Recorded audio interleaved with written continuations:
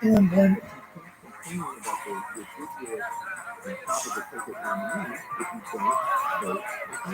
seems goodness.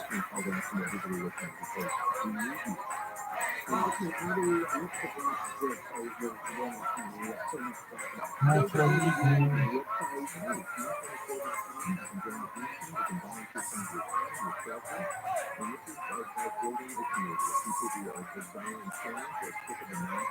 If I can count my wife.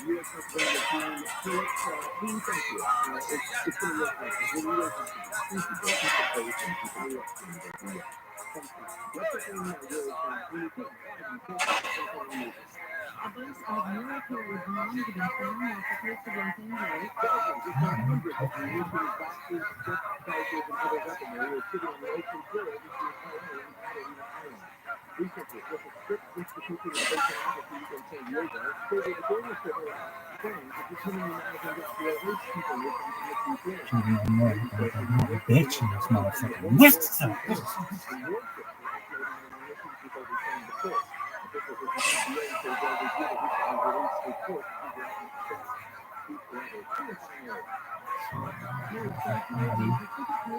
Fucking hooch. Like she was available right now.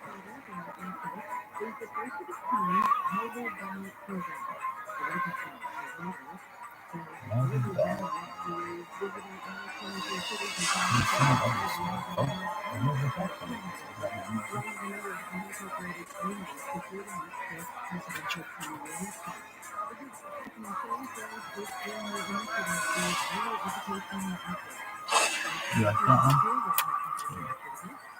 one?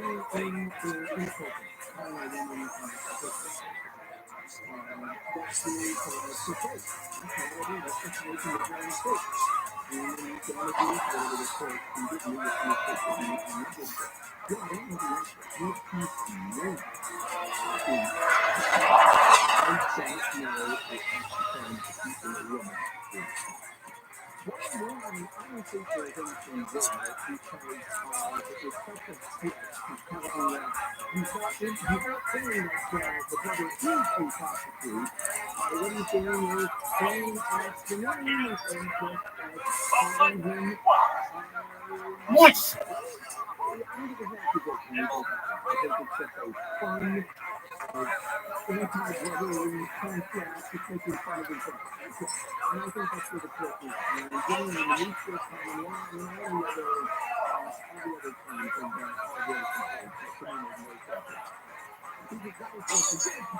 I like the fun.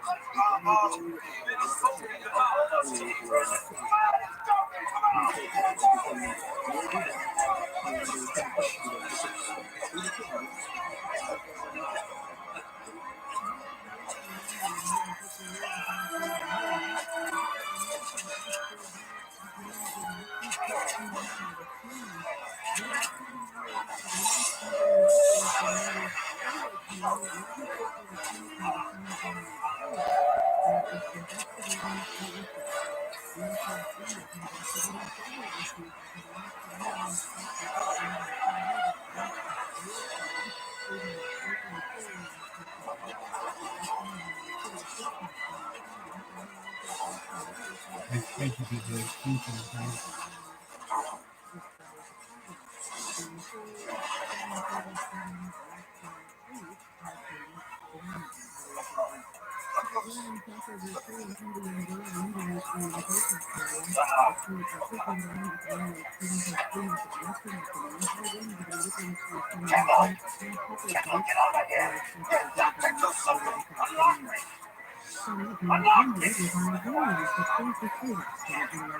Why would you do that?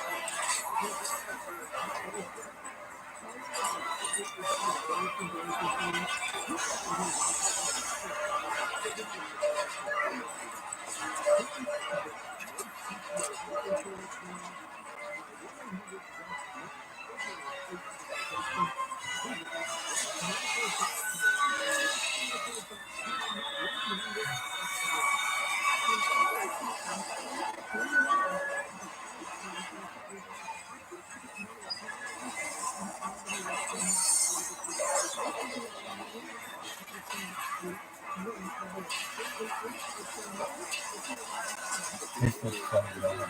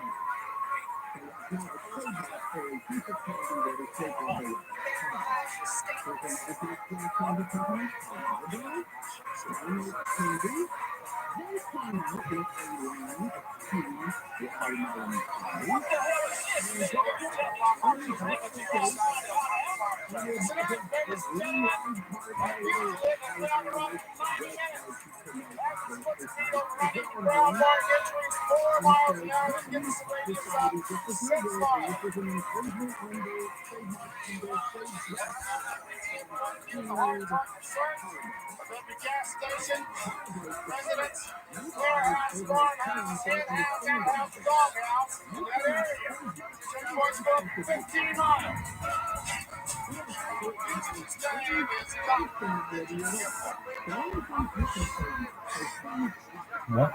in the fuck makes you so loud?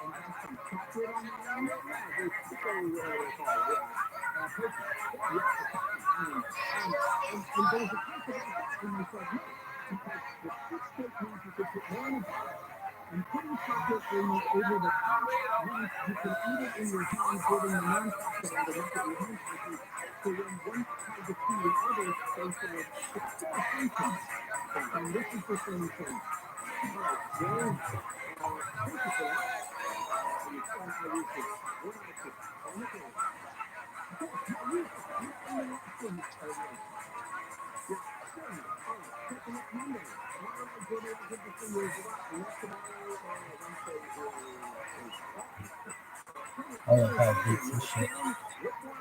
This food is so good. We should go out for that.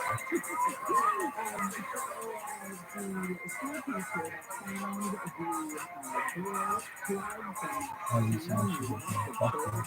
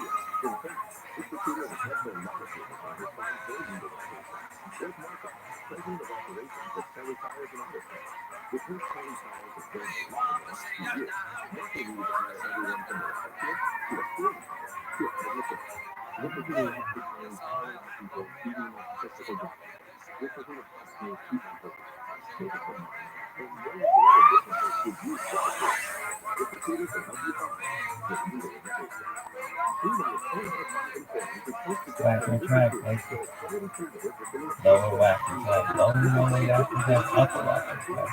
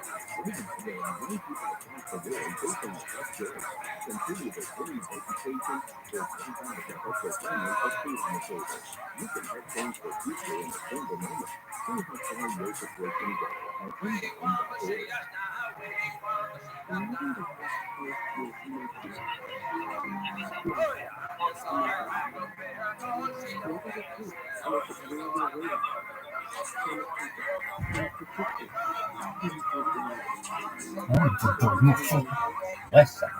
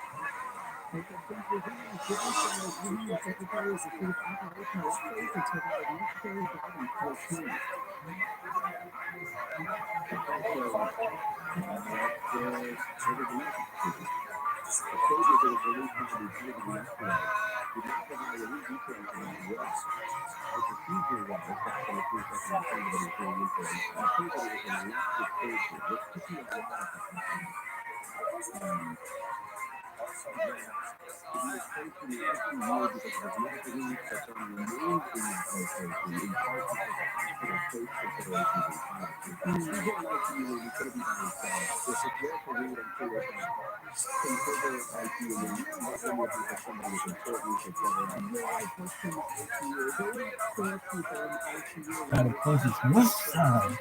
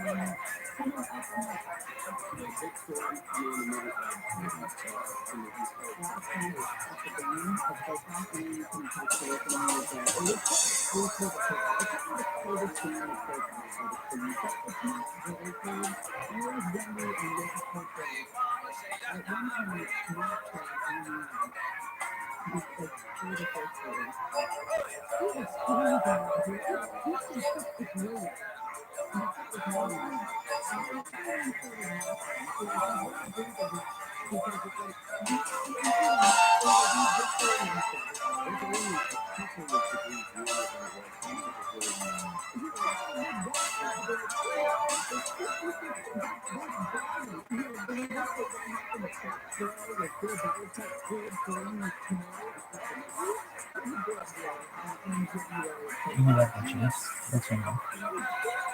Oh, no, no. She's in Chicago, though. She's a big asset. She's an idiot. What the fuck is her name, though?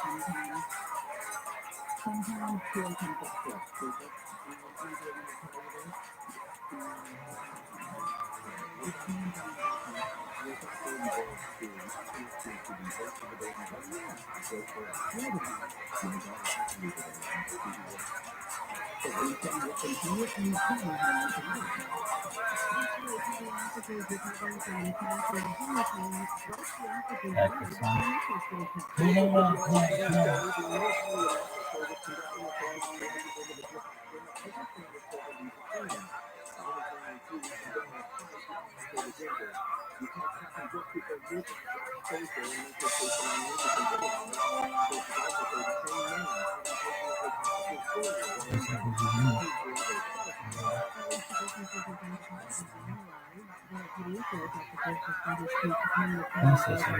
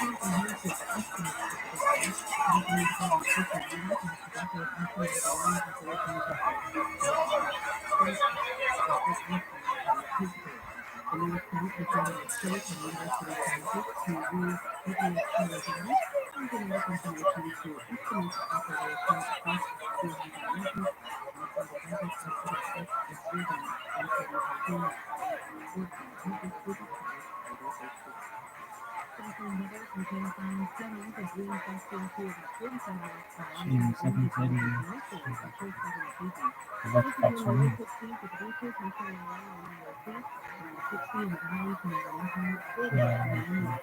What's up with you?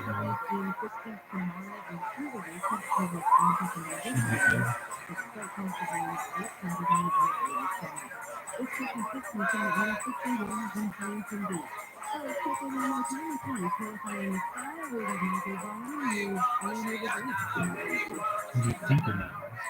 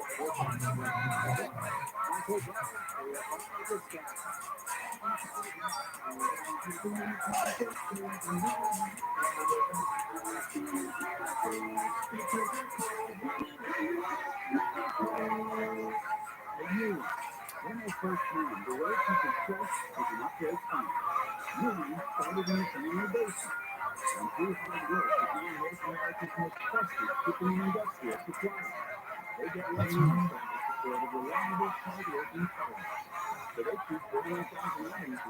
Something.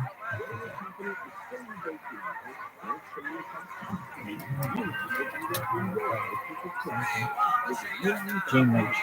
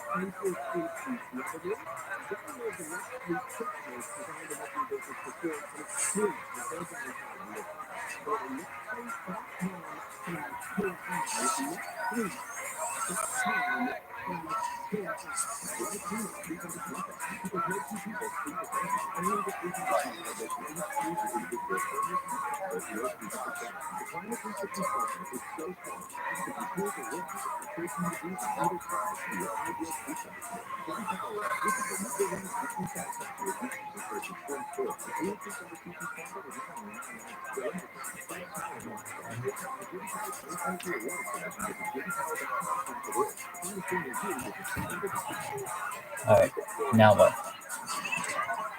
I don't know.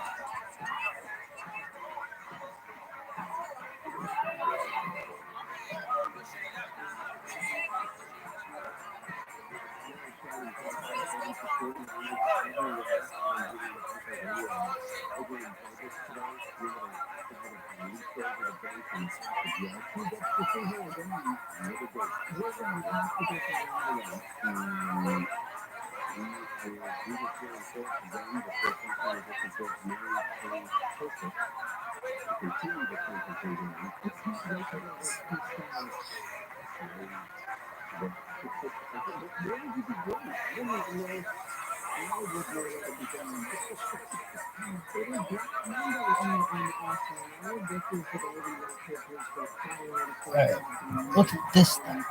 I know what you're saying, but this is very athletic.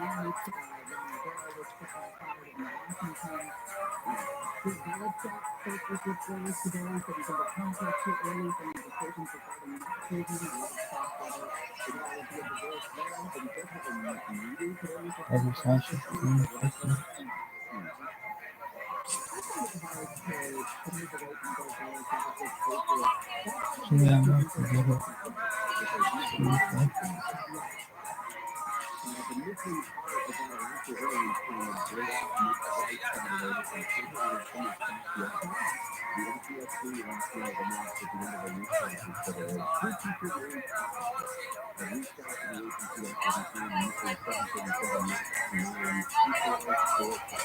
Did you know that the bold, smooth taste of Dunkin' cold coffee can be brewed in your Keurig coffee maker and enjoyed at home?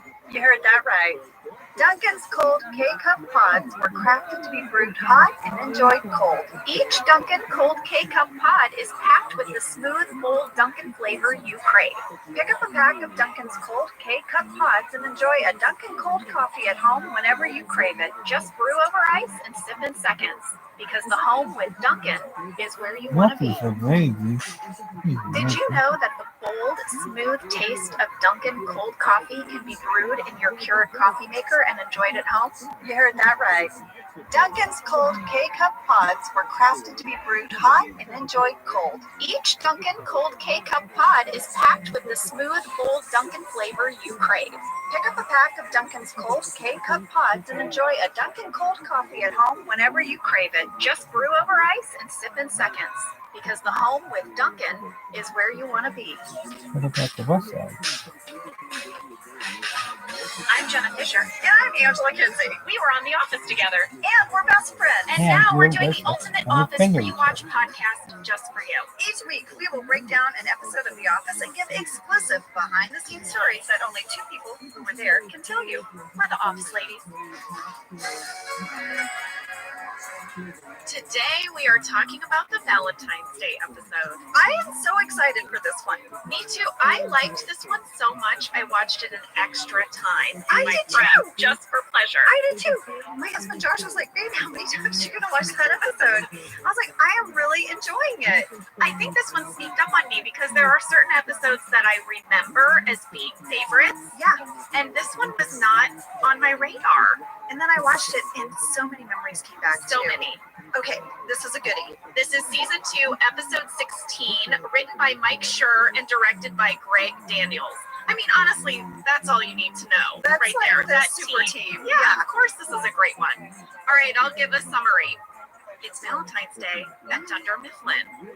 Michael has to go to the corporate offices in New York. He has to meet and do a presentation for the new CFO, Chief Financial Officer. It's a big deal. It is, and he's going to be there with Jan on Valentine's Day. Oh, no.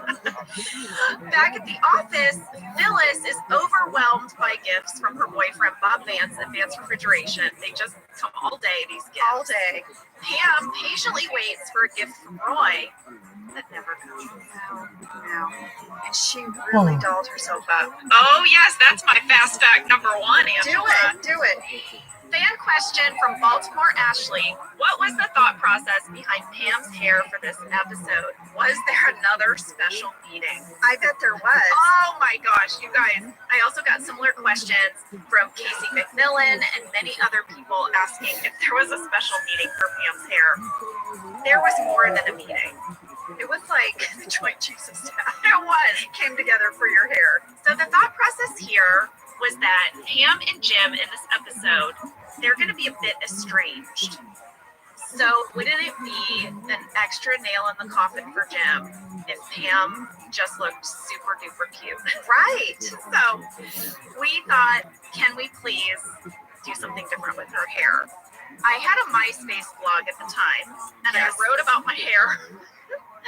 And I said that Kim Ferry and I worked for weeks on different versions of this look. Well, knowing Kim Ferry like I do, like you do, she must have been so excited. Oh. She was so good at hair, but she never got to do much with our hair. No. Okay, so here's what we tried. We tried a ponytail, a barrette, and headbands. We took a picture of each choice and we presented them to Greg Daniels, and he went through the photos and had to pick hairstyle, and he picked the headband. And there were various headbands. Now, when I say headband, were there 12 different headbands? Yes.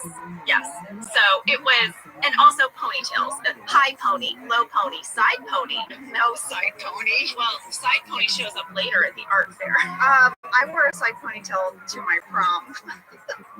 I think it was my senior year. I did a side pony. I was not cool, guys. You did a side pony to prom? Yeah, I did a side. Did you get that done at a salon or did you do that at home? No, my mom did it. My mom did it, and that was the year before we had all had dates, and none of us had a good time. Like we were like really close girlfriends. Yeah. So that was the year the guys thought they were being really cool, and they're like, "We're not going to take dates this year." I went to a small school, and so the girls were like, "Fine," and we had the best time. Was it your senior prom? Our senior prom, I danced in a circle with all my girlfriends with a side ponytail. Lady, I did an all-girls prom for my senior prom too. You did. We would have been in the same dance circle. We would have. You would have loved my side pony. I have a card about that fast fact. Tell it. I mean, not only is it Pam's hair, Pam is wearing a pink sweater. Her headband's pink. She has a heart necklace on. She has pink earrings on. I mean, little pink dangle earrings. I know. The lady she came to be noticed. She did. I think a little lip gloss. Yes. It was a whole look. I have to say, when I first saw myself on screen, I was a little bit like, oh. Pam went for it. Pam showed up today. And I mean, it's going to play out later in the episode, but like, Roy, come on. This is someone who clearly wants a Valentine.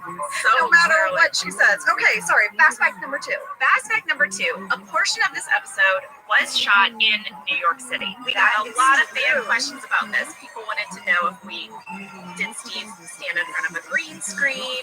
Did we shoot on the streets of Los Angeles? No. But there's more questions, Angela. Fan question from Cora Louise. How many crew members came to New York City? And Wava Aora asked, how long did it take to shoot this episode in New York? And was the rest of the cast in California? Yes. We did not get to go. We did not. We were all pretty bummed because it sounded like so much fun. So I reached out to Randall Einhorn, our director of photography. Jenna, you know I did this. I know, and you guys, she wouldn't tell me what he said. She's got all this good information about the New York shoot, and she made me wait. Well, this is something we do. We both love to dig up nuggets of info, and then we don't tell each other because we want the surprise. I know. Well, I've been waiting 5 days for this. Okay, here we go. So I reached out to Randall, and he said the crew in New York was just him and Greg and Steve. That would go on.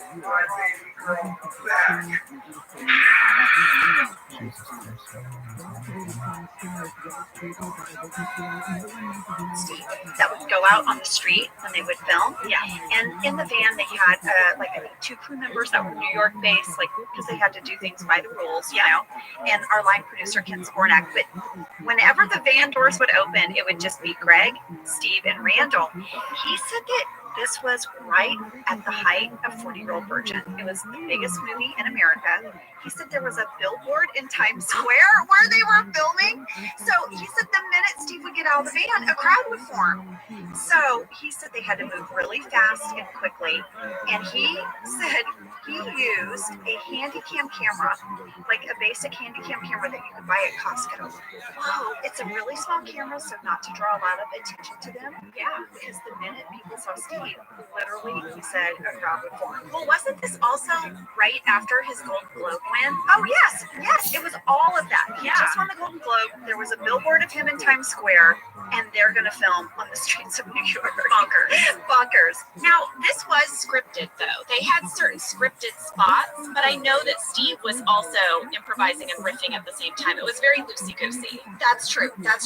So I asked Randall, okay, what were some of the things that were scripted? He said the Rockefeller Center portion, was scripted. He said that Sbarro was scripted, but he said that he's pretty sure when Steve goes into the subway and sees a man pooping in the box, that was improv. That was Steve just pooping around. But Steve did a lot of improv. Whenever they saw something or they had a moment, he would hop out. There's a tag at the end of the fiddler on the roof, him goofing around. That's improv. There's a bunch of deleted scenes of him on the streets of New York that I think are a lot of improvisation. They're fantastic. The deleted scenes for this are great, and I'll bring up some more of them later. And then I said, Randall, is there a fun story or a memory you have from filming in New York that maybe doesn't even have anything to do with the episode. And he said yes. This is what he said. He said the night they got into New York, just him and Steve went to this place called Johnny's. And they got beer and pizza. He said he thought the pizza was pepperoni. But he just said it was really special. And they were walking back to their hotel, walking through Times Square. And he said there were billboards everywhere. A 40-year-old virgin with Steve's face, like all over the place. And the show was getting popular. Steve had just won a Golden Globe. So it was kind of surreal to walk through all of those, billboards of Steve. And people started coming up to Steve. And Randall said that Steve was as gracious and kind to the first person who stopped him as he was to the 100. He just was so kind in the moment. But that is Steve, he is so kind and gracious. And Randall just said it was really special, I think, for him and Steve to just have that night together like that. Just grabbing a slice and a beer and being in New York. I'm sure it felt really cool. Aw. I love that. I know, me too. That's one of the cool things about the show, where there's some circumstance that brings you to an experience you would not have normally had. Yeah. So cool. So cool. And Greg and Kim Spornak talk a little bit more about New York and DVD commentary, so if you want to give that a listen. All right, Jenna, that's my New York City nuggets. They were great, and they were worth waiting for. Thank you. I loved them. Thank you. Fast fact number 3. In this episode, we meet the new CFO of Dunder Mifflin, David Wallace. Hey now. Hey, who's here? Who's Hey here? there. Hi, Andy Buckley. There we go. In studio with us now. Put on the Wallace glasses. I am. Andy, you appeared in 37 episodes of the show. Yep. 37. That's crazy. Here's some stuff I learned about you by looking you up on the internet. Well, get ready. We should say the three of us are friends in real life. So it was a little bit interesting to Google a friend. But here's some things I learned about you. None of it is true. Oh boy, But it's probably that's all good to know. true. You were born in Boston. Yep. Salem, Massachusetts. Grew up in Marblehead, Swampscott, Peabody. Mostly Marblehead. And I have the smart pack. You do. John Krasinski.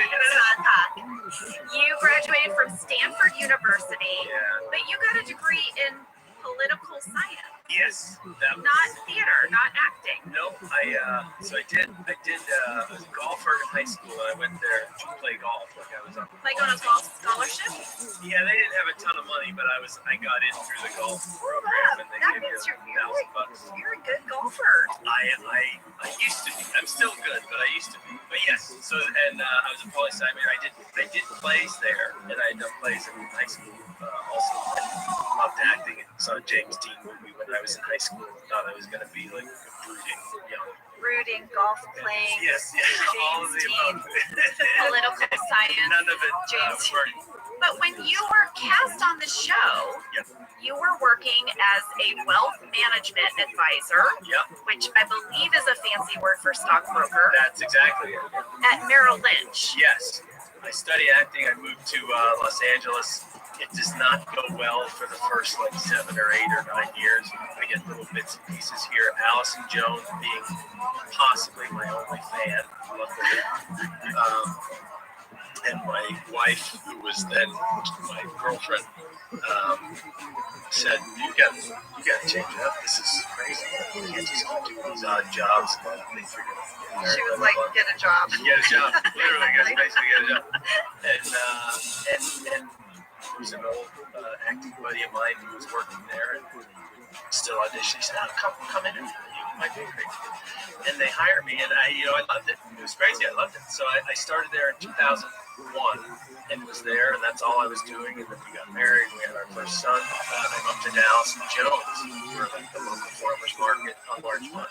And you're And You're a just a stockbroker. guy Yeah. getting up and being in the office at 6, talking to clients or potential clients. And I see her stockbroker, married, and kid, like grown up, and she says, "Well, give me your card just in case something comes up."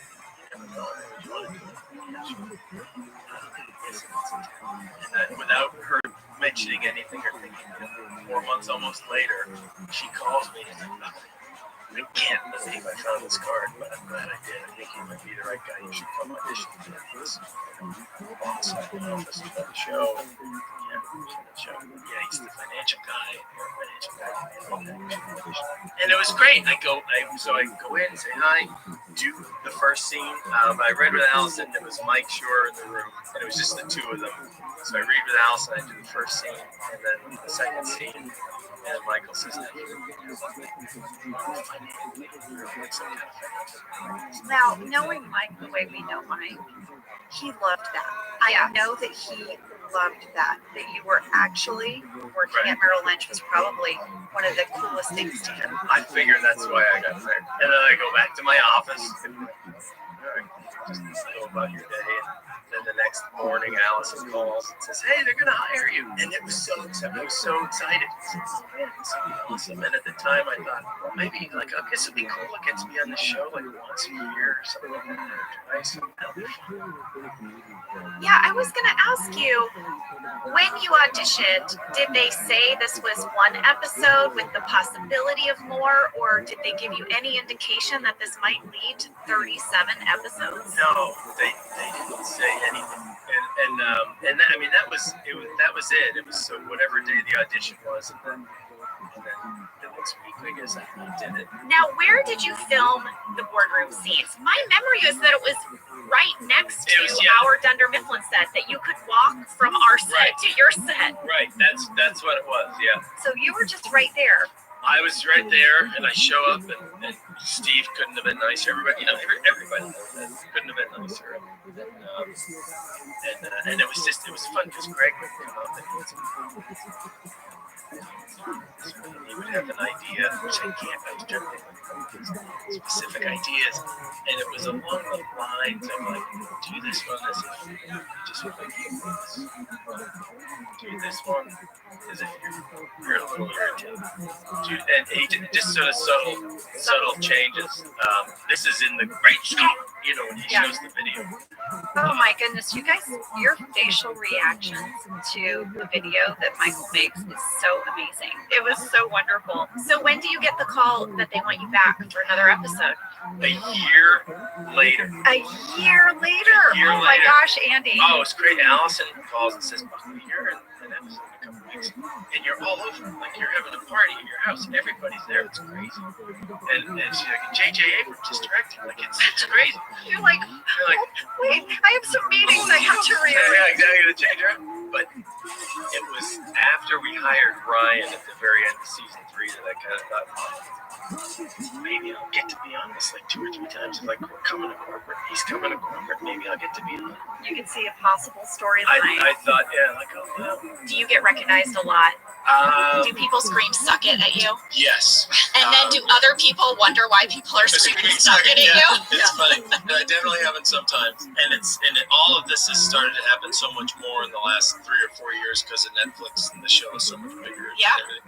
Andy, do you still work at Merrill Lynch? No, so I left the last season of the show was when I finally left. Well, you've gone on to do a bunch of stuff now. You're now a full-time actor. What are you working on right now? What can we tell people where to find you now? Super lucky. So let's see. So the get to be on a cast once again by Allison Jones' HBO show called Avenue 5, which is super funny. And it's the fellow that created Beat. It's his new show. We're on this crazy, we're on a cruise ship, luxury cruise ship in outer space. Like it's just a cruise ship, but it's 30 years from now, so we're in space. As if Elon Musk or Richard Branson had finally figured it out. And Hugh Laurie's the captain of the ship. And Zach Woods is on. It's great because oh my goodness, is he so funny? Because I never acted. Basically, he came in as I was. He is so funny. And he's so smart. He's so smart. Thank you so much. Thank you for coming. You guys can find Andy on Instagram as well and Twitter. You've got quite a nice Twitter. Tell us your handle. I'm at just Andy Buckley. And then on Instagram, I am Andy Buckley 2020 in case I decide to run for an office. Great, but just for this year. Just for this year. Well, I am following you, Andy Buckley 2020 on the Insta. I appreciate it. Your Insta I appreciate it. I know. And you'll have to come back. You'll have to come back. Yeah, you have 36 more episodes. Yeah. And we've only really covered your origin story. So Yeah, there's so more to talk about. All right, Andy, thank you Thank so you very much. much. Thank you for having me, ladies. Well, folks, you know I have a lot of family in Texas, and I just want you to know, if you travel to Texas, there are vast landscapes, cultures, regions, destinations, activities that allow for an infinite number of different travel experiences. You can have fun in the sun. Texas has 350 miles of coastline. That's right. Or if you like more of a rugged vacation, there are campgrounds, hiking trails, state parks, and the food. Can we talk about the food? Tex-Mex and barbecue. There's live music, art museums, cowboy experiences. Come on. Right now, Travel Texas offers a one-of-a-kind online trip builder that allows users to generate a custom visually led trip matched to their unique interests. So you go in there and you click your interests and it'll say, here's where you want to go in Texas. Visit traveltexas.com/get-your-own to get the only trip to Texas that matters, yours. That's traveltexas.com/get-your-own. For 175 years, Wharton's has been committed to spreading the goodness of the sea by making quality seafood accessible to everyone while responsibly sustaining its future. Over 99% of Wharton's seafood is certified as responsibly sourced. And Wharton's reached out to us and said, do you want us to send you some of our fish sticks, some of our products, so you can become familiar with it before you speak about it on the podcast? And I was like, Wharton's, I've got you in my freezer right now. Yeah, you do. You do. Your kids love the fish sticks. Yes, it's our fave. Guess what I got? I got the Southern style shrimp. It is so good. Oh, yeah. Yeah. You know, when you're looking in the freezer aisle, the Gortons are in the yellow package. They've got the iconic fisherman on the cover. This brand has been around since I was a kid. Same. Gorton's is actually a brand that's been around for 175 years. Oh, my gosh. That's so rare.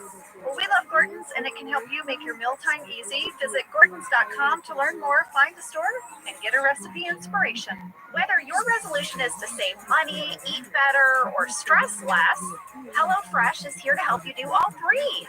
Yes, you guys, I love HelloFresh. Jen and I both love it.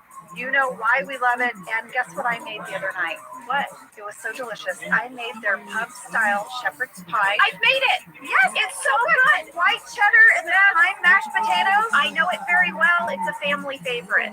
Well, you know, Josh normally makes dinner, so this was my turn, and I made this, and he loved it, and I was so happy. I was like, I made a shepherd's pie. I'd never made one before. It's so good. Everyone, you can say hello to your most delicious year yet with fresh ingredients, chef-crafted recipes, all at a price you'll like, delivered right to your door. Go to hellofresh.com/officeladiesfree and use code officeladiesfree for free breakfast for life. One breakfast item per box while subscription is active. That's free breakfast for life at hellofresh.com/officeladiesfree with code officeladiesfree. HelloFresh, America's #1 meal kit. And we're back. Hello. Let's start breaking down the Valentine's Day episode. Let's get into it, lady. All right. So we start with a Pam talking head. She explains it's Valentine's Day. This is not your typical cold open where it's a standalone kind of prank or joke. This applies to the story of the episode. We noted earlier her hair is down. She's got her sparkly headband on. She actually says, I like Valentine's Day. Yeah, because we all hand things out to each other. Yeah. She talks about how last year Jim gave her a card, a hilarious card with Dwight's face on it. It was so funny. But then she says that her and Roy are saving money this year for the wedding. So she told him not to get anything too big, but she's still clearly expecting something. She still wants something. Well, I have a few little background things for this talking head, okay, that I found very interesting. Yes. So, behind our talking heads was normally you could see Leslie and Danny Baker, who play Stanley, or Phyllis, okay, at their desks. You would never see Jim behind you during a talking head because his desk is over closer to Pam's at reception. Is Jim in the background of this? Jim is in the background of your talking head. He's like sitting over there talking to Creed. You can see him in the distance. And, you know, I've was listening to the DVD commentary, and one of the things that Greg and Mike talked about was in this episode, Jim and Pam barely speak. Yeah. They're always in the foreground or background of each other's shots. That was sort of a conscious thing. When they could have one of you in the background, they would. That is so interesting because I noticed that in the background of Jim's talking head later, Pam is delivering Phyllis a little piece of candy. Yes. So see, this was thought out. Now, there's one other thing I want to point out, because in the deleted scenes, Oscar at the top of the episode is handing out Valentines, and this is footage behind your talking head. You say, I like Valentines at this office. We hand out cards and things. Yeah. You see Oscar passing out these little red hearts. Well, it's a great deleted scene. He hands one to Creed. Creed is getting off the phone where he calls a guy Ace, and then he says to Oscar, thanks, Ace. And then he has a talking head where he's like, yeah, I'm not good with names. I don't know. He doesn't know people's names. So that was actually a scene that then they repurposed and used for the backdrop of her talking head. Oh my gosh, that is a great catch. Yeah, and then I think just before we get into this episode, I would love to give a little props to the party planning committee, because you know they were in charge of decorating the office. Yeah. Did you see all the Valentine stuff? I did. Fan catch from Izzy Garrigan. She said around 22 seconds, Pam has a football plush on her desk. But I noticed that she has Valentine's Day themed candy. She has a cup of pens in a Valentine's Day cup on the top of her desk. And the cups are even sort of like red pins. Yes, and then she even has, there's all these like decorations on the front of reception. She's got like a Valentine's Day poster, and there's a heart-shaped candy dish. There's red jelly beans. There's like a little squishy heart dude on top of the jelly beans. Over by accounting, there's heart garland. There's a heart poster. There's some heart garland over the supply cabinet.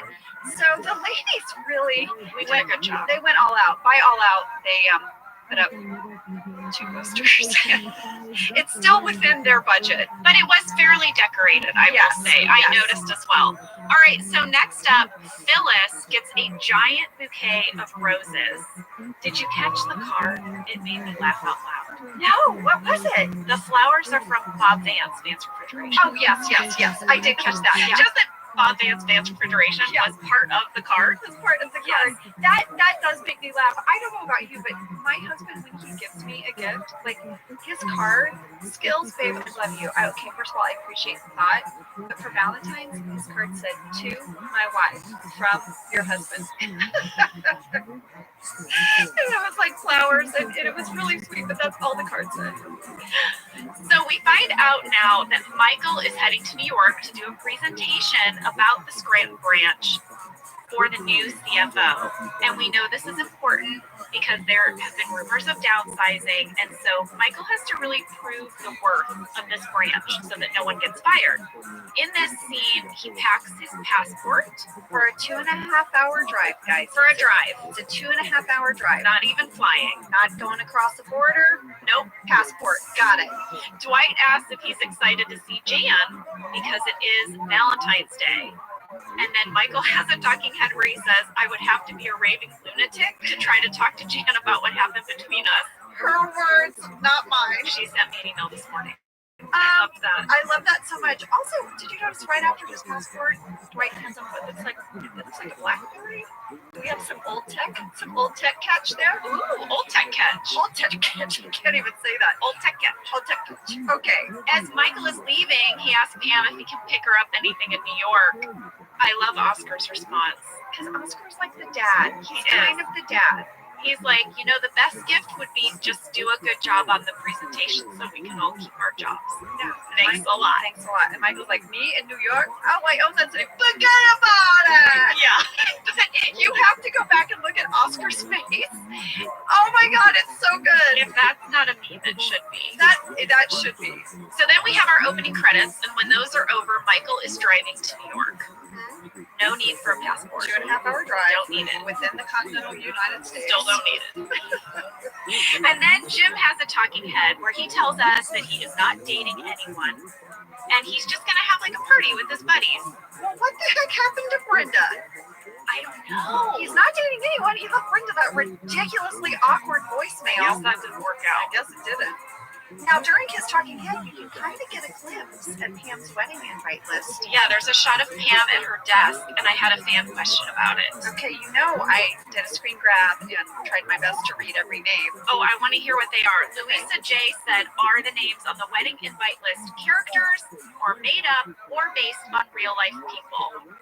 Now, I was looking at some of these names, and part of it looked like maybe Phil Shea had started the list, but it looked like you had added to it So during the scene. Yes, the typed list was provided to me by Phil Shea. Yes. The handwritten list are the names of my real aunts and uncles and cousins. I was going to say, I saw Emily, which is your sister. Yep. So I was like, as I screen grabbed it, I was like, oh, Jenna just started writing her actual family. I did.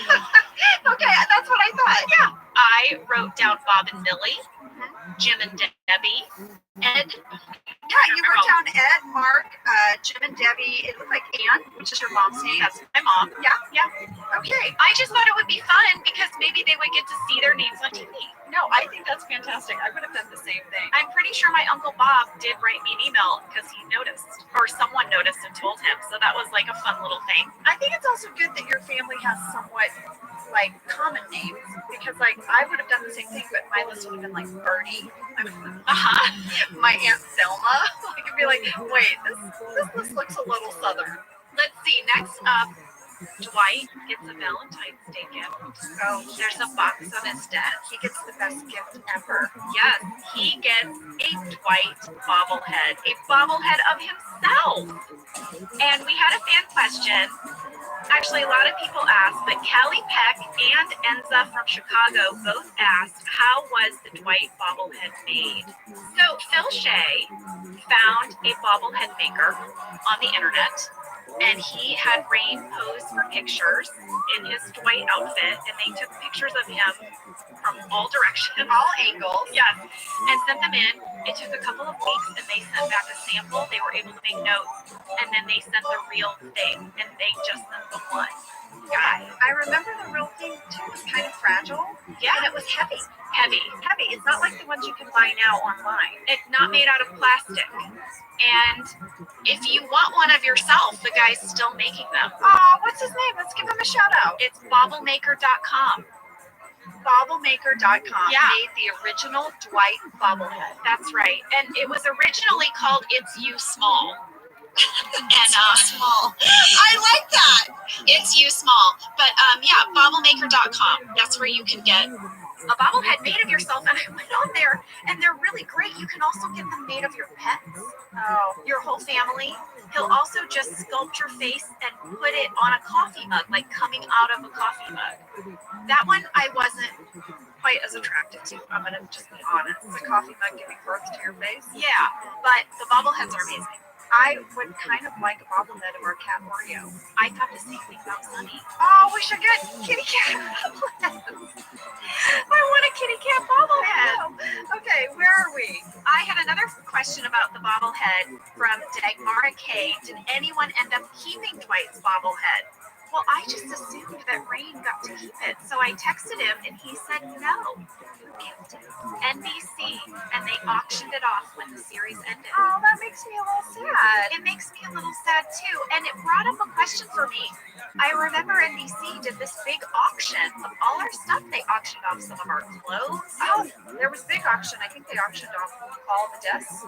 A bunch of stuff from the desk, a bunch of furniture, but it made me wonder, with all this talk and speculation about a possible reboot, how do they get all the stuff back? How do they even recreate the set if they auctioned everything off? Well, I think that probably doesn't bode well for a reboot.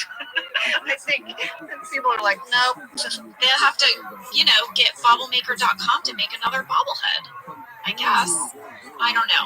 I actually have a Dwight and Angela bobblehead, and I bought one, and Rain signed it for me. So I have a signed Rain bobblehead. After this episode, people started asking for Dwight bobbleheads, and so NBC made a run of bobbleheads. They found a way to make them. Mass produced them. Yes. Yeah. And they sold out immediately. All right, so next up in the episode, Michael is walking the streets of New York. Oh, he's so happy. Oh, he walks by his favorite local New York pizza joint. Sbarro. You can only find it in New York. It's such a great joke because you guys know Sbarro is a huge chain. You can get it outside of New York City. However, this made me curious about Sbarro. So guess what I found out? What'd you find out? Let me tell you.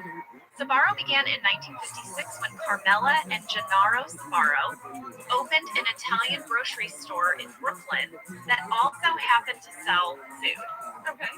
So they had a little deli. They had a little market. Yes, and one of the things that they sold was pizza by the slice.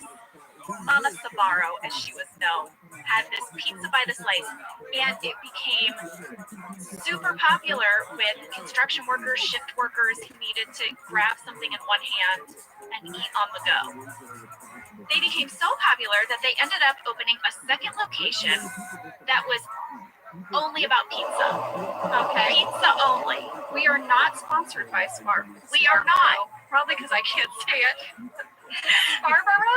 Sbarro. Not Sbarro. Not Sbarro. That's a different restaurant. Sbarro. And so since then, though, Sbarro has expanded into 630 eateries across 28 countries. I'm applauding you, Sbarro. And also, on their website, it says, quote, "You're welcome, world." Well, not only pizza slices, but pizza slices with sass. I like it. That's some Sbarro sass. That's some Sbarro sass. But I thought it was interesting because the joke of our episode is kind of that Michael doesn't get what a local pizza joint is, but it did actually start as a local pizza It joint. did start local. It did start local, just not Times Square. So there you go. So next we go back to the office and Jim and Kelly are in the kitchen. I love this scene so much. John Krasinski, your acting in this scene is delicious. It's delicious. Mindy's acting is delicious. I was like, she's so funny in it. She's full on Mindy. Yes, full Mindy. This is full Mindy. I want you to know, when I was listening to the DVD commentary, I almost like spit out like the water I was drinking because Greg and Mike both go, oh, I mean, Mindy just took over. Like, there's no more Kelly. It's just Mindy. This was a whole thing. Yeah, what they don't know is that it happened last time. Okay, well, I felt very validated that we didn't even know that, like, they totally talk about it in the commentary. That's amazing. Well, basically, she tells Jim that her and Ryan hooked up last night. Yes, and Mindy says in the DVD commentary, she goes, Mike, I really feel like this scene is just like a transcription of a conversation you and I actually had about a guy. Which cracked me up. Well, it leads to the very famous Ryan talking head. I hooked up with her on February 13th. I know. It's like so perfect. All right. So then we head back to New York City again, and now we're going to see Michael in Times Square. You know, a lot of people, he tells you, they get to New York and they go to really touristy places like the Empire State Building, but he likes to go to Times Square. Yeah. He likes to go to the most tourist spot in New York, which I love. And then at 5 minutes, 26 seconds, Michael is giving us a tour of Rockefeller Center. Yes, where he says, founded, of course, by Theodore Rockefeller, and he also says that the Rangers sometimes practice there. Okay, I did a deep dive. The Rangers don't practice there. The Rangers don't practice there, but they do sometimes practice at this rink in Central Park. Like once a year, there's a rink there. I know this because I have a huge hockey. Yeah, I'm a hockey mom. And your husband plays hockey, your son plays hockey, you're a hockey mom. Yes, we've been in New York when the Rangers have practiced on this rink in Central Park, and it's super cool. It's something they do for the fans, and but never at Rockefeller Center. Also, there is no one named Theodore Rockefeller.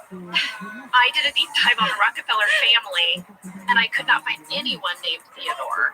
Okay, I know 30 Rock really well because I worked there. Oh, that's right. I was an intern on the Conan O'Brien show. And so we're like a bunch of office people. Mindy, Ellie, John. But not at the same time. Not at the same time. I'm much older than those guys. I was there the very first year of Conan when they thought they were going to get canceled week to week. Oh my gosh. What do you do when you're an intern on that? Like, what is that? Well, what does that mean? Well, there was different types of internships. Like, there was a writer's intern. So when I got the internship, they already had the writer's intern. So I became a general intern. So I just basically got everyone their coffee. And I didn't know New York City, so I kept getting lost. I was probably the worst coffee run person ever. Did you get to meet Conan or interact with him as an intern? I didn't, and I mean, he would walk past, and he was always nice. He would kind of give a nod or a wave, but he was busy, you know. Yeah. And I knew not to bug him. Like I had enough like awareness that I wasn't going to be like, "Hey, Conan, I'm the new intern. What you doing?" The really cool thing about Conan's studio is it was one floor away from where they did Saturday Night Live. So You could do a backdoor. like watch SNL ever? I actually, one of the people that worked on Conan knew that I was pretty strapped for cash, and she got me a weekend job on Saturday Night Live as an extra. So there's a whole season of SNL that I'm an extra, and I'm in a bunch of skits. What? Yes, there's a great scene with Chris Farley, and I'm like sitting in front of him, and everyone was so nice. Yeah, because all that stuff is happening in that same building. That's what's so crazy about that area. And like NBC News is happening, and the Today Show, it's all right there. Can I tell you one of the coolest moments?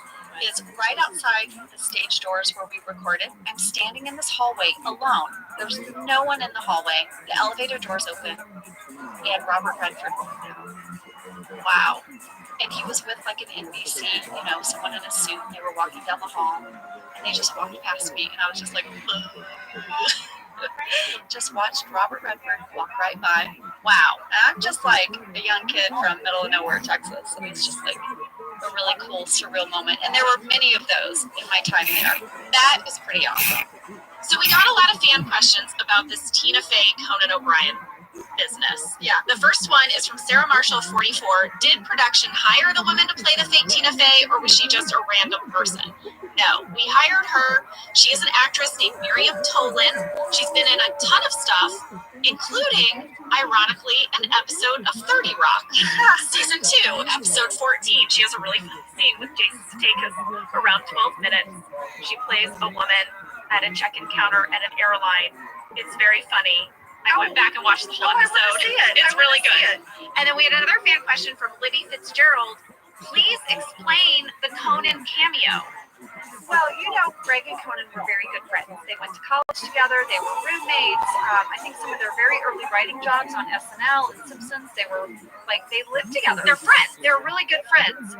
And so it definitely makes sense that Greg, you know, would want to reach out to Conan if he was right there. There is quite a bit about it in the DVD commentary.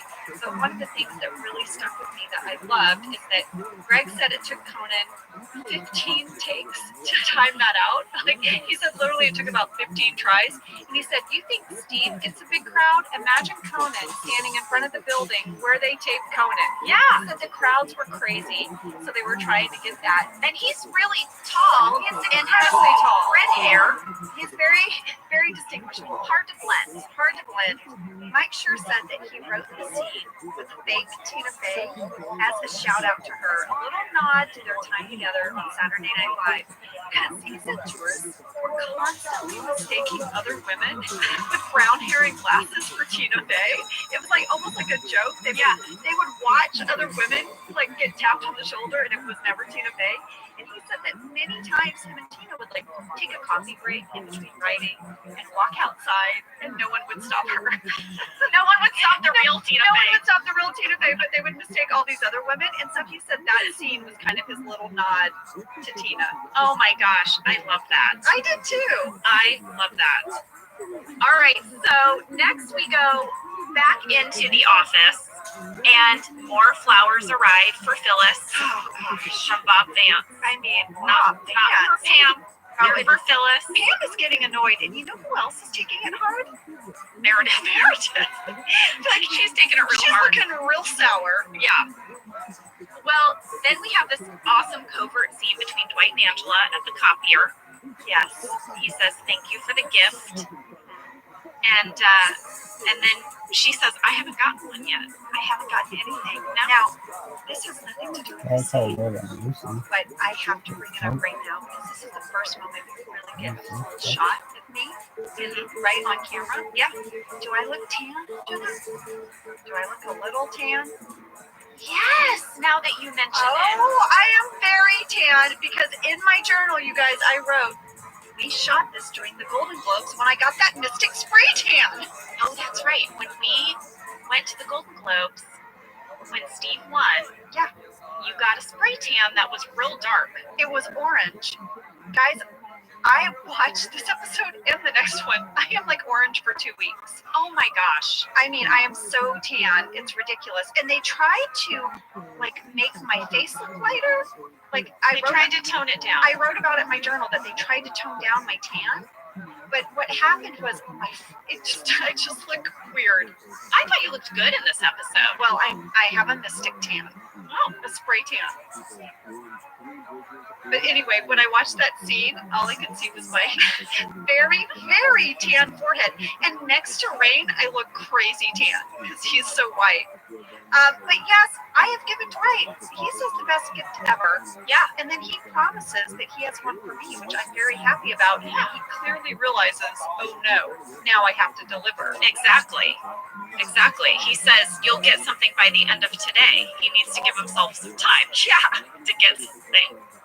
All right. So then we have the scene where Jim is on the phone. Oh, He's making plans with his poker buddies. John Krasinski does such great fake phones.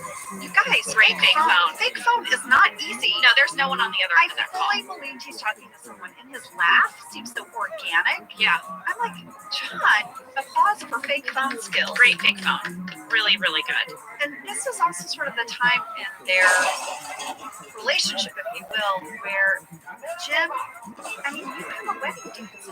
Yeah, it's like all that Pam is talking about really is like planning the wedding. And Jim really starts to pull away. And then you see Pam feeling that absence. Well, and remember in the last episode, they got in a fight Yeah, about Pam's decision to not pursue her graphic design internship. yeah. And so I think Jim kind of feels like, I don't know what I'm supposed to do here. I don't know where I fit in anymore. Yeah, and she's getting married. Yeah. Yeah. Then a giant teddy bear arrives. And it's being delivered by two guys, advanced refrigeration outfits. They were played by our writing team of Gene Stupnitsky and Lee Eisenberg. But you only see Gene. Lee got cut out. Lee got cut out. It's in the deleted scene. Yeah, they get in a fist fight. Yeah, it's kind of ridiculous. But Gene is the person who says, Phyllis Lappin. So if you're wondering which one is Gene and which one is Lee, Gene is in this episode. And they come back later. They're going to recur, and you'll actually get to see Lee. There's a very funny little sort of exchange between Gene and Brian and Kevin, where Kevin's like, "The thing's as big as me," and Gene's like, "No, it's not. No, it's not." Kevin's like, "Sip it." So now Michael has finally made it to his meeting. He's done wandering the streets of New York, and he's going to meet with the other branch managers in a conference room. And I just want to mention, we said this earlier, this part of it was not shot in New York. This was shot on some stages Right there where we film every day in California. Yes. Look out the window. They did such a good job. The backdrop, it really looks like they're up high in a building in New York. No, The trickery is so good. our set design team was phenomenal. Yeah, but really, they are on ground level in a warehouse In Van Nuys, set. California. Yeah, kind of amazing. But let's meet the other managers. Yes, I have a card. All right, give me your card, lady. Here's my card. So the other managers are Dan Gore, who manages Buffalo, played by Dan Cole. Josh Porter, he who manages Stanford Ranch. Craig, Michael calls him Craigers, played by Craig Anton, manages Albany. Yes. So here's a little tidbit about the Dan Gore character. Okay. In the DVD commentary, Mike Schur says the quiet guy in the conference room he named after his good friend Dan Gore. The writer Dan Gore. Oh, yeah. Dan Gore, who, I mean, he created Brooklyn Nine-Nine. He's a phenomenal writer. Yeah. And he was a friend of Mike's. And Mindy sort of chimed in that Mike loved to do that. He loved to put his friends' names in things. He was a Conan writer. He wrote on Parks and Rec. And now, of course, he's the showrunner of Brooklyn Nine-Nine. So Dan Gore got a nice little shout out in this episode. Yes. So we are meeting all the branch heads. And Craigers is an idiot. He's right. He's gotten kicked out of all the strip clubs in Albany. Very proud of that. Find out. And then he starts insulting Jan. Yeah. Yeah. He says, He calls her the B word. he does. And Michael comes to her defense. He says, oh, come on now. Come on now. And he stands up for her first by saying, "That's my girlfriend." Oh boy. And then he backpedals and says, "I mean, we hooked up." And then Josh Porter's like, "You hooked up with Jan?" And now he's in it. He spilled the beans. Dang it, Michael.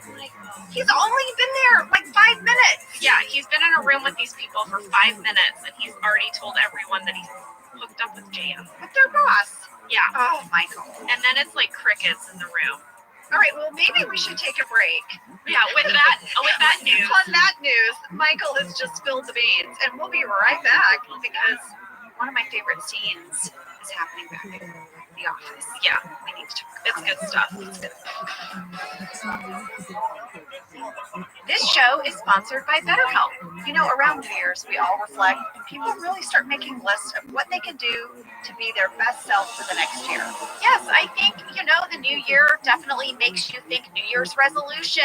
What do I want to change? New year, new me, that kind of thing. Yes, but perhaps this year we could be reflecting on what we're already doing right. Yeah. And therapy can help you figure out your strengths so that you can ditch this idea that you need some extreme change or this extreme New Year's resolution and just, you can make changes that really stick because they're based on your strengths. I like that. If you're thinking of starting therapy, give BetterHelp a try. It's entirely online, designed to be convenient, flexible, and suited to your schedule. Just fill out a brief questionnaire to get matched with a licensed therapist and switch therapists at any time for no additional charge. Celebrate the progress you've already made. Visit BetterHelp.com/BossesLadies today to get 10% off your first month. That's BetterHelp, HELP.com/OfficeLadies. Let's talk a little bit about hydration in the new year, particularly about liquid IV. Angela, you turned me on to this, and I'm going to have to give you props. Oh, thanks. It's pretty great. You told me that you use this when you travel to stay better hydrated, and I started doing the same thing. Whenever we go on a road trip, it's like I don't want to drink too much water because then I'll have to pee, and then I find myself so dehydrated. So I use this. Well, I like it for hikes. Here's what it is. You get a little packet and you put it in your water, and then you are going to get 3 times the electrolytes of a leading sports drink plus 8 vitamins and nutrients. It's non-GMO and free from gluten, dairy, and soy. It is perfect for daily use before a workout or when you feel run down or after a long night out, Hint, hint. hint, or even on really long flights. Rehydrate yourself for the new year. Grab your Liquid IV Hydration Multiplier sugar-free in bulk nationwide at Costco, or get 20% off your first order when you go to liquidiv.com and use code OfficeLadies at checkout. That's 20% off your first order when you shop Better Hydration today using promo code OfficeLadies at liquidiv.com. Okay, so we're back. You guys, I have to talk about the scene between Dwight and Pam in the break room. Yeah. I loved it so much, Jenna. I rewound and watched it a few times. Oh gosh, how did you get through it without laughing? How your reaction when he says like a ham? Yeah. And you're like, no, not exactly like a ham. Jenna, it's so funny. I don't even know how you kept a straight face though. My intention of that was like I was talking to like a 5 or a 6-year-old, and I couldn't let them see my real feelings about The things they were saying. Yeah, exactly. We had a fan question from Susie Young 22. She wanted to know if Like a Ham was scripted or improvised. It was improvised. Did he improvise a bunch? Yeah, so on the day, we didn't really have an ending to this scene.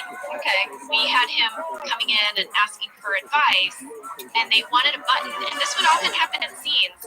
And the writers would then come over and give us a list of options. Suggestions. Yeah. So Like a Ham was improvised, but then there were all these other options that were written on a piece of paper. And so we shot all of these things that he said, like a this, like a that, like this, like that. It was so hard not to laugh. I did laugh at Like a Ham because it wasn't on the piece of paper, so I was not expecting You didn't see it coming. No. So that my response is definitely like take 4 or 5, because I remember everyone just lost it when he said it, and then they were like, "Okay, wait, that's good, that's the one we want." And so then they were like, "Pull it together," and Do it again. Do it again. Okay, I have a question for you. When he says shut up, I know exactly what to do. Was that improvised? That I don't remember. I don't remember because I do think that final look to camera was some direction I was given, which is like, I know the camera's out there. Yeah, and your look to camera's like, can this day get any worse? Like, So weird. I'm not getting any gifts. No. Jim has barely acknowledged me, and Dwight just asked for my help and then told me to shut up. I also love when how Rain responds to me saying like, she's a little like tightly wound. Oh gosh. And He like chose to be like turned on by it. It's so gross. Kind of creepy. Did you notice how many times we were in scenes in the break room in the kitchen? Like in this episode, we're in quite a few. I think we have like 3 break room scenes, 2 kitchen scenes. Yeah. So it's interesting, and I don't know if that's because they were constantly trying to keep Jim and Pam apart, or there were these secret conversations about relationships. But I feel like this is a very interesting episode for that reason, because a lot of the scenes don't actually happen in the bullpen. Yeah, they're not at our desks this time. Yeah. So Jim is in the break room with Kelly, and he's kind of trying to give her advice. He's really just trying to eat his bag of chips. Yeah. He tells her to take it slow, and then Ryan walks in. And she asked him out in front of Jim. And John's, the way John played this moment, like, he's like, not in front of me. Oh, He's like, oh no. oh, it's so good. But Ryan shoots her down. He says, I can't. I have plans with friends. I can't. It's so cringy. And she's like, oh yeah. It's not a problem. And Jim is just sitting there, just get me out of here. Back in the bullpen, more gifts for Phyllis. Meredith is drinking heavily. She's had it. She's full on mixing up a cocktail. She sure is. Super gulp. I have been to family reunions where I have 1 or 2 aunts that walk around with a giant 7-Eleven super gulp, and I'm always like, what's in here? Why are you nursing on that 7-Eleven super gulp all day? Well, I used to do an opposite thing in college. So I was not a big drinker, but I wanted to go to the parties and not be judged. So you'd bring a super gulp full of like soda? I would bring a red Solo cup full. Your own Solo cup? I had my own red Solo cup, and then I would put something non-alcoholic in it. And you'd be like, I'm good, I've got my Yeah, I got it. I'm fine. I'm good. I don't need to get drunk on whatever you're handing out. Weird frat boy party. Oh my gosh. Yeah. Have Solo cup, we'll travel. Yeah, exactly. So I did it like a opposite Reverse. thing. Yeah. A reverse Meredith. Should we go back to New York and meet our CFO, David Wallace? Yeah, because it's about to really go south. And also, I mean, Yeah. how funny is Faces of Scranton? I don't want to jump ahead, but that is some funny shiitake. Yeah. It's time for the presentation. Josh Porter gives a nice normal presentation. Yes, and you know, in the DVD commentary, Mike Schur said it was really important to him that you saw a range of competence in the branch managers. Range of competence. Yes, I like that. I'm paraphrasing. I don't know that he said that exactly, but like Josh Porter's on it. He's got his presentation. He's got it down, and then you have, you know, Michael's kind of somewhere in the middle. Yeah, because he does actually have a binder. Yeah. And then you have Craig, who didn't prepare at all. Right. And Dan, we don't get to see. Oh, well, actually, he's sort of finishing his. He goes, and that's how we're doing it, or whatever. Yeah. I think Mike was saying it was important that they wanted to show that although Michael Scott does this crazy video, that he also did come prepared. He's not like Craig. He's not completely incompetent. Yes. Well, let's talk about that video. When Michael starts his presentation, he presents Faces of Scranton, which is a video of some people at the Scranton branch set to With or without you. Yeah. By you too. Yeah. How could we afford that? And we must have blown our whole budget on that song. And it's like not in slow motion, but it's not in regular motion. It's a little slowed It's down. a little slowed down, so everyone is like blinking real slow and waving to camera real slow. Walking slowly, sitting slowly. We had a fan question from Rebecca Heaven. She said, did Steve actually film the footage from the business meeting presentation video? Did you get any intel when you were talking with Randall about how they made Faces of Scranton? Randall said that he filmed that specifically for this episode.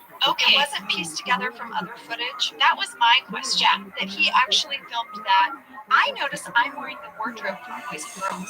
Did you notice? I did not. Yeah, so I think we filmed it the week prior because I'm in my boys and girls wardrobe, which we filmed the episode before this. And you're not spray tanned. I'm not tan.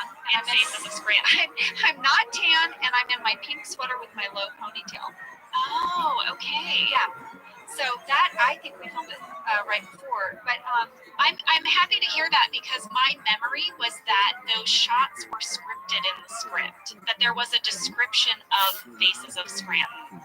Particularly, I remember getting those shots of him like over my shoulder with the dialogue was scripted, and then there were suggestions of what the shots should be. definitely the whole scene where I have the brownies and I'm looking kind of sour at him. Yeah. That was all like planned out. Phil Shea had the brownies, the whole thing. Yeah. So yeah, Randall shot that specifically for this, and there were beats that he had to hit.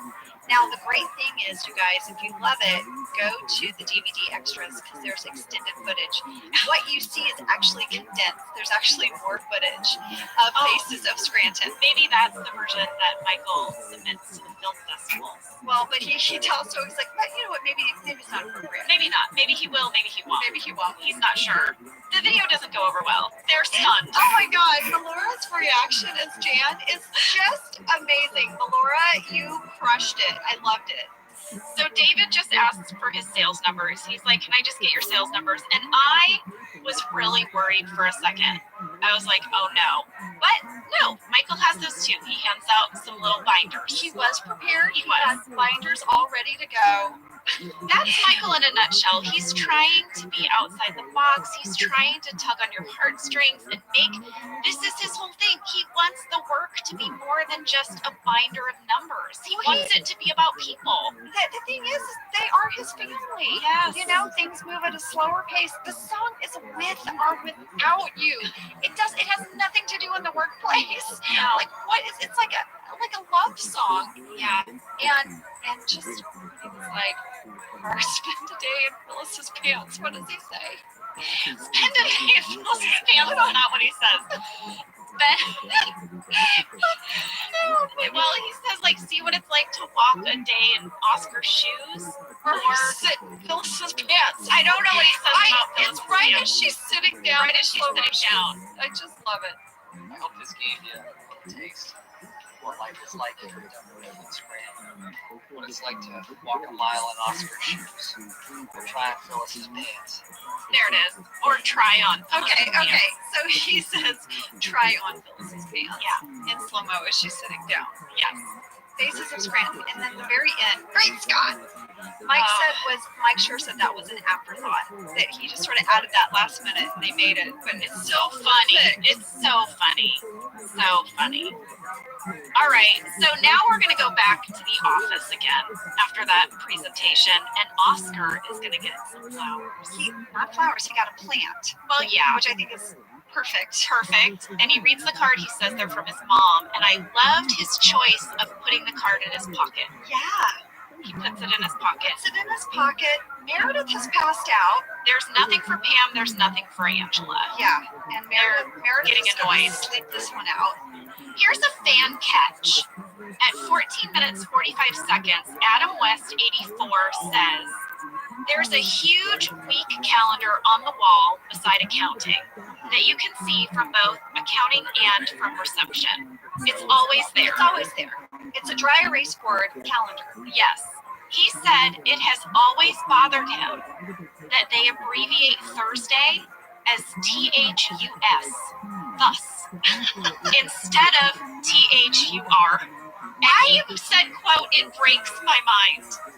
Well, I need to go back and see that. 14 minutes, 45 seconds. I mean, I do remember the handwriting was a bit sloppy. There is a chance that R looks like an S if it's in cursive. I'm going to go and look at it. I'm going to go check it. So you're thinking it's THUR? You know what? I'll tell you what. It's not written in cursive.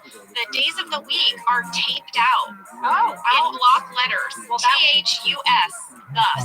That would make me crazy too. Yeah, it's really bothering That's a Adam. crazy good catch. I'm gonna go check it out. And I think it's just always that way. I can't wait to go check it out. All right, so next, Jim's in the kitchen with Kelly, and he's giving her, like, he's being a good friend, actually. He's being gentle, and he's like, you know what? He's just not into you. It would be great if he was, but he's not. So you just have to suck it up. Both Jim and Pam are saying to others, they're giving advice to others in this episode. Pam gives advice to Dwight, and she says something where it's just Pam projecting. Yeah. She says, you know, it's just, you want her to think that you thought of her. Yeah, it's not what you give her, it's that she knows you thought of her. Right? And that's desperately what Pam wants. She just wants to feel like Roy thinks of her. That ever thinks Yeah. of her. And then Jim is saying, Kelly, look, it'd be nice if he was into you, but he's not. You just gotta let it go. And of course, Jim is talking about Pam. Yeah. Yeah. And Kelly doesn't hear Kelly any does of not it. get it. She's like, you know, he invites her to poker, and she's like, hi, Ryan. And Yeah. the face John does when she says that, come on, Kelly. All right. So again, back to New York. We go back and forth between New York and Scranton a lot in this episode. This is when we find out that Kreger's did not prepare anything for the meeting because he thought it was more of a meet and greet. Well, he's also just a slacker. For sure. And he ignores direct orders. I think his performance is so delicious. And he kind of gets in trouble. Jan says this does not bode well for your branch. And he throws her under the bus. Yeah. He's like, what? I mean, I guess I'd get better treatment, you know, if we hooked up. Like, that's what he's inferring, right? Oh, you hooked up with Michael. He flat out says Michael made a stupid movie and didn't get in any trouble. Maybe I should have slept with you too. Oh, yeah. Boom. Screech. This heads us into the Jan Michael scene. And Jan is just so defeated. She's like, Michael, it's like, I can't believe it. Like, you don't understand. For the new CFO to find out that I would have slept with an employee, she's like, I can't believe you. Why are you you? And Michael just says he's going to fix it. He's going to talk to David Wallace. And you just see Michael loves Jan so much. He feels so bad. Like, I think he finally gets it. He's like, wow. He feels bad. He feels bad, but he still makes a really mean joke. Like, and don't call me Shirley. Yeah. He can't resist being an idiot. He can't resist it. Yeah. He's trying to make her feel better. And he's like, joke in and look to camera. So I'm going to jump ahead to the scene where Michael does go into David Wallace's office, and then we'll go back to Dunner Mifflin and talk about what's happening there. But Michael does go into David Wallace's office, and he says, it's not true. I didn't sleep with Jan. I just made a joke. My fault. Yeah, it's a joke. It was a bad joke. I'm so sorry. And Jan kind of perks up like, oh, yes, it's a joke. It's totally a joke. It didn't happen. And David Wallace kind of accepts this. He's like, okay. Michael promises it will never happen again. And all is forgiven. Like, they don't get in trouble. It's okay. But I want you to know that I noticed something on David Wallace's desk in this scene. What? At 19 minutes, 24 seconds, David Wallace has a world's best boss mug.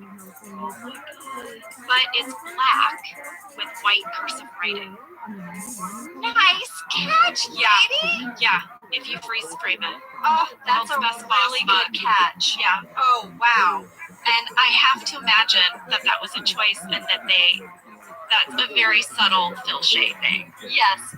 Yeah, that's the kind of sense of humor that Phil Shea has. That he gave him a world's best boss mug on I his desk. love that. Isn't that great?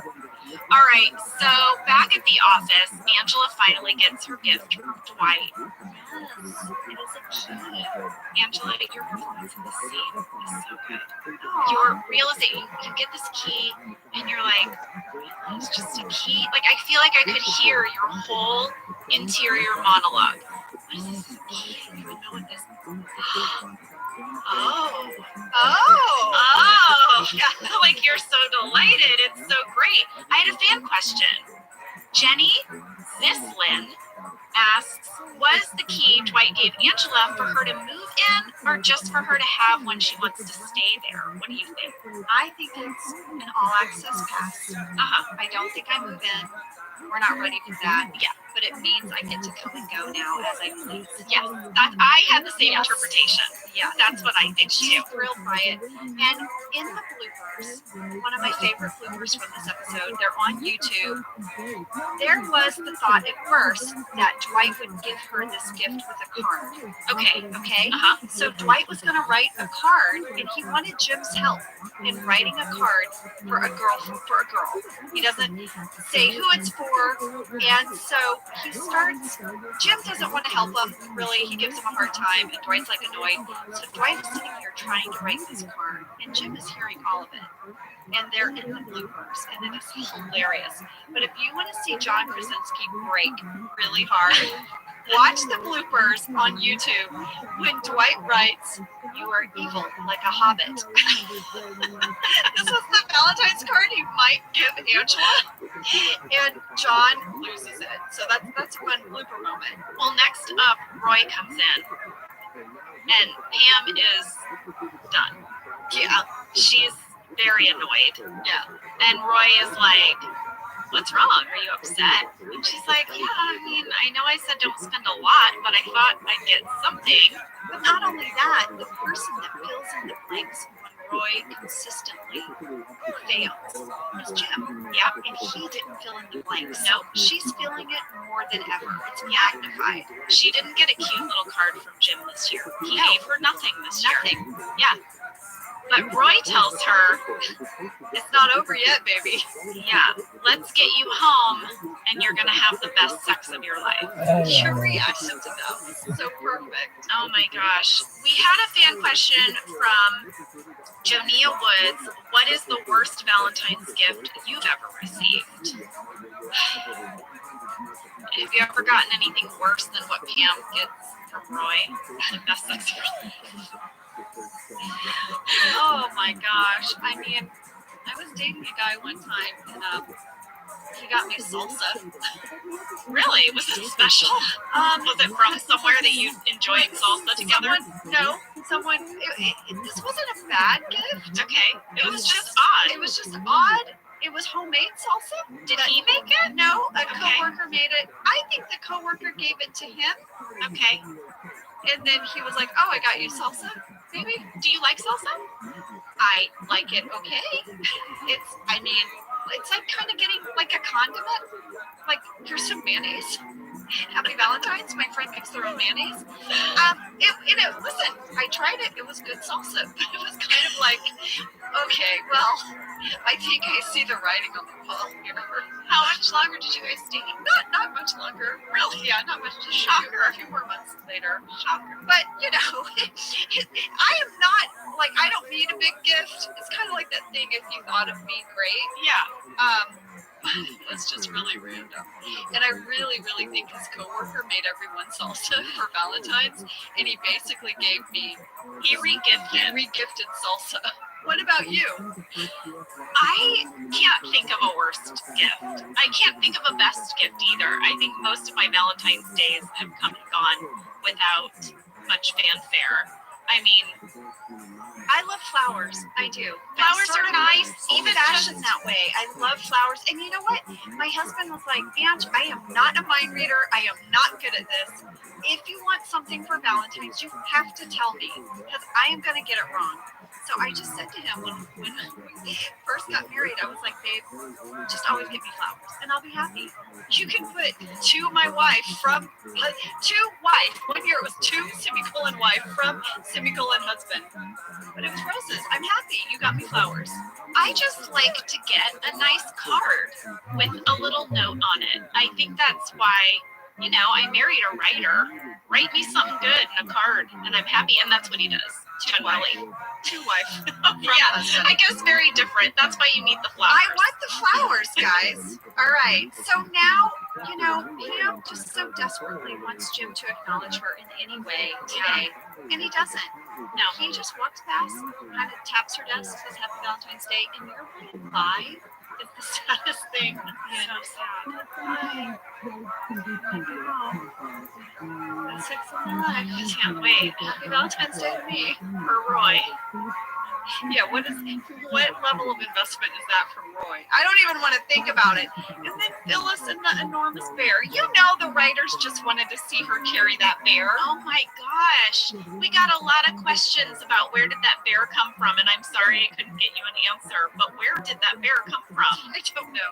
That's insane. That's a Phil Shea classic. Now, in the deleted scenes, there's one that is hilarious. Michael actually gives all the ladies a Valentine. Yes. So in Pam's talking head at the beginning, she talks about how people at the office hand things out, and there's actually a bunch of deleted scenes of people handing things out, including Michael, who hands out a bunch of plastic roses. Plastic roses that have thorns, and then his card says, "He's so thorny." Yeah. That's what we all want. And then one other deleted scene before we wrap up this episode, you guys, is that when Michael is walking on the streets of New York, he walks past Devin. Oh, yes. And Devin recognizes him and is ticked off and kind of chases after him. Yes, because Devin was now in real life living in New York and doing theater. So they called him up when they were going to be in New York to have this additional cameo, and unfortunately it did not make the cut. It's a very funny deleted scene, though, so you guys have to go check it out. And Michael has a talking head about it that's also deleted. Well, the very end of this episode, Jan catches Michael as he's getting in the elevator at corporate, and she just says, "Thank you, Michael. Thank you so much." And he's like, "Yeah, okay." And once again, he's oddly impressed her. Yes, and he's very calm, and he's clearly like, "I get it. It's over. It's over, and I'm never ever gonna go there again." And then she kisses him. Jan, you are torturing this man. Jan, you're self-destructive. Oh my gosh. And you even see her look around. She looks over her shoulder to see if they're alone. And then she kisses him. But she forgot to look over the other shoulder. But Michael knew immediately. He looked right at camera. Yeah. Like, and then she looks at camera and she's like, "Oh, forget about it." forget about it. Boy, and then that is how the episode ends. That is how the episode ends. It's such a good one. And I have kind of a fun journal entry that I wrote. Okay. During this week, I wrote, John and I have a new goofy walk we do. We pretend to be Kid Sister and Big Brother. Well, you have to explain Kid Sister Big Brother because we've never even talked about that. Guys, John and I, you guys, we would have some downtime between scenes, and we would just kind of hang out. Sometimes it'd get a little punchy as the day would go. And when I stand next to John, he's so much taller than me. We both sort of remembered this childhood doll that you could buy that was called Kid Sister, that stands about 3 feet tall, and you could hold her hand and kind of make her walk. And John and I made up this whole thing where he would hold my hand and I'd pretend to be the Kid Sister doll, and he'd go, "Kid Sister," and I'd go, "Big Brother." yes. And we made up this whole goofy walk and everything. So this is what was happening behind the scenes. Yes, While we we're we loved when you guys did Kid Sister Big Brother. That was very entertaining for our downtime. You guys were a good team. Well, So you came up with a new walk. I guess a new goofy walk. We had a new bit to do. All right, you guys, that was the Valentine's episode. Yes, and next up is Dwight's speech, another really good one. Really good. And we'd like to thank Andy Buckley so much for stopping by. Yes, and thank you, Randall Einhorn, for all of your insider tidbits. Yes, and for more stuff, guys, don't forget to check out the DVD commentary and the bloopers. There's good stuff there. And thank you so much for sending in your questions. Yeah, happy Valentine's Day, everyone. Happy Valentine's Day. Enjoy yourselves. Angela, wait, can you please? I have a new merchandise idea for Office Ladies. Okay. It's Valentine's Day salsa. Oh no, that guy's gonna crawl out of the woodworks and be like, "I think I get a cut for that salsa." Thank you for listening to Office Ladies. Office Ladies is produced by Earwolf, Jenna Fisher, and Angela Kinsey. Our producer is Cody Fisher. Our sound engineer is Sam Kiefer. And our theme song is Rubber Tree by Creed Bratton. For ad-free versions of the show and our bonus episodes Candy Bag, go to StitcherPremium.com. For a free 1-month trial of Stitcher Premium, use code office.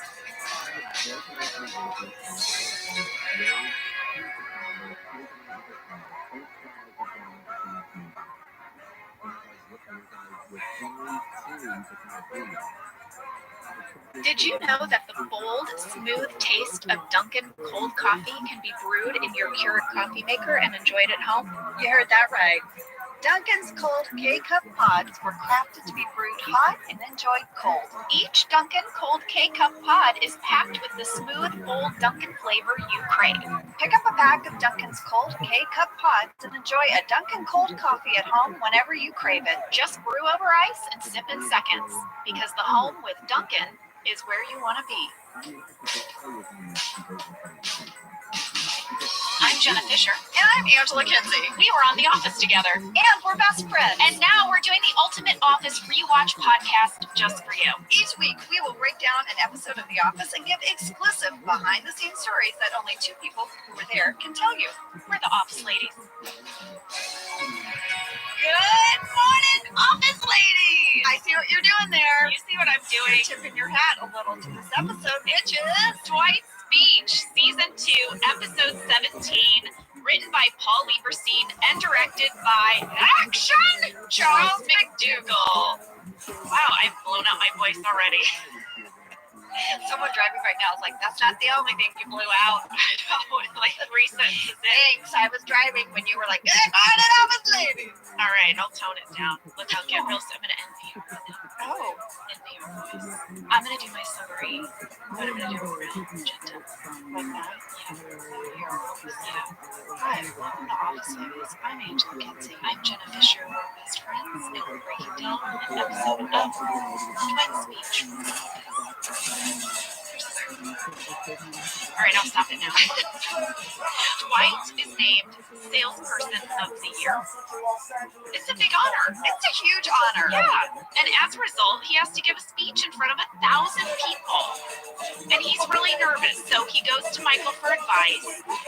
Then he goes to Jim for advice. Eventually, he goes to the conference. But meanwhile, Pam is doing wedding prep at work in front of Jim. Oh, Jim. So he decides it's time for vacation. A vacay. Also, there is a thermostat war going on. Yes, thermostat war. Now, I had told some of our writers about the thermostat war. Because you had one. We had one at 1-800-DIMS that resulted in a lockbox over the thermostat with a key. It got serious. It got serious.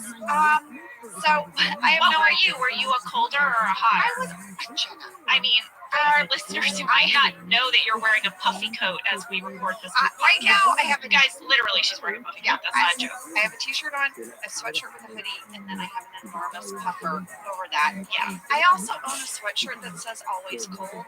Yeah. It was a gift to me. I didn't even buy it for myself. People know you. People know me. No, I was always cold. And for whatever reason, where I sat on the phones is where all the air went. My car leaked. And the guys in the IT department, no air went to them. So they were like the sweatiest. They were always annoyed. They would come over really sweaty and like, shut the thermostat down. And then if they walk away, we'd get cold and we'd crank it back up. Wow. They hated our corner. The IT guys hated our corner. Fast fact number 1, we had a lot of questions about the convention center, the convention itself. A lot of curiosity. For example, fan question from Mary Ann Loden and Grace D and Mel Asako. Where was the speech filmed? And then Sue Potts asked, did we hire a bunch of extras or did we just use existing hotel people? Well, I reached out to our line producer, Ken Zabornak. So a line producer is the person who gets the script and figures out all of the practical stuff that you need to do to make an episode happen. So whereas Greg Daniels is in charge of all the creative aspects of an episode, Ken Zabornak would be in charge of the practicals. And the logistics. How do I get people there? Where are we filming? What does it cost? Yes. How do we make this work with our budget? All of that kind of stuff. Yes. For example, example, he would be a person who would give Phil Shea a budget for 13 fitness orbs. He'd be like, here's your fitness orb budget. So he's in charge of all those numbers and things.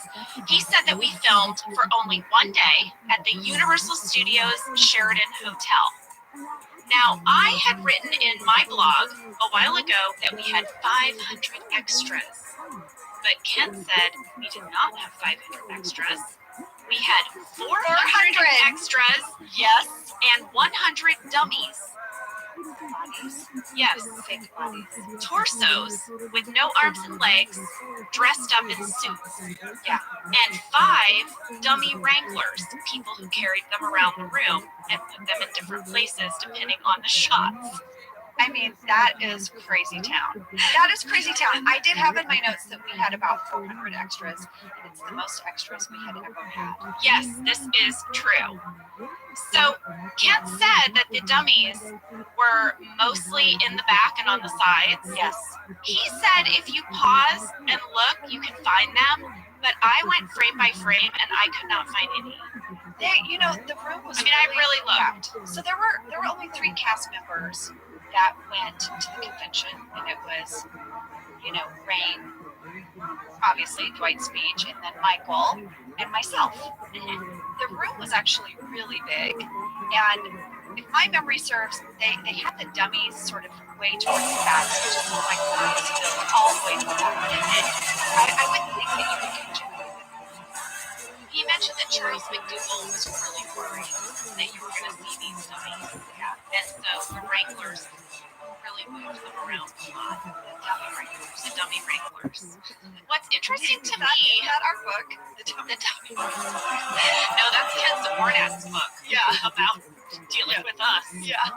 There were a lot of extras. It was the most I'd ever seen. We had never really had to provide lunch for that many people. Like, I remember when it came time for lunch, like the catering was it was like Sergio plus all these other extra guys. That was our catering company. So it was kind of interesting to see how we managed that many people. And I was glad we only had to do it for one day. He said that we did 47 camera setups in a 12-hour shoot day. Now, let me break that down for you guys. When you do scenes, you might do like one scene at reception, but it's 3 or 4 different camera setups. So you'll do usually like 4 to 7 takes per camera setup, because and then you move the cameras and you do it again. But that blew my mind.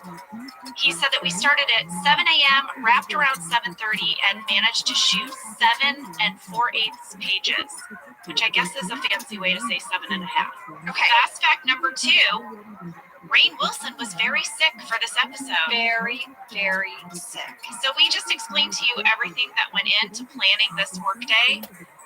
Guess what happened? Yeah. Oh, yeah. Go. They had it all scheduled, and then they had to cancel it and reschedule it for a different day by a week. Not just cancel it like a few days ahead.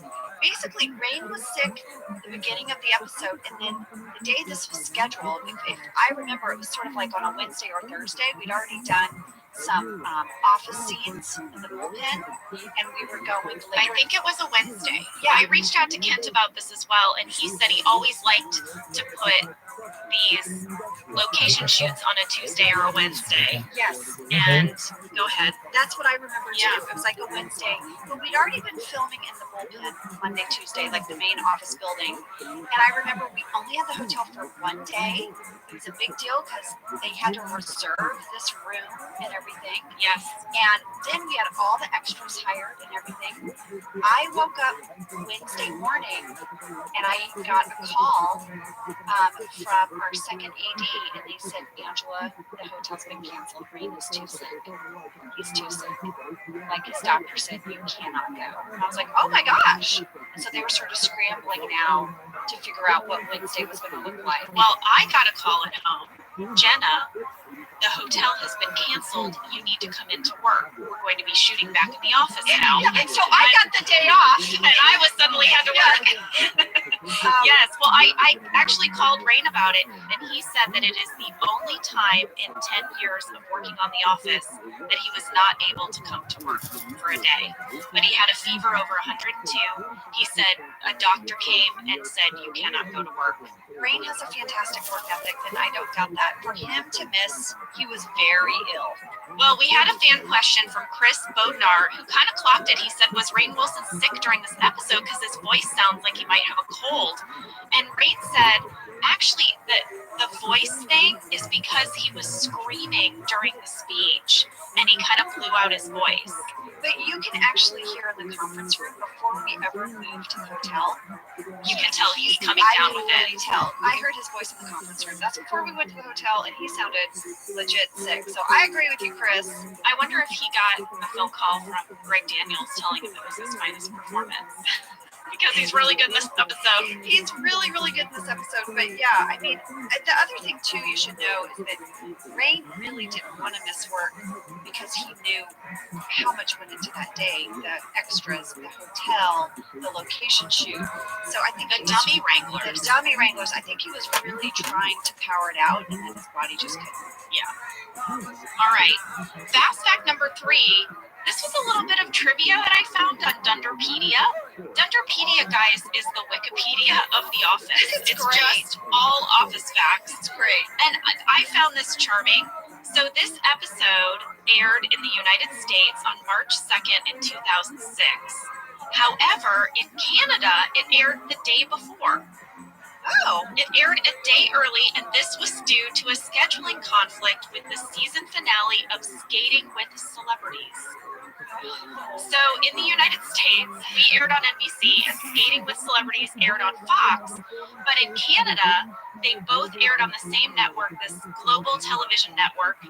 And the finale of Skating with Celebrities was at the same time as this episode, so they had to air us one day early. So everyone in Canada got to see this one day early. Well, how about that? Yeah. It's on Skating with Celebrities. It only ran for one season. Do people get injured? I don't remember a bunch of injuries, but I weirdly remember the show. It only went for one season, so it wasn't a hit, I guess that's what I could say. I'm kind of like, It didn't take off. Okay, so here, I'll give you the cast of Skating with Celebrities. I'm really curious. They matched a celebrity with a pro skating partner. So Christy Swanson, Jillian Barberie, Bruce Jenner, Coulier, Debbie Gibson, and Todd Bridges. Christy Swanson won. Hey! She defeated Jillian Barberie and her partner to win the show's first and only championship. Wow. Yeah. Oh, here's something interesting. The very next day, it was announced that it was canceled. Oh no! Yeah. So it's like I won. Canceled. I want bowling with celebrities. I'd do it. I would do it. You know, I got 4 strikes in a row the other day, Angela. I got what is that? That's more than a turkey. I just like the idea of some kind of reality championship where I can have beer and a slice of pizza while doing my activity. Bowling with celebrities. What's What's that thing where you throw beanbags into a hole in your backyard? Cornhole. I love cornhole with celebrities. Cornhole with I already do that all the time. I mean, I'm sort of a major celebrity, but Is cornhole also a phrase for something dirty? probably it has to do with your butt, maybe. Sam, Beavis and Butthead, You don't have to look to me for every. Is that a reference for Here's your the thing. butthole? Yes, it is. So maybe no cornhole with celebrities. It's still really fun. I mean, but here's the thing. Here's my bowling strategy. I can't wait to hear it. Don't cut this. Every time I walk up and I just try to line up with that little center triangle, The arrow? yeah. And then I try to look at that, and then I roll it down. The ball goes super slow, okay? Because I usually bowl like a 10-pound ball. I'm going fighting the kids with their balls. And the ball goes Keep going, don't super slow. And then I get a strike, but it's it takes 5 minutes. It's down. And then, I think because the ball's going so slow, I usually there's 1 or 2 left. I come really close to getting a strike. So that's how I bowl. Don't stop talking about it, Angela. Keep telling me more details. I either do that or I just get a gutter ball. I would have pegged you. So it's interesting to me. I will say now, I'm very interested. It's very interesting to me that you take the time to line it up and you do the thing. You know, you press the arrow, because I might have pegged you as a person willy-nilly. Not willy-nilly, but where you're like, I'm gonna just chunk it. I'm gonna chunk it real hard. Chunk it? I did it for you so you'd understand what I meant. Oh, shut up. Shut up. It's time for a break. Oh, if anyone is still wanting to listen, we're going to get into the episode, but there's some really good stuff. I have a lot of fun things to say. I do too. And it's not even going to be about bowling. Might be. Might be. All right, we'll see you after the break. For 175 years, Gorton's has been committed to spreading the goodness of the sea by making quality seafood accessible to everyone while responsibly sustaining its future. Over 99% of Gorton's seafood is certified as responsibly sourced. And Gorton's reached out to us and said, do you want us to send you some of our fish sticks, some of our products, so you can become familiar with it before you speak about it on the podcast? And I was like, Gorton's, I've got you in my freezer right now. Yeah, you do. You do. Your kids love the fish sticks. Yes, it's our fave. Guess what I got? I got these Southern-style shrimp. It is so good. Oh, yeah. Yeah. You know, when you're looking at the freezer aisle, the Gorton's are in the yellow package. They've got the iconic fisherman on the cover. This brand has been around since I was a kid. Same. Gorton's is actually a brand that's been around for 175 years. Oh, my gosh. That's Yes. so rare. Well, we love Gorton's, and it can help you make your mealtime easy. Visit Gortons.com to learn more, find a store, and get a recipe inspiration. Whether your resolution is to Real save quick, money, story. eat I used to play this better, game or called stress SOCOM less, US Navy SEAL. HelloFresh It was is a here very to help cool you game. do all three. You could. Yes, It was the you first guys, game I ever knew that you love could do voice HelloFresh. to Jen and I both love it. You know why we love it, and guess what I action. made the other night? So you could What? communicate So with the delicious. team I made their pub that style was computer shepherd's pie. I've made it. via It's a so headset. good. White It was cheddar pretty and then advanced. lime mashed Also, you could potatoes. play I know online. it So very you'd play well. online. It's a family favorite. And one of the Well, you know, levels I Josh remember, normally makes they had a dinner, guy so who this was was dressed my in all turn, yellow, and I made this, like the and Gordon's he fisherman. loved it, And I was so happy. I was like, I made what a I didn't shepherd's know pie. I'd was that never made this one guy before. could like It's float. so good. Not just that guy. Everyone, you Sorry. can say So hello one time I'm to playing your a level, most one guy delicious year dresses yet as with that fresh skin, the ingredients, Gordon's fisherman skin. chef-crafted And I'm like, recipes, oh, all at motherfucker, I'm gonna prices kill this you'll like, motherfucker. delivered right These to your bright door. yellow Go guys, to easy to kill. We're on this like HelloFresh.com/OfficeLadies free and use code oil rig OfficeLadies in free for free breakfast like for outside life. Russia or One breakfast Alaska or item per something, box while and subscription is active. That's free breakfast for life at I'm coming up to this guy to shoot him, and he kills me. Just like fucking Gordon's fisherman guy keeps shooting me and killing me. And I learned, that's the first time I ever learned that you could. HelloFresh, America's number Was one that the meal first kit. time I ever learned? This show is sponsored But that by game was the BetterHelp. first game You I know, think I around ever New learned. Year's, we all Where reflect people, on what would they start call it? making Not lists of what cloaking, they can but do to be their best like self for the next year. tracking or Yes, something. I They think, had some name the for it, new where you could year like definitely cheat. makes You could make just New like go Year's into the wall and resolution. kill What do I everybody. want to change? And that's what New that year, Gordon's new me, fisherman that guy kind of was thing. doing or something. Yes, but Anyway, perhaps was that what this he was year doing? No, I we think he could be probably just killed reflecting him on what straight we're up. But I already remember doing right. thinking, And it's therapy strange can that help I you keep figure out your dying, strengths and this so guy that you can keeps, ditch this like idea everyone that would wear you black, need some one guy would wear extreme yellow. change So or why this is that guy wearing extreme yellow? New Year's resolution and just, And you know, you can make changes that really stick I don't because know, they're you based on barely your ever see him, strengths. and then I it like turned out that. he went If in you're this thinking one part of of the starting level where no therapy, one could give get him, and BetterHelp he a kill you try. from It's anywhere. entirely online, Where, designed to be convenient, what was that flexible, called and though? suited to your schedule. Just fill out a brief questionnaire There's a to get name for it. matched I with a don't remember licensed the name. therapist and switch therapists at Working any or time for no additional Rabbi or charge. Celebrate the progress you've already made. Visit BetterHelp.com/OfficeLadies today to get 10% Gordon's off your fisherman. first month. That's BetterHelp, HELP.com/OfficeLadies. I am so fucked. Let's get started with this episode. Let's do it. We have a cold open. Michael and Dwight are throwing a football while they discuss some dilemma at corporate. It's not important. I don't think it doesn't even mean anything. I will never forget Okay. this cold open. Oh boy. Do you want to know why? Tell 'em. Okay, so Jim steals the ball. He tosses it to Phyllis. Yep. Phyllis tosses it to Creed. Dwight runs over in only the way that Rainn Wilson would do. He goes full out, guys. Yeah. If the script says tackle, shove, you're going to go flying. Yeah. Because Rainn as Dwight is like all in. So like he tackles Ryan to the ground. Yep. He shoves the heck out of Creed.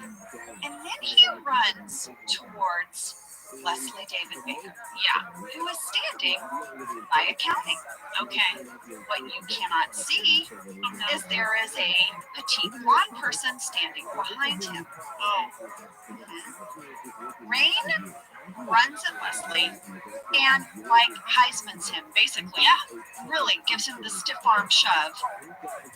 Leslie was not expecting it. Oh dear. It wasn't really in the script that he was going to shove Leslie.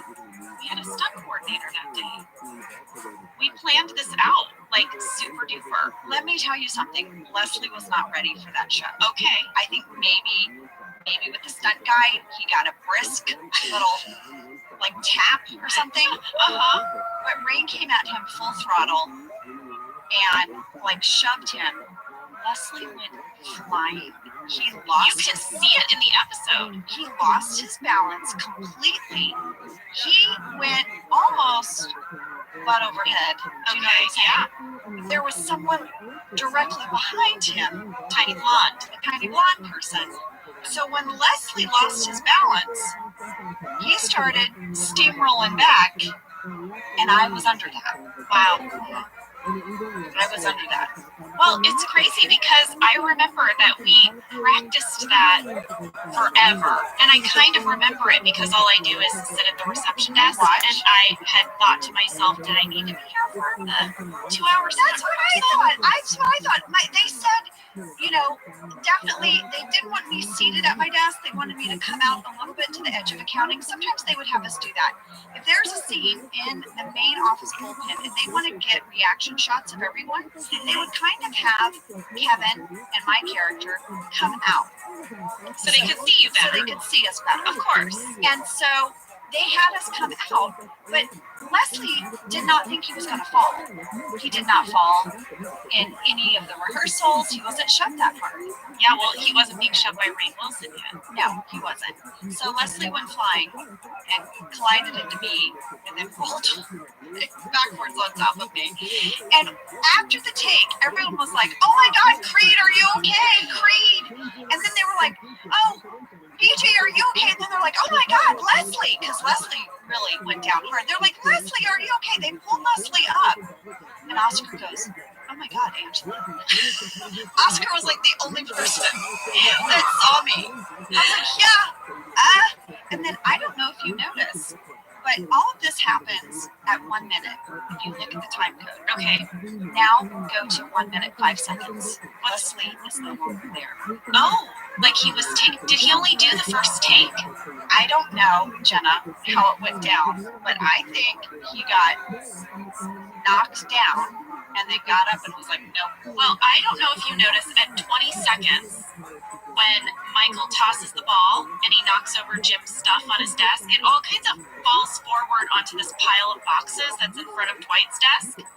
If you look at 42 seconds, Michael tosses the ball to Oscar and all those boxes are missing.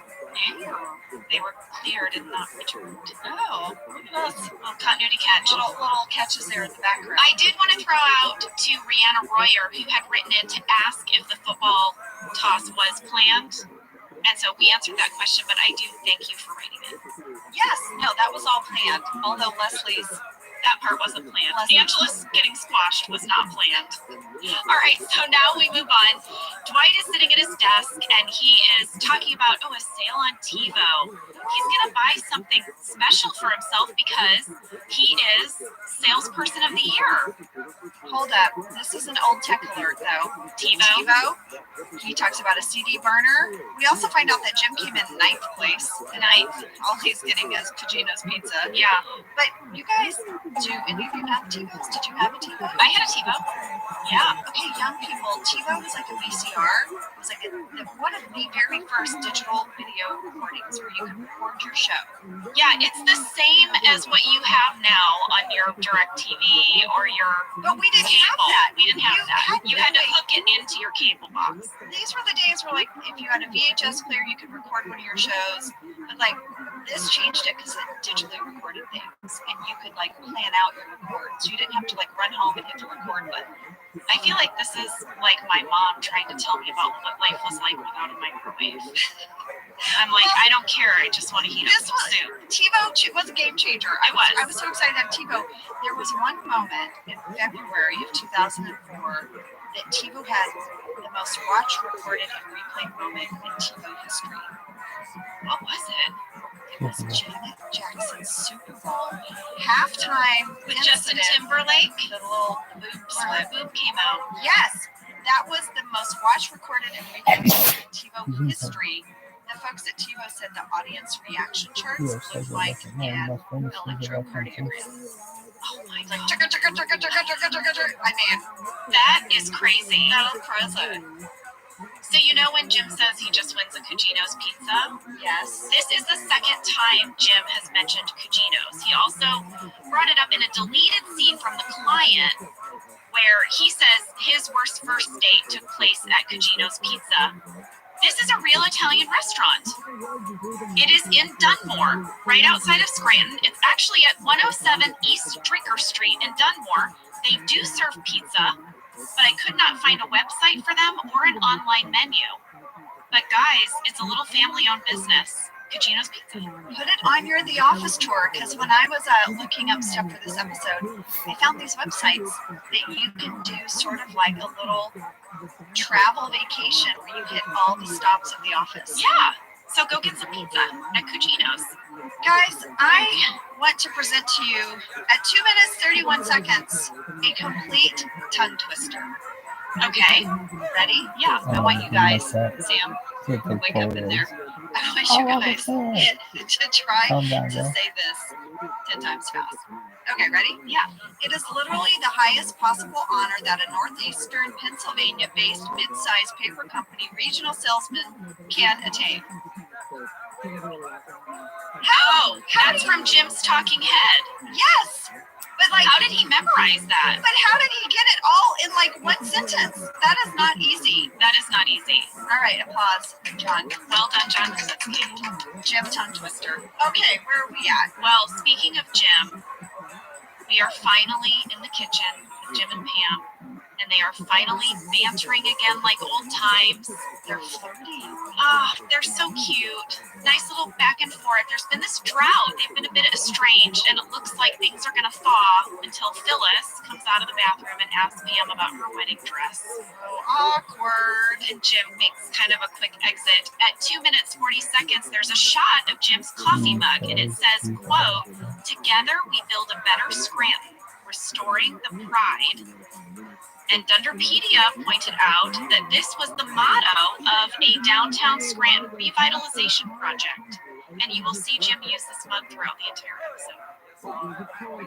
Go. That's Phil Shea putting some local Phil props in Shea? play. But also good catches there. Yeah, local pizza place, local mug. So now we go to Pam's talking head, and she says, "Listen, I have to do my wedding planning at the office.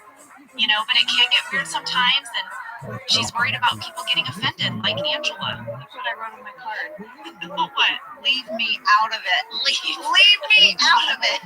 This has nothing to do with me and your scandalous emotional affair you're having. Leave me out of it. All right, so now Dwight is feeding himself grapes at his desk, and Michael enters and says, "That's what she said, because grapes, seductive." And he asked Dwight if he's ready for his big speech. Well, I have real beef with Michael in this episode. Talk to me about it. He does not want Dwight to succeed. He doesn't. He is flat out mean to him. He's psyching him out. Yeah. He's negative. He's putting him down the whole episode. So, the Angela Martin in me is like, you're not being nice. No. Then Jim goes on to sabotage Dwight. Like, why? Why is everyone coming down on Dwight? Well, Is it because he's a little bit rubbing it in everyone's face? I think Jim had motivation because Dwight's rubbing it in his face. That's fine. They have that back and forth. But Dwight just adores Michael. and hangs on his every word and isn't rubbing it in his face. Michael is What just, the- I think, jealous that someone else has the spotlight. He's like a little bratty kid. He also puts himself in this position of expert. So he's got this talking head now where he explains that he won Salesman of the Year twice before consecutively. I know. Twice in a row. But one year he got a plaque.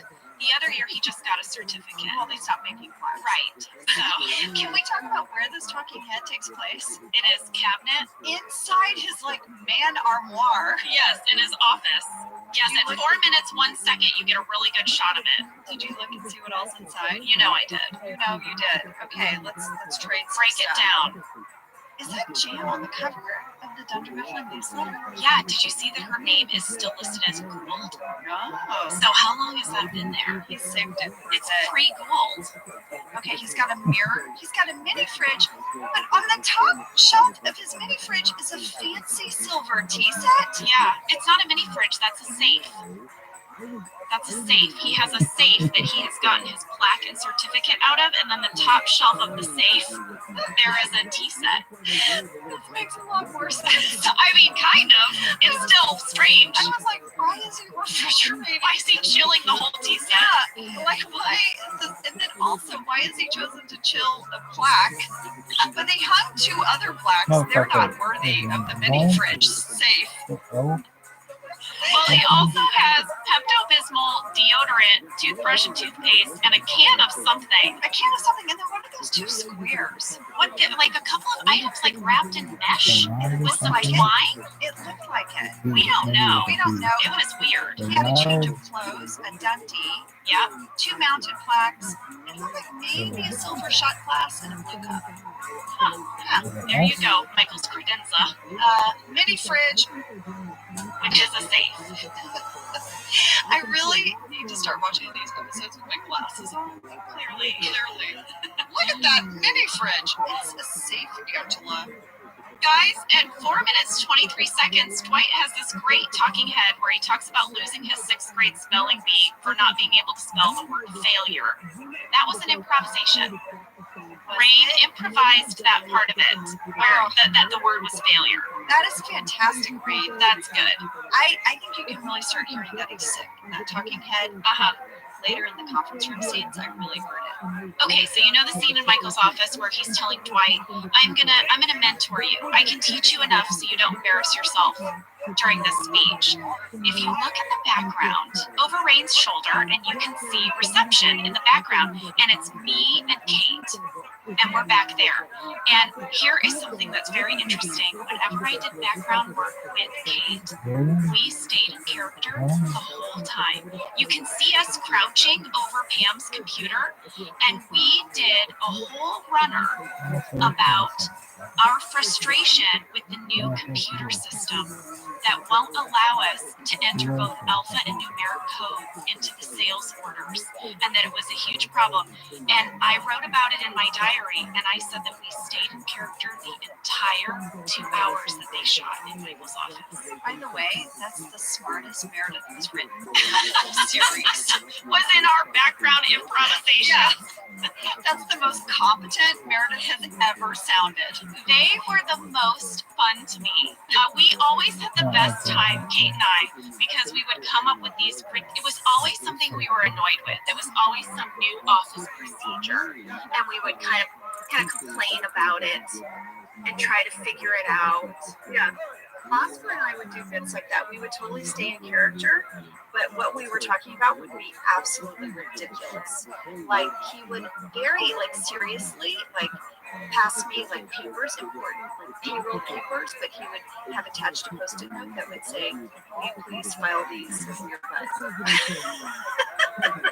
And then he would draw a little cartoon with it, and it always cracked me up. Well, I just thought it was really sweet because we go back to our diaries and we read what we wrote, and I had written all about how much fun I had on this episode filming with Kate in the background of that scene. That's so cute. I love that. I know. All right, so next we cut to Pam's desk, and she is on the phone with her mom, that's that guy. and she says, "Mom, I know you guys are paying for the wedding, but I don't want orange invitation, Pam's mom." I mean, I've had some frustrations with Pam's mom. Me is happening. Add that to the list. Were you getting married. Orange. I know. Orange. I mean, crazy. Pam, you know, her wedding color is lavender, by the way. It's not orange. I wrote that in my diary. That's not even revealed in this episode. Pam's wedding color. I wrote it down in my What's it journal. called? And I was curious if that was true or if it was a character choice. And I went and I looked at the wedding photos, and all my bridesmaids are in lavender. Yeah, no, And when I think about it, I think I have a memory of Phil Shea giving me something that there's had Richard lavender Lavender on there, it, like the and Save there's the Date David card Lavender. had a little lavender ribbon or something. And so it was picked for This me. guy's I still didn't going. pick He it. did. but it was in your brain. It was in my brain. Well, you know, poor Jim overhears this and he's like, that's it. I'm out. Call in a travel agent. Going on a trip. This sort of dates our show a little bit too, because I know travel agents are still out there, but a lot of people now just go online. Yeah. Although I did use a travel agent recently for a trip, and it was very helpful. I did too. Yeah. I did too when I went to Europe, but I did, you know, we did a lot of it just online. Yeah. You can't. Well, now you can compare airline prices online. Yes. Using Expedia or Orbitz. Not getting paid to say that. Not getting paid. So now we're gonna really clock into this thermostat war. It seems to mainly be between Angela and Oscar. Oscar says that he purposely gets to work early to set the thermostat at 66 degrees. What a sneaky sneak. 66. 66. Cold. I just need everyone to clock a little bit of my Angela Martin look, because this is the first time you see me kind of nice and close up. Do I look tan? Because I'm tan. Are you still tan? I'm still tan. This mystic tan that lasted like 3 weeks. You guys, I'm so tan in this episode. Also, Kim Ferry outdid herself with this really intricate braid. That's all my actual hair. Look at the back. It's like a bun, but it's like a braid that goes like zigzags back and forth. So she really went for it. In the cold open, I have a different outfit on, different hair, Different look, different day. different day. But in the main episode of Dwight's Speech, I'm incredibly tan, and I have this fantastic Kim Ferry braid. Well, we had a fan question from David Hertweck. What was the actual temperature in the office area when we were filming? Freezing, Probably like 65. I was gonna say 64, 65 degrees. Yeah, It was very, very cold. We kept it very, very cold. Mostly for Steve, who runs hot, and he would have to wear the suits. and I mean, all the guys actually were always in suits, and the lights do like warm up the stage, but they cranked the air down so the guys wouldn't get sweaty in their suits. But the gals were in these little silk blouses and skirts, and we all froze. Yeah, so I would wear Ugg boots under my desk. We all had little heaters. I sometimes even had a blanket over my legs. I had a blanket and heater, and I would like sit at my desk, like huddled under my desk, trying to stay warm. All right, so now we move into the conference room, and Michael is ready to start giving Dwight some speech training. Yes, He says, what is the difference between a salesman and a saleswoman? Vagina. And Michael is like, oh, yes, congratulations, Dwight. That's the difference between a man and a woman. I love Dwight goes, but I'm right, Yeah, but I'm right. right? But then Michael says, no, the difference is boobs. That's what he wants him to open his speech with. It makes you wonder how Michael's speech went those 2 years How in it a row. really went. How it really went. Yeah. Because Dwight says, can I just have a copy of your speech? And Michael's like, no, they'd remember. Yeah. It's legendary. I couldn't possibly let you read parts of my speech. It killed. It killed. And then Michael gives Dwight some advice. He's like, it doesn't really matter what you say as long as people care about what you're saying. Uh-huh. And he's going to show them an example of that. Yes, please tell us the example. Okay, well, he runs out to the bullpen and he says that, you know, they've done so well this quarter that corporate is going to give everyone $1,000 bonus. Everyone. I mean, people are thrilled. He's so excited. Stanley gets right on the phone and tells his wife to order the new curtains. The wallpaper. Oh, it's wallpaper. Yes. Yeah. He's like, go ahead, wallpaper the ceiling if you want to. Oh, amazing. So they go back into the conference room, and Dwight's like, oh my God, that's amazing. And Michael's like, what? It's not true.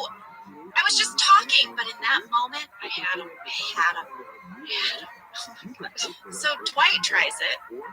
Dwight goes out into the bullpen. This is so funny. This scene made me laugh so hard. So hard. It made me laugh on the day. I remember shooting this. The thing that made me laugh on the day is Kelly's line, but I'll get to that. Yeah. You mean just Mindy? Mindy. We still have full Mindy. Dwight announces that there has been a major car accident on the interstate. Major. Car slid off the road into the railing. People were injured. Terrible. And Pam says, did we know anyone in the accident? And he says, Brad Pitt. Brad Pitt. And Mindy asks, did he die? And he's like, he'll never act again. No, but he'll never act again. And then he goes, oh, also there's no bonuses. And the branch is closing. And then she's like, this is because of Jen Aniston. It's karma. And we're like, wait. And we're like, are we out of jobs? Like, what is happening? Insane. I remember that. I remember shooting on that day. That was a really hard one to get through, and it was a complete joy to watch. All right, so Michael says, everybody go in the conference room. Just go in the conference room. He's going to teach everyone how to give a speech. Pam has this line, like Toastmasters. And Michael says, Pam, I'm public speaking. Stop public interrupting me. I don't think that's a GIF, but it should be. I did a search to see if there is a GIF of Michael saying, I'm public speaking, stop public interrupting me. Am I wrong? Am I wrong? There's also a deleted scene. Please, you guys, if you have a chance, Phyllis stands up in the conference room and sort of shares, and it is absolutely amazing. What does she delicious. share? I remember she had a hard time getting through it. What We're is cracking up. She starts, Michael wants everyone to get up and sort of say a toast. Yeah. Phyllis gets up and she's like, well, I'm having one of the best years of my life. I'm in a relationship. I met a nice person, and I really thought that part of my life was over. For me, that wasn't going to happen. And I'm not going to lie, I had some really dark thoughts. And she goes down this road, and Michael's like, it really just brings the room totally down, but really earnest. And Michael's like, oh, okay, all right, just sit down. Well, Jim gets up in the conference room and announces he's going on a trip, and he would like some suggestions on where to go. So Kevin suggests he go to hedonism. He says it's like Club Med, but everything is naked. I did not Google that. I didn't want to know. I did. Oh my God. I did. You did? I did. Is it a real thing? It is a real resort in Jamaica. And everyone's naked? Yep. Okay. Their website describes it as, quote, a lifestyle-friendly, clothing-optional resort. Also described as the sexiest place on earth where you can be as mild or wild as you like. What does that mean? Okay, so here's the deal. I really looked into it. So there are clothing optional sections of the resort, and then there are nude sections. So, like, you could be going down the buffet. That you cannot do. Pancakes, scrambled eggs. No, for health reasons, you must wear a cover-up in the lobby and around food. Well, thank you for that. But if you're in the nude pool or the nude beach, you have to be nude. But if you're in the clothing optional part, you can wear sort of, the suggestion is like, go sexy. You wear a little something. But here was one thing I found interesting. If you enter a nude area, you've got a 10-minute grace period to disrobe. And they're like, then you got to get out. You're not here to look-see. That's right. We're going to give you 10 minutes to take off your stuff, but there's more. You thought there wasn't, but there is. No, I actually figured you had something else coming. I'm cringing. I'm waiting. They have a playroom. Oh, God. For couples, single women, and invited single men. Oh, Lord. It's open from 10:30 p.m. to 3 a.m. You go wrestle with your friends. I don't know. Most people who stay at the resorts are couples, but they do have single person rates available. A few more facts. There is no tipping allowed. Who are you tipping? Your wait staff, but it's all inclusive. Oh, so I think that is an important thing to know, because where would you put the money? Oh, You're naked. You're naked. So don't Don't let it stress you out. There's no tipping allowed. Yeah. Don't worry about where you're carrying the extra cash. Yeah. Not a problem. One of the frequently asked questions is, are there irons and ironing boards? For what? I don't know, but the answer is yes. So, yes, they do have irons and ironing boards. So, also, you can renew your vows there. Okay. All right. Toby suggests that Jim go to Amsterdam. He says he went there after his divorce for a week or maybe a month. He can't remember. Toby. Creed says he should go to Hong Kong. Creed also calls John Jimmy, and I feel like you can see John about to break. He's like, Jimmy! And I swear John has this, like, he's kind of got this side smile. Well, at 9 minutes, 29 seconds, Creed has a talking head. For anyone wondering, Creed is speaking Mandarin. Yeah. And he says, hello, my Chinese friends. That's what he's saying in Mandarin. I reached out to Creed. Yeah? Because we had a fan question from KKPL Watson. He said, at various times, Creed has spoken Japanese and Chinese on the show. Does he really speak either? So I texted Creed. Oh, I can't wait. What was his response? Here's what he said. Did he say, who are you? No. But again, I wasn't sure. He said, when I was in Germany in 1964, I conversed in a rudimentary fashion because I'd studied a year in college. But he said he hasn't used it since. He says he does not speak Japanese or Mandarin or Cantonese, which is actually the language they speak in Hong Kong, well, mostly, not Mandarin. But he said, I do have a made-up language that I've been trying to get accepted. That I believe. But he's been meeting resistance, and he used it during his stint as manager for that week at Dunder Mifflin. Oh my God. This is Creed, guys. That's Creed. This is Creed. Let's talk a little bit about hydration in the new year, particularly about Liquid IV. Angela, you turned me on to this, and I'm going to have to give you props. Oh, thanks. It's pretty great. You told me that you use this when you travel to stay better hydrated, and I started doing the same thing. You know, whenever we go on a road trip, it's like I don't want to drink too much water because then I'll have to pee. And then I find myself so dehydrated. So I use this. Well, I like it for hikes. Here's what it is. You get a little packet and you put it in your water, and then you are going to get 3 times the electrolytes of a leading sports drink plus 8 vitamins and nutrients. It's non-GMO and free from gluten, dairy, and soy. It is perfect for daily use before a workout or when you feel run down or after a long night out, Hint, hint. hint, hint, or even on really long flights. Rehydrate yourself for the new year. Grab your Liquid IV Hydration Multiplier sugar-free in bulk nationwide at Costco, or get 20% off your first order when you go to liquidiv.com and use code OfficeLadies at checkout. That's 20% off your first order when you shop Better Hydration today using promo code OfficeLadies at liquidiv.com. All right, at 9 minutes 57 seconds. My character smiles. Oh. Doesn't happen very often. And Jenna, I did one of our little dorky acting things where I gave myself a backstory For this little smile. for this little moment. So it wasn't scripted, but in the conference room, Dwight is going to now do the speech for us. He has his note cards, right? And I just sort of gave myself this backstory that he probably practiced this morning, that we had worked on it together. And so I just really weep as he gets up there and I look around to make sure, is everyone watching? Because I'm really proud. Yeah. So I just had this little thing I gave myself. I didn't tell anyone. But Randall and Matt, our camera operators, they caught it. And it made it in. Oh. And they would often do that. Randall and Matt would sort of catch these little moments that we did in the background that weren't part of the script. And they were so great about sort of finding those moments and making sure that everyone saw them.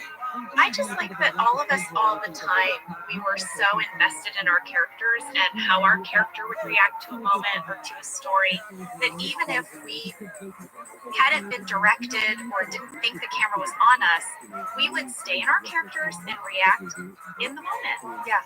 And that's an example of one of those that made it in. Yeah. And I remember Matt saying, Ange, I see what you're doing. I'm Oh, going to clock it. I caught it. that was always so fun when they would notice our little choices. Yeah. Aw, I love that. Aw. Well, then we go to Jim and Dwight's desks, Angela, and Dwight is talking all about he's gonna go to New Zealand. I don't know. He tells Jim he should go to New Zealand and walk the Lord of the Rings trail. Okay, I did not understand any of that. Did you understand? Of course I did. So Jim, You knew what all that I stuff knew meant? what all of it meant, Jenna. But Jim is like, Dwight, where would you, if you could go anywhere? And Dwight was like, I can go anywhere, and I will. Yeah. But one of the places he would like to go is New Zealand because he wants to walk the Lord of the Rings trail to Mordor. I don't know what that is. Is it a place? Mordor. Mordor is a castle. It's a place. Is it a castle or is it like something hidden under a rock in the ground? It's a place. Is it a village? Mordor is where Sauron is. Yeah. So where? Sorry, what is Sauron? Sauron. The Eye of Sauron. Is that a thing or a person? I don't know how to describe it. It's pure How evil. can you not describe? How do you describe the Eye of Sauron? It's like a Why would you want a evil spirit. But it's not a person. Sam, how do I explain Eye of Sauron? I think it was It was a person, and he's gaining his power Yeah. back. And If he gets the ring, then he can be a person then he will again. be fully complete. Yeah. Rain pure hell all over the land. So your difficulty in explaining it to me is why I don't like to watch it. Well, I'm not Because it's like I'm so not convoluted. I'm not as versed in Lord of the Rings. Okay, so alright. that, but I do know that the Trail to Mordor, and Why would you want to go there? Why are people trying to go to Mordor or not trying to go you to don't Mordor? want to go there. Why? So why does I mean, Dwight there's wanna like go there? lava fields and all this kind of craziness, and then hike Mount Doom. I think Dwight is like a huge Lord of the Rings fan. He basically wants to be one of the Lord of the Rings. He wants to be on this journey and adventure. Let me ask you this: But it's filmed in New Zealand and it's gorgeous, so I would love to go. Are they the Lords of the Rings because it's their job to keep the rings from the Eye of Sauron, Oh, good God. or because they want to give the ring to him so he turns into a regular person again? Now, first of all, are you trying to say it wrong? Sworsen. This is like Carl all over again. Okay, moving on. 11 minutes, 3 seconds. Jim does a prank on Dwight. Yeah. Without Pam. Yeah. This is one of the first in a while. Normally they do pranks together. This is They're good in point. cahoots. Yeah. This is a Jim solo prank. Yeah. He's like had it with Dwight, sort of shoving this in his face that he's like going to be like the salesman of the year. And Jim decides, you know what? I'll give you advice. I was a speech major in college, which is totally not true. Not true. And he's like, you've got to wave your arms and pound your fist. And he gives him a copy of Mussolini's speech. Yes. He says, here are some things that might help you in your speech. I'm gonna help you out. I found on Reddit, there's an office fan on Reddit, and the person's sign is the_fungible_man. Okay. And he said he looked it up, and it's paraphrased from a speech Mussolini gave in Parma on December 13th, 1914, advocating for Italy to enter into World War I against Germany. Wow. Let alone moves the wheels of history. Now, I think there are some other famous dictators quotes peppered in as well. It is. But it is like mostly a hodgepodge. mostly Mussolini, I believe. Yeah. Well, when Dwight leaves with Michael, Angela shouts, "The very best of luck to you, Dwight!" I know. Well, at 12 minutes, when it pans back to Angela at accounting, Oscar has his coat over his shoulders like he's cold, and Kevin is blowing on his hands. But remember, wasn't it Oscar who says he likes the cold? So why is he pretending to be I cold don't now? know, because also Kevin has a talking head that says he goes and puts it to 69. Exactly. All right, so we move into the conference room, and we have Pam, Kelly, and Ryan sitting, addressing Pam's save the date cards. So here's what we find out. Her wedding is going to be June 10th. We already knew that from the booze cruise, and the reception is going to be at the VA. Yeah. Pam says it's nicer than you think. Yeah. And we find out she is inviting Jim. Yeah. They're all like, what? There is a great deleted scene. And it is really the beginning of what I like to call Ryan sass. It's going to really kick into effect later in this episode. There's a deleted scene where right before you go into the conference room to assemble your invites, you're at front reception, and Ryan comes in and you're like, oh, did you get my stamps? And he's like, yeah, and he hands them to you, and you're like, I wanted the love stamps, the love stamps. Yeah. And he goes, yeah, I don't know, I didn't find them. I just got you the regular ones. And you're like, oh. And then he's like, does it matter? And you're like, yeah, it doesn't really matter. And he goes, I didn't think so. Ryan sass. Oh, wow. All right, so next, Dwight and Michael arrive at the convention center. You guys, it's huge. It's insane. It's full of people. It's an enormous convention Way room, bigger than Michael remembers. right? And what is playing as they walk through? It's, Y'all ready for this? yeah, For play it, song? play it. Play it, Sam. Y'all ready for this? Okay, we're also watching the music video. We're watching the music It's a lot video. of keyboard. It's by Two Unlimited. That's the band. And I have to say, that song kind of pumps you up. Super catchy. They play it at a lot of sporting events They do. Or Salesman of the Year. in Scranton, Pennsylvania. Scranton. That's right. So, Dwight kind of starts panicking. He is. He's having a minor panic. He's having a minor panic attack. And Angela back in the office is pretending to be sick. I know. She's coughing and sniffling. All of a sudden, she says she's feeling under the weather. She needs to go home. Yeah. And by the way, he's still very tan. In this shot. Not pale. Not pale at all. So they call Dwight's name, and he chokes. He chokes. He can't go up. He's So freaking Michael runs up on stage, and we'll bleep this out. This is what I wrote in my note. He hits the bed. Yeah. He really does. So during all of this, of course, I'm trying to look for the dummies that Kent told me about. I'm like, where are the dummies? I did not notice any dummies. However, at 14 minutes, 19 seconds, there is a shot of the audience, and it is, I don't know how to describe it. It's like flipped. It's like it's a mirror image. If you look at the name tags, in every other shot, they're on the right side of everyone's shirts. But in this shot, they're suddenly on the left side, and the names are written backwards. What is happening? What is happening? What? We also had a fan question. Two people asked this. Luke Maslow and Scoot Venenmeyer both asked how much of Michael's speech was improvised. I believe he did improvise quite a bit. However, I have a very strong memory. You know that part when he does Michael Winslow and he does all the different The car sounds? starting. Yeah, Michael Winslow was this famous actor from the Police Academy movies who could do all of these truly incredible sound effects that sounded super real. And so Michael's trying to do his best Michael Winslow impression. I remember from the table read that killed. So I feel like that was at least that was scripted. Were you there for when Steve was doing his portion at all, Angela? Like, do you have a memory? I was waiting to go on. Okay. So I was there. So in some takes, they just had me there just in case. And I remember that the audience, the extras, the 400 extras, kept getting tickled at Steve. And they had to tell them, you can't laugh. Oh, You yes. can't laugh. You can't react. Really. You have to hate this You have to. speech. It has to be crickets. So I do remember that. Oh, that's very interesting.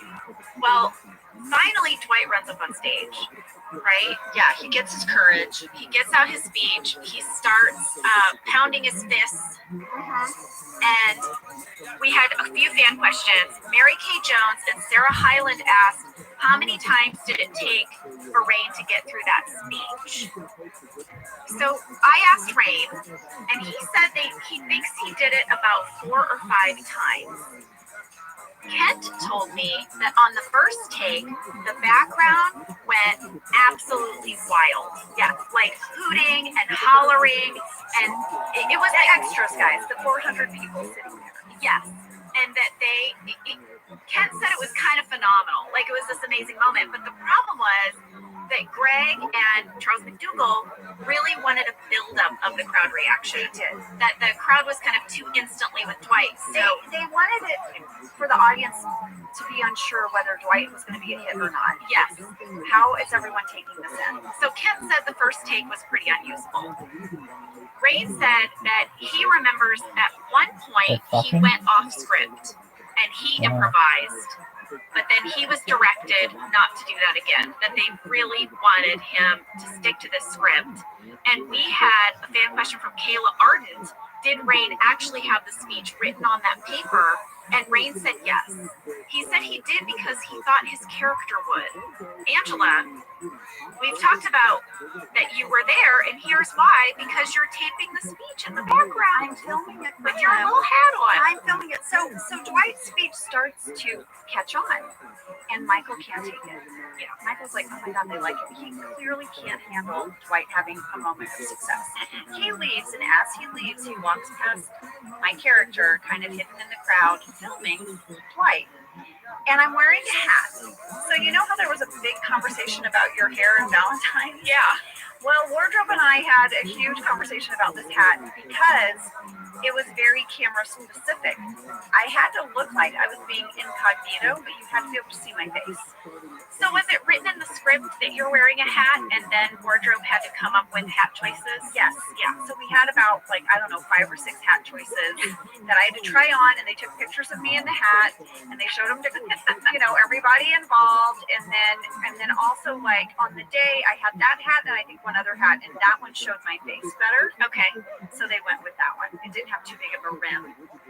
So that's the hat that we went with. I love that little touch that she's gone to record her fella's speech. Me She's too. so proud of them.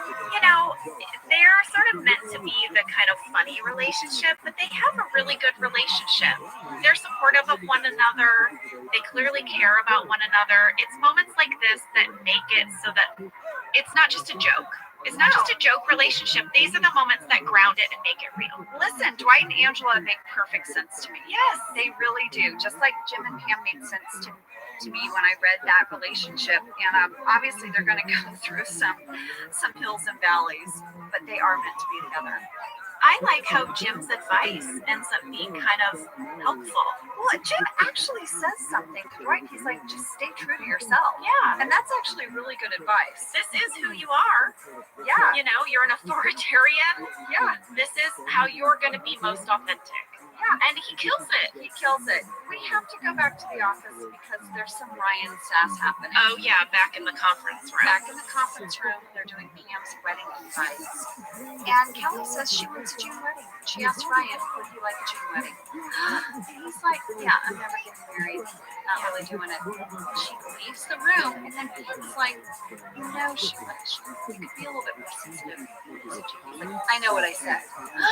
I know. He's like, no, I know what I did. Ryan sass. Yeah, Ryan sass. This is also when Oscar tells Jim that his timeshare in Key West might be available. But then Ryan says, I don't think Jim will ever really take a trip.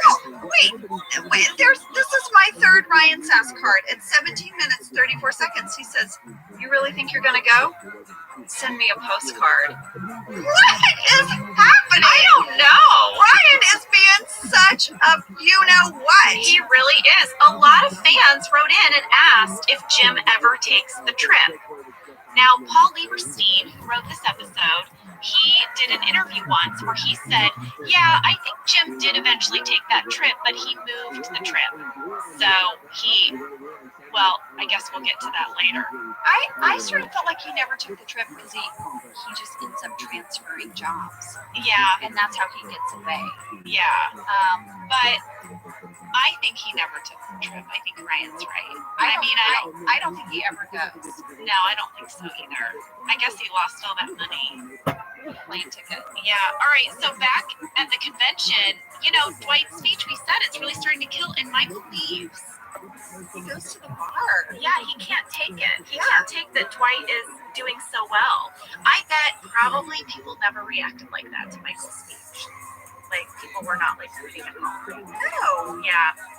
So Michael, he's sitting at the bar. Eventually, Dwight comes out. He finds him, and he starts telling him a story about some woman who sat there who didn't have her ID, but Dwight's so into it. Dwight immediately clicks into Michael's story. Yeah. And Michael has this quote where he says, listen, I captivated the guy who captivated 1,000 guys. So, who's the winner today? Okay, so Ange, I had a fan question from Madeline Ethington. Okay? I've never loved mail more than this mail. Okay, Madeline. Wow. Madeline wrote and said, I have been waiting for this episode to ask this question. What is it, Madeline? At 20 minutes and 25, when Michael and Dwight are sitting at the bar, you can see a man in the background dressed like a wizard. Why is he there? Why? Was it planned? Was it an accident? And then she just wrote again, who is that wizard? I know the answer to this. I do too. But I didn't know. I was like, this is the strangest question. I went to 20 minutes and 25 seconds and I laughed out loud. Can we see it? Full head to toe wizard. Well, I took a picture. You have to show me. I know why, but I know why because I watched the deleted scenes. Oh, I know why, because I asked Kent Savornak and Paul Lieberstein, why is there a man dressed as a wizard in the background? Okay. So you tell me what you found out and I'll tell you what I found out. And here he is, Angela. Yeah. He's got a name tag on. Okay. Well, obviously I don't know Kent and Paul's answer, but I watched the deleted scenes, and there is an extended scene of them walking through the hotel where the convention centers are. Okay. And they go up to the very first one they see, and they walk in, and it's the wrong one. Oh. And it's like just some random convention. And then they go into a second room, and it's like all of these cosplay people who are dressed like characters from things. Oh. And Dwight's like, I wish I wanted to go to this. It has like a whole name. Damn it, I'm forgetting the name. But Dwight was like, I would have gone. And then he's like, I really hope I see the gal from Battlestar Galactica. Oh my She's God. so hot. Okay, this must have been improvised because Kent told me that their location agreement with the Sheridan allowed them to shoot basically anywhere on the property, but the only room they were allowed to shut down and control was that ballroom. Yeah. And otherwise, they just had those signs up that said, if you walk in this area, you might be filmed for a TV show. And by walking in this area, you give permission to be on the TV show. I don't know if you guys outside of LA, you see these signs a lot around town. Like you go to a restaurant and there's like a sign and you're like, oh, they're filming on the street and I'm going to be in the background getting my coffee, I guess. So they had these signs up and he said that they just had to allow public access while they were rolling. And there was an anime expo in one of the other ballrooms. Yes, so people dressed up. So I guess then Rain and Steve improvised this whole thing that it was like a cosplay convention. They must have. And Rain was really, really bummed Dwight was really bummed because he wanted to go to it. and supposedly there was a Battlestar Galactica cast member that was going to be there, and he was like really excited. Oh my gosh. Well, both Kent and Paul said a version of the same thing, which was they really tried to avoid getting the dressed up people in the shots, but this one wizard managed to get on camera. And maybe they had to film that little improv to justify it if they, like, too many of them showed up at one time. Yeah, that's amazing. The hotel in the show is supposedly the Radisson and Lackawanna Station Hotel. Okay. I have stayed there. Oh, We stayed there for the convention. There was an office convention in 2007, and that's where the whole cast stayed. And it's a lovely hotel. It used to be a train station. yeah. In like 1908, it was a train station, and they have, fixed it up and made it into this hotel, and it's really nice. So if you're in Scranton, I recommend the Radisson Lackawanna Station Hotel. Well, when the finale happened, a bunch of us went to Scranton for a big parade, and we stayed there as well. So I've also stayed there, and I concur. It's a great hotel. Great hotel, super charming. Super charming. So now Dwight and Michael are sort of having this great moment at the bar. They're laughing, and it's all wrapping up. But guess who's the last person to touch the food? Fareed. Why did I miss that? Creed goes over there and adjusts the thermostat. He's the last one. I missed that. Well, at the very end of this episode, Jim is passing by Pam's desk, and Pam says, "Oh, I've always wanted to go to Australia." And he says, "Well, I'm going. I bought a non-refundable ticket." And this is when he tells us he bought his ticket for June 8th. Oh my God, his face. Her wedding is June 10th. I mean, this is so telling. I mean, if Pam had any doubts at all that this was hard on him, she can't deny it anymore. Yeah, he's leaving. He has basically said to her, "I'm sorry, but I cannot be there when you marry someone else. I can't be there." In fact, I have to be on basically the farthest spot on the earth from your wedding. Yeah. I'm going to go halfway around the world, Yeah. to get away from your wedding. I mean, it just gutted me, and I just wanted to shake her hand and be like, "If you don't know now, then you'll never know. He loves you." But I think it's more than that. I think what's happening is Jim is saying, I'm not sure how to even be your friend now that you're getting married. Like, I know we're best friends at the office, but I'm not going to come to your wedding. And when you're married, I'm not going to hang with you. He's, I think what he's finally admitting is they're not best friends. yeah, they can't. How can they be? They've crossed this line. They've had that moment on the Blues Cruise. They've had these moments now, and the line has been crossed. Yeah. And now they're in this uncharted territory of like, what do we do now? What's next week's episode? Take your daughter to work day, I think. Yeah. Boy, this is when, you guys, I was wrong. Okay, I used the shredder. Oh, okay. All right. I'll get the time code for that so I can really lay into myself. Yeah, take your daughter to work day is coming up next week. All right, you guys, that was Dwight's speech. Thanks so much for tuning in. Bye. Bye. See you next week. Thank you for listening to Office Ladies. Office Ladies is produced by Earwolf, Jenna Fisher, and Angela Kinsey. Our producer is Cody Fisher. Our sound engineer is Sam Kiefer. And our theme song is Rubber Tree by Creed Bratton. For ad-free versions of the show and our bonus episodes Candy Mag, go to StitcherPremium.com. For a free 1-month trial of Stitcher Premium, use code OFFICE.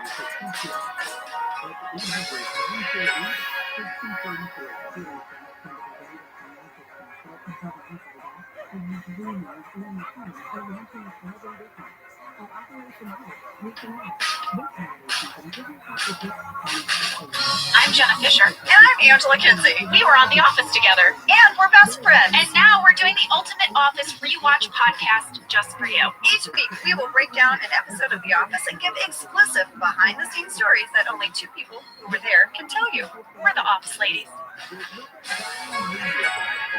Hey! Hello! If you have a daughter, you can take her to work today. Yes! It's Take Your Daughter to Work Day. To Dunder Mifflin. Season 2, Episode 18. This one's written by Mindy Kaling and directed by Victor Nelly Jr. Victor Nelly! The second one he's directed. Yes, prolific TV director. He's fantastic. We really liked him. He's so nice. Should I start with a summary? Jenna, you know that's how you start. I know. Just do it. I should just do it in order.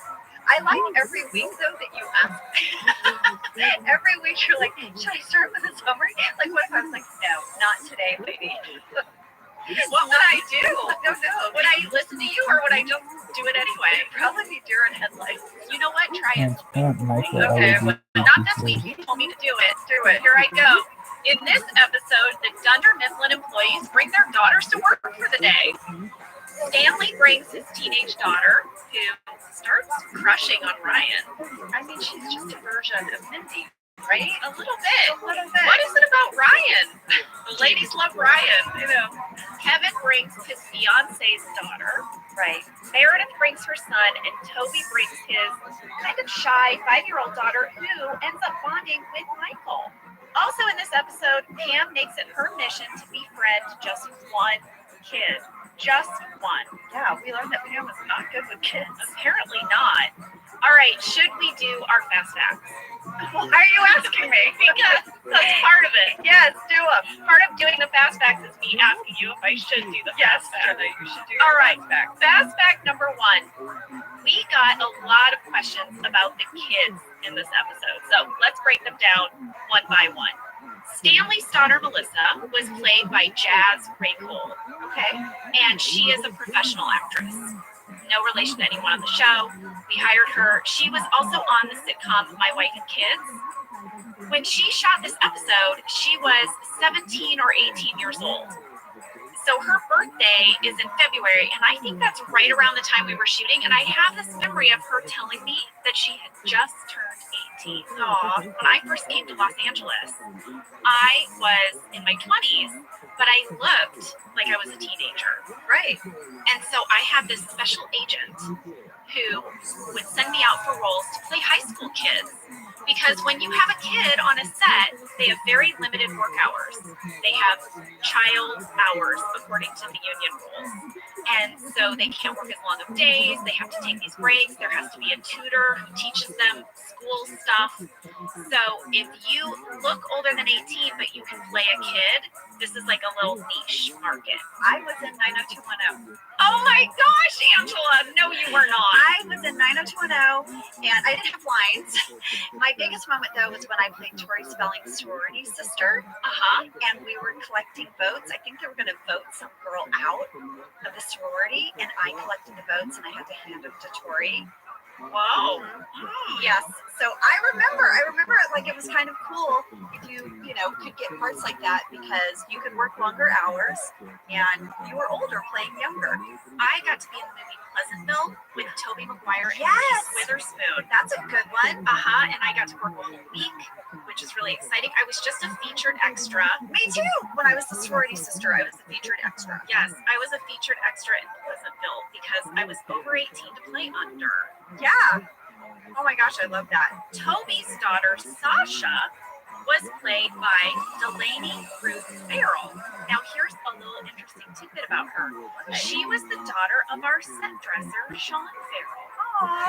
So you maybe remember we had an establishing shot of Toby's desk a while ago where he explains that he's divorced and he has a daughter, and there is a picture of a little blonde girl. He said, "This is Sasha." That picture was placed there by Sean of his daughter. So when it came time to do this episode, we kind of had to use her. Wait, so did Sean just sort of make that happen? Yeah, Sean just put a picture of his daughter on Toby's desk. She's very cute. So cute, and she was so good. She did great. Not an actress, just daughter of our set dresser. Yeah. And she's going to come back again in Family Portrait Day. Okay, so now Meredith's son, Jake's son, is hard to say. Meredith's son. You guys just tried it 3 times. I have. Meredith's son, Jake Palmer, was played by Spencer Daniels. No relation to Greg Daniels. No. Wikipedia, you're wrong. Okay. Did you hear us? Fix it. Okay. Maybe that was somewhere else. I read Dunderpedia. Maybe it was Dunder. One of the pedias is saying that Spencer Daniels is Greg Daniels' son. He is not. Not the case. Now, Spencer is also going to come back in season 8, episode 24, Family Portrait Day. Fan question from Curly Haired Tess and Hannah Bursell and Lisa Farr and many others. Was Meredith's son played by the same actor when he came back as the stripper for Angela's bachelorette party in season 9? We'll get there, but that's one of the most uncomfortable moments of my life. Yes, it's the same actor. Yes! Yes. Yes, same guy. And he's still acting today. So he is a I mean, professional actor. That wasn't for him as a person. It's just that. Right. We met him when he was a boy. And then when he was a man, he stripped at your fictional bachelorette party. And then finally, there was Fuck Kevin's yeah. fiance's I'm with daughter, this Abby, one. who was played by Haley Daniels, who is Greg Daniels' daughter. Yes, Haley. It's so sweet. Yeah. She did a great job. She's so good. Not an actor. Not an She actor. did such a great job. She said she had to be very deadpan, and I thought she was hilarious. Fast fact number 2. A lot of people ask, what was it like to do an episode with all these kids around? What's up? Now, What's what did you remember about that Trish? Well, I mean, Haley was in our little accounting nook quite a bit, and I just wanted to make sure she was good. Yeah, I think I just wanted to make sure she would do her chip snacks. I just sort of became that person. Yeah, but obviously when kids are in an adult work environment, you do change your behavior, or you should. So I remember we got a little lecture about it. Yeah. Oh, We got a little talking to. we got a little talking to. Actually, at the beginning of filming. yeah, at the beginning of filming, just like, hey guys, there's going to be kids on set. Let's just mind our manners today. And actually, when Michael and you have that scene in the cold open, you're like, Michael, I talked to you about this. That actually reminded me of whenever we had people visiting the set. Yeah. Whenever, sometimes families would visit the set. They would win like some type of visit, and a whole family would come. And a lot of times, our AD, Kelly Cantley, would be like, hey, everyone, heads up. Young children. Keep it G-rated. Not that we were like a body group, but it's like a group of adults all day. I feel like when there weren't kids around, though, there was quite a bit of cursing. There were, So there were adult words. there were adult words. But besides that, we weren't, super, like, weird or anything. No, but our scripts were half the That's time. true. Half the time there were things that were said within the context of the script. We're like, Yeah, that's true. Okay. All right, fast fact number 3. This was sent in by a fan. I love this. Thank you so much, Kelly Udo. She tipped me off to the fact that Bundle, the little TV program that Michael was on as a child in this episode, it was inspired by a real local children's program in Scranton called The Land of Hatchie Malachi. Oh my lord, I love that! Yes, it was a little program for kids that started in the 50s. It ran for almost 25 years. Local Scranton. Oh, Yes, it featured songs and appearances by kids, just like our version. It was originally hosted by a woman named Nancy Berg, who was referred to as Miss Nancy. what? And then it was hosted by Miss Judy, who was played by Lois Burns. I don't know why they called her Miss Judy when her name was Lois, but they did. And of course, in our version, we had Miss Trudy, who was played by actress Sue Nelson. and Edward R. Meow. Yes. But this was really sweet. Lois, who played Miss Judy, was interviewed recently about her time on the land of Hatchie Malachi, and she said, Hatchie Malachi. Okay, what did she say about the land of Hatchie Malachi? She said that their goal was to make sure that every kid knew they were included. I love that. I love that little tidbit. Thank you, Kelly, for writing in, because that is like, I don't even know how we would find that. No, that's so great. That's not on any of the websites that I usually go to for research. For the deep dive. Yeah, so thank you. She's over on Office Ladies Pod, over on our Insta. She sent me a message. Oh, that's so cool. Thanks. All right, those were some really good fast facts, lady. High five. Oh, high five me. That was just my high fiving. It's kind of awkward because we have to reach across the table. Yeah, and I always worry about your cards. Don't mess up my cards, Don't mess up lady. your cards. All right, let's take a break and come back and get into this episode. Yeah. For 175 years, Gordon's has been committed to spreading the goodness of the sea by making quality seafood accessible to everyone while responsibly sustaining its future. Over 99% of Gorton's seafood is certified as responsibly sourced. And Gort's reached out to us and said, do you want us to send you some of our fish sticks, some of our products, so you can become familiar with it before you speak about it on the podcast? And I was like, Gorton's, I've got you in my freezer right now. Yeah, you Okay. do. You do. Your kids love the fish sticks. Yes, it's our fave. Guess what I got? I got these Southern style shrimp. It is so good. Oh, yeah. Yeah. You know, when you're looking in the freezer aisle, the Gortons are in the yellow package.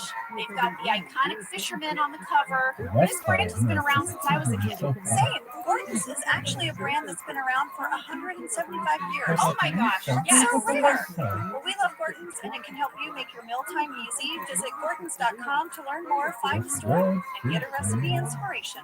Whether your resolution is to save money, eat better, or stress less, HelloFresh is here to help you do all three. Yes, you guys, I love HelloFresh. Jen and I both love it. You know why we love it. And guess what I made the other night? What? Mr. It was Card, so delicious. I Mr. made their Card. pub-style shepherd's pie. I made it. Yes, it's so good. White cheddar and the thyme mashed potatoes. I know it very well. It's a family favorite. Well, you know, Josh normally makes dinner, so this was my turn, and I made this, and he loved it, and I was so happy. I was like, I made a shepherd's pie. I'd never made one before. It's so good. Everyone, you can say hello to your most delicious year yet with fresh ingredients, chef-crafted recipes, all at a price you'll like, delivered right to your door. Go to hellofresh.com/officeladiesfree and use code officeladiesfree for free breakfast for life. One breakfast item per box while subscription is active. That's free breakfast for life at hellofresh.com/officeladiesfree with code officeladiesfree. HelloFresh, America's #1 meal kit.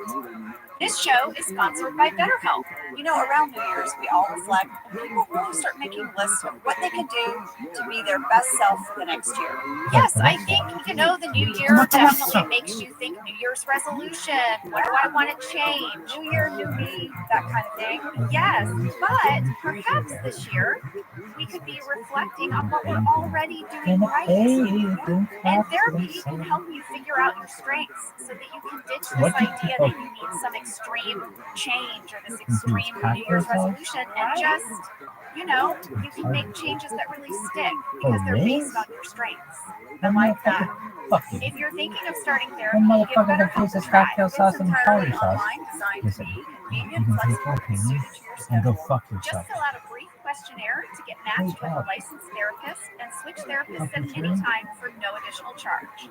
Celebrate the progress you've already made. Visit betterhelp.com/officeladies today to get 10% off your first month. That's BetterHelp, HELP.com/officeladies. All right, we're back. Let's start breaking down this episode. We open with a man talking to men. She explains that it's her birthday, and she says, I'm not actually great with kids, but I want to get better because I'm getting married. So she's going to put out lots of extra candy on her desk. Lots of candy. She's like a last minute store crap. There's like all of a sudden a plant. No, I don't know that. I have a little thing from the background now. All right. At 9 seconds. See, on the accounting side. Okay. Sam. Do you remember the Uncle Sam? Oh, yeah. Why did we have that guy? It was a doll of Uncle Sam. Yeah. He had the 4th of July hat on. He had a flag. He did a button. I think he was playing I don't know. It sat there. When did he show up from the beginning? I mean, I have a memory of him. Like, I would turn around, go and talk to you.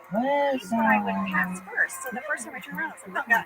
History of Uncle Sam. It's a common national personification of the U.S. federal government. According to legend, it came into use during the War of 1812. Supposedly named Samuel Wilson. Who was Samuel Wilson? Where are you reading this? Is it Wikipedia? Samuel Wilson was a meat packer from Troy, New York, whose name is reported sources of personification of the United States Uncle Sam. It's going in a circle. It's going in a circle. I need to know more about Meat Packer Sam. Anyway, that's Uncle Sam. He's out over my shoulder. I think I'm going to spend more time on that after this podcast is over. So if you want more Uncle Sam facts, I might bring them to our candy bag. Okay, bring up the candy bag. So I noticed something for kind of the detailed folks. At 21 seconds, the candy on Pam's desk is suckers and lifesavers. Lollipop things. Yeah, it pretty much stays that way. However, in the previous shot, at 10 seconds, there's a bowl of lemon drops, a bowl of Starburst, and a candy dish full of jelly beans. And then those are gone, and then there's lollipops. Yeah, candy continuity! Candy continuity. And then I hold up bags of even more candy, which is none of those things. It's like Jolly Ranchers. Yep. Fan question from Michelle Monge. Did Jenna get to decide what candy was sitting at reception? No. I'm going to say no. They just gave it to me. But she also wants to know, how often did you guys eat it? A lot. I ate a ton of that candy all the time. I would get sick. People would walk up and you would think they were coming to talk to you, but they were just looking for candy. It's true. Like, oh hey, and then just like sticking in the candy bowl. I don't remember you eating a lot of it. Do you have a sweet tooth? I don't think of you as having a candy sweet tooth. No, I don't. Yeah. We're different that way. We're different. I do. All right, so now Michael comes out of his office and Pam explains that he cannot be nasty today because kids are coming. Name's Pam, Miss Beasley, if you're nasty. Oh, I'm sorry, we're having a wardrobe malfunction. Janet Jackson. You're like, no, stop Shut it down, Shut Michael. it down. So Michael is very annoyed. He has a talking head. He says why is he going to be held back today? He's like Eddie Murphy in Raw. He is HBO. No limits. No limits. And now we're asking him to be Eddie Murphy in Daddy Daycare. No. I mean, why are we doing this to him? I love that he thinks as his workplace is like a place for R-rated content. Should be. That's where it happens. It's at work. He's like, nightmare. He is. So Pam convinces Michael to welcome the kids. Ida comes out to the bullpen. He tries to welcome them. I don't know. He really is not into it. He's not into it, but he tries to compare. Like, let me put this in I should compare myself to a superhero. And so he's like, I'm like the guy. I'm like Superman in Gotham City, and it's the one time. Like, this happens so rarely when Jim and Dwight are both on the same page. So, like, that's Batman. And he's like, oh, fine, I'm Aquaman. But it's like Jim and Dwight were actually like together. It's true. One moment. For that one moment to correct Michael. Yeah.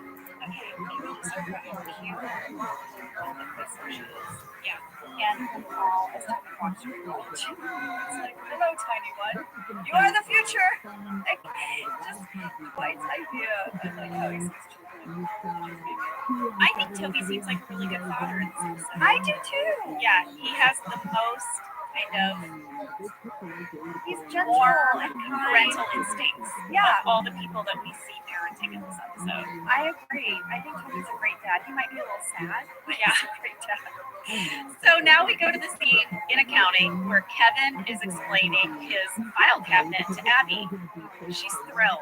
She's thrilled. I mean, we showed her the file cabinet, but there is a giant vat of M&Ms. Yeah. Like, why does she just say it's from M&Ms? At 2 minutes 30 seconds, we had a fan catch. Okay. Sael123 says Angela has a dog photo on her side of the partition. Angela, she is not the only person who noticed this. Michelle Sexton also noticed. We got 2 emails about this dog poster on your partition. Michelle wants to know, what does the sign say?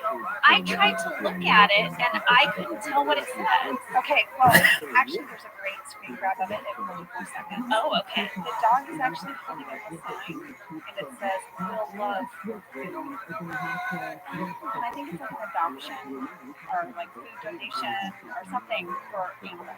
Do you remember this coming up? Why did it all of a sudden appear on your side of the Yeah, it partition? wasn't normally there, and I will tell you guys this, I don't know specifically why this one went up at that moment, but I can tell you sometimes that zone, our B camera operator or Randall Einhorn, A camera, would need to be shooting in a county, and they worked quite a bit for this episode, and that glass partition would make it glare. Okay. So sometimes they would strategically put a little piece of paper or something on the glass partition to sort of block the bounce of glare. Oh, so that they wouldn't get their own reflection Yeah. on the glass? Yeah. And so they did that sometimes. So all of a sudden I'd sit down and we'd see, and be like, oh, where are these papers? Yeah. And it would be to sort of block that glare and the thing that was in the camera or the. Oh my gosh, so the dog paper was blue. I think the way they were shooting to catch Abby through the partition and Kevin, there was a glare, so they put that up. They would often do that, and that's when I would have random signs on the partition.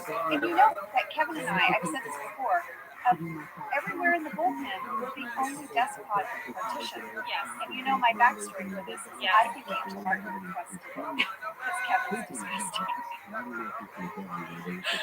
Well, next we move to Kevin's talking head, where he just says he really hopes that Abby doesn't look on his computer. He's got such a nerve. This is the second time he's worried about what's on his computer. I mean, Kevin, did you learn nothing after email surveillance? I know, but You didn't also, scrub your computer after that? All right, so now Stanley introduces Michael to his daughter Melissa. Oh man, he's wearing some headphones. Michael says, wow, how do we explain what Michael says? he says she's a stone cold fox. Yeah, and to keep the frat boys away from her. And then she says, I'm in 8th grade. Yeah. Oh, She's a middle schooler. oh wait, that was really awkward. This moves us into Michael's talking head, where he says, this is a quote that a lot of people emailed about. He says, it's not that children make me uncomfortable, it's just why be a dad when you can be a fun uncle? And a lot of people thought that this was a continuity error because we've heard so much about how Michael wants a family and wants to have kids. They were saying, why does Michael say that he doesn't want to be a dad? Oh, He's not saying that. he's compensating for the fact that he's not a dad, I think. He's just giving himself a pep talk. Yeah, All Michael wants to do is have a family, for sure. And I think this moment, just like I think so too. yeah, I mean, it kind of made me sad.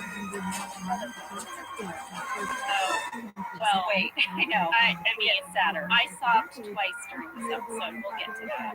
At 3 minutes 31 seconds, we meet Jake, Meredith's son. Yeah, Meredith's son. Meredith's son, today. Who was suspended from school. Kind of harassment. That's a nice one. I know. I wrote it down. It rhymes with vegetable. But yeah, he's just not nice. And I'm like, these people, Yeah. it's like a name. His shirt. Did you see what his shirt says? Yes. It says something like, I have already forgotten your name. I mean, Meredith, why are you letting him walk around with that on? Yeah. Okay, so the next thing I love is 3 minutes 44 seconds. We're in the conference room. We're setting up for something. It looks like there might be a party aspect to this day. It's you, Kelly, and Ryan. Kelly's having something to do with walking. But I just want to say, remember in the Christmas episode when Pam is not helping you put it on? Yeah. Kelly is also not really helping you put it on. Anytime there's a party, I totally relate to Angela because you guys are a bunch of jerks. You know what? I have a feeling that every time we try to help you with that tablecloth, you yell at us. I don't And think that's so. why we're not helping you with it. So You probably nitpick how we're doing it. That's why does no one help you with the tablecloth? because you're a bunch of slackers. No, I think because you'll say just as you're about to shoot down a child. And so I'm just Anyway, this might be why it's all on you. trying to set up for this party. Ryan and Kelly aren't helping. No. Kelly's looking at Ryan. Ryan's like, "Don't look at me," and I'm looking at him like that. Anyway, Sophie walks in. Sasha, his daughter. She very sweet. So sweet. Now. I have to explain everything to you. No. And then Kelly, I look at Kelly, I'm like, no. And I love Paul's delivery of like, see it going that way. And Vic was like, not what I was expecting. Not what I was expecting. Yes. I love that scene. Kelly was so excited. She's like, I love babies. I can't wait to have babies. Ryan was really funny in this episode. BJ is great.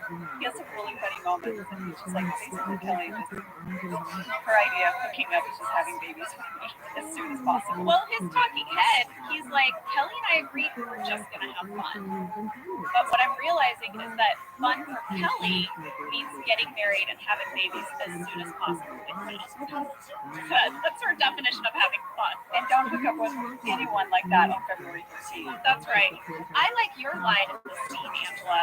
I get quoted this one. Yeah. When she asked me if I would like to have kids. Yeah.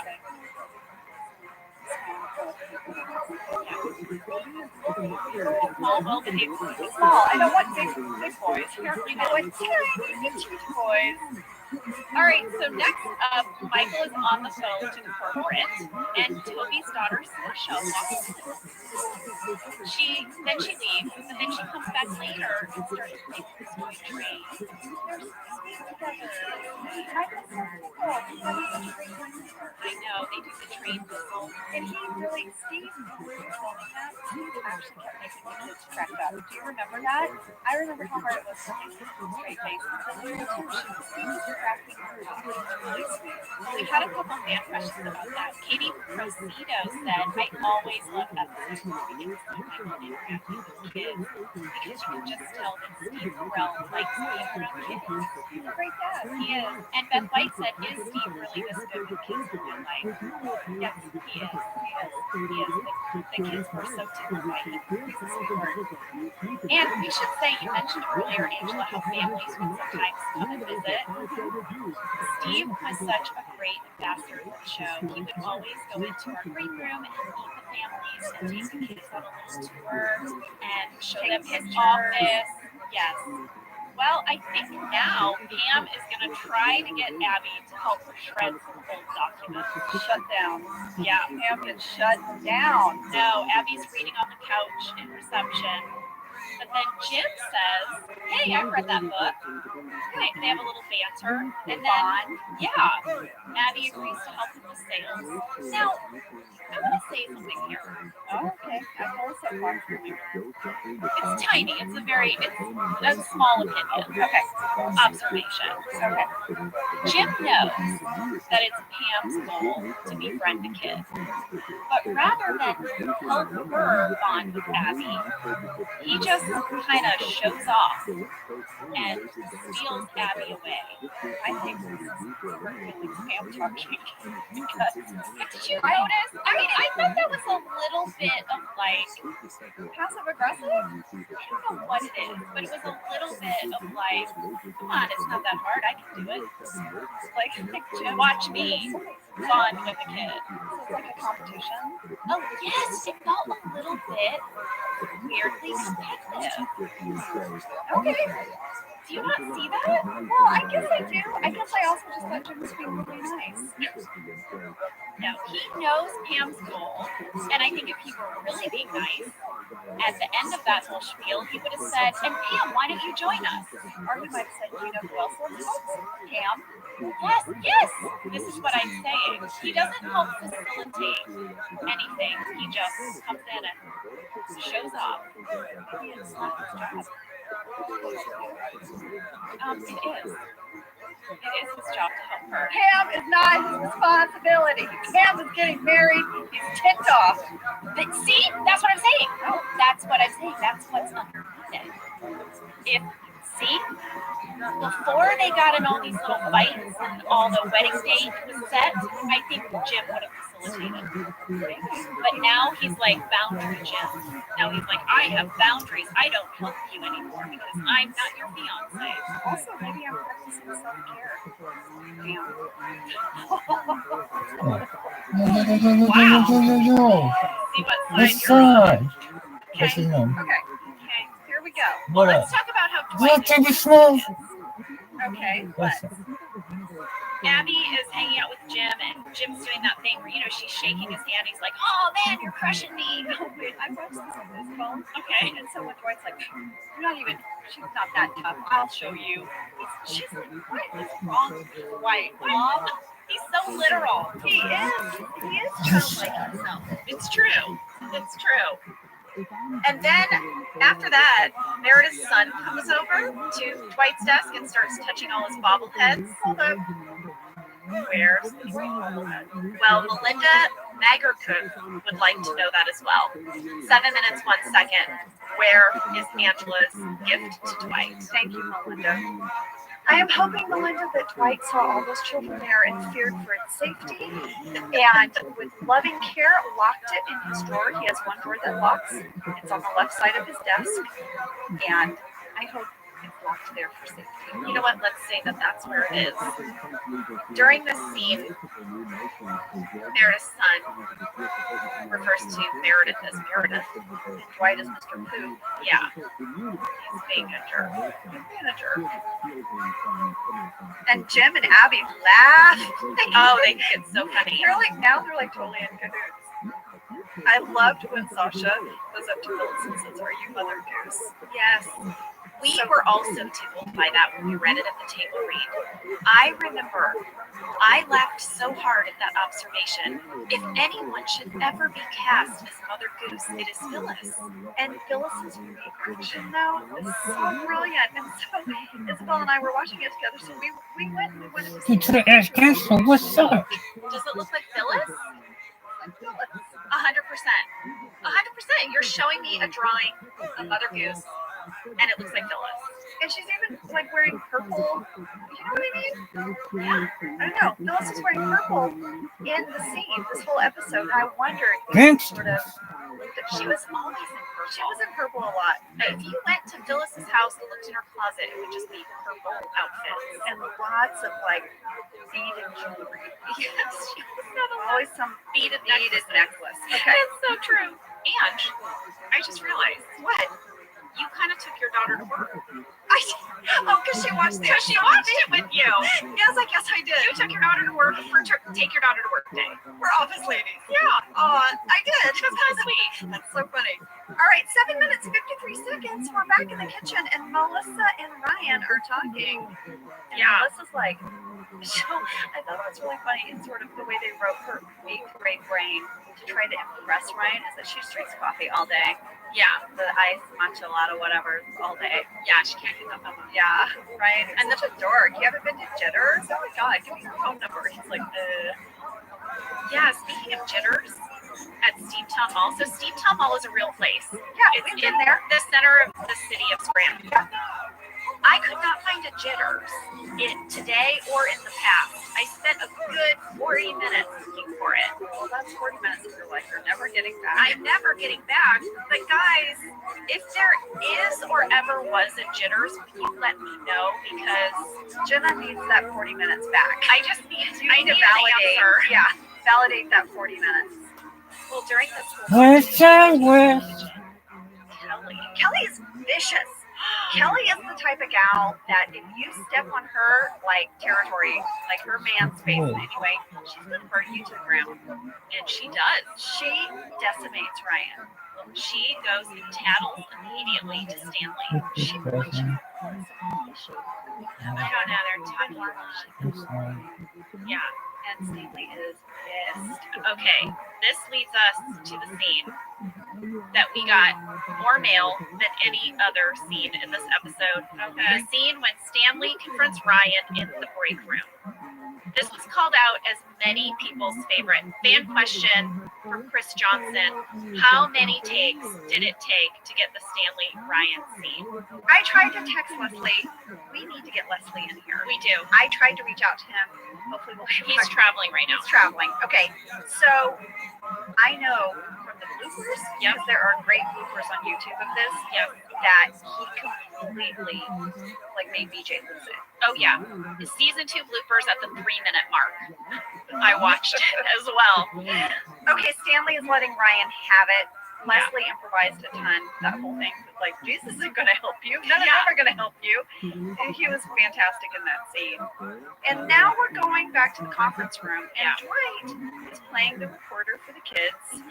And he's got this on the table. He's got corn husks and plates and cups of ribbons and things. Yeah, There's going to be some kind of crafting project. yeah.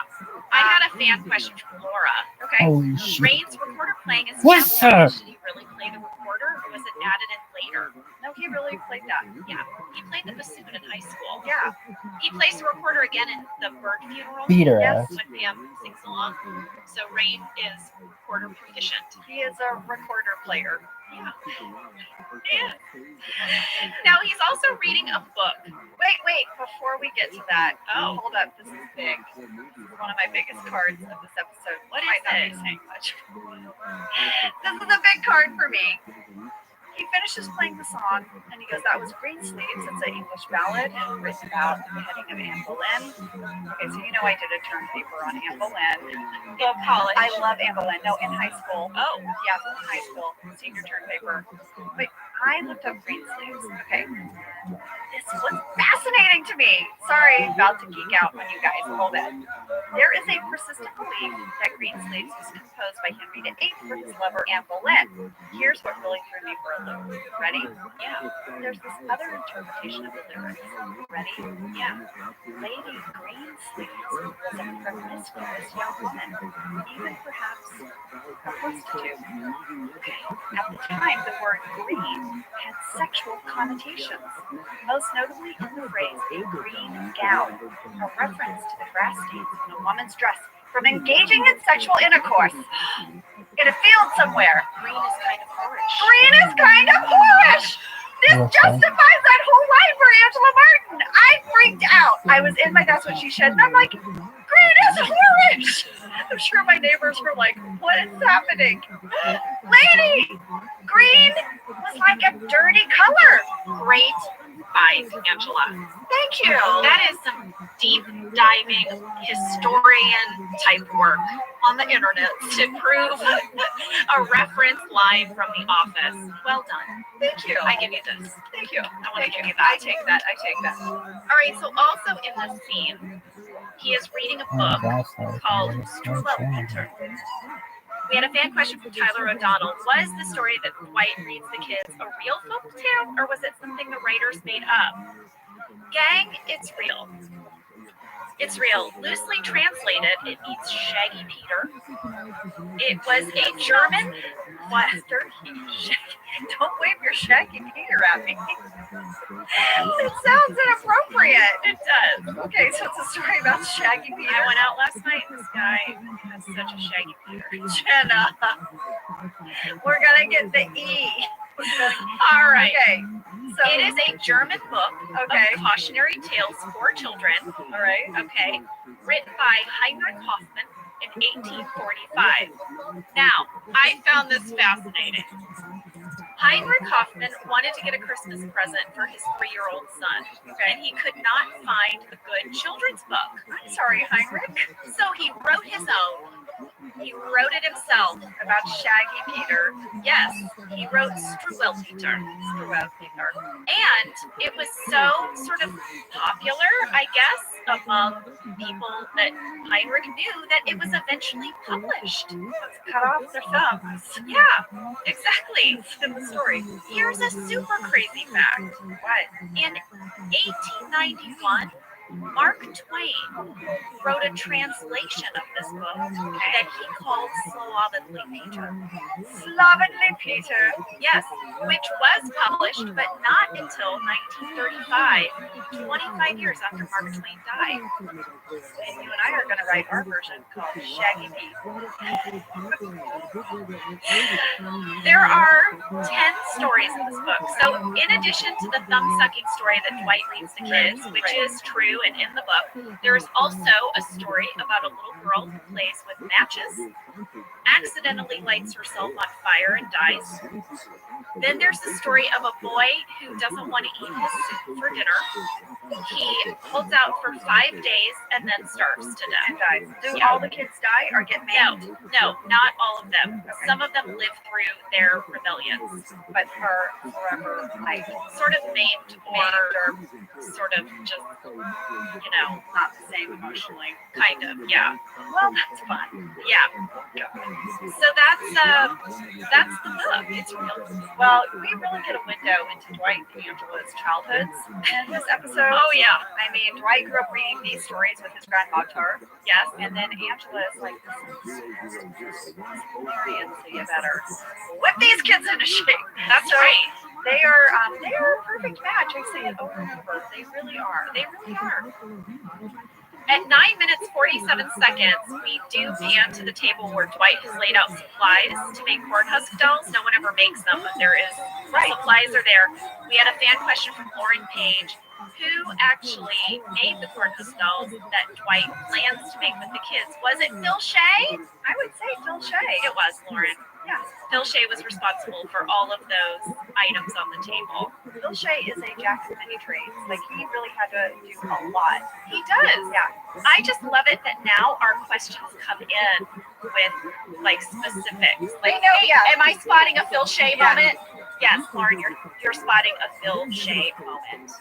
I think we should take a little break. Okay. Because Michael is about to give the kids a tour of the office, and I think that deserves its own space. It's really sweet. It's sweet. Let's take a break. Take a break. Let's talk a little bit about hydration in the new year, particularly about liquid IV. Angela, you turned me on to this, and I'm going to have to give you props. Oh, thanks. It's pretty great. You told me that you use this when you travel to stay better hydrated, and I started doing the same thing. You know, whenever we go on a road trip, it's like I don't want to drink too much water because then I'll have to pee. And then I find myself so dehydrated. So I use this. Well, I like it for hikes. Here's what it is. You get a little packet and you put it in your water, and then you are going to get 3 times the electrolytes of a leading sports drink plus 8 vitamins and nutrients. It's non-GMO and free from gluten, dairy, and soy. It is perfect for daily use before a workout or when you feel run down or after a long night out, Hint, hint. hint, or even on really long flights. Rehydrate yourself for the new year. Grab your Liquid IV Hydration Multiplier sugar-free in bulk nationwide at Costco, or get 20% off your first order when you go to liquidiv.com and use code OfficeLadies at checkout. That's 20% off your first order when you shop Better Hydration today using promo code OfficeLadies at liquidiv.com. All right, we're back. We got some food. There's a bagel bar. Angela's eating an everything bagel with as much butter as I can put on it. Don't judge me. What? Don't judge me. We won't judge you because we can't understand you. I love butter. Okay. Hey, Angela, before we get started, I want to take a moment because I feel like there's something I have to say to you. This is like a, do I need a glass of wine moment? Like, is it that big of a moment, or am I okay Well, with my bagel and butter? You're fine with your bagel and butter. Okay. I feel like it's something that I need to say. I'm saying it reluctantly, yet with enthusiasm. Is it about my hair today? Nope. It's not about your hair. All right, I'm going to say it. I'm going to say it. But once I say it, it's been said. I love Game of Thrones. Yes! Yes! I told you you would! I told you you would. Where are you? What's happened? End of season 1. Spoilers. End of season 1. Oh, Khaleesi. Out of the fire. I mean, Angela, Dragons. when Khaleesi rises out of the fire, I am Khaleesi! First of my name! Mother of dragons! she's got 3 baby dragons on her. Yep. I was like, oh my god, I am Khaleesi with 3 baby dragons, and my dragons are just gonna get bigger. I was like, I'm a woman coming into her own. I'm with you, Khaleesi. Everyone out there who was really, I got a lot of mail and support from people out there who were like, Jenna, you do not need to watch Game of Thrones. You do not need to. We were in it together. I feel like I'm letting some folks down. You told me it was a soap opera, a fantasy soap opera. Well, it is a fantasy little soap bit. opera. A little Angela. bit. I do But it's stand more by than that. that. Well, you know what? I'm just gonna say that I was wrong about it, but I'm gonna stand by the Star Wars. Okay, you know what? I'll take it. I got one. Yeah. I got GOT with you. Yeah. I'm good. I'm in it. I'm in it to win it on GOT. Okay, Michael takes the kids over to Creed, Okay. and he says, "This is Creed. He's in charge of something, right?" And Creed says, "That is correct." I love that delivery. Creed doesn't know what he's in charge of. Creed doesn't know either. No one knows. And then of course Creed is like a showstopper crowd pleaser when he's like, want to see a foot with 4 toes. Yeah. And they're so excited. And Creed is giddy. Creed can't wait to show them. Finally, someone wants to see his 4 toes. I know. But he says, don't worry, like the hair covers up most of it. What it is, Hobbit feet? I guess so. Hobbit, Jenna, Lord of the Rings. I'm not Sorry. going to go there. I know. I'm not going to. Should've That brought it I will. I mean, I might watch a Star Wars one day, but you are not getting me into the Lord of the Rings. That is where I draw the line. All right, so we go into the conference room, and all the kids are in there, and they're eating candy. And this is when Michael tells them that he used to be the star, calls himself the star of a TV show called Bundle Bundle. Here's my question for you, because as I watched this, I kept thinking about this.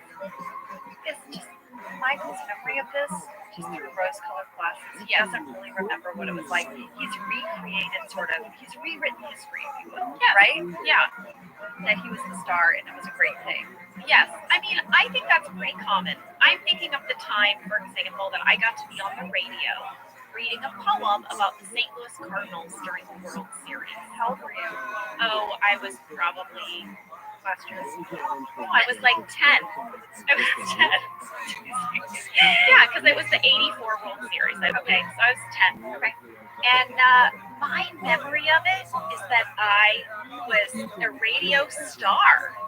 But I'm sure if I heard the audio, it's me like, roses are red, violets are blue. I love the Cardinals, and so do you. Right? Like I was probably not the poetry reader you are now. And who knows what this poem really was, but in my mind, it was such a fabulous poem. It got live on the radio. We all listened. You know, so I think that's what's happened in Michael's brain. He has this childlike nostalgia of what that was. Okay. And Bundle Bundle, if it was anything like the Land of Hatchy-Malachi, was a big deal in Scranton. Yeah.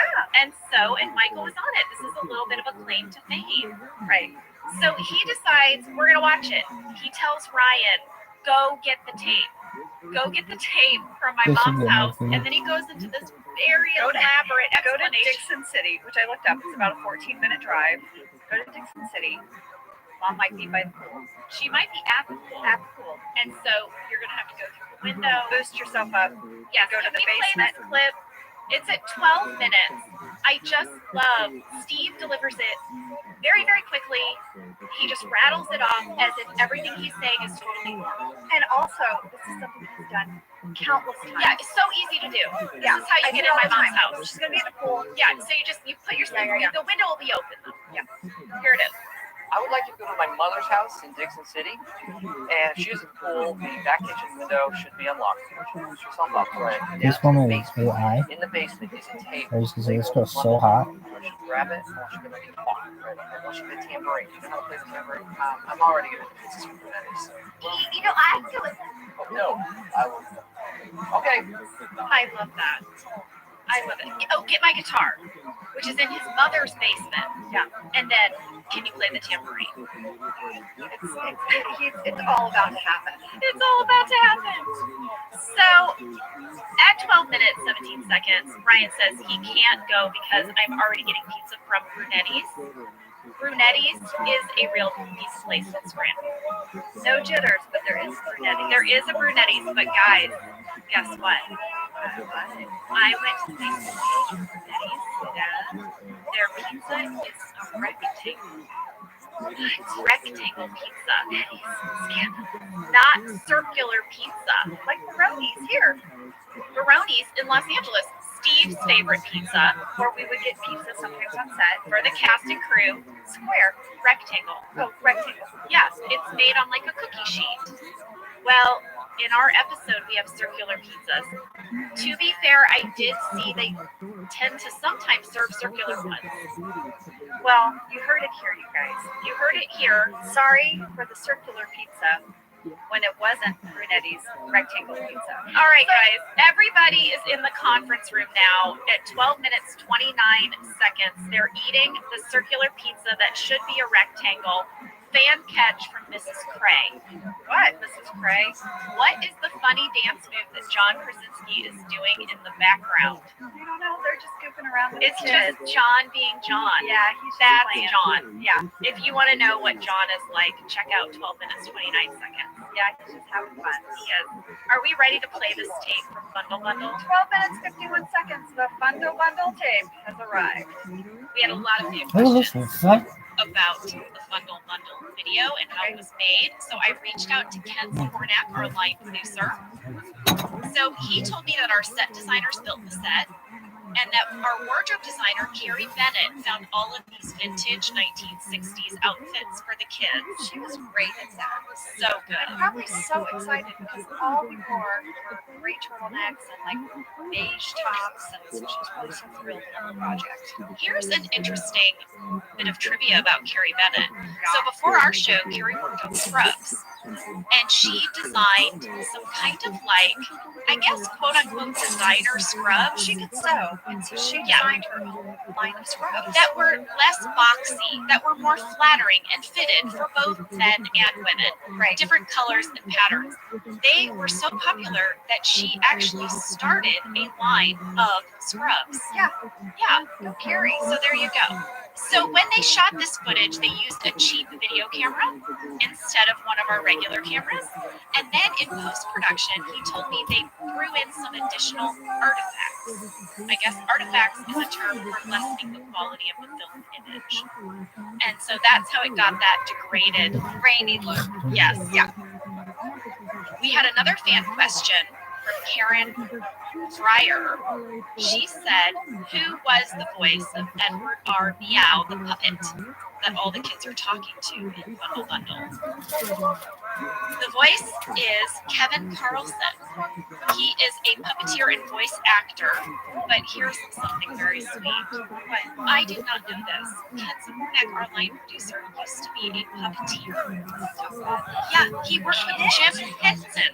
Kent Spornak worked with Jim Henson and Sid and Mary Croft, and he wanted to be Edward R. Meow. And they didn't let him? No, he couldn't do it in the end. He didn't have the time. He couldn't leave his job of line producing to be Edward R. Meow. So he asked his friend, another professional puppeteer, Kevin Carlson, if he would do it. This is that classic thing that I love where you look at someone, you think you know them. You're like, I know you. You're very efficient. Kent's kind of like this high-strung, but like nice and kind when he's getting stuff done. He's got Excel spreadsheets. Yeah, and I'm like, Kent, I know who you are. And you're a freaking puppeteer. Puppeteer. What? Yeah, I did not know. That blew me away when he told me that. I love that. I love it. But here's something. The little blonde kid that gets interviewed by Edward R. Meow, the first kid, that's Ken Spornak's son, Alec. That's so cute. He had to audition for the role, and he got it. He got it. Yeah, he had to audition. Isn't that cute? That's so cute. Should we talk about Chet Montgomery? We should. Chet, he's like a local like celebrity. Yeah. So my hometown is pretty small, you know, in North Texas, and the evening news there is Good Evening Texas, because we're right by the Texas-Oklahoma border. Okay. And the folks that do the news there, the local anchors, I have been in Wichita Falls with like my grandmother or mom, or like at the mall, or going to Luby's. They love Luby's. What's Luby's? Luby's is like, Do they sell earrings? no, it's like, it's my grandparents love to go there for lunch. You get a tray. Oh, it's an eatery. Yeah, you get a tray and you go all the way down. It's like a buffet. Like a cafeteria style Yes, buffet thing? yes. I love that place. Oh, yeah. Like a soup plantation? Kind of, yeah. Luby's. It's called Luby's. It's in the mall. But I remember going there with my grandparents and we saw the local news guy. And they were like, there he is. Oh my God, that's he does the evening news. Oh my God. I'm so excited. This kid who's being interviewed, he's Chet Montgomery. We find out he's the weather guy. Yeah. Right? He's played by Damani Roberts. Here is a crazy thing about Damani Roberts. What? Remember earlier in the talking head when Michael says, I'm Eddie Murphy and Rob, and they're going to make me be Eddie Murphy and Daddy Daycare? Is Damani and Daddy Daycare? Yes. Stop it. Yes. That's amazing. Damani Roberts is also in Daddy Daycare. Fan question from Grace Marvel 5005 and Chris Wolpert, who played Michael as a kid. This was an actor named Jake Callender. Jake Callender. Jake Callender. He sounds like Chet Montgomery. He does. Jake Callender, the evening news. Texan. So when young Michael is interviewed, Did you think young Michael was like young Sheldon? A little bit. oh yeah, I can give you that, right? Yeah, looks a little bit. A little bit. Okay, so he's interviewed. He's interviewed and he's asked what he wants to be when he grows up. We should also remind you guys, he's in a full suit and tie. Yeah. He's a little kid. And he says, I want to be married and have 100 kids so I can have 100 friends and no one can say no to being my friend. That's when I cried. This is when I had to turn off the episode. It hit me so hard. I don't know why. This idea of just this little kid longing for friends and Longing for acceptance. Oh, window into his life. Listen, it was almost too much for me. It was almost too much for me, this sentence about Michael's past. It was just, and I think because then you go to Steve's reaction, and Steve's acting is so good in that moment. It just like, I don't know. I mean, I remember at the time when we shot that after the little Michael says that, it cuts to a shot of the puppet. The puppet can't speak, and he lost it. the puppet is like a game, right? His mouth is open. Do you know that the puppet, they linger on the puppet with its mouth open in silence, like what the heck, right? Yeah. They linger on that puppet for 6 seconds in silence. I mean, seeing a puppet with its mouth agape, being like, what the F is going on? It is funny. It is funny. And when we were shooting this, 6 seconds. we were dying. Yeah. We were dying at the shot of the puppet. And so when I was getting ready, I think, to sit down and watch the scene, all I could remember was how we were crying, laughing at this reaction shot of the puppet. But then I just saw this whole other side of how not funny that was. Well, we were And how looking at sad the it was. puppet. We weren't looking at Steve at that moment. Yeah. So we missed that moment for Yes. Michael. We needed to watch it as an episode. Yeah, so As an audience. Yeah. yeah. I just was, anyway. Well, the kids start peppering Michael with questions, right? Yeah, saying, well, did you get married? Do you have kids? Do you have a girlfriend? And then the little girl says, I guess you didn't get to be what you wanted to be. And it is soul crushing. And I was watching this with as well, as 11. And she turned to me, she goes, Mom, what is time? It's so much. So she's like, this is really awkward.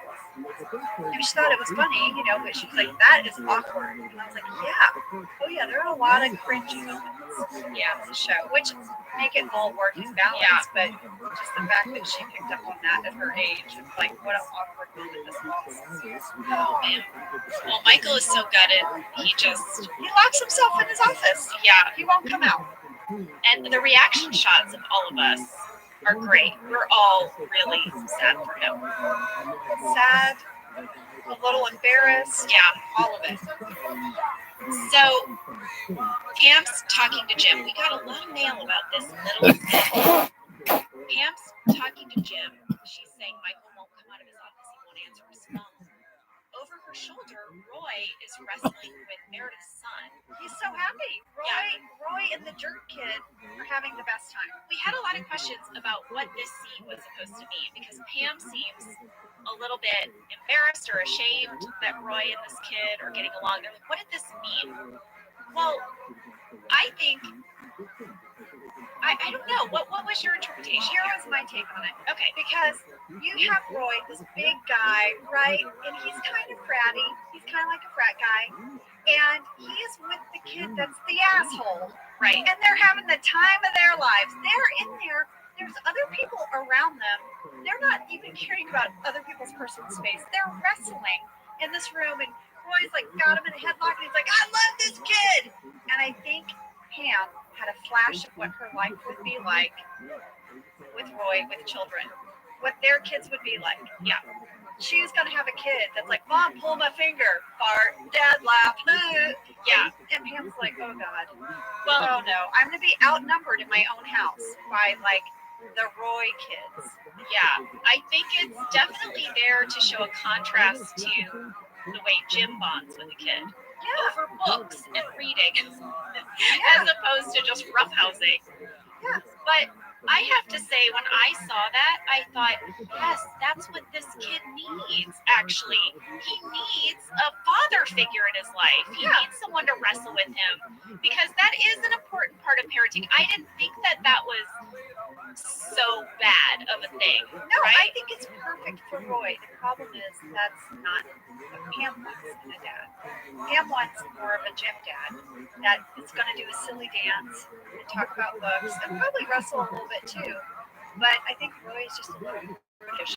Absolutely what Meredith's son needs. I mean, he needs a big guy to like grab him and be like, hey, Yeah. you know, pay attention.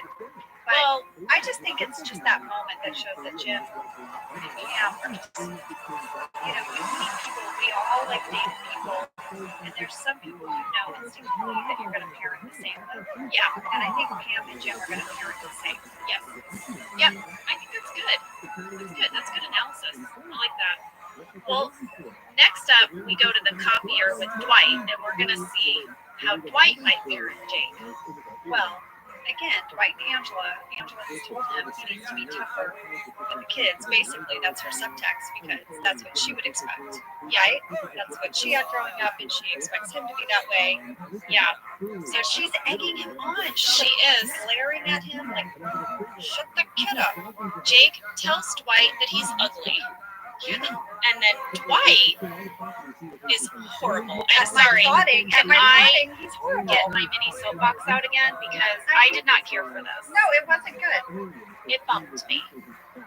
I didn't like that Dwight told a child, like that Dwight insulted a child the way he did. I didn't. I think we're meant as an audience to be like, yeah, you give it to the jerk kid. But I didn't like it. I don't think we're meant to do that. You don't think? I think like there's part of you that's like glad that this kid is like at least put in his place a little bit, although done completely inappropriately. But I think what I took away from it is like, Dwight is a kid. We have these are two kids in one conversation. I mean, Isabel watched it with me and she's like, oh, Mom, Dwight. I said, I know, he's just a kid. Well, it all just made me super sad for Jake. Oh, well, Jake is doomed. That's what I felt like. He's Meredith's kid and he's doomed.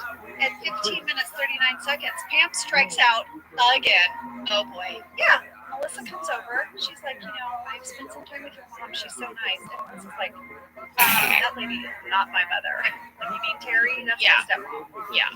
So now she's like 0 for 2, right? Oh yeah. Pam's not doing great until Jake comes over.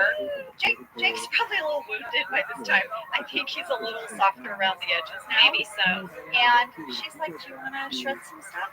Your shredder. My shredder, Your 17 minutes, 50 seconds, everyone. Your shredder that you said we never use. And people were like, oh, I'm getting to my keyboard. Yes. Boy, we got a lot of mail after I said that early on.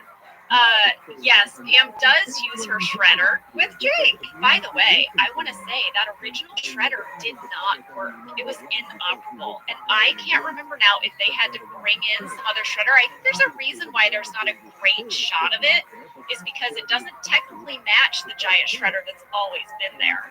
I will say also, in our early years on set, I know we were on a tight budget, right? We were the show that was almost going to get canceled. We were like, it was sort of shoestring budget. And a lot of our appliances in the office, if you look really closely, are old used appliances that they would take from like Prop Warehouse or other shows. Oh, the copier didn't work at first. And then they wrote that someone uses the copier and they're like, whoa, hold up. It doesn't We need work. a copier. We were just, that was just decoration. We're planning on using that. And And that shredder looked like something from the Dharma Initiative. Well, you remember that copier used to often not work right. Do you remember that? We were always All the fixing time. that copier. All the time. But then when I worked in offices, we were always fixing our copiers. So maybe it worked just as it was meant to work, or as good as any copier I've ever used. All right. All right, so now Toby goes into Michael's office and he's returning the toys that Sasha took. And Toby asks Michael if he's okay. And Michael says, well, you have to ask me that because you're head of HR. And Toby's like, it's true. But how are you?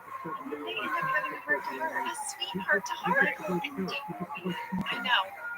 But of course, then Michael asks if Sasha has a godfather. And Toby's like, she does. Toby actually cuts him off. Yeah. So he's like, hey, does Sasha have a godfather? Because He does. She does. Yeah, she does. Right. Yeah. But Michael decides he's feeling a little better. He's going to sign up for an online dating service. He's gonna get out there. He is. He's going to try to make little Michael Scott's dream come true. That's Get right. married and have his 100 kids. And he wants the ladies out there to know how serious he is about having a family and his love of children. So he makes his username Little Kid Lover. Yeah, he's going to do it. Oh boy. All right, so now, huge bombshell. Abby is leaving with Kevin, and she wants to invite Jim over for dinner. Very sweet. He has plans. He has plans. What plans? Kevin says. You never have plans. Guess what, guys? Jim has a date. With who? Is this maybe Brenda? Is Brenda back? Fan question Laura Dini would like to know. Who is Jim going on a date with? Brenda? Is he lying? No, he has a date. He has a date. I think he does. No, he for sure has a date. Yeah. So then we get to the last scene of the episode. This is the second time I cried in this episode. When they were singing. Yeah. Dwight is playing a guitar. The first one. Why did you cry in this one? I don't know. This song really gets to me. Teach your children. Michael is singing. Crosby, Stills, and Nash. Yeah, I And Young, love. I guess. I love how Steve does this. He went for it. He went for it. His very weird, High falsetto. Yeah. Yeah. And during this scene, Jim and Pam have a little banter. This was a real kick in the nuts for Pam. This was a tough one. Jim says, "Why does he have a guitar and he never plays it?" They're doing their thing. They kind of flirt and chitty chat in the corner. Exactly. They're commenting on what's happening. But then they kind of giggle, and Pam looks away, and she turns back, and she's like, "My theory is." And then your little adjustment after realizing you were talking about one. Yeah. So great. You kind of feel her like, oh, okay. So at 19 minutes, 1 second, we sort of start this montage, right? Jim is leaving. Yeah. And you see this really sweet thing with Michael and Sasha. Like he's kind of helping, I think, get her in Toby's car. And then you end this Dwight talking head. Yeah. It's so good. What? Okay, I have a question. Yeah. Where's that photo from? I found out. Good. I was hoping you would. Yeah, so during this talking head, Dwight is kind of explaining the value of children in the Schrute ancestry. And there is this photo, this black and white photo of a family, a seemingly kind of impoverished family. Impoverished family. Well, Dwight says that they would have a lot of children so they could work the fields, which, you know, is not a real stretch because my mom grew up in rural Texas on a farm, and she had their 12 siblings. Yeah, They all worked the farm. I think that was a thing. yeah, that was a thing. Yeah. Life on the prairie, Little House on the Prairie. We learned that from Little House on the Prairie. Not really, but That family had a lot of kids, and they all worked that field and farm. they had like 4. I think they had more than that. 5. I feel like it was upwards of 7. What? Mary, Half pint. yeah. The baby, who I think died on Christmas Eve, fever. There were some boys. One boy. Maybe there were only 4 or 5. I don't know. They all worked in the farm now. Anyway, Dwight also says that they sometimes ate the weakest person in times of real hardship. But not a kid. We didn't eat the babies. But the way he says it means like maybe sometimes they did. No, he said, I'm kidding. We never ate the children. It never came to that. Right. But if it did, they were, yeah. All right. Well, at 20 minutes, 17 seconds, there is a shot of this photo. And in the Booze Cruise podcast, we mentioned that Rain did bring in a number of photos of his real family. Is this one? No, it's not. There was a real photo of his family in the vending machine in the cold open of Booze Cruise, but this was not Rain's real family. Kent told me that they just found it on Getty Images. It's a stock photo. They just licensed it, and it became the lore of Dwight's family. Right there. Just a picture. There you go. It's somebody's family. It's someone's family. Maybe someone will write in and say, hey, those are my ancestors. Those are my ancestors. A Getty image photographer came to a reunion in 1814. Yeah, anyway. All right, well, there you go. That's all right, you guys. Let's take your daughter to work day. If you have any questions, if we left anything out, write us in, and we will see you next week. We will, I think, for Michael's birthday. Michael's birthday! Yeah, the ice skating rink. Oh, I have good photos from that one. I have good stories. Thank you for listening to Office Ladies. Office Ladies is produced by Earwolf, Jenna Fisher, and Angela Kinsey. Our producer is Cody Fisher. Our sound engineer is Sam Kiefer. And our theme song is Rubber Tree by Creed Bradley. For ad-free versions of the show and our bonus episodes Candy Bag, go to StitcherPremium.com. For a free 1-month trial of Stitcher Premium, use code OFFICE.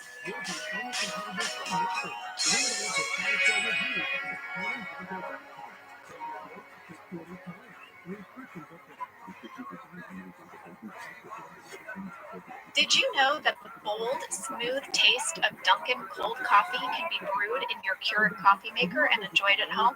You heard that right.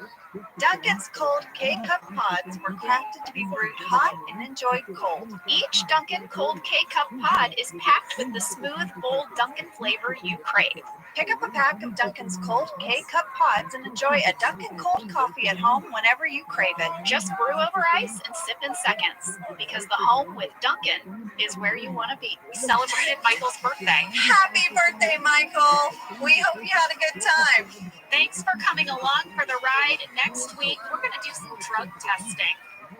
Dwight, why is your urine green? We'll find out. Thank you for listening to Office Ladies. Office Ladies is produced by Earwolf, Jenna Fisher, and Angela Kinsey. Our producer is Cody Fisher. Our sound engineer is Sam Kiefer. And our theme song is Rubber Tree by Creed Bradley. For ad-free versions of the show and our bonus episodes Candy Bag, go to StitcherPremium.com. For a free 1-month trial of Stitcher Premium, use code OFFICE.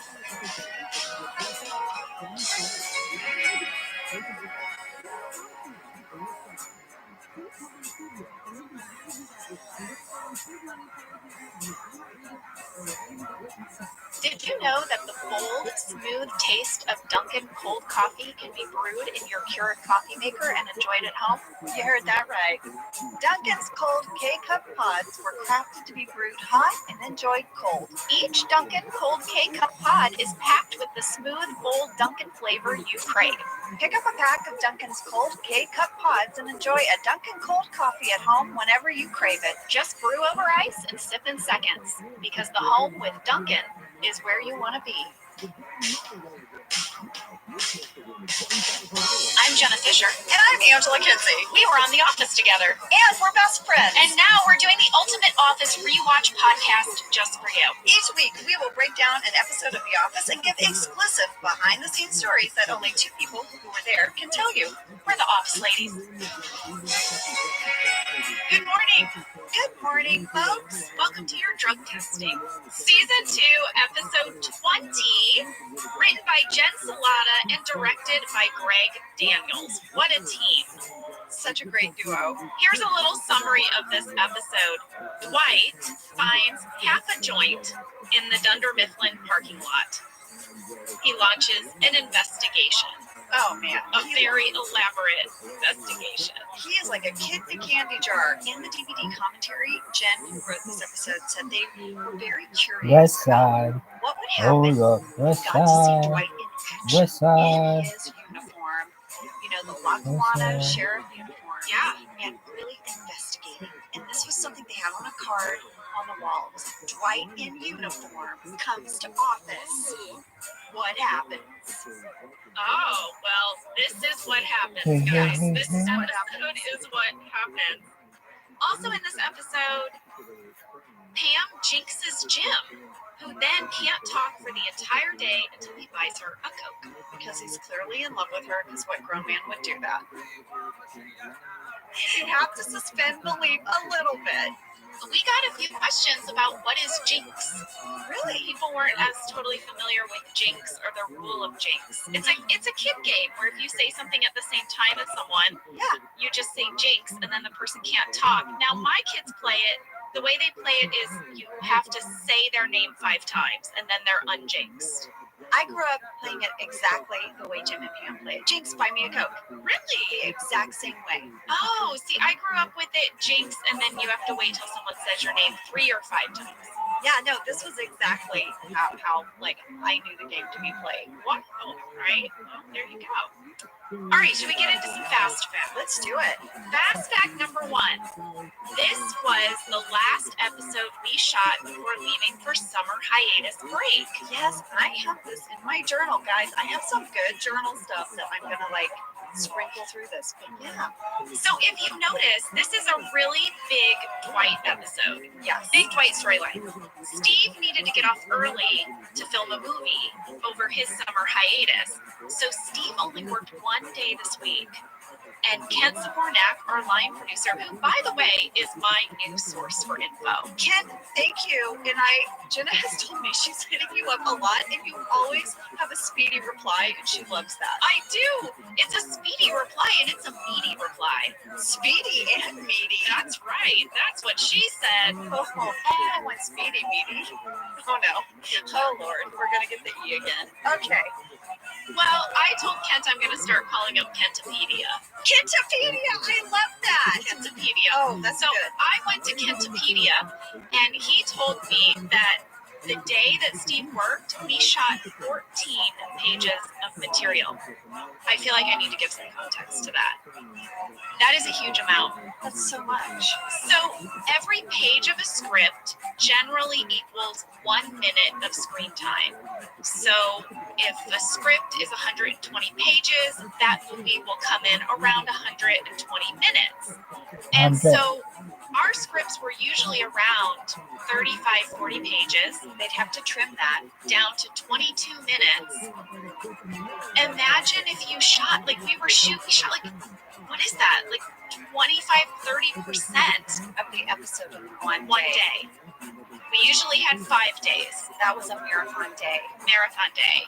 Well, I wrote in my journal that this was our last episode of the season, and we were all sort of giddy, and that the accounting department, me, Brian, and Oscar, the fake accounting department, you guys, we chipped in and got a coffee cart that came to the set. Oh, And we were really excited, and we made a sign and everything, because we would do this at the end of the season. Cast members would get together and give gifts to the cast and crew. And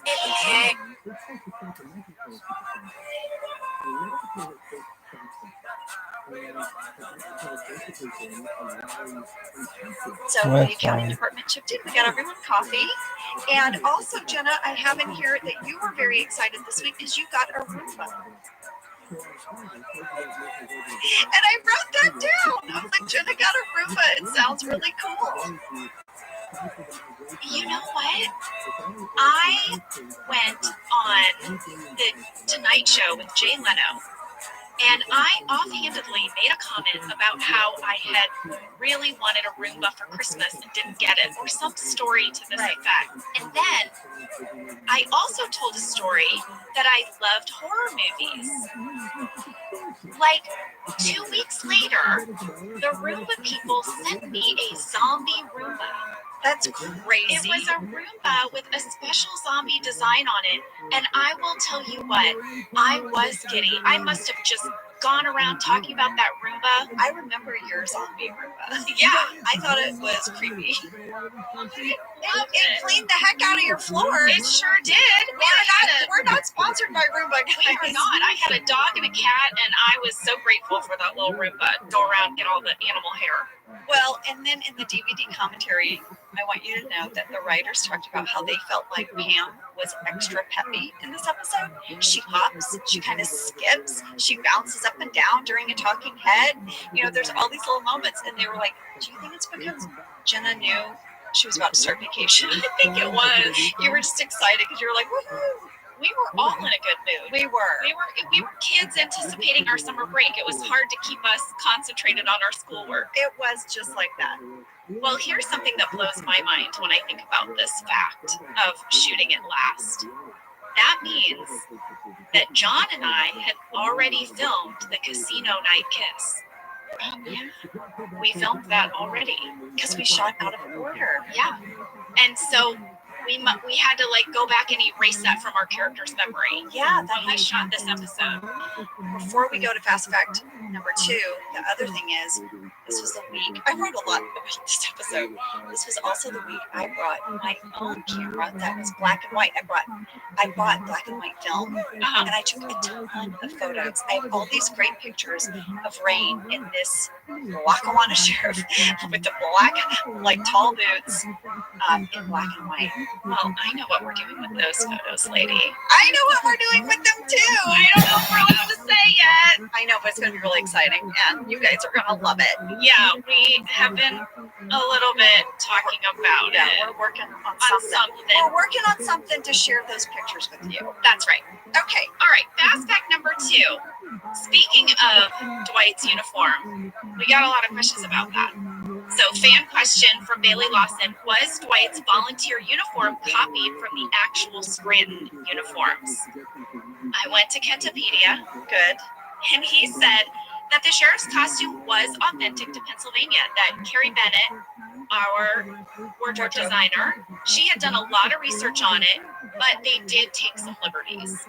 The hat and the boots, those were generally worn by the Pennsylvania state troopers. The Pennsylvania sheriffs wore different hat and shoes. But we thought, I wanted to give Dwight that power. In the DVD commentary, Jen talks about her love of this hat. She loved him in this hat so much, her and Greg both did, that they kept wanting him to wear it. So you'll see in the episode, there'll be scenes without him in the hat and scenes with him in the hat. And then they also told hair and makeup when he would take the hat off, they would go try to fix his hair. And they're like, no, he needs to look like he has hat head. Yeah. So if you look at Dwight's hair in this, it's kind of smushed down because they wanted it to look like he had just taken his hat off. I love that detail about our show. I do too. And Rain in the DVD commentary said he noticed a difference in how the ladies acted around him this week in this uniform. He said all the ladies acted a little differently. I have to get him in here to give us more details on that. All right, so fast fact number 3 is not about this episode. It's not about Game of Thrones either. I just want to say that. Okay. This is inspired by some fan mail that we got. It made me want to speak about the Michael Scotts of the world. I have no idea where you're going. Okay. I'm here for it. Well, I got this letter. I Jinxed M33. Okay. Wrote in to say, trivia. There was a character on Young and the Restless named Michael Scott.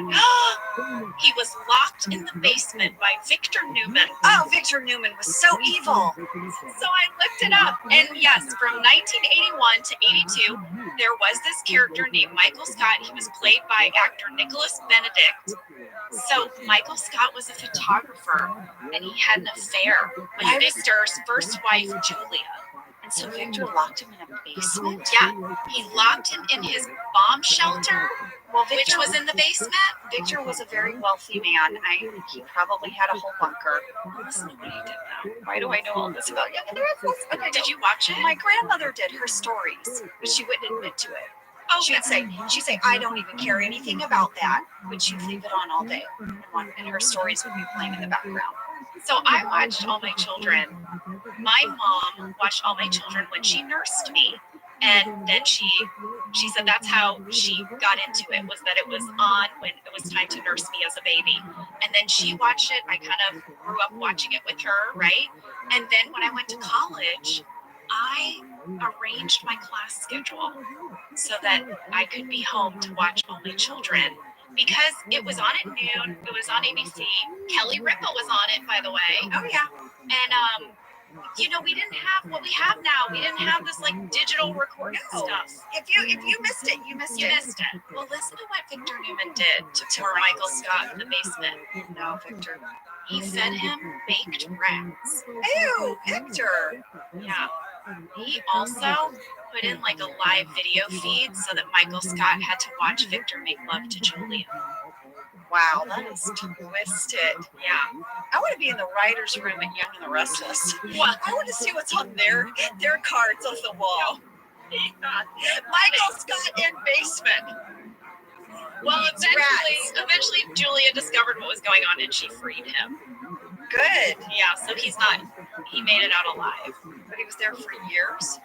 Yeah. Wow. Okay, so next, Michael Scott. Remember that bobblehead that was in the vending machine at the beginning of Booze Cruise? In the cold open, we talked about it. Okay. Because is this when they put all of Dwight's things in the vending machine? This is the prank. Yes. Jim's prank on Dwight. Yes. Got it. And you mentioned, I think there's a Phillies bobblehead in there. There's a Phillies baseball player in there. Yeah. Well, Jake Lauer and Penguins Lovely wrote in to say the bobblehead in the vending machine is a baseball player named Mike Lieberthal. But get this, his name is Michael Scott No. Lieberthal. No. Michael Scott. I even looked that up. I didn't come across the middle name. Yeah. Wow. Another Michael Scott. All right, here's my last Michael Scott for you. Okay. There's a famous Irish writer named Michael Scott. And he writes science fiction. Angela, you'd like him. Fantasy, horror. He's written over 100 books, and he's maybe most famous for this series called The Secrets of the Immortal Nicholas Flannel. But in all my reading about him, I am pretty sure his life has been made completely miserable by the character of Michael Scott. Well, yeah. Because he's like this accomplished novelist who was very famous, and then when this man was like around 60 or 65 years old, a television show called The Office came around and turned his name into a joke. So we're very sorry, Irish writer Michael Scott. But I hope now people go check out your books. Yeah, well, there we go. I needed to give them a plug. They were at the top of the New York Times bestseller list and all. So. Oh, I want to check them out. Yeah, it's I good probably stuff. love them. Yeah.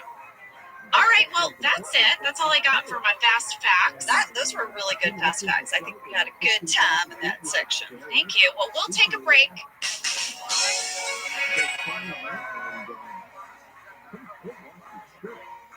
Whether your resolution is to save money, eat better, or stress less, HelloFresh is here to help you do all three. Yes, you guys, I love HelloFresh. Jen and I both love it. I swear to You God. know why we love it. Is And this guess the what I made fucking the other night? What? shepherd's It pie? was so delicious. I made their pub-style shepherd's pie. I've made it. Yes, it's so good. White cheddar and then thyme mashed potatoes. I know it very well. It's a family favorite. Well, you know, Josh normally makes dinner, so this was my turn, and I made this, Josh is a and pussy. he loved it, and I was so Yeah, happy. I was yeah. like, I made a shepherd's pie. I'd never made one before. It's so good. Everyone, you can say hello to your most delicious year yet with fresh ingredients, chef-crafted recipes, all at a price you'll like, delivered right to your door. Go to hellofresh.com/officeladiesfree and use code officeladiesfree for free breakfast for life. One breakfast item per box while subscription is active. That's free breakfast for life at hellofresh.com/officeladiesfree with code officeladiesfree. HelloFresh, America's #1 meal kit. All right, let's get into this episode, Jenna. I have something right away at 43 seconds. Dwight starts his interrogation. Yeah. First one up is Kevin. Yeah. And he says, here are the symptoms of marijuana use. Tell me if any of these remind you of someone. Number 1, slow moving. 2, inattentive. 3, dull. 4, constantly snacking. 5, shows a lack of motivation. Kevin responds, hey. Yeah. There is a blooper that I had never seen. I watched a lot of these bloopers now, right? Yeah. And there's sort of different compilations of them Yeah. on YouTube. I don't know how I missed it. There is a blooper where Kevin is talking to you at front reception, and he goes, "You said I was dull, and you can't get through it." You keep laughing. I could not do Kevin's scenes. Brian made me laugh so hard all the time. You had no lines. No. All he said was, he said I was dull, and you couldn't even look at him. I remember that. I remember shooting that. Yeah. Because I don't think we got it. I think the reason it's not in the episode is we never got a take of it. I couldn't do it. I mean, I don't doubt it. Like, that happens sometimes. Sometimes they were like, you know what? It's a wash. Never mind. Just leave We it have alone. enough. And then Dwight in a talking head right after says, I like the people I work with the exception of 4. 4 people. Yeah. Where are those 4 people? We got a lot of mail about that. Oh yeah. Well, what'd you find? I don't know. People wanted us to name the 4 people that we think are the 4 people, with the exception of 4 people. Who do you think? Who do I think he does like or doesn't like? No, he says he likes everyone with the exception of 4 people. Who do I think he doesn't like? Jim. I think he doesn't like Jim. Oh, Jim is number 1 on the list for me. I think he doesn't like Creed. I would say Toby just because Michael doesn't like Michael Toby. hates Toby and Dwight loves Michael. He might. Well, he likes Pam. You know. Yeah, He's got a soft spot for Pam. I think he thinks Pam's decent. Maybe Ryan and Kelly. Maybe Ryan the temp because he's competition to him. And then maybe because he's competitive, maybe one of the other sales reps. I don't know. Yeah. All right. There We you go. don't know them. We don't know who the 4 people are. They were never written down. That's one of those fun little things that we just give you to think about. Yeah, The writers. you tell us who you think. Yeah. So now we're in the kitchen, and Jim does an impression of Stanley, Yes. followed by a Pam talking head doing an impression of Phyllis. Tina Kakalik, Michaela Maroney, and Katie Coles all asked this question. Did the writers know that John could do impressions of Stanley ahead of time, or did they just write it and hope he could do it? Guys, John Krasinski's impressions were known and legendary. Guys, we were like 20 episodes in by now, and we were all hanging out a lot. And in between scenes, or when we were killing time and goofing off, John would do these impressions, and we loved them. John could be one of those Saturday Night Live people who does impressions of people. Like, he is an amazing mimic. The Yes. writers knew. The writers knew. It's on the DVD commentary too. They talk about it, about how great he is with impressions. I am horrible at impressions. You made me laugh really hard with your Phyllis impression. And then here's something I thought was so clever: is your talking head is by the kitchen door that has a window, and over your shoulder you can see Phyllis and Jim. Yeah, Which is, Pam has some interesting talking heads location-wise in this episode. I agree. Yeah, that was planned. Yeah. They wanted you to see them in the background. Yeah. Yeah, instead of in the chair Yeah. where I normally sit. But if you watch the deleted scenes, you can see John doing impressions of more people.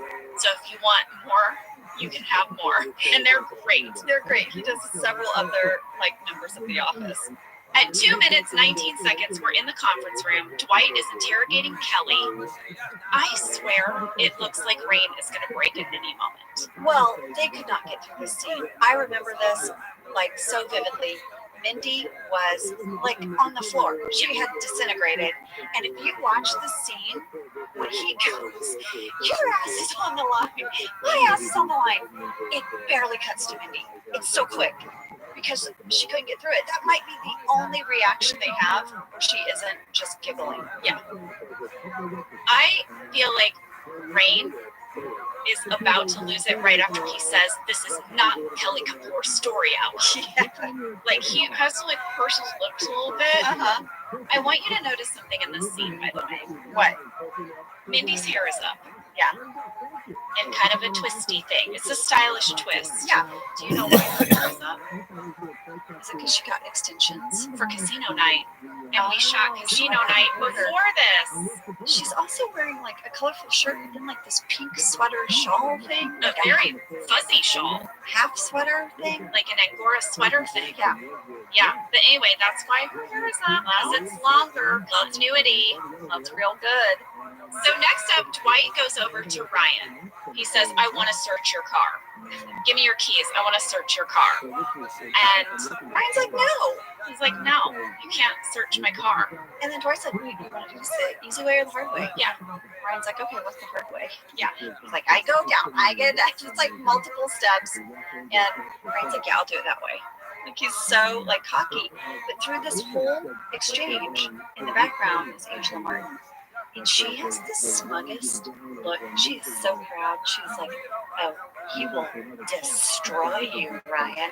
She's so like turned on by Dwight being this dude. I have from Robbie Austin. Uh-huh.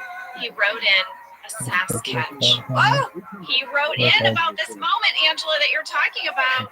He said, "I saw the unspoken Angela sass when Dwight was talking to Ryan about his car keys." there's a lot of Angela sass, but it's kind of, guys, like, I don't know, like seductive sass. Oh, It's a little. she's so aroused by his displays of authority. Oh my gosh. I know. I watched this with my daughter and she's like, "Mom." She's like, "Why are you looking at him like that?" I was like, "Oh, honey, fast forward." Okay, I noticed something else in this scene with Ryan and Dwight. What? On Ryan's desk, he has a framed photo on his desk. And here's the thing, it's a very decorative frame. It's like a ceramic painted frame. It almost looks like a decorative ceramic tile. Like someone, is it like someone handmade it? Kind of, right? And then it's a photo of just one person dressed for winter. And I zoomed in and it kind of looks like it's a photo of BJ. Like he has a photo of himself on his desk. That is hilarious. I just found it very interesting because the character of Ryan always seems like he has like one foot out the door, but he did take the time to put this treasured frame with a photo of maybe himself on his desk. He decorated his desk. Well, I thought that was telling. here's my backstory that has nothing to support it, you guys. This is my Made up backstory. in your head. My made up in my head backstory is that Kelly gave him that frame. Kelly made that frame. That's a photo she took of him partly against his will. And she put it in a frame and she gave it to him as a gift and she decorated his desk because she has decided they're boyfriend-girlfriend. Ooh, I like that backstory. That's my backstory. I like that. And if he takes it down, she's like, "Why did you take down my frame?" Yeah, that was such a fun night. Remember that was the night that you gave me a ride? Remember? I like this story. So next, Michael comes out of his office. He walks over and he tells Dwight to take a chill pill. Take a chill pill. Chill out. He just mocks the investigation. Well, he calls him a narc. Yeah. And Dwight says, "Thank you. That is a compliment." I have a card at 3 minutes, 58 seconds. Michael does this whole riff, right, about being stoned, but he clearly doesn't know what he's talking about. He's like, "Smoke my doobies. Yeah, doobies with my brother. Peace out, Seacrest." And guys, do you remember when Ryan Seacrest hosted American Idol and he would end American Idol by saying, "Peace out, Seacrest." Or Seacrest out. He'd say Seacrest out. I don't remember that. I so remember that. I had friends that would say it, "Seacrest out." Like when they were leaving a party, they'd be like, "Seacrest out." I'm like, all right, dork. Does he say that anymore? He doesn't. I don't know. But I looked up Seacrest out, and what was hilarious to me is the first thing that comes up is Michael Scott. Really? Yeah, "Peace out, Seacrest." And then if you scroll down, it will say Ryan Seacrest used to sing this on American Idol. We totally grabbed that We piece grabbed of pop it. We culture. grabbed it. Seacrest out. At 4 minutes, 8 seconds, I think it's always there. but I really noticed it in this episode. There's a shot of Michael talking to Jim, and the camera is situated such that you can see the couch in the reception area. Okay, there's a lamp next to the couch. Yeah, hung on the wall, but behind the lamp is a plaque. Who would hang something behind a lamp on a plaque? Oh yeah, that's What is that plaque? I don't know, but I've seen it too, and it's like it's just the most misplaced. Check it out. 4 minutes, 8 seconds. I think it's always there, but it really stood out to me today. I don't know. Okay, up next, Dwight is going to interrogate Oscar. Oh, I loved this scene. Yeah, I mean, Oscar visited his grandma when he was like 5. Yeah. Now he's like maybe potential drug mule. Right? That's what Dwight thinks. Have you ever pooped a balloon? That's what he asks Oscar. Oscar just leaves. I know for a fact Rain had to have lost it on that line. Yeah. I know it. There's a little bit of B-roll of Oscar over in accounting that is sort of leads into this scene in the conference room. And at 4 minutes, 23 seconds, there's a shot of Oscar sitting at his desk on the phone, and Angela, the dog poster, is still on the partition. I saw that too. It's still there. They didn't take it I down. didn't take it down. When will they take it down? Should we track it? Yeah, let's track it. Add it to the track it list. Also, at 4 minutes, 58 seconds, when Oscar leaves the conference room after being interrogated, Jim is not at his desk in the background. I think John Krasinski got out of some background work. So now Dwight is, we have some footage of Dwight recreating the crime scene in the parking lot. He's pretending to smoke the joint, throw it on the ground. Where would it land if he threw it on the ground? You know what he needs? Some tiny orange cones. Yeah. Now, when I watched that, I was like, at what point did Dwight not consider the warehouse? Or anyone else in the building? No, he only interrogates Dunder Mifflin employees. Yeah. Is that because it was by a Dunder Mifflin employee's car, maybe? This is like a shared parking lot. Yeah. So I was like, Dwight, I'm questioning your investigation. We also have visitors come to the office park. Yeah. Right? I don't know. Interesting. So then, just amazing. Dwight interviews Phyllis. I want more Dwight Phyllis scenes. I wish there were more because I love her reactions. She is so funny, and She's so funny. Phyllis, you're so funny in this. Dwight shows her a picture of some marijuana, and he says, "Do you know what this is?" And she says, "It's marijuana." And he says, "How do you know that?" And she says, "Because it's labeled." Yeah, because it's labeled, and he's so ticked off. Well, he's furious, right, that it's labeled marijuana. So there's a deleted scene, you guys, that Phyllis leaves the office, and she has some attitude towards Stanley. And she's like, he just asks you what marijuana is, and then he's like, and she's like, you're welcome. Like, she just gave him intel. Yeah. But then my favorite deleted scene of all of them, you have to watch one, is Dwight comes out and goes, Stanley, you're next. And Stanley just takes a sip of his coffee and doesn't even look at Dwight. He's like, Stanley! And he just drinks his coffee. He doesn't get up. He doesn't say a word. And then he's like, okay, fine, Creed. Like, Stanley's just not having it. Stanley's not budging. Yeah, just drinks his coffee. Doesn't even look at him. Doesn't care. Oh my God, it was brilliant. 0 Fs, as the kids say. Well, then Dwight does interview Creed, and he shows him the same photo. He's cut off the label. Yeah. And Creed says, that is Northern Lights cannabis indica. And Dwight's like, no, it's marijuana.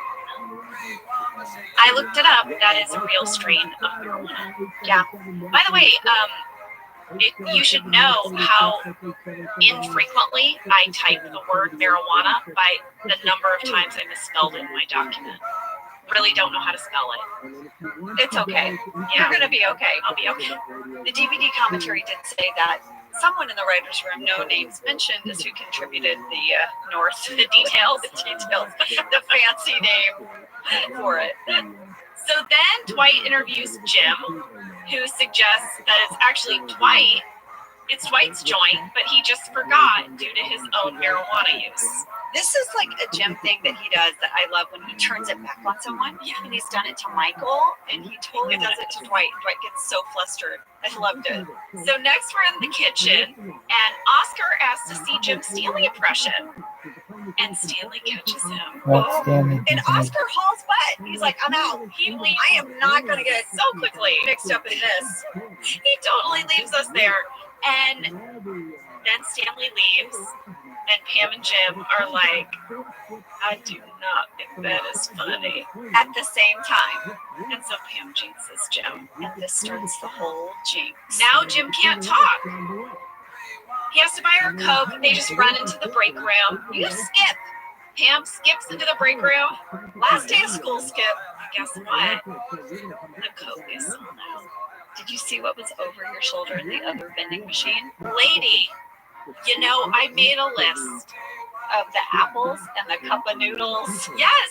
Well, I'll tell you, my daughter's soccer team made the playoffs. It's very exciting. And we went to this new soccer field, and there was a concession stand, and they had cup of noodles. And my daughter was like, what is that? I was like, oh, honey, you just add hot water and there's noodles. She was like, what? And she was like, that's amazing. And then all the girls on the soccer team wanted cup of noodles. So, and they loved it. They loved like, cup of she was noodles. like, Mom, this is so smart. Well, the thing that's crazy to me is that they have cup of noodles in there, but then they also have something called pot-o soup. I don't know, pot-o soup. What's happening? I don't think it's real. I looked it up, and I think that's a fake soup label that Phil Shea made. I'm pretty convinced. But also, something you should know, the apples and oranges that are all on the top shelf, those are all plastic. Oh, yeah. Those aren't real. If you look at them real close, they're shiny. Yeah, they lived there for years. Yeah. Oh, guys, it's 7 minutes, 8 seconds. Dwight is now going to interrogate Angela. He says, look, I know you're innocent, but I have to make it look real. And then he yells at her, and she gives him Again. this weird, oh, yeah, baby. Smile like yells. Angela likes displays of authority. I think she's all about that uniform. I think she's like, yeah, baby. A man in uniform. Put on those tall black boots and stomp around.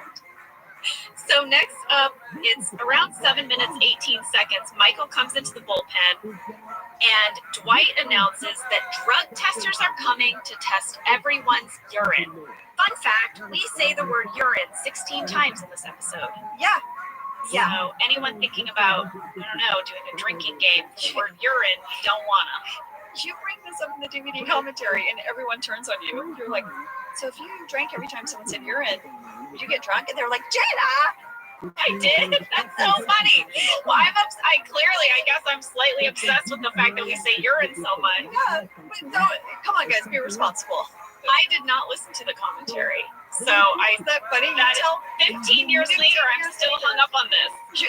15 years later, you tell the same story. I did think it was cute right before this whole like official urine test thing that Kevin genuinely loves Michael's narc bit. Yeah. He's so there. Like, yeah, narc bit. Yeah, Michael's trying to relive the glory days of his earlier moment where he kind of got people to laugh at him. Yeah. Well, now he's freaking out because now this urine test is official. Yeah. And he's like, Toby even backs it up. Yeah. And Michael's sweating. He's got a talking head. Yeah. He went to an Alicia Keys concert. He scored some great seats at the Montage Mountain Performing Arts Center. Some great aisle seats. Great aisle seats. I looked up the Montage Mountain Performing Arts Center. Yeah. It's a really cool outdoor venue. Oh, So it's like where you can see concerts outside, and it's got kind of this like permanent sort of tent structure. okay. So it'd probably be a really cool place to see a concert. But a beautiful girl with a lip ring Yeah. sat next to him. She had what he thought were clove cigarettes. Everyone was doing it. Yeah. And he's freaked out. Yeah. And now he's worried. He's worried he's going to fail the drug test. Yes, because he's like, maybe they weren't clove cigarettes. Maybe they were something else. You don't know. He doesn't know My what guess this is- lip-ringed woman gave him. This beautiful woman with a lip ring probably wasn't smoking a clove cigarette, is my guess. And this starts a whole spiral for Michael. Yeah. During all of this, while this is happening, We had a fan catch. What? At 8 minutes 47 seconds, Olivia Reddick wrote in to say, I noticed that Jim has a yellow Brunetti's mug on his desk, which is the restaurant where Ryan picked up pizza and Take Your Daughter to Work Day. Oh, good, Kat. It's the home of the rectangle pizza and sometimes circle pizza. I love that. Yeah. I have to point out at 8 minutes 40 seconds, Dwight has a huge moment for him. What is I'm it? sure it sent Angela into a tizzy. He actually can overrule Michael. Michael wants to cancel the drug testing, and Dwight says you can't. It's company policy. Yes, overruled his boss. This is when Dwight goes over to accounting. He asks everyone what prescription drugs they're taking. He asks Kevin about his Rogaine. Yeah, Kevin's like, I don't use Rogaine. inappropriate though for him to ask. Yeah, inappropriate. Yeah, we're kind of back to remember during healthcare episode when he was asking us all of our ailments. Personal things. Yeah. Then he asked Angela. She says, I don't take any prescription drugs. And he's like, what? He's like, And then I'm like, so explain this moment to me, Angela.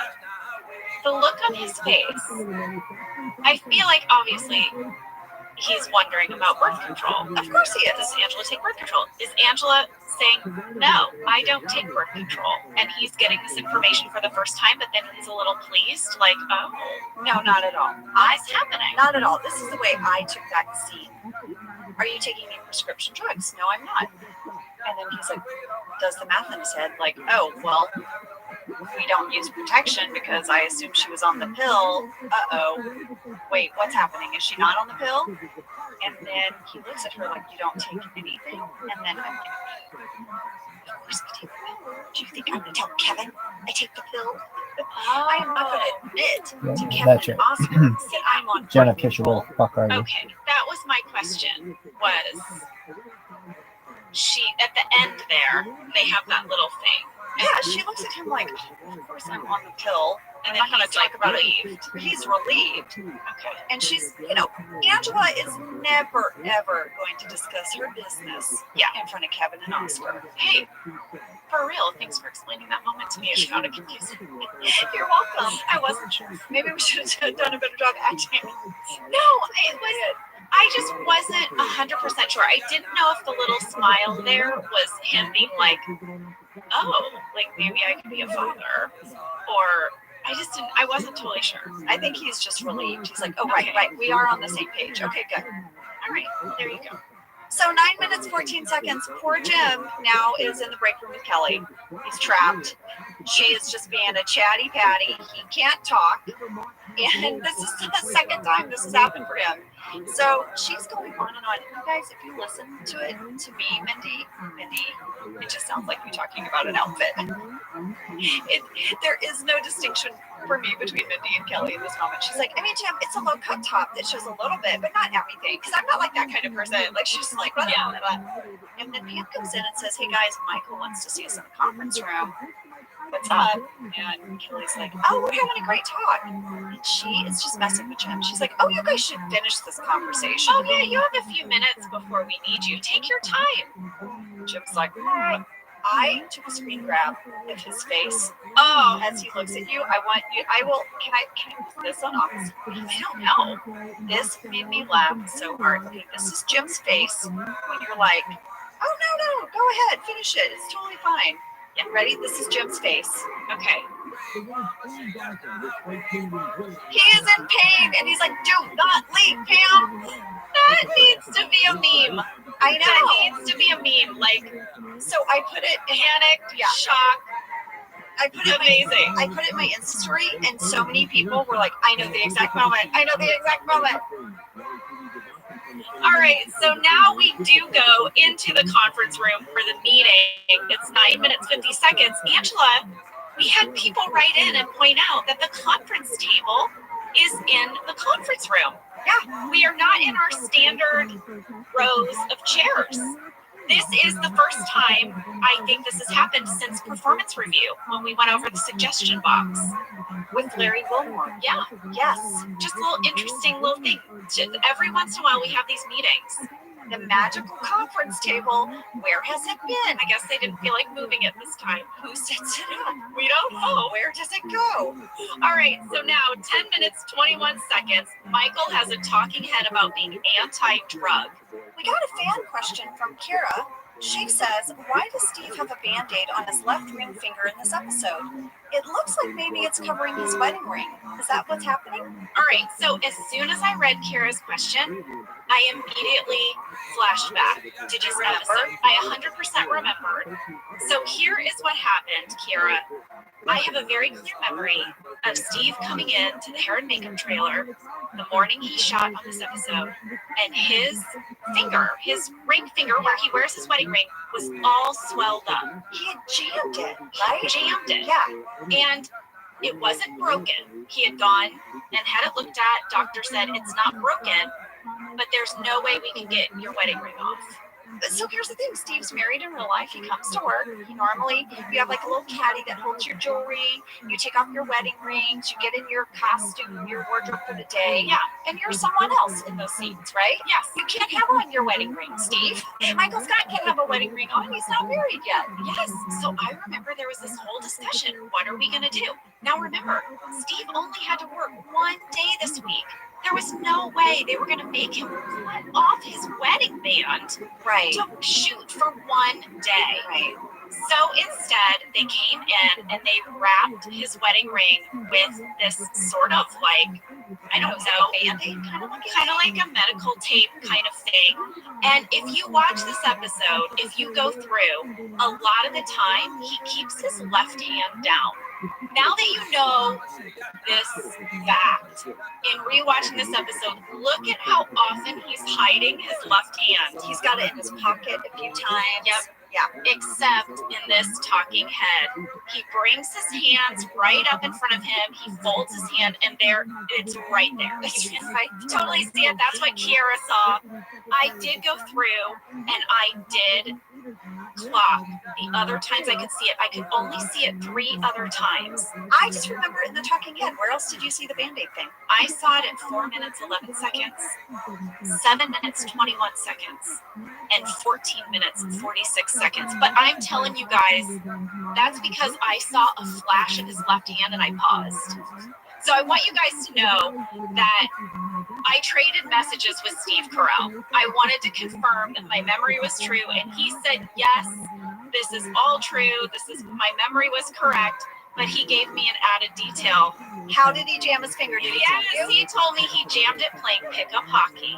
Oh. Remember, in Michael's birthday, we told you guys that Steve was a hockey player. He's very good. Yeah, and he would play pickup hockey, and so he jammed it playing pickup hockey. All right, so now we are back in the conference room, and Michael starts rattling off drug statistics. He does, and I have to just point out one thing about this conference room. Yeah. There is a lot of Angela sass. I don't know if it's because I'm seated right front and center there.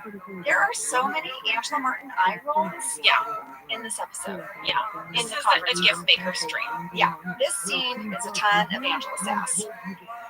One of Michael's statistics is he says that more people will use cocaine than read a book to their children this year. Yeah. Jen Salata in the DVD commentary said that got her so tickled that they wanted to make it sort of the bar that Michael measures everything from, that he would just keep saying, whatever it was happening in the world, then more people will read a book to their children. That line to me was just perfection in writing. I loved that. Then Michael reveals his list of illegal drugs. So Michael says he's ridiculously anti-drug, right?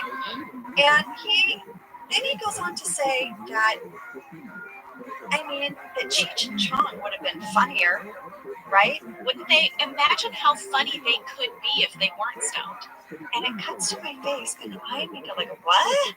Like a weird eye roll, what the heck? This is actually a reaction from a different moment. Really? Yes, in a deleted scene, Michael is going off, and he's trying to say the word omniscient, but he can't say it. And I make a big eye roll and look at him like, you idiot. And that's the reaction. They took it and then put it to Cheech and Chong, because when I watched this, I was like, Why would Angela Martin even know Cheech and Chong? I had that same thought. Why is she reacting like, oh, please, Michael, it's Cheech and Chong. Come on, everyone knows their act. It was so funny though. It was really funny, but it's to a different moment, which makes sense to me because I don't think Angela Martin would have reacted like that To that line. Yeah. I agree. So now Michael reveals his list of illegal drugs. He Yes. wants us to know these drugs are illegal. Did you write them down? I did. He wrote crack, cocaine, pot, blow, acid, hookah, heroin, spelled like the heroine, the female heroine, right? The heroine of a story, Right. and speed. And speed. So aren't crack, cocaine, and blow all kind of like variations on the same drug? I mean, I'm not a drug expert, but Oh, Sam's yeah. nodding, so he. Oh, Sam, poor Sam, poor Sam. We're always like, Sam, tell us about cornhole and drugs. Whenever we have any questions about inappropriate behavior, we turn to Sam. Toby says hookah is not an illegal drug, and Michael says I'm gonna test your hair and blood randomly. I mean, wait, this is great too. So, and then he's like, Pam, can you write this down? And he's like, I got nothing. Yeah. Okay, so here is something so great. Somewhere right in here, there is a deleted scene where all of a sudden, out of nowhere, you hear Jan's voice, and she's like, Michael, I don't think I need to be on the line for this. And then Pam goes, has Jan been on the phone the whole time? Is that maybe why the conference table is there? Because he had Jan on speakerphone? The phone is by you on the table next to you. It's not even on the conference table. And yes, Jan hangs up, and you're like, was she on the phone the whole time? Isn't that crazy? It made me laugh so hard. I wish we kept that in. Why did that get deleted? We probably had to cut it for time, but it was really Oh, that's too bad. Well, that whole Pam, can you take this down moment, that was improvised. I was like, I don't have anything to and they kept it in. They kept it in. I have a thing for my journal entry about the scene. I Okay. said that we really were laughing so much in the scene, and in between takes, Creed would tell us stories from his time that he was in a band, the Grassroots, and they traveled with the Doors. So there was some drug use guys. And Creed would tell us stories. Creed, of course, is hilarious. I don't even know if half of what he said was true or not, but we were cracking up. He had us riveted. Yeah. He had us riveted. I have a question about that. In all of this drug testing that's going on, why is Creed not worried? And how does he pass? His character clearly uses recreational drugs. I would think my backstory for that would be that Creed has found a way to, like, he has a stash of urine. He's got to go around. Yeah, Yeah. he's got a way around. Okay, so now Pam raises her hand and says Jim has an amazing story about a relative that got, quote, caught up in the world of drugs. Yeah, But Jim can't talk. she's messing with him. She's messing with She's him. messing with him. Michael is like, Jim, stand up. Let's hear your story. This is your time to share. John Krasinski is so good in this scene. He's so good. His silent Half of performance. it. He's a brilliant actor. Like, no words. He's great with words, without words. He's Amazing. By the way, I think he made a whole movie based on that. It's called Quiet Place and A Quiet Place Part 2. He's so good. He can do anything with his He face. can do nonverbal acting like great. Yeah. Well, I want you guys to look at 12 minutes, 46 seconds. Jenna, I'm going to show you the picture. What happened? I want you to guess who I'm looking at with this true concern and worry and compassion. Angela Martin. Okay. True concern and compassion. Are you looking at Jim? I'm looking at Jim. Oh, you're so worried about his family member who got caught up in the world of drugs. This might be the only time in the whole series that Angela Martin looks at Jim with compassion. Wow. People were worried. He teared up. Pam is impressed. She has a talking head now by the front door of the office. They have the Dunder Mifflin sign right there. Yep. This is like, no one ever really has talking heads in these places, by the kitchen door, by the sign in the front. Yeah, well, she can't do it in the conference room because everybody's in there. Right. So they had to put her by the sign. So you're right. You know what that is, by the way? That's Greg Daniels. Greg Daniels directed this episode, and he very often did our talking heads places other than the formal places, especially if he felt like the talking head was a reaction to something that was happening in the moment. He would call them on the fly talking heads. I gotta get your feelings about this moment on the fly. He loved that. Yeah. I loved it too. It's kind of a fun way to mix up the talking heads. But Hannah's legit impressed with it. Oh yeah, she's like, wow. She's super like enamored in this talking head. So now back in the conference room, Dwight has to remind Michael that he will also be tested. He's really like, Michael, I'm sorry, but you're going to be tested. Michael's like, hey guys, no one needs drugs more than I do in this office. Yeah, so I don't need to be tested. Yeah. Dwight's like, you're going to be tested. And Michael's like, I don't even know if anything's going to come out when I pee. I'm very busy today. I don't know if anything's going to come out. I'm so busy. I wasn't planning on going to the bathroom today. I don't have time. All right, so I think we should take a break, and we will come back with Linda, the drug tester. Linda's gonna come test everyone for drugs, but you know what? Let's take a break, and we'll be back with some formal drug testing. Yeah, because unlike Michael, I actually do plan on going to the bathroom. I could use a bathroom break. Yeah, me too. Not an overshare. It's not an overshare. We're not gonna test you for drugs while you pee today, Angela. Are you in charge of drug testing, Jenna? I could be. Oh Lord. All right.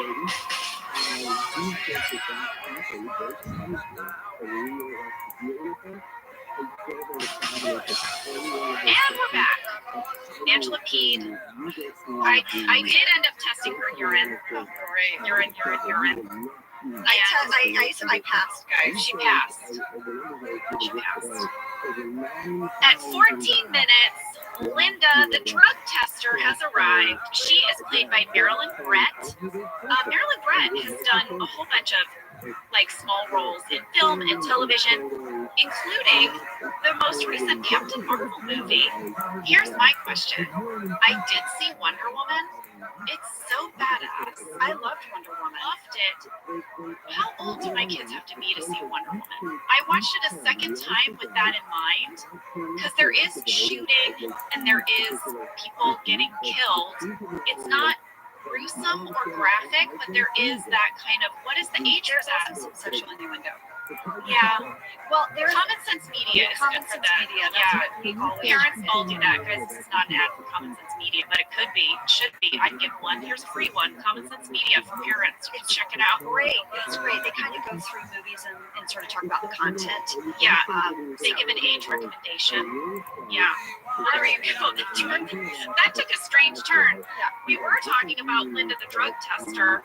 Dwight is asking her, hey, do you remember me? Nice to see you. And she's like, I tested a lot of people's urine. yeah, dude, I do this a lot. And he's like, yeah, but mine was green. She's like, oh, yes. How are you doing? And he's like, I'm better. Well, we got a lot of mail about that. We did? About green urine. Oh, Angela, green urine is very rare. okay. I investigated it. I can't wait to hear what you found. Well, it's mostly connected to something you ate. Asparagus, maybe? Not asparagus. Okay. Like, let's say you're at a kid's birthday party and they serve an ice cream cake with like super blue icing, like blue dye icing. Okay. Turns your mouth blue and your pea green. Correct. Okay. Now, if you haven't eaten something like that, you might want to call your doctor if you're pea green, because it could also be caused by a bacterial infection, or it is a side effect of some medication. All right, guys. You heard it here from Dr. Jenna. That's right. And I had a list of all the medications, but Angela won't let me read it because she said it was too boring. I did not say that.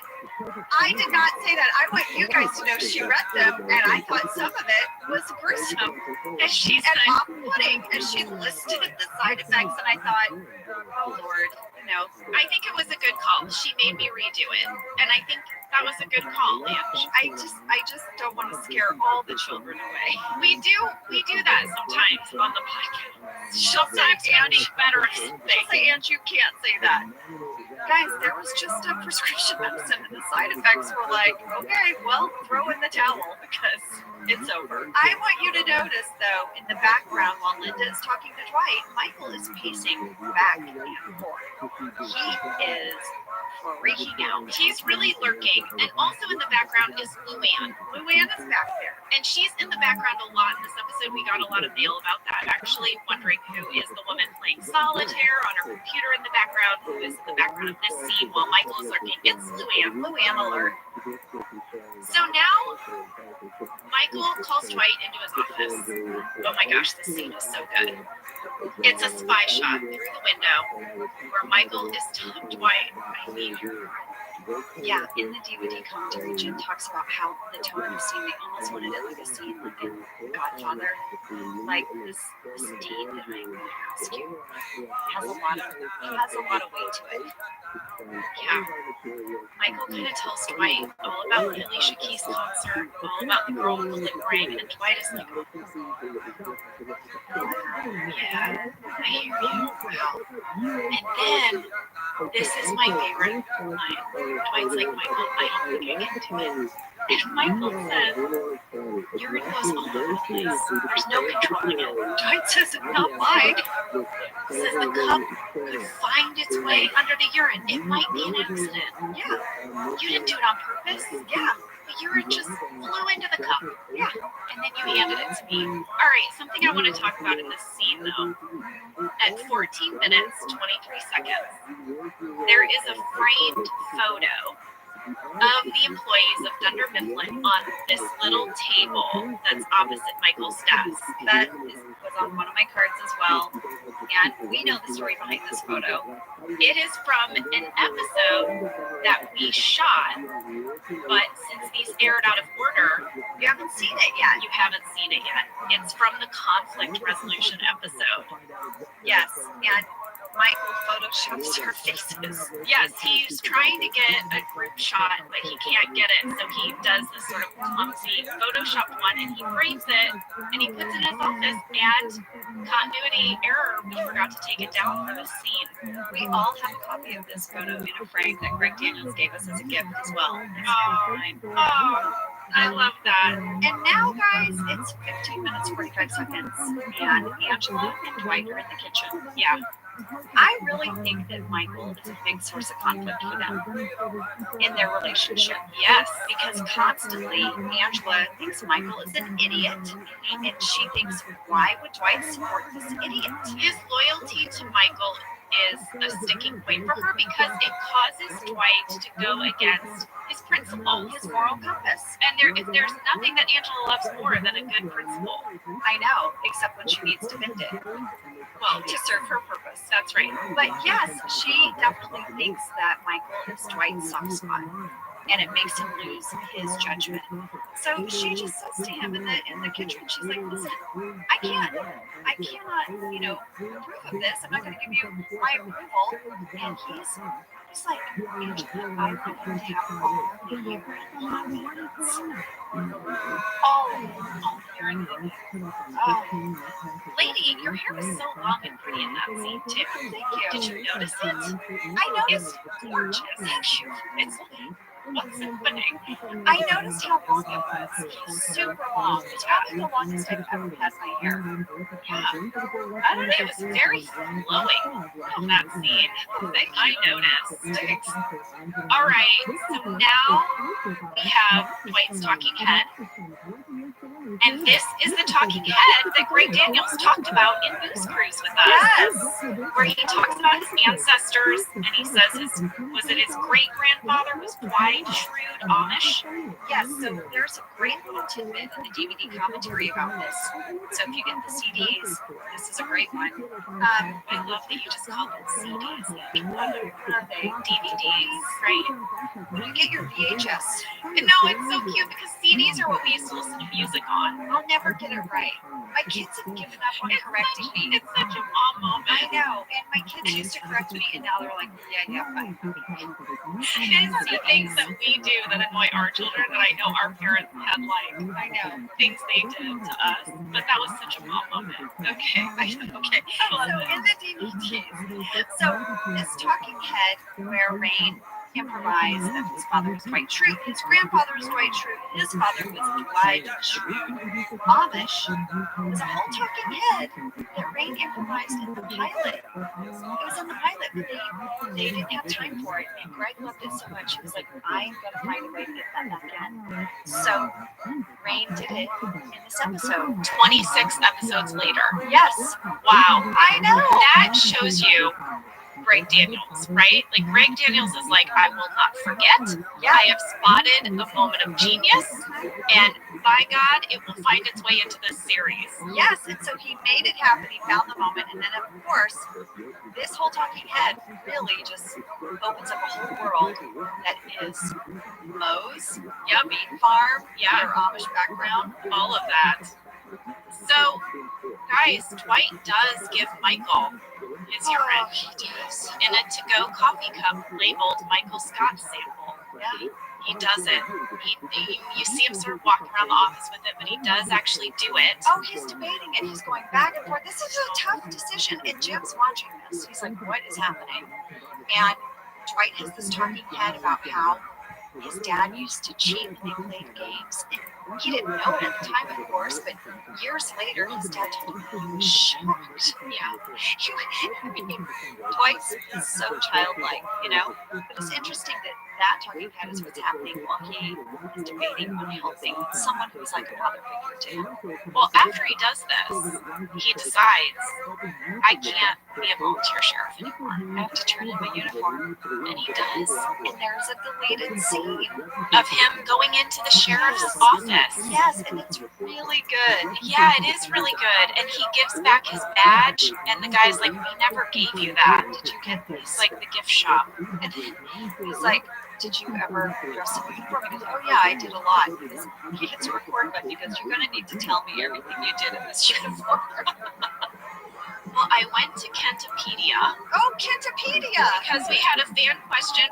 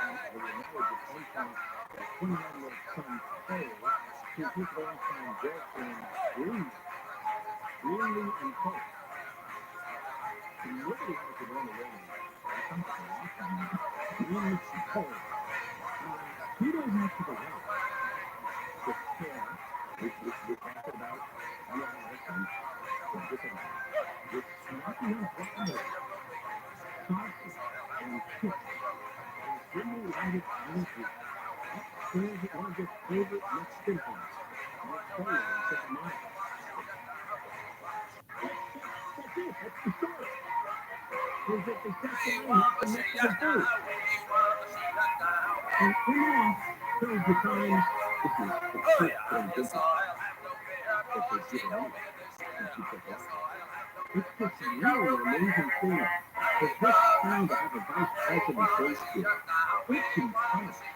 I'm from this area, and I'm like, wow, this is incredible for our neighborhood. This guy is an attorney in his 50s, and he's started out just 13 years old. It's intense. I'm like, wow. I'm like, wow. What are you talking about? Maybe a half hour or so?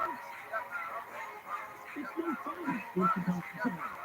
Because she has a big motorcade, and they shut down Sunset Boulevard, and you can't go anywhere, and it creates a lot of traffic. So you have,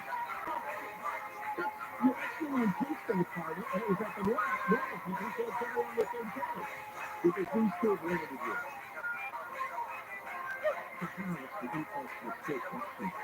Where she faces Republican tyranny and criticism with her own within her own party. Yeah, and she's safer than God.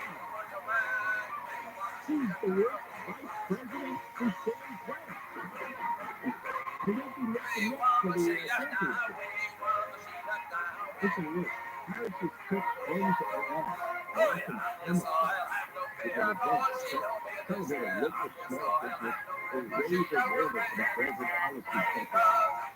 Policy topics. So she's on the phone, but she wants to pretend she's not really coming home, so they have some BS photo op. Usually. But the Brooklyn home has become a sanctuary around the world for its visible things. I feel like there's a 3,500 square foot house. There's not limits to it there. And so one former advisor and now Brian Blanton, ask anybody who's ever worked in D.C., or in Congress or a Senate or the White House.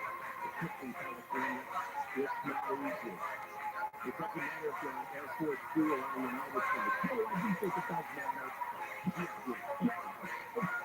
He never gave you that. Did you get this? Like the gift shop. And he's like, did you ever dress in uniform? He goes, oh yeah, I did a lot. Because he hits a record button. He goes, you're going to need to tell me everything you did in this uniform. Well, I went to Kentopedia. Oh, Kentopedia! Because we had a fan question from Heather Buckley. What building was used as the sheriff's station where Dwight returns his uniform? We did not fly to Scranton and shoot the exterior of the Scranton police station. It was actually the Van Nuys courthouse in Van Nuys, California. But the multiple scenes that are shot inside, Kent told me they built those on stage 2 behind the warehouse. So while all this is happening, Jim and Pam are in the kitchen. It's Flirty McFlirty time. It is. Well, it starts flirty and then it ends real sad. And then it destroys you. Yeah. This scene, at 17 minutes, 6 seconds, they're flirting, and then it's You look like you want to tell me something, Jim. You can tell me anything. Come on. loaded question. Yeah, because his heart is on his sleeve right now. Yeah. Oh my gosh, John Krasinski, your face. And then Jenna, your face, the realization. Brilliant. Amazing. You guys just crushed it this scene. So I know this is sort of jogging back in time a little bit, but I loved when Ryan asked Linda if they were hiring. She's like, you want to work at a urine analysis lab? He's like, maybe.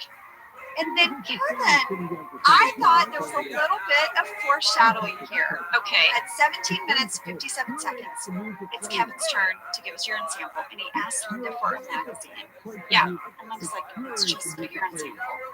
And he's like, well, still, but listen, is this a little foreshadowing? Kevin is used to when he has to give a little something of himself, he has to have a magazine. Because he goes to a sperm bank all the time. He does? Season 5, there's a great scene in the baby shower episode where Jan is saying she used a sperm bank. Oh, that's right. Kevin's like, which one? And she's like, you wouldn't know it. It's very prestigious. And she goes, it's in, and he goes, is it by that 7-Eleven? I forget what he says. Yeah. And the look over her face, I'm like, oh crap, it's the one. And Kevin goes on to say that he donates to a sperm bank quite a bit. So I thought it was pretty funny. I thought it was pretty funny that he asked Linda for a magazine. It's just that he's used to that. He's used to going somewhere, getting a cup and a magazine, and going in a room. Oh, that's such a good catch, Ange. I love that. So now Michael tells Dwight he passed the test. Yes. And Dwight is like, that's great. I turned in my uniform. Yes. And Michael can really tell how upset Dwight is. And there is a spy shot, not a peep shot. See, Jenna, I'm learning. Okay. There's a spy shot through the blinds of Michael pacing. He knows that he's Herman's friend. This is weighing on him. In the meantime, Pam comes in. She's got her coat on. She's been out. Where was she? Guys, she bought a Coke. Yes. And she gives it to Jim and says, will you just buy this Coke off me because I really miss you and I want to talk to you.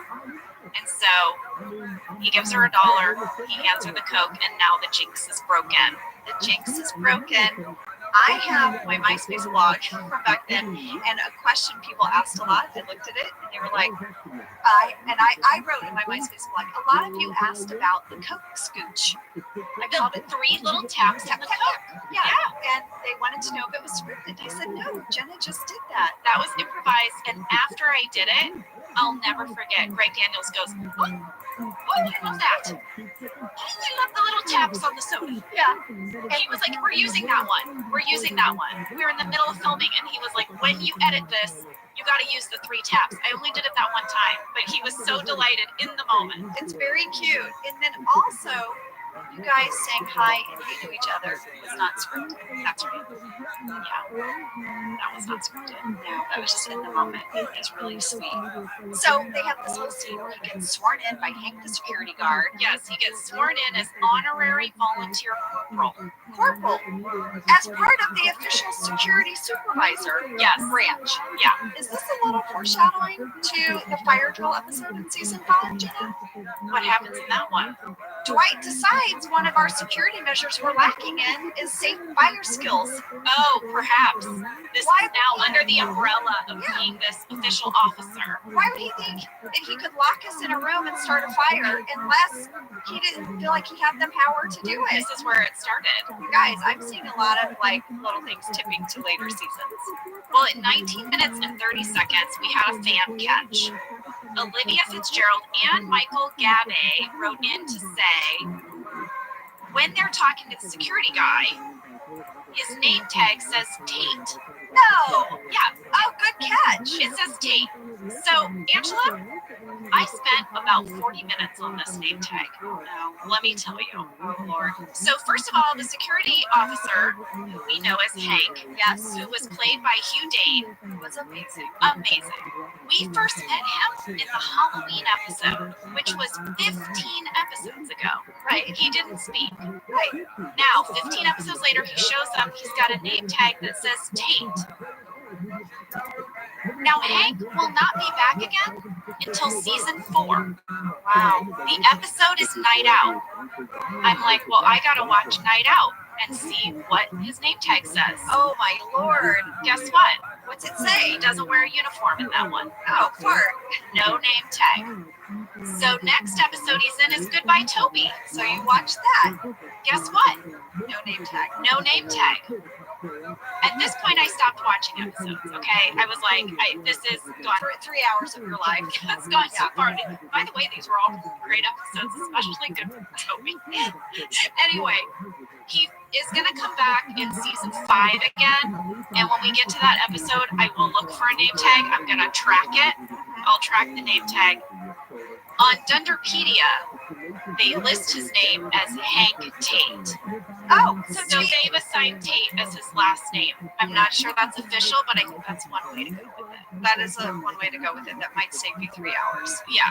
So thank you for that fan catch. I have a Jenna catch. Okay. This scene. Okay. At 20 minutes, 21 seconds, when Dwight asks Hank how many orange traffic cones he has, you can see our camera operator's elbow in the shot. Oh, you can? So that's my Jenna catch.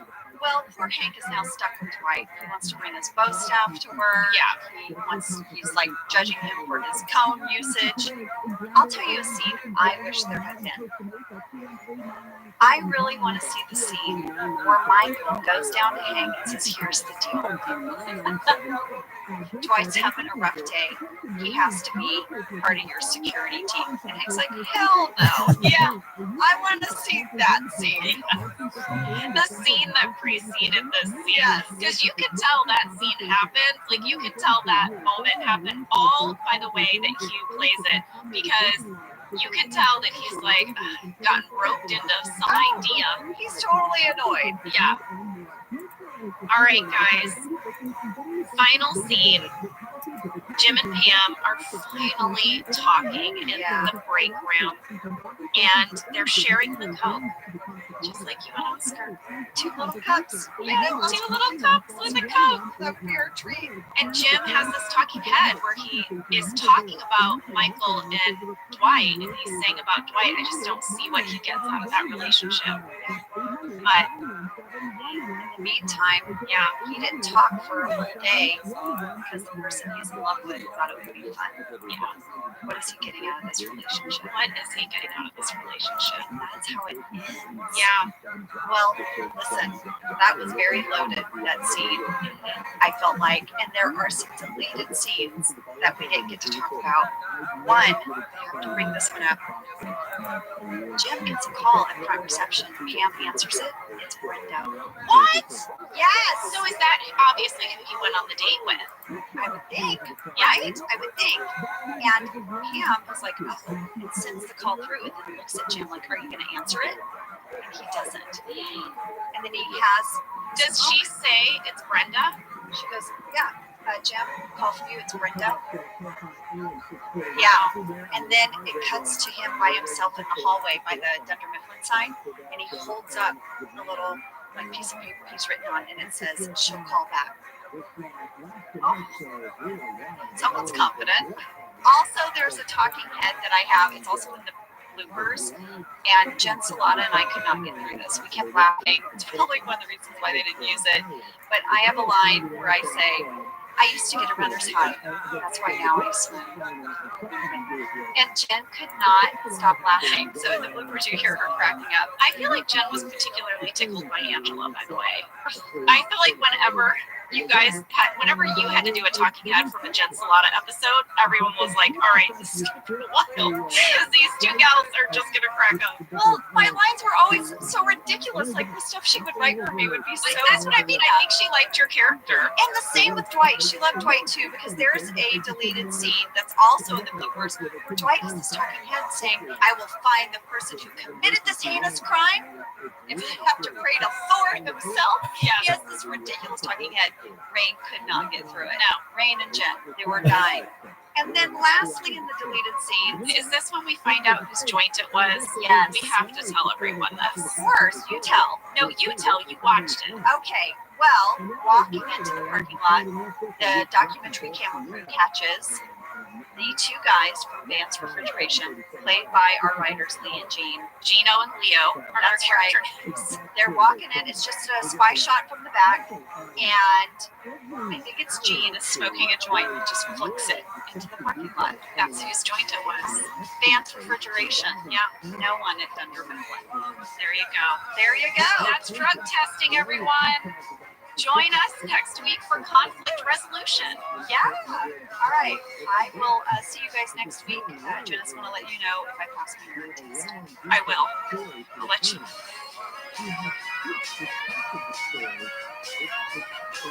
Thank you for listening to Office Ladies.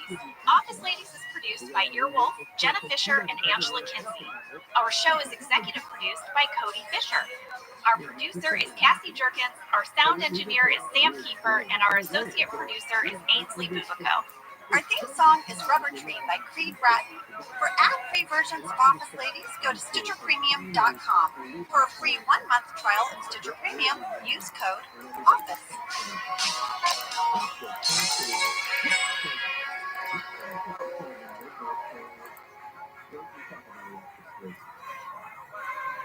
But we finally get to Oakland there. I don't know if you know, but Oakland is I'm Jenna Fisher. And I'm Angela Kinsey. We were on The Office together. And we're best friends. And now we're doing the Ultimate Office Rewatch podcast just for you. Each week, we will break down an episode of The Office and give exclusive behind-the-scenes stories that only two people who were there can tell you. We're the Office ladies. Hello, everyone, and welcome to Conflict Resolution. I'm talking to you from my closet today. I know, we're both in our closets today. What is happening? We're both talking to each other from our closets, and Sam and Cody are watching. I'm looking at Cody's cat. Love it. Sam's dog is somewhere there.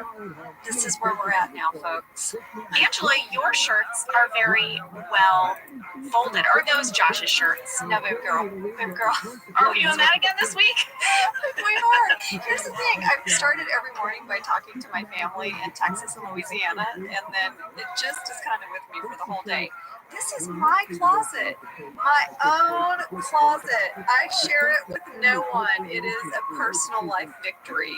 Oh my gosh, I only get one side of a closet. We have one closet, and I get one side, and Lee gets the other. Although, to be honest, I think I have encroached on about a third of his side. Well, Josh has his own closet, but one wall of it is my shoes.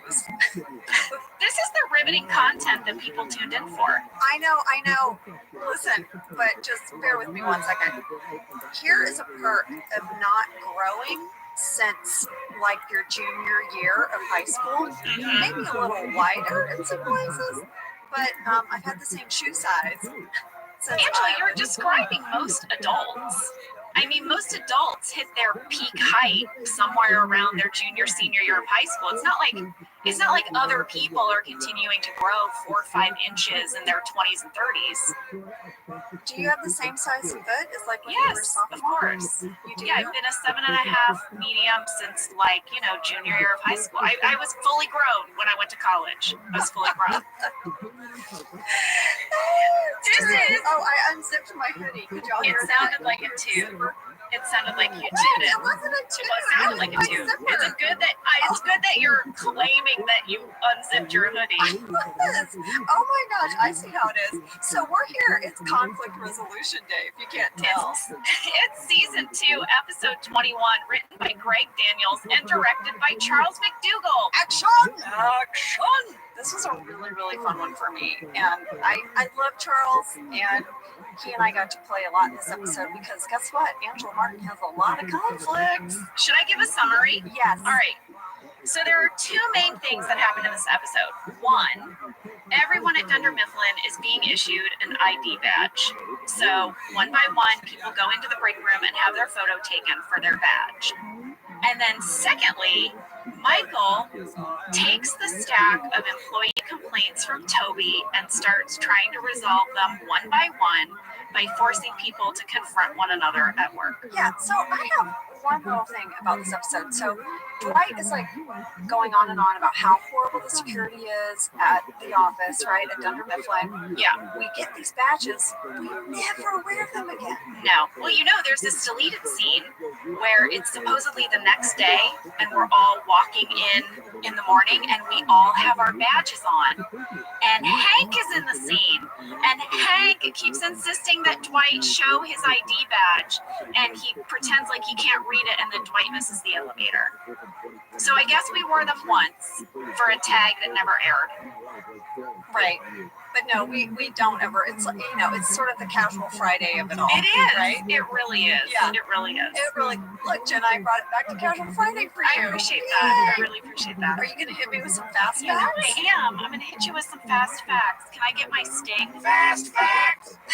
Yeah, that's from BBB, by the way. I did not give him a shout out last week, so I wanted to do that this week. He's a sound engineer who sent us that sting. Thank you so much for that sting. It does make me feel like I'm like in a 1980s game show or something. Fast facts! I love it. All right, fast fact number 1. We have a special guest star in this episode. Playing the ID badge photographer, it is Scott Adsit. Scott Adsit! I love this fella so much. I've known him a really long time. He's an improv bud of mine back from the Improv Olympic days, and I was texting with him last night. I told him we were watching this episode, and he had some fun things to say. Do you want to hear them? You know I do. Scott Adsit is an amazing improviser, performer, comedian. You might know him from 30 Rock. Also, your children know him as Baymax. He's Baymax in Big Hero 6. Anyway, okay. That's my Baymax, Scott. You do it much better. So here's a little behind the scenes tidbit that he shared with me that he remembers from filming this episode. He said he remembers that Ricky Gervais came to visit set this week and everyone was abuzz. He said that Ricky seemed delighted and surprised by the scale of the production of our set and everything compared to maybe what his production of it had been like in the UK. And he said that Ricky was just very humble and sweet. Oh my gosh, I did not remember that Ricky visited during this episode. Yeah, I mean, he popped by in and out those first couple seasons, you know, but Scott remembered meeting him, and he just said that he was just really nice. Oh my gosh, that's like a fast fact within a fast fact. That's a double fast fact. Did I help you get a double fast fact? You did. Angela, I have a fun fact within this fast fact. Both you and Scott have appeared in 2 episodes of the TV show Monk. I was in 1 episode, yes, and I played the murderer. Well, Scott was on seasons 3 and 4. So between the 2 of you, you cover 4 seasons of Monk. Congratulations. Yes. That's my fun fact. Monk was so much fun to shoot, and Tony Shalhoub was the nicest. We sat on like a little bench in between scenes, and he was throwing something to try to get it in the trash can. And when it hit the trash can, it made like a ping, and I started laughing, and he started laughing, and I said, I mean, that was kind of a funny noise. And then the 2 of us sat there and did our impressions of the noises of things going in the trash can, like we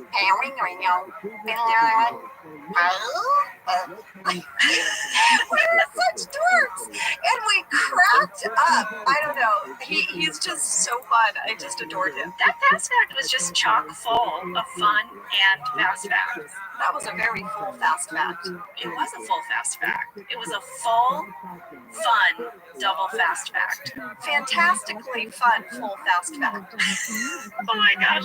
Fast fact number 2. Okay, fast fact number 2 is a fan question from Zach Akers. And here's what he wrote in to say. Why does Jim do his talking heads in front of the outside facing window while everyone else's talking heads are inside of the window that faces the bullpen of the office?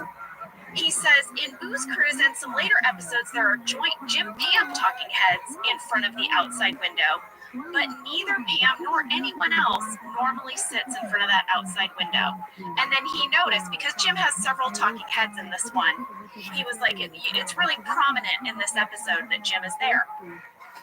So I thought that was a great question and such a wise observation. I had to investigate. No, that is a great catch. It really is. So I emailed Greg Daniels and I asked him, was this deliberate? Was this an accident? What does he have to say? And he said that it was something that Randall Einhorn, our cinematographer, suggested to Greg, starting with the pilot, and Greg absolutely loved it. He said Randall's intention here was that it didn't necessarily have to be only Jim, but the idea was that any character that had a future outside of Dunder Mifflin or held some sort of internal optimism would sit in front of a window leading out into the world. But characters who didn't want to leave Dunder Mifflin or who maybe were in more of a position of being trapped would do their talking heads facing into the office. Wow, that's so deep.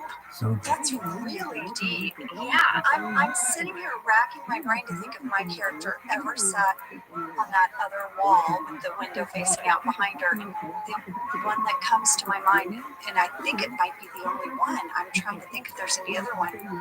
It was when you and I did Big Craig's Little Craig's. Yeah, we did. I think it's the only time I ever sat there.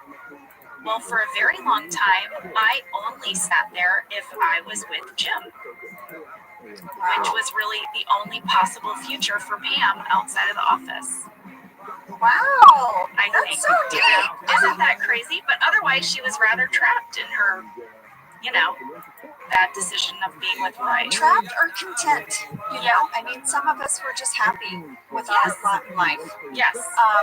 Well, that is fascinating, and I like it. Yeah, I thought that was a good one. So thank you so much, Zach, for pointing that out and writing in. Now, finally, fast fact number 3, Angela. It's a fast fact flashback. What are you doing? Are you drunk? So here is this fast fact. This episode was filmed during May 2006. And so, Angela, my question for both of us is, what were you doing? Flashback now to May 2006, and what were you up to? Well, I had a journal entry from May 3rd, 2006. This is what I wrote. I wrote that I was doing a photo shoot with my cat Lucy for Cat Fancy magazine. Angela Kinsey, shut the front door right now. Do you know what I wrote in my journal? No. For this week of May, 2006. I did a photo shoot with my cat Andy for People magazine. I'm not joking, lady. Lady, how did we not know that we did a shoot with our cat at the same time? What is happening in the world? I feel like we probably at the time knew, but it's hilarious to me for us to both share our journal entries from early May 2006, and we were both so tickled that we were taking photos with our cats. Oh my God. First of all, this is why we're BFFs, all right? This is why. Our life has very strange ways that it is parallel. So was Lucy on the cover of Cat Fancy? No, Lucy was not on the cover because she was a rescue. She was not a purebred cat. But also, Jenna, Cat Fancy doesn't let humans on the cover. So that's like the only cats on the cover. Okay. But the cool thing was that Lucy and I got I saved the magazine. I think we got 4 pages. So Lucy and I are in the center. I guess we're the centerfold. Oh, you're the centerfold of Cat Fancy magazine. So Lucy and I look amazing. They're some of the best pictures I feel like I have. How was she during the photo shoot? Well, yeah, I should probably give you some backstory about Lucy. Lucy loved to sleep. Oh. So Lucy did that. Lucy just laid there. And I mean, Lucy, I love her. She, R.I.P. Lucy. She had a great long life, but she really just loved to lounge. She was a lounger. Oh. So in many shots, I'm just laying next to her because that's like her favorite thing to do. But what about you? What was your People magazine shoot like with Andy? Okay, well, Andy was also a rescue, but he was a semi-feral cat. I had found him. He was eating out of a dumpster back in Kirksville, Missouri, where I went to college. I think he was about 5 or 6 months old when I got him. And he was just always we said he was always a little wild. And he loved me and he snuggled me and he was so gentle and sweet, but he didn't love strangers in the house. And so when the People magazine guys came over, not only were they all there kind of causing a ruckus, and Andy was a little bit like, I'm out of here. They wanted to do the photo shoot outside and they wanted me to hold him. Forget it. Mine was inside. Oh my gosh. Angela, I'm in full hair and makeup with this dress on. They were like, okay, we're ready for you. Will you come out with Andy? So I'm holding Andy, and I think if you look in the photo, you can see that he and I are both a little tense, but I'm smiling super big as if I'm not tense. And I wrote in my journal, Angela, that he clawed my stomach, and I have like bloody claw marks in my stomach from the photo shoot because he wanted to get away. Oh, lady. I can't believe that we both did cat photo shoots in May of 2006, and also that we both wrote about it in our journals, and also that our experiences were so vastly different. I do remember calling my mom. I was so excited because I hadn't really been in any magazines ever, obviously, in my whole life. And I was like, Mom, I'm going to be Cat Fancy. And my mom was like, what? I was like, me, I'm Lucy, Mom. Anyway, that is so cute. I love that. Now I really want to see. I remember you doing that, but now They I would need do to this see thing the with video. laugh I have so a hardly. ton of makeup But like on, the just a kicking on ton their of side, they were makeup, and I'm saying, smiling in a really weird, maniacal way. And I called my mom after that photo shoot, Angela, and my mom was so sweet. She was like, "Oh, I am just so proud of you both. Just so proud of you both." She's like, "Just think about that little kitten that you found in that dumpster in Kirksville, Missouri. He drove all the way to Los Angeles with you onto the pages of People magazine. that's What a great life story you've like given that. him." That is so adorable. That is such a mom moment. Oh my lord. I know. Well, that's it. That's the end. That was my third fast fact flashback. I like it. Those were really fun. All right, guys. Well, maybe we should take a break, and then we'll come back to break down this episode of conflict resolution. Let's get into it. Angela Martin. I have a card for this episode, and it's called "The Whole Office Sass." Oh, I think I know the scene you're talking about. I can't wait.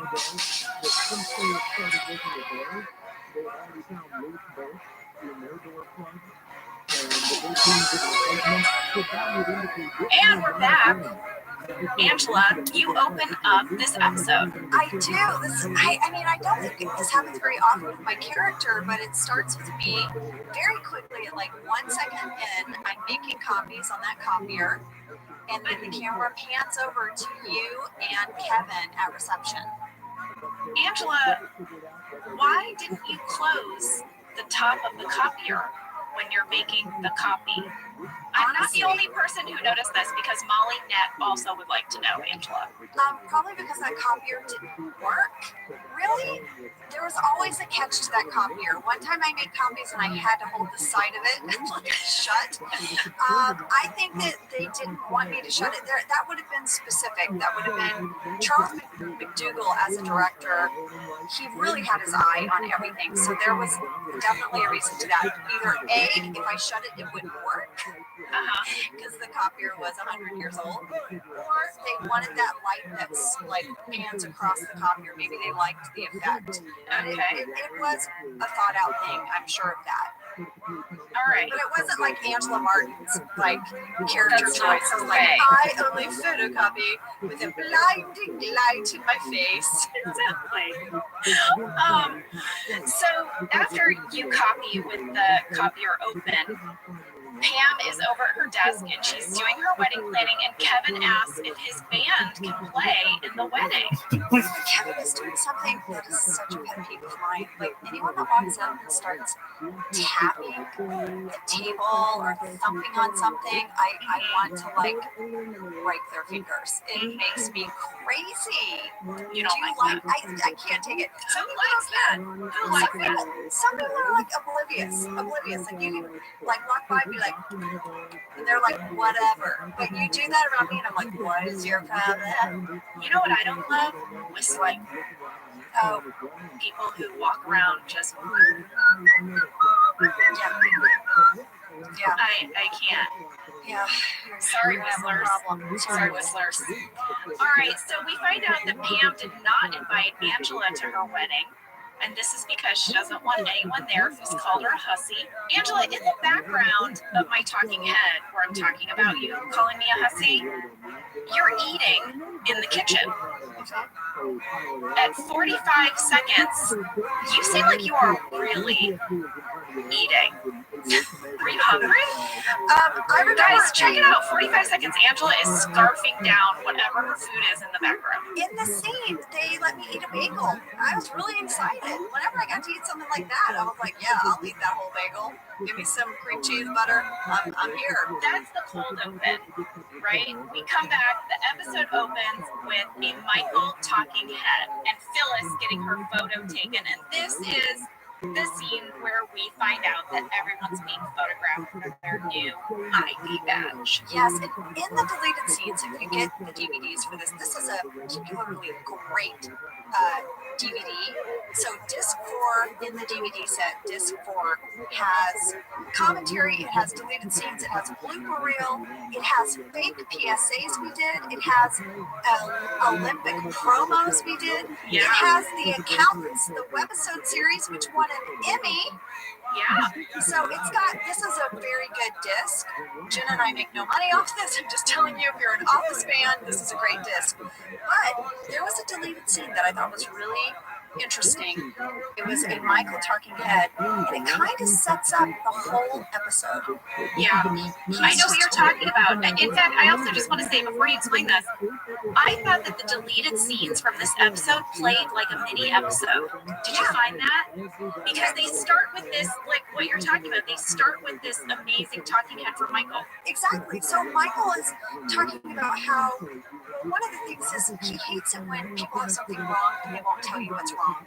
And he says, my dad would do that all the time. And I would look at him and I'd say, Dad, what's wrong? Dad was wrong. Dad was wrong.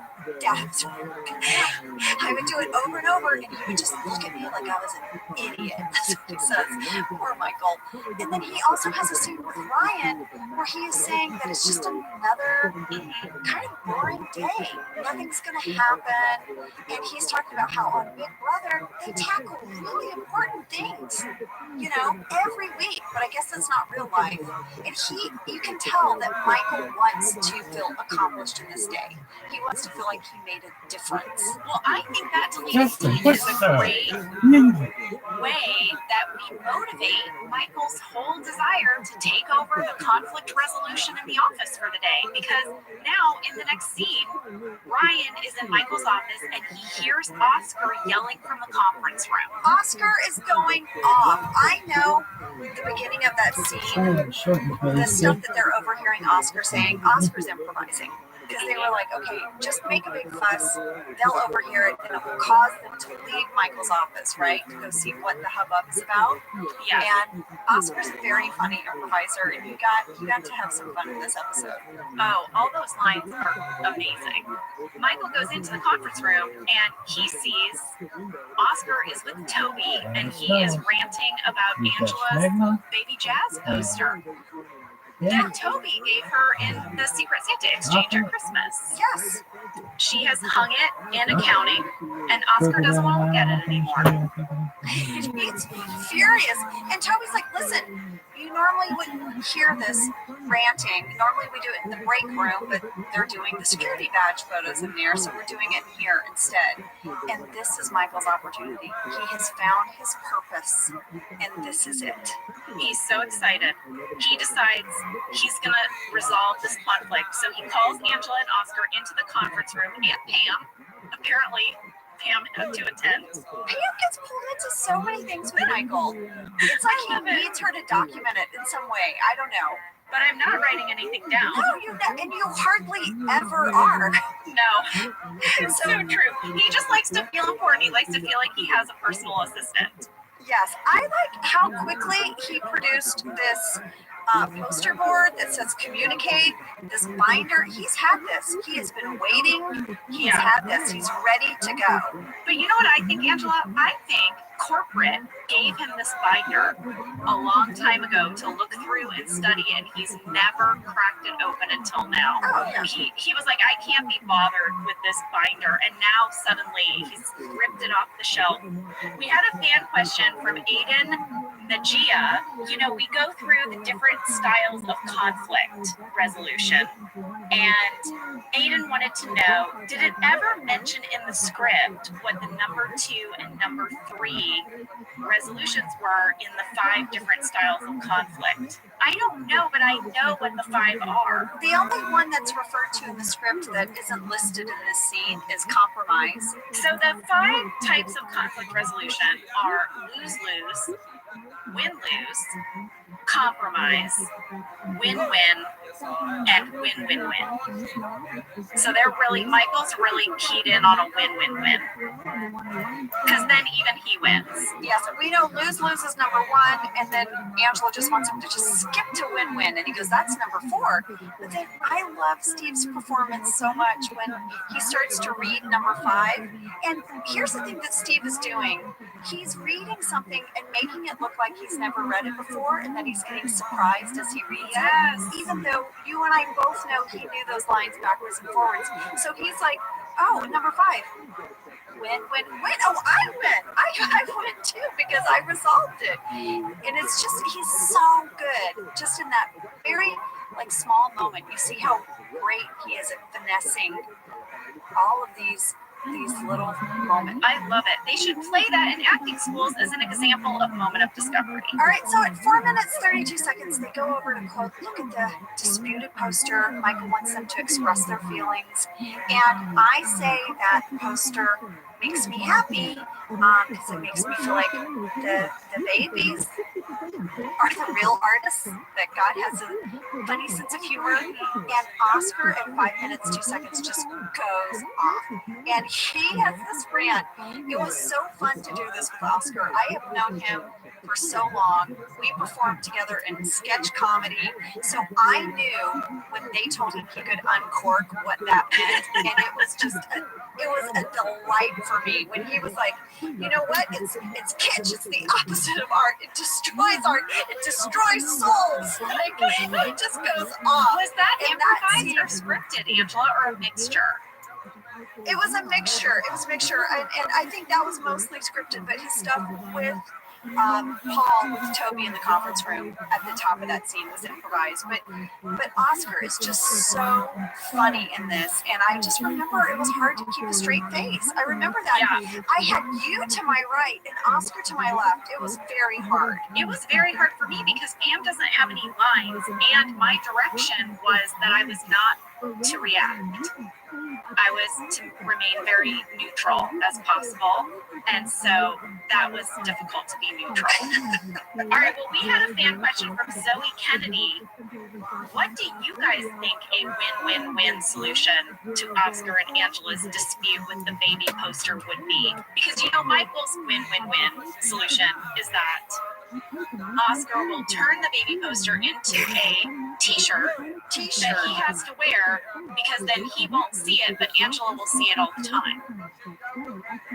Yes, and neither of them like that. No, They're like, neither of them like that. So what would you make it be, Ange? What's your win-win-win? I would say that you could have personal items that could fit on your desk, and as long as they weren't offensive, they could stay on your desk. I like that. You shrink it down to like no bigger than an 8x10. And then she could put it on her desk, and that would be my win-win-win. Angela, that is a great solution. You set a new rule that personal items can be no larger than 8x10. Just that's it. Everyone, you heard it here first. Corporate America. You heard it here. All right, so moving on. What is next? So, Angela, we got a really cool fan question about this scene from Marisela Kabuto, and I loved it so much. I reached out and I asked her if she would send me a recording of her asking the question. So here it goes. Michael is trying to solve the Angela-Oscar dispute. They are all standing in the accounting area. On a column behind Michael, there is a certificate of participation for a Mark Christie. Who is that? I was so excited to get this question, Angela. So this moment happens at 4 minutes 32 seconds. And right next to Steve's head on this pillar, reception is behind the pillar, you can see this plaque. It's exactly what Marisela described. It is a certificate of participation for Mark Christie. This is one of my favorite things about our set. Okay, so Mark was the best boy grip and the key grip for seasons 1 through 3 on The Office. And it's the art department that is ultimately responsible for any kind of card, sign, certificate, or logo that's created specifically for the show. So our art department created the Dunder Mifflin logo, and they created all of the little plaques and signs and certificates that hang around the office. And in an effort to give just like a fun personal touch, they would include the names of real crew members.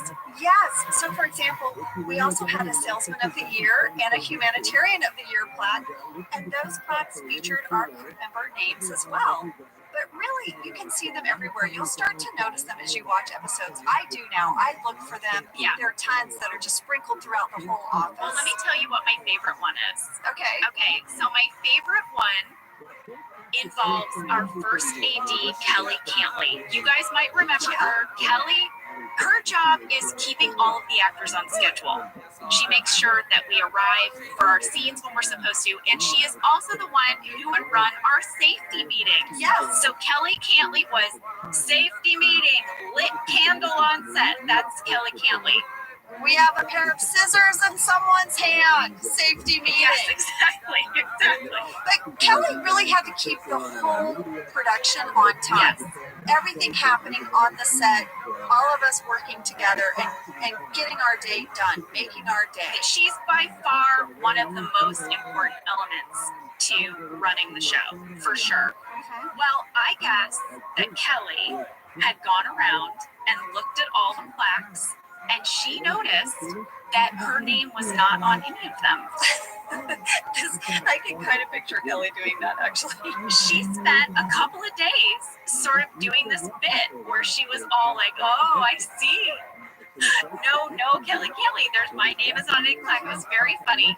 And then all of a sudden, one day, a new plaque showed up. It's on the pole over by Stanley's desk. And here's what it said.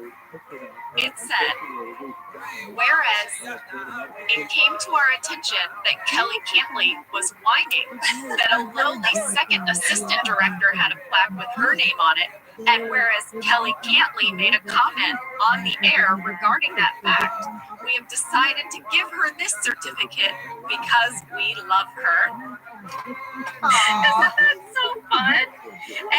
And then they just waited for her to notice it. And then it stayed there for the rest of the run of the show. So guys, something fun to do. You can go through, try to hit pause whenever you see these certificates, and you can see some names of our crew members. I think it's just a really, really great way to honor them. And this is actually a very popular thing that happens on sets. Yes. All right, I love that question. I love hearing the behind the scenes of our crew. But Jenna, it's time to get into the save the date. Yes. 6 minutes, 28 seconds, and we get a real bird's eye view of this. Well, Pam has broken down and is giving Angela a save the date hand delivered. We have a fan question from Miss Lavender Darling. She said, Pam's save the date invitations say place TBA. Why did she bother making a save the date with the location TBD. When I look at this save the date, okay, first of all, Angela's throwing shade. She's like, it's hand delivered, but it's okay, but it's also not my taste. So she's throwing a lot of shade. But I screen grab the save the date, and it says save the date, and then written in hand. So, it's printed, but then you've got to fill in everything by hand. It says, for the wedding, Pam Beasley to Roy Anderson, date June 10th, place to be determined. This save the date gives us nothing. Everyone in the office knew it was going to be June 10th because Roy announced it drunkenly on Booze Cruise. We know it's between the two of you. This save the date is pointless. Yeah, It's a waste of time. It's a waste of money. Kind of like their wedding. Oh my God! Can I get an Angela Sass, please, Sam? Angela Sass. There it is. I agree with you, Angela. I think that these rather lame, handwritten save the dates are a waste of time. Did you do save the dates for your wedding, or did you just send an invitation? Well, I did just an email save the date. Yeah. I did an email. Yeah, that's a little bit where we are now. I think I'll say I did a save the date, a hard copy save the date thing, I think. Why? It's a waste of time. I don't know. It's a waste of space. Because it was like etiquette back then. Way back then. No, but it's true. I think there's a lot that has changed. I remember getting in a huge argument with my mom about wedding planning.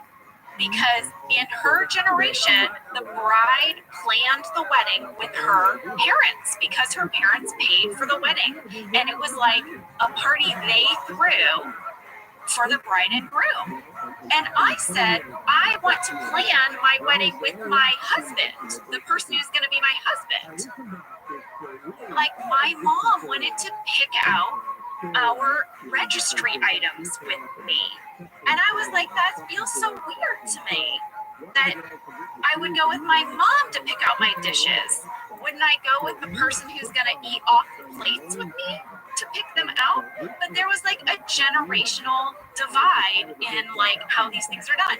And I feel like this is gonna point to like another generational divide. Like, remember when you used to send these paper save the date or even these paper wedding invitations? Nowadays, I get invited to weddings all the time where it's all online. I get an email and then I click on this website and the registry links are there and the RSVP is there and it's like all there and it's actually kind of awesome. I like a lot of it that's online now. It makes it very easy to find information, but I still like getting a hand proper invitation. I don't need a save the date. I don't need a little card with directions. I don't need a little special card that lets you know if I want to eat chicken or the pasta. But I like getting the paper invitation. For some of my dearest friends, I've saved them. I don't know. I also am a little bit of a pack rat, as we know. I scrapbook. So I like getting the actual paper invitation myself. I can be with you on that. I really like getting a paper thank you. Yeah, like a thank you card. that's nice. As opposed to for a big event like a wedding. I don't need like a paper thank you if I gave you a birthday present or something. But if it's a big event like a wedding, I think the process of a couple sitting down and writing out their thank you cards is a really nice tradition. And I think it is, what's the word I'm looking for? Proper? I feel like if you're giving like, yeah, like the significance of a wedding gift deserves the significance of a handwritten thank you card. I can go with that. I can go with that. Well, Angela, I have to say that for being an episode about conflict resolution, we just did not have a conflict about that. We were in total agreement. We talked that out and we agreed. You also liked my resolution for the jazz poster, so we're finding some common ground here. Yeah, we're really resolving things. So there you go. We're on brand. All right, let's take a break. I'm gonna get a snack. All right, we're gonna take a break and we will be back.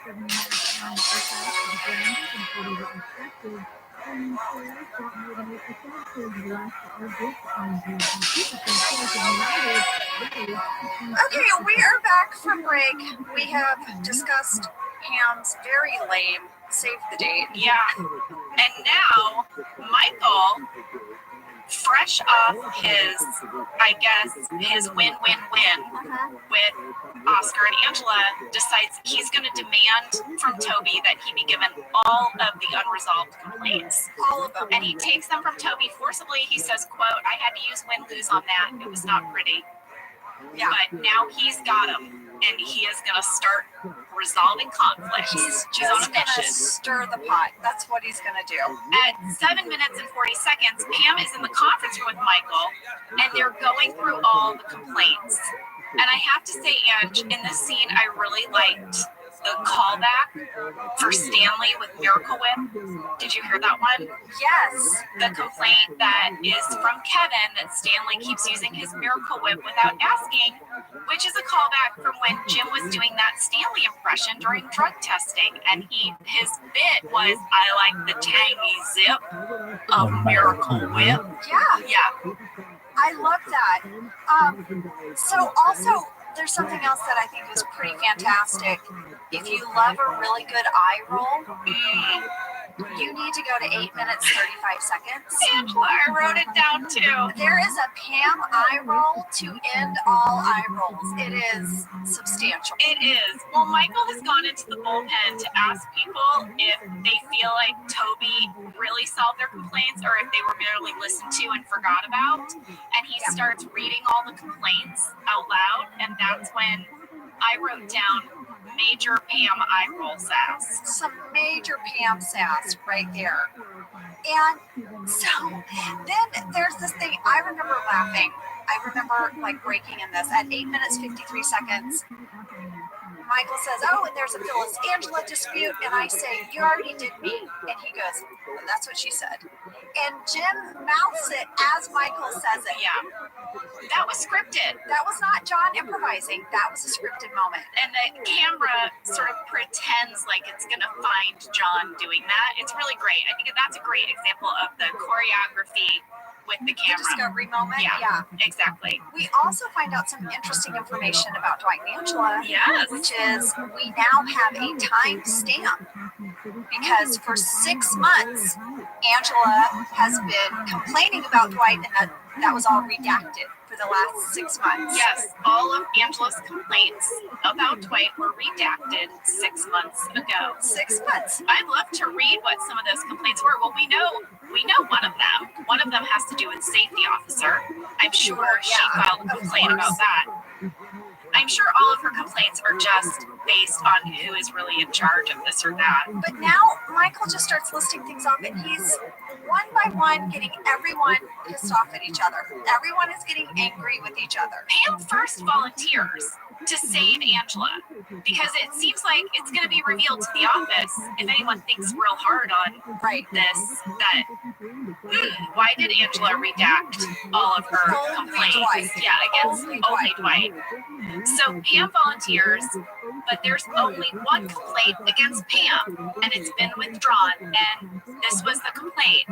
Does she have to plan her wedding on office time? Can't she do that from home? And Pam assumes that it was Angela who complained about her. Pam totally glares at Angela, and Angela's like, what? Like, and I believe her. Well, yeah, she didn't complain about her. No. Yeah. But I think it's reasonable for Pam to assume that she did. Well, true, because Angela, I think, has the most complaints of anyone else. Yes. In the complaint box. This is true. But you're right. Then Michael goes around and just starts throwing out everybody's complaints. We have to point out that at 10 minutes, 53 seconds, we have an Angela Pam partition scene. I love it. These were some of my favorites, and we didn't get to do very many of them because we would laugh and we would ruin take after take. But here it is, you and I over the partition having a heated conversation. Yes, Pam goes right up to Angela and says, "Thanks for ratting me out." I know, you're so ticked off. Oh, I'm mad. Fan question from Colleen Keenan and Brittany Magert. They both asked, was Pam calling Dwight Bobblehead Joe scripted? Because I say, you and Bobblehead Joe. They want to know if that was scripted. It was scripted. It was scripted, but guess what? Here's a little window into Pam. When she gets mad, she starts name calling. I guess so. Can I get Sam, could I get a little Pam sass here? Pam sass. Thank you. Yeah, that's appropriate. Pam sass. Because Pam keeps sassing. She sasses right into the kitchen and is complaining to Jim about Angela. And Jim's kind of like, I don't know. He doesn't know. You know what I wish? I wish we had a sting that said, Jim Shade. Because he gives you some shade. He's like, oh, and what does Roy think about that? And she's like, well, I don't really talk to Roy about this. And he's like, about your feelings and stuff. Yeah. Jim Shade. I like it. Well, now we move into the conference room. Angela, can you tell us about this scene with you and Phyllis with Michael? This scene was really hard because Phyllis and I got tickled. We got tickled. But yeah, so, here Angela and Phyllis are at it again. Now, in the bullpen, when Michael calls out Phyllis for having a complaint on Angela, she's like, I don't know what you're talking about. Angela and I are friends. but then Phyllis just starts turning on everyone. There's a deleted scene that's also pretty great. So Phyllis clearly, I guess, has been parking in the parking spot where Angela likes to park, even though they're not named parking spots. We don't have individual spots, but clearly my character likes to park in the same spot every day, and Phyllis has been parking in it, and I'm ticked off, so I complained, and Phyllis is like, I'm sorry, I guess I forgot I parked in the spot you like, even though we don't have assigned parking. Then at the very end, she goes, I don't like you. I know. Phyllis. I know. And in the deleted scene, she tells Dwight she doesn't like him. I think that's some Phyllis sass. Phyllis sass. That one's hard. It's a lot of S's. This is when we're going to find out that Ryan thinks Creed has an old man smell. And Creed is like, oh yeah, I know what he's talking about. I grow mung beans in my desk. They're really nutritious, but they smell like that. I texted Creed last night about it. And does he eat them in real life? I said, Creed, you're on my TV right now talking about the mung beans in your drawer. And he said, I still talk to my mung beans. Oh, Creed. And he said, yeah.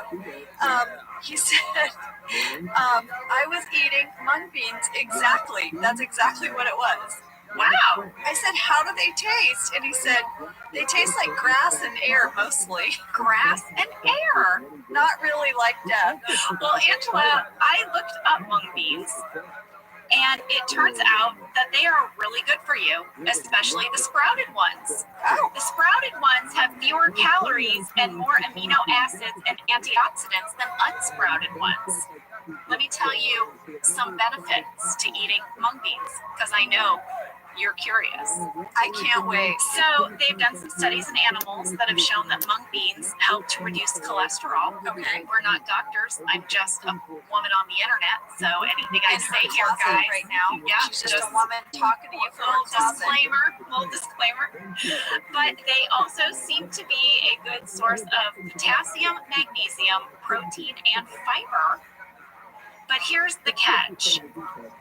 If you are sprouting mung beans properly and you let them drain and then you rinse them off after you've let them soak, they won't smell. Only neglected mung beans stink. So Creed neglecting had some neglected mung beans in his desk. And that's why they smelled so badly. So anyway, I guess I just want people to know that if you've ever been curious about sprouting and eating some mung beans, they won't be stinky if you just care for them properly. According to the internet, I'm not an expert. And according to Creed, they taste like grass and air. So there you go. All right, Kevin has been making sexually suggestive comments to Angela that make her uncomfortable, so Michael suggests that the solution is for Angela to make sexual comments about Kevin that will make him uncomfortable. First of all, Kevin, gross. Once again, Yeah. we have been tracking Kevin's perviness. Ooh, is that a sting? Kevin Perv. Our whole podcast is just going to be stings. It's going to be like, Angela says, Kevin Perv. Damn shade. Okay. Now we're back in the break room. We're back to making our IDs and our badges, right? And at 13 minutes, 11 seconds, my stepson Jack, it's one of his favorite talking heads, where Dwight said he would never smile in a photo. Because that's a sign of weakness. And so he's never going to smile in a photo, which just cracked us up. Jim is making this oversized ID badge for Dwight. See, he's playing a prank on him, you guys. This is classic Jim, right? Yeah. He put Dwight's middle name as Art. Yep. And he says he's a security threat.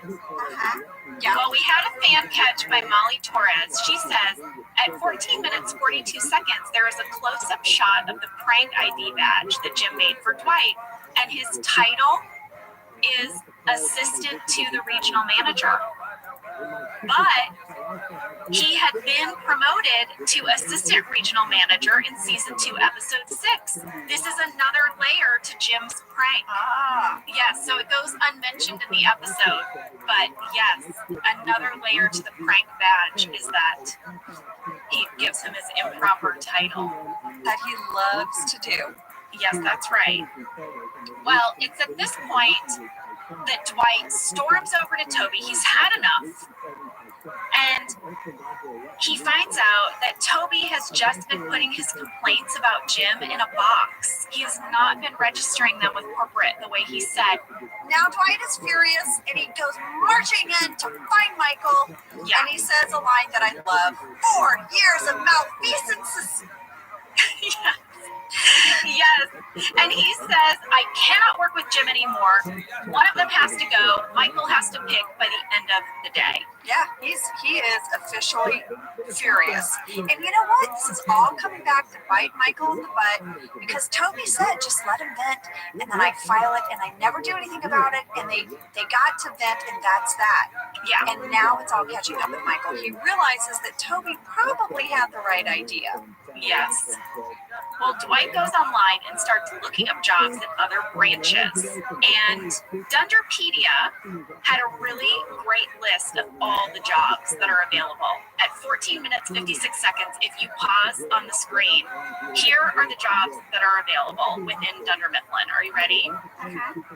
At Stanford, there is a plant manager and a sales manager position. The sales manager position requires 3 to 5 years of experience and a bachelor's degree, and there is an IT manager position available at Stanford. Here's my question. Isn't Josh Porter is he the branch manager? He's the branch manager. Well, within our office, I guess Michael is the branch manager. Who's the sales manager of Scranton? Probably, I mean, I don't know. Like I'm sure- Stanley? I would think Stanley because he's a senior. Yeah, he's been there a while. Yeah. But that's a job we don't ever really talk about. Discuss. Yeah, so I just thought that was interesting. Well, in New York, Dunder Mifflin, they've got a position for maintenance engineer. In Albany, they need a comptroller and 2 regional managers. And in Buffalo, you can't read what it is, but they need someone. And Scranton has 2 positions available. Well, here's the thing. For a company that's downsizing and on the verge of collapse, why are all of these job openings? Thank you. What's up? Thank you, that too. But listen to the jobs that are available in Scranton. Warehouse staff and warehouse manager. But isn't Daryl the warehouse manager? Is he looking to leave? What's happening there? What's the story? I don't know because he is the manager. After this, Michael calls Dwight and Jim into the conference room, and he goes through a list of Dwight's complaints. And this is my favorite part of the episode. It's so good, and So one of them made me laugh so hard. All right, here are the list of pranks that Jim has pulled on Dwight that Dwight has reported. Ready? Okay, yes. Ready, Jenna? Go. Number 1. Number 1, he replaced all of Dwight's pens and pencils with crayons. Number 2, he had everyone call him Dwayne all day. Which, by the way, Jenna, by the way, guess who would sometimes call him Dwayne in a scene? Who? Oscar. He did? For real. For real. There were scenes where he'd be like, listen, Dwayne. I'd be like, Dwight. It's Dwight. And he'd be like, crap. That is so funny. Somehow it went into Oscar's brain in real life. Okay. Well, Jim also placed a bloody glove in Dwight's desk drawer and tried to convince him that he had committed murder. Yes. Number 4, Jim told Dwight there was an abandoned infant in the women's room. He went in to save the child and saw Meredith on the can. Yes, this one is my favorite of all time, of any prank ever written about on The Office. It's just a sentence. We never see this play out, but my imagination of it is so rich. Dwight says he hit himself in the head with his phone. And Michael is like, what? How could that have been Jim's fault? And then Jim in his talking head, and John's reaction, he laughs. He says that he put nickels in Dwight's headset over the course of a long time, so that it got heavier and heavier. And then one day he took them all out so that when Dwight answered the phone, it would be super light. Yeah. That is brilliant. That is brilliant. Greg Daniels. Yeah, clap. That is brilliant. And that's the greatest. That is Jim doing the slow play. That's I think why I like it, is the patience required for that prank. All right, there's more. Go. The next one is that every time Dwight typed his name, it would just say diaper. Yeah. And then the last one is that by the end of the day, Dwight complains that his desk was moved 2 feet closer to the copier. And Jim admits that yes, every time Jim got up to his desk, he moved it a little closer to the copier. But then Jim was like, well, when you put them all together like that, it doesn't sound really cool. Yeah, he's like, oh, that sounds like maybe my life is gonna sound. Yeah, maybe I So that's what I spent my time doing. At 16 minutes, 39 seconds, I have a card that it just says, a montage of sass. Oh, it's your montage of sass. It's a montage of sass. We see Phyllis. She slams the fridge door on Angela. Pam is glaring, eating yogurt, angry, eating yogurt. And then you have like Creed, and he's looking crazy, and he's holding a pencil like it's a knife. And I mean, then it just goes all through. Stanley and Kevin and Kelly and Toby. Everyone is ticked off. Yeah, everyone's just mad. It's a mad montage. It's a sass montage, really. It's a montage of sex. It is. Well, at 18 minutes, we have a fan catch from George Felton. Okay. Dwight's ID badge has been redone. His middle name is correct. It says Kurt. But you know what? If you look closely, he's still listed as a security threat. He didn't get that removed. Good catch, George. I liked that. There is a deleted scene where Pam shows Jim her ID badge and her clearance level is red. Yeah. And Jim's like, what does that mean? And Dwight's like, I'm not going to tell you. Also, Pam doesn't seem to know what it means either, which I thought was very funny.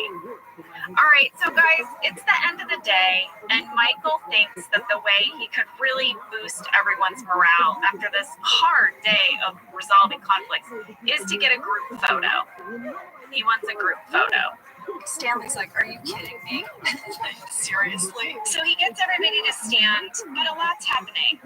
Like, no one's smiling. This is when Jim tells Pam that he's the one who made the complaint against her about the wedding thing.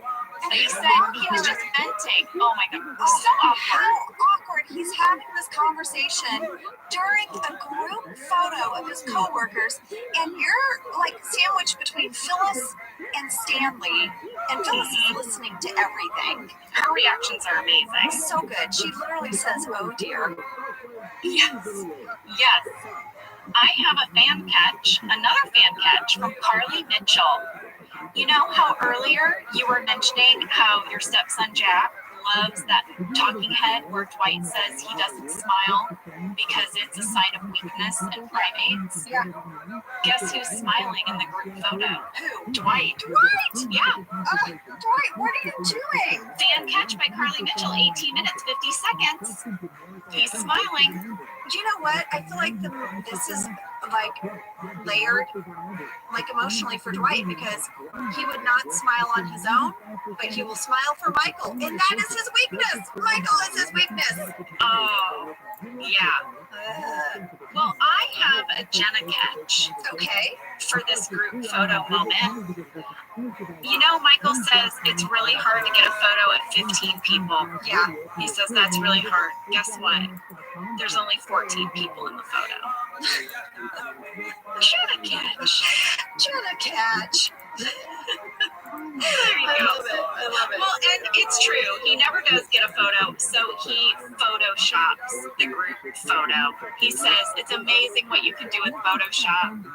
And that's how he gets his group photo. And as you guys know, because we've shared with you, Greg then gave that photo to us all as a gift. And I have it. I will hold up the photo of it next to me and put it on the website. So then this episode ends. It's kind of sad. Pam is checking her voicemail, and she gets this voicemail from Jim saying, you know what, I'm not going to be in until the afternoon tomorrow because I have a doctor's appointment in the city. But then we see what he's really doing. He's meeting with Jan at corporate. Yeah, and he's probably going to apply for that job at the Stanford branch. He can't take it anymore. He can't watch. He can't watch her plan her wedding anymore. It's getting to be too much, and it's heartbreaking. Yeah, he's gonna move on. The very end of this episode is an amazing little tribute to Raiders of the Lost Ark.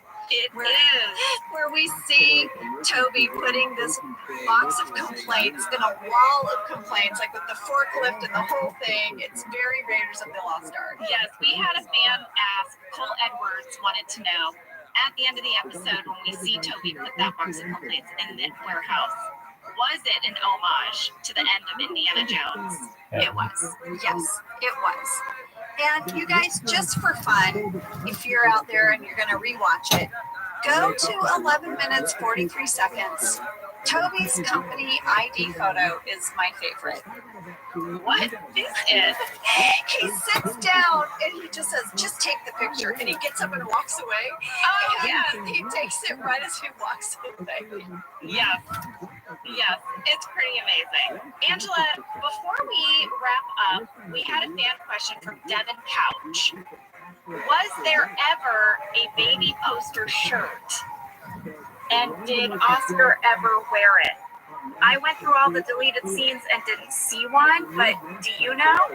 No, I don't believe there was. I don't believe it, and I would have loved it. That would have been a fantastic callback years later if we had just seen him in that shirt one time. Or maybe like when Angela had to move in with Oscar, maybe she found the shirt in his closet, something. But no, I don't have a memory of that, but that would have been fantastic. I agree. I wish that we owned the rights to that picture because I would buy that shirt. Would you buy it and wear it? Maybe. Why not? Why not?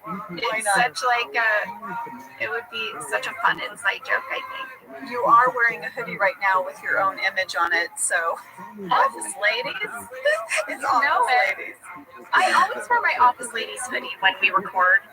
Office Ladies. It's like a uniform. It's my little uniform. I like a uniform.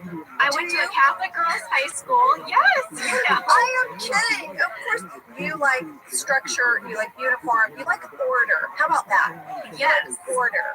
Love order. Yeah. Feel very safe in order. There you go. Chaos, terrifying to me. Terrifying. All right, you guys, this has been Conflict Resolution. We hope you enjoyed it. Thanks for listening in to us in our closets. We hope you're staying safe. And, we're sending you our love. We're sending you our love. Thanks, guys. Next week, we are going to be back with, lady. Casino night. Lady. And a special guest. So tune in for that. Okay, bye. Bye. Thank you for listening to Office Ladies. Office Ladies is produced by Earwolf, Jenna Fisher, and Angela Kinsey. Our show is executive produced by Cody Fisher. Our producer is Cassie Jerkins. Our sound engineer is Sam Kiefer. And our associate producer is Ainsley Bubico. Our theme song is Rubber Tree by Creed Bratton. For ad-free versions of Office Ladies, go to StitcherPremium.com. For a free 1-month trial of Stitcher Premium, use code OFFICE.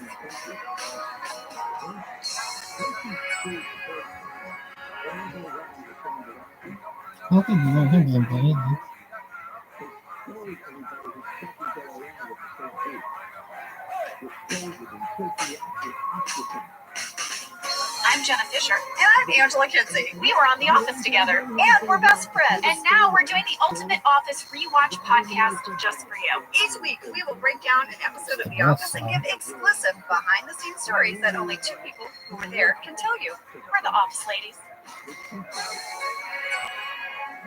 Lady Luck, roll those dice. It's casino night, everyone. Oh, baby. Yes, it is. I'm so excited for this episode. I had not watched this since it aired until we prepped for this episode, and Angela, oh my gosh, it is so good. It was so good. Really quickly before we get started, you guys, we're recording from home right now. Yep. And it's pouring rain. So if you hear some rain, well, that's why. Yeah, I had to move into my daughter's closet because the rain outside of my closet, it kind of sounded like I was tinkling the whole time. I didn't want it to sound like inappropriate. I mean, I know there's rain, but then you know how sometimes the rain happens to come off of a gutter in a sort of waterfall-esque way? Apparently that's what happens outside of my closet. So I'm in my daughter's closet. Well, I'm in my that's what she said because all three kids are inside. Loud. They're so loud. And I'm just like, what? I can't tell them to not make any noise ever. Yeah. Okay, so here we go. Casino night. I'm so excited. Season 2, episode 22, written by Steve Carell.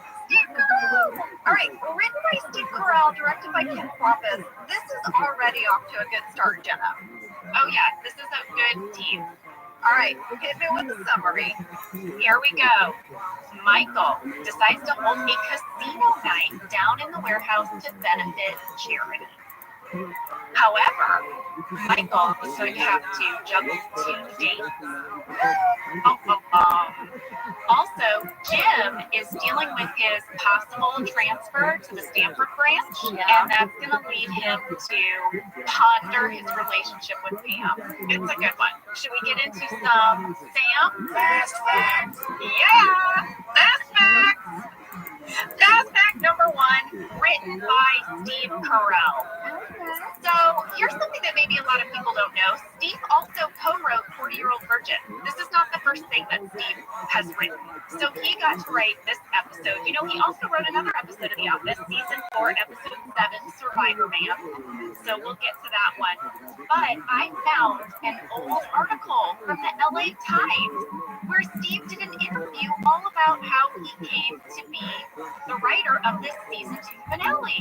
Lady, that is some good detective work. I love it. I was very proud of myself. All right, so here's how it went down. So Steve had the idea as a general episode that Michael should throw a casino night down in the warehouse. And he pitched that idea to Greg, and Greg said, oh, that would make a great setting for the finale episode. And then, I guess, remember when Steve had to fly to New York to do the Valentine's Day episode? Yeah.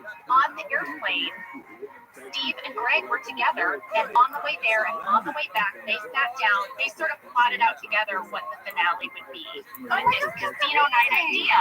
So they're on the plane and they're outlining this episode. I love that. And Greg said to Steve, why don't you write it? You should write it. And Steve was like, okay, yeah, I mean, I think that's great. But then, this is a really fun tidbit. Steve got cold feet. Oh, And he tried to get out of it. So I guess this was during the time when he was still doing Evan Almighty on the weekends. You know, he would shoot on our show, sometimes like 4 days a week. We would shoot him out in 4 days, and then he would fly, and on the weekends he would be doing Evan Almighty. And so he flew home, and he had 1 weekend to write this finale script, and his parents were in town visiting him at his house.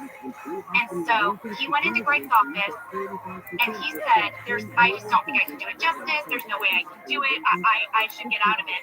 But Steve had this great quote where he said, I don't know, Greg managed to talk him into doing it anyway. Like, Greg has a way where by the time he was leaving Greg's office, he was like, I'm writing this episode again. How did that happen? I did not get out of it.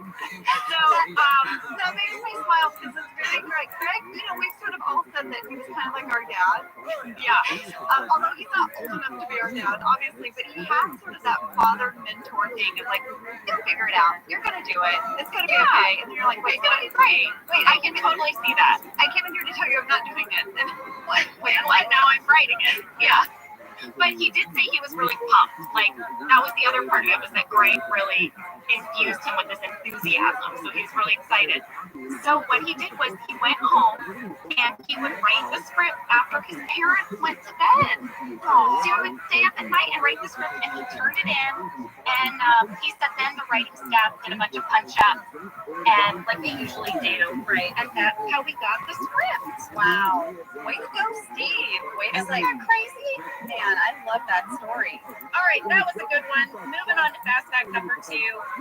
This is a supersized episode. Greg said that he was doing an interview for the Chicago Tribune, and he had mentioned in the interview kind of casually that he wished that the finale for season 2 would be supersized. Well, this started a whole online petition by Office fans.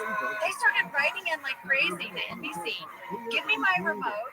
Northern Attack and Office Tally started these online petitions, and it was the fans that got us the supersized episode. That's great. And you know what? This was before Twitter and Instagram. It was not easy to start an online petition back then. Yeah, no, you didn't have the same outreach, and they really just like kept at it. And NBC was like, okay. Greg was thrilled. Thank you so much to Office fans for making that happen, because I could not imagine this episode being 22 minutes. There's so much we would have missed. I wish this episode was an hour. I could have watched even more. I know, but I kind of feel like that about almost all the episodes. But this one in particular, I'm so happy was longer. That's what she said.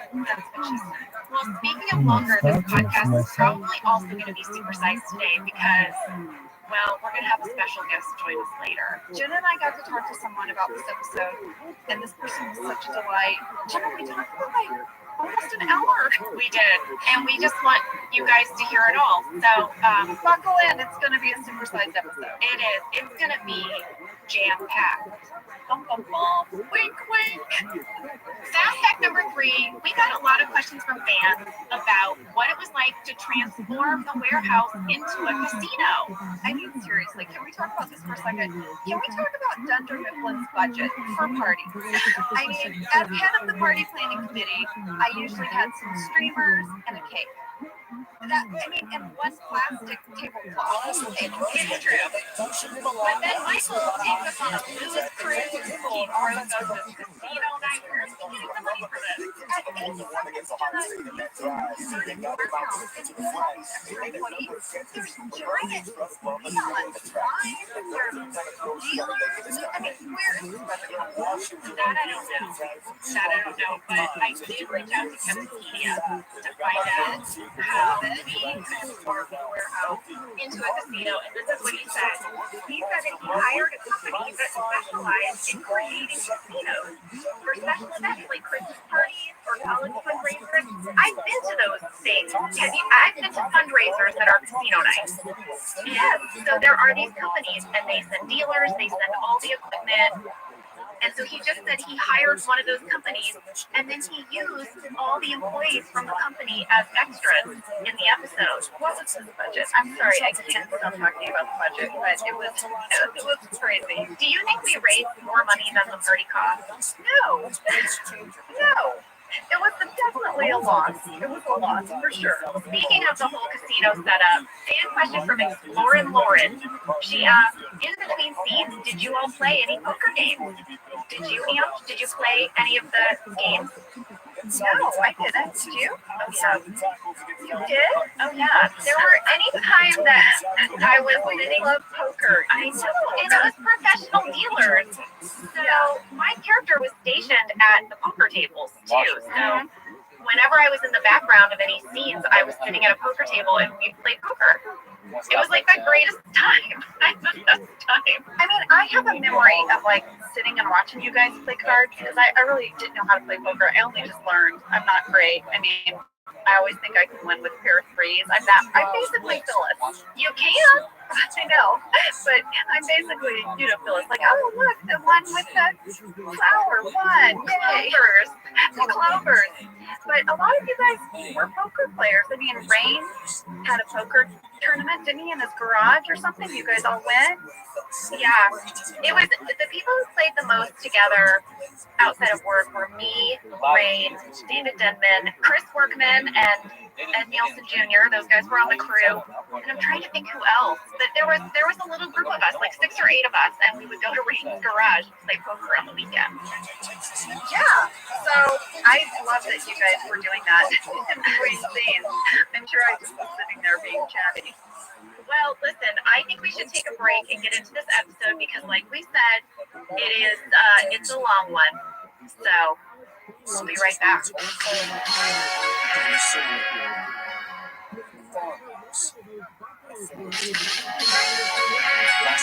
Okay, we are back, and let's get into this episode, Jenna. We've got a lot of ground to cover, and at 36 seconds, Dwight's in a tuxedo. Game on. It's starting. Oh, yeah. He explains that it's a family heirloom. His grandfather was buried in it. Yeah, so that's special. And now you have a Jim Pam prank, right? Can we talk for one quick second about the fact that Pam winks at Jim with Roy right there? I have that down. So, yes, Roy and Pam, they're talking about casino night. They start the whole conversation about who can win roulette. Right? Pam says he can win by using mind control. Right. And Dwight says, oh, really? You can do mind control? Why don't you try moving the coat rack? So he stares at it, and it moves to everyone's surprise. And then Pam winks at Jim. And I wrote down, discuss, how do we feel about this? It's a big wink. It's not like, and Roy eyes right there. Does he not have eyes? Is he not? Is he looking at his fiance? What the hell? Why are you winking at Jim? So the flirt is starting early on. This is early. For early in the evening. It's not even the evening. It's the day. I had a fan question from Batya who said, was the wink Pam gave Jim scripted? Yes, it was. I was going to say absolutely. It was in the script. I have the script from this episode, Angela. I love that you have the script. So you can go to it. Yeah, I looked it up and it's right there. It says Pam winks at Jim. I have another fan question too from Brittany. In the cold open, Jenna, did you actually move the coat rack with an umbrella? No. It's Jenna, there's a time capsule called the DVD commentary. You talked about it. Oh, I went into it? Yeah, you went into it. You said that there was a crew member that had the string. It was like a clear, like fishing line. We tried to have me do it. We tried to have me use the little, even like tried to have me use that straight thing. And you just saw my arm moving too much. I was too far away. The umbrella with the hook on the end, I couldn't even reach the coat rack with it. The coat rack is actually further away from you than people realize. Yeah, it's actually quite far from you. But the optical illusion makes it kind of seem like I could have, but no, I wasn't really doing it. And then Pam is very proud of herself because she has a silent talking head where she's showing off the umbrella. And Jenna, you're like, as Pam, you are beaming. You were so proud of that moment. I know. Well, I think that that wasn't set up, that whole idea of mind control. I think the idea of that was that in the moment, Pam figured out how to have Jim's back. Yeah. And so I think she's like, that's where the wink comes from, and that's why she's so proud. Exactly. She's super proud. They didn't know Dwight was going to pick the coat rack. Pam didn't know that Jim was going to set that up. No. Yeah. She's like, look what I did. Oh my God. I know. I had another fan question, Angela. This is from Chelsea Glover.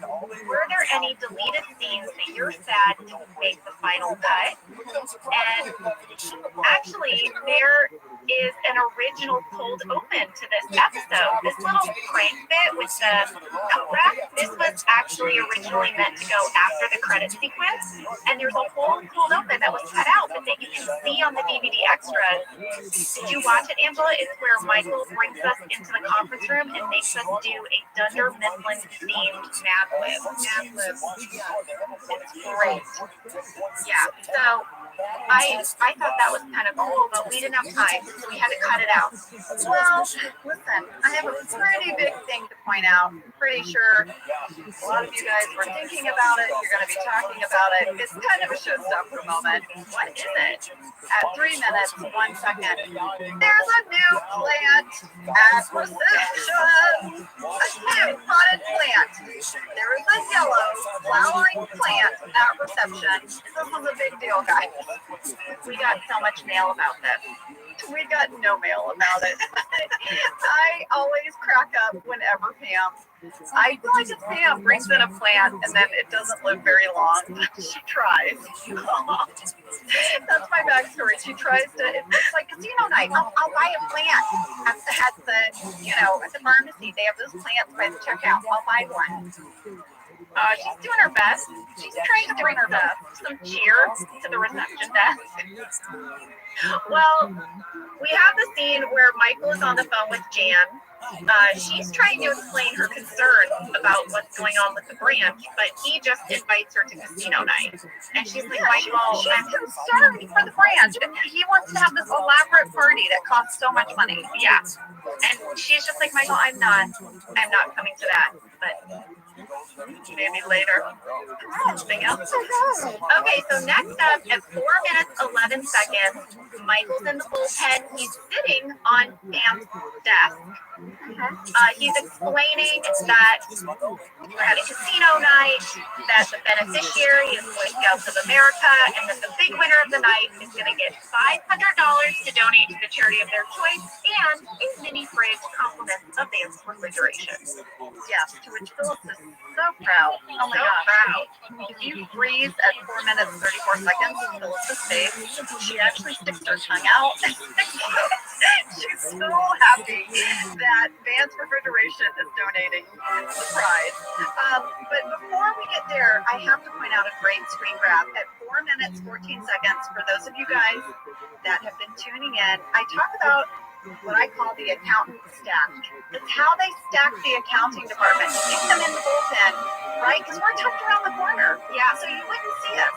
So they would pull us out in this formation. And it's the best screen grab of it I've seen yet. It is me at the copier with Oscar just like 2 feet behind me, and then Brian like 3 feet behind Oscar. It is like, we look like a row of dominoes. And it's so we could be in the scene and react. That is perfect. I remember that they would do that, and sometimes it would make no sense that everyone else was able to sit at their desk and listen to Michael, but you guys would have to get up and walk over a little bit and stand. And Three hang out those by you the have to stand the whole time. Yes, I would be so envious of people like got to sit through really long scenes. Because we'd just be standing by the copier. Oh, that's a good thing when you're rewatching these episodes for people to just know how often the accountants are standing up. Yeah, while everyone else is sitting. So now we get into this series of talking heads where everyone explains where they would donate the money should they be the big winner for the night. And you know, Creed has a talking head where he says he's going to give the money to a Skim's Kitchen. Yeah, that has a really delicious cheese on Thursday. Creed. Kevin says to animals or people, once again reminding us that he's maybe not the smartest.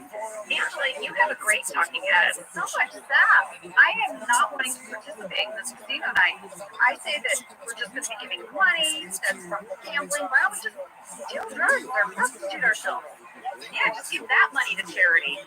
I know. I'm sure she's A, not happy because she's not getting to plan this party. B, is gambling. And there's alcohol. Well, she's going to show up later to this casino night. Yeah, she does. So this leads into one of my favorite scenes, with some of my favorite lines of all time ever from the series, ever. I know what you're saying. I know what you're going to talk about. Michael announces that at the end of the night, they're going to present a giant check to some Boy Scouts. He's so excited. That's so him, right? He's so delighted that they're going to have a giant check. And Toby's like, oh, actually, Michael, that's not true. And then he lists the many reasons why it would be inappropriate to have kids come to a casino night. He's like gambling, alcohol, it's in a dangerous warehouse, it's a school night, Hooters is catering. Do I need to say more? Yeah, do I need to go on?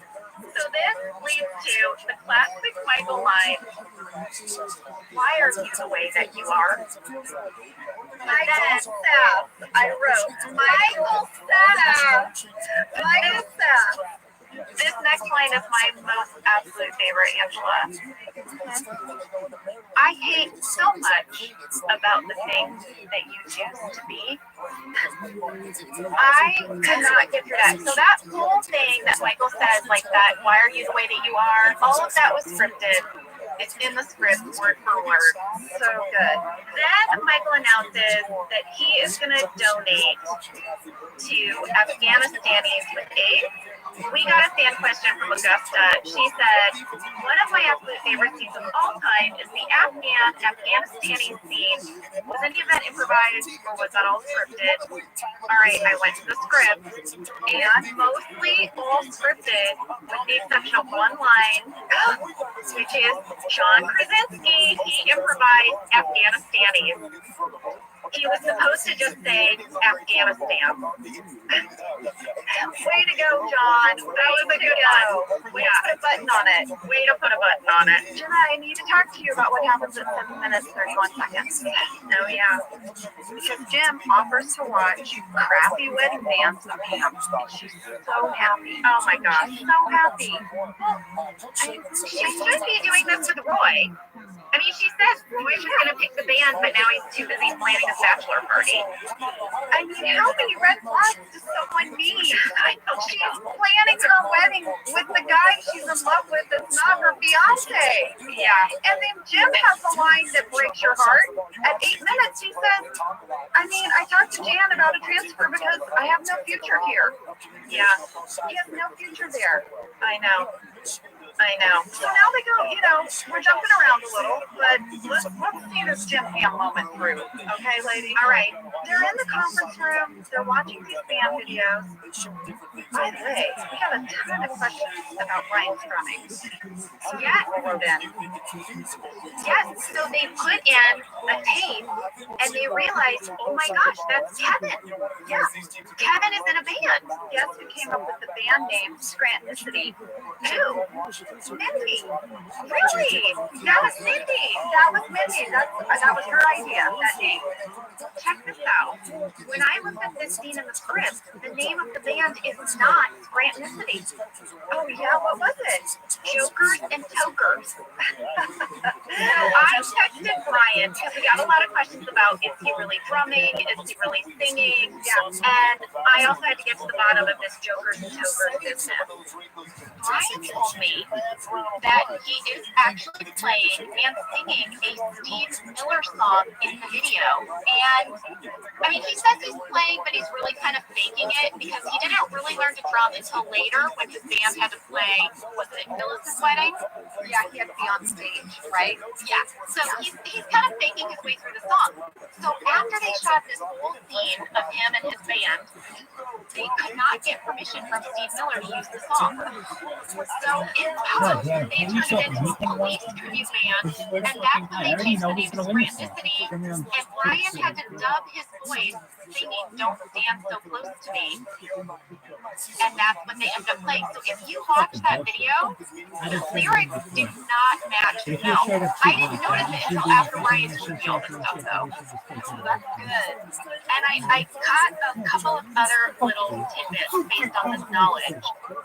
Notice that at 9 minutes 43 seconds, there's a close-up of John's hand putting the tape into the tape player, and it says Scrantonicity. I remember shooting that later. I remember having to do a pickup of John's hand putting in Scrantonicity. Okay. And then later in the warehouse, Roy is going to come up to Kevin and he's going to say, hey, I heard about your band Scrantonicity, right? This happens at 22 minutes and 5 seconds. Yes, the band name is said off camera. It's Roy's voice, but on camera is Kevin, and they had to dub that too. That was some good behind-the-scenes tidbits for Scrantonicity, lady. I know. Thank you, Brian Baumgartner. Okay, so we're jumping around a bit, but back at 8 minutes, 16 seconds, we have Daryl in Michael's office. He's like, look, I'm going to have fire eaters in a paper warehouse. Why does he want fire eaters at a casino night anyway? Let me tell you, you have a full circus in there if you could. He wants it bigger, louder, crazier. And then Dwight enters for quote protection.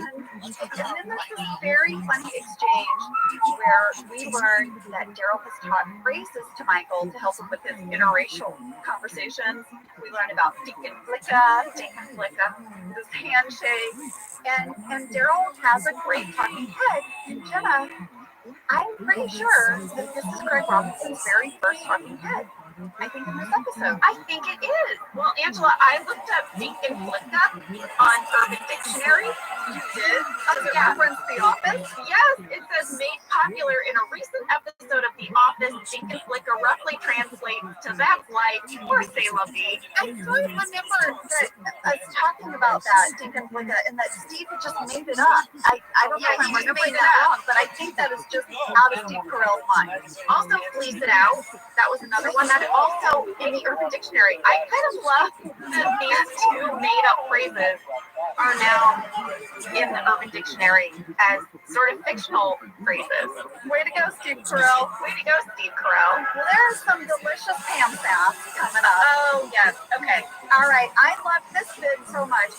This is one of the things our show did that I love, where we find out information that something a character has been doing for years, but we didn't know it, and this is one of those moments. So at 10 minutes 58 seconds, Carol still calls. Feels like Michael Carroll's on the phone, and she does this thing where she doesn't let it through right away. She's like, still me.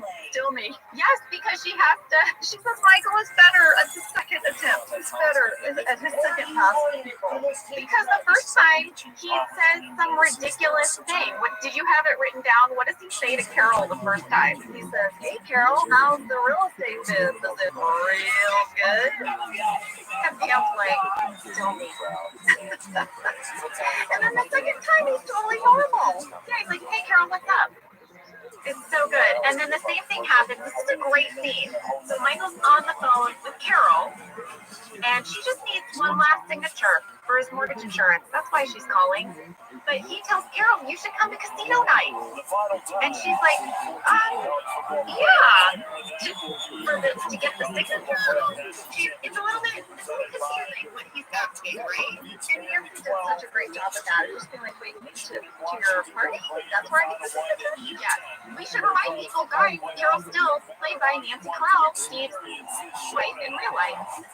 So then, the other line, Pam's putting through another call. It's Jam. And uh-oh, Jam is calling to tell Michael, I would love to come to casino night. I feel like you can watch Steve and Michael, like, literally break into a sweat. He's like, holy crap. When in a million years did I think that I'd have two women on the line who both just said yes to me within seconds of each other? Two queens on casino night. Oh boy. So that's a big cliffhanger. We go into like what would normally be a commercial break right there. Should we go into a break? Let's go into a break because now we're going to get into the casino game and a lot is going to happen. All right, we are back and we are at the casino. The casino's open. Gambling is happening. It's open for business at 13 minutes, 22 seconds. It is happening, Jenna. You are wearing quite the dress. Oh, I got very dressed up for this. You kind of feel about your dress. That makes sense. How many different dresses did you try on before you settled on the blue one that you wore? Danny Gallagher said, my wife has a theory that the dress Pam wears was an old bridesmaid dress that Pam had to exhaust it. Danny, I wrote on a note card, Pam in a bridesmaid dress? It really looks like a bridesmaid dress. It really does. Yes. And then original guest girl said, whose decision was it for Pam to wear her watch with her gown? It was a subtle but great costume and character choice. I love all of these questions. You guys are so observant. All right, let me start by saying Angela and Danny's wife. You guys are correct. Was it a bridesmaid dress? Well, that was the inspiration.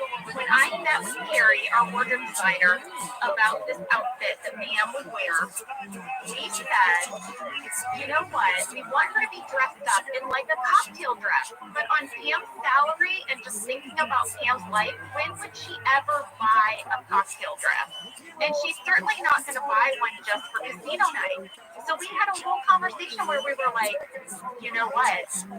I think she rewears an old bridesmaid dress. That's the fanciest thing she has in her closet, and that's what she wears. I'll have you know, that was the first dress I tried on. Oh, we loved it. She had a whole rack of dresses, and I tried them all on. That was our favorite. And we sent that picture to Greg, and he approved it immediately. It was like a winner from the start. Well, that is so great and perfect and really answers my burning question. So like that, I feel like I wore a bridesmaid dress that looked similar to that. Yes, to a wedding in the 90s. By the way, I love that watch question, Angela, because that was a discussion. It was a discussion that Pam wears that watch every day. Most of the time you can't see it, but every day Phil Shea would come up to me and he had a little tray and it had my watch and it had my Pam wedding ring on it or my Pam engagement ring on it. And you pick it up and put it on first thing in the morning, take it off at the end of the night. And so I've always been wearing that watch, but you cannot normally see it because it's underneath my sleeve, right? So we had a whole discussion. Does Pam wear her watch with her fancy dress or not? And we thought, listen, guys, this is back before iPhones. You didn't have the time in your back pocket the way you do now. And we discussed that Pam does not have a fancy watch. So she's got one watch and she wore it. And I can't believe someone noticed that detail. Thanks for noticing. Pam would wear her watch. That makes such sense to me. I love it. I feel like she also probably has a pair of Keds on standby. It's something to change into. I love that. Angela, what about your dress? You're wearing a black dress, which is in your color scheme, but I mean, it's a little bit, what, sultry? It's somewhat tight. It's an LBD for sure. It is a little black dress.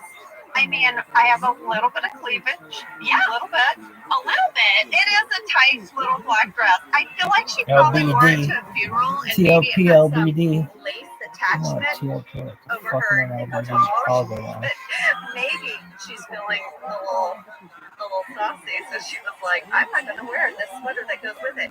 I do have a sweater that comes in and out of scenes. I don't know if you notice, right at the top, I'm holding it, and then later on, you see me wearing it. But yeah, I know I'm wearing a little black dress.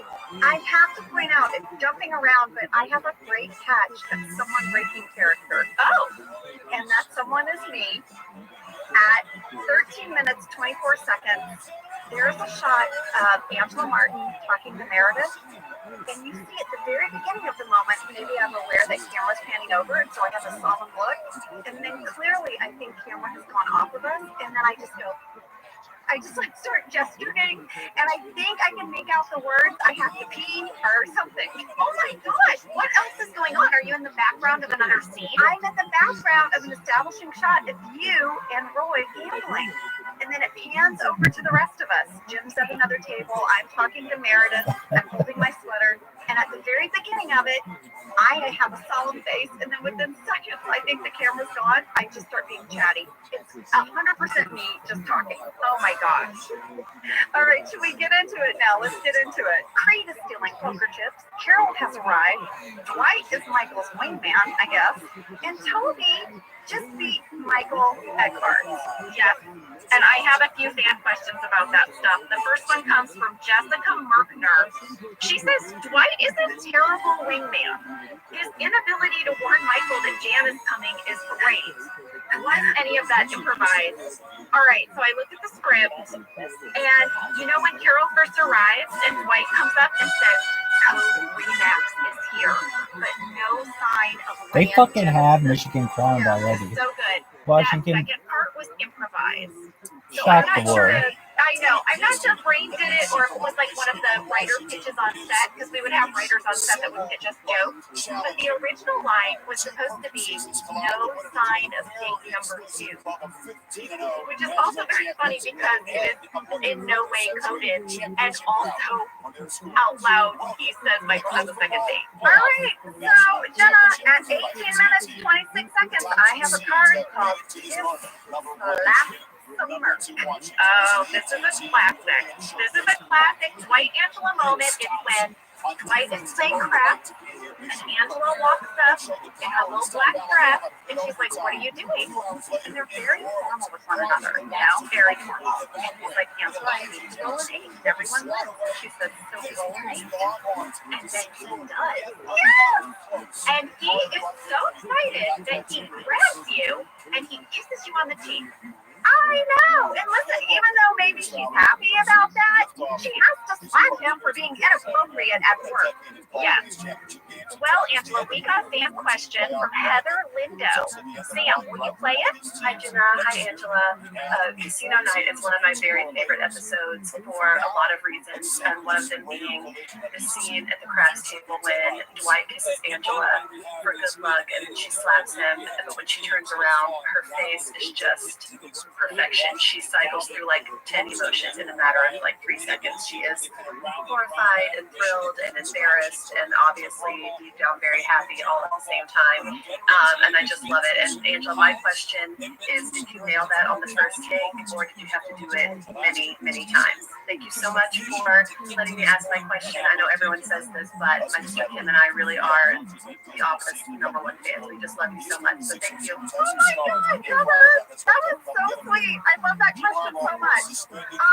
Okay, so I was very excited about this question because I actually wrote in my journal. Oh my God. Of course you did. Of course we did. I wrote about it the week we filmed it. To answer your question, Heather, no, I did not get it right the first time. Okay, so I wrote that I was really little nervous to slap Rain at first. You know, my slap was kind of timid. Which makes sense because you were probably you were worried about hurting him. Exactly. I don't want to hurt him. And it wasn't a fake slap. They told you to really slap him. They were never did a phony slap. No, they wanted a real slap. And, well, I guess my timid little slap wasn't working. So Rain said, listen, Ange, just go for it. I can take it. So I started really slapping him. Oh, no. And I wrote that it took us about 13 takes. Oh, no. So that's 13 slaps. All right, here's one thing I need you guys to remember. I am 5'1". Rain is like 6'3", so it wasn't really easy for me to reach his cheek. And one time, my aim was really off, and I missed his cheek, and I slapped his ear so hard. He was like, ow, it actually hurt him. He said there was like a ringing in his ear. And then the other time I missed, and I slapped, and I hit his glasses, and I knocked them sideways in his face. I know. I know. Well, I want to go back to something that Heather said, too, about that look on your face as you're walking away, because it is amazing.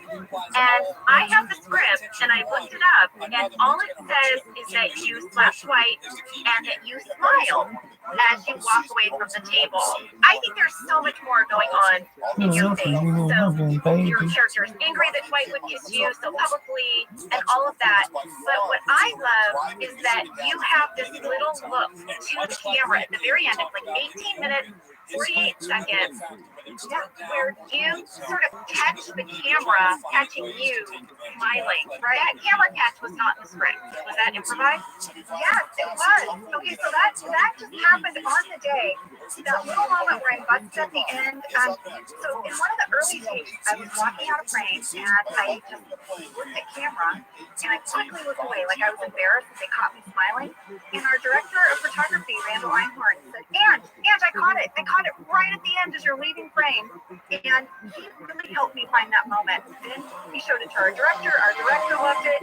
And so Randall was like, Ange, you don't have a lot of time to cycle through all that, but I'm going to catch it every time if you glance at the camera and quickly look away embarrassed.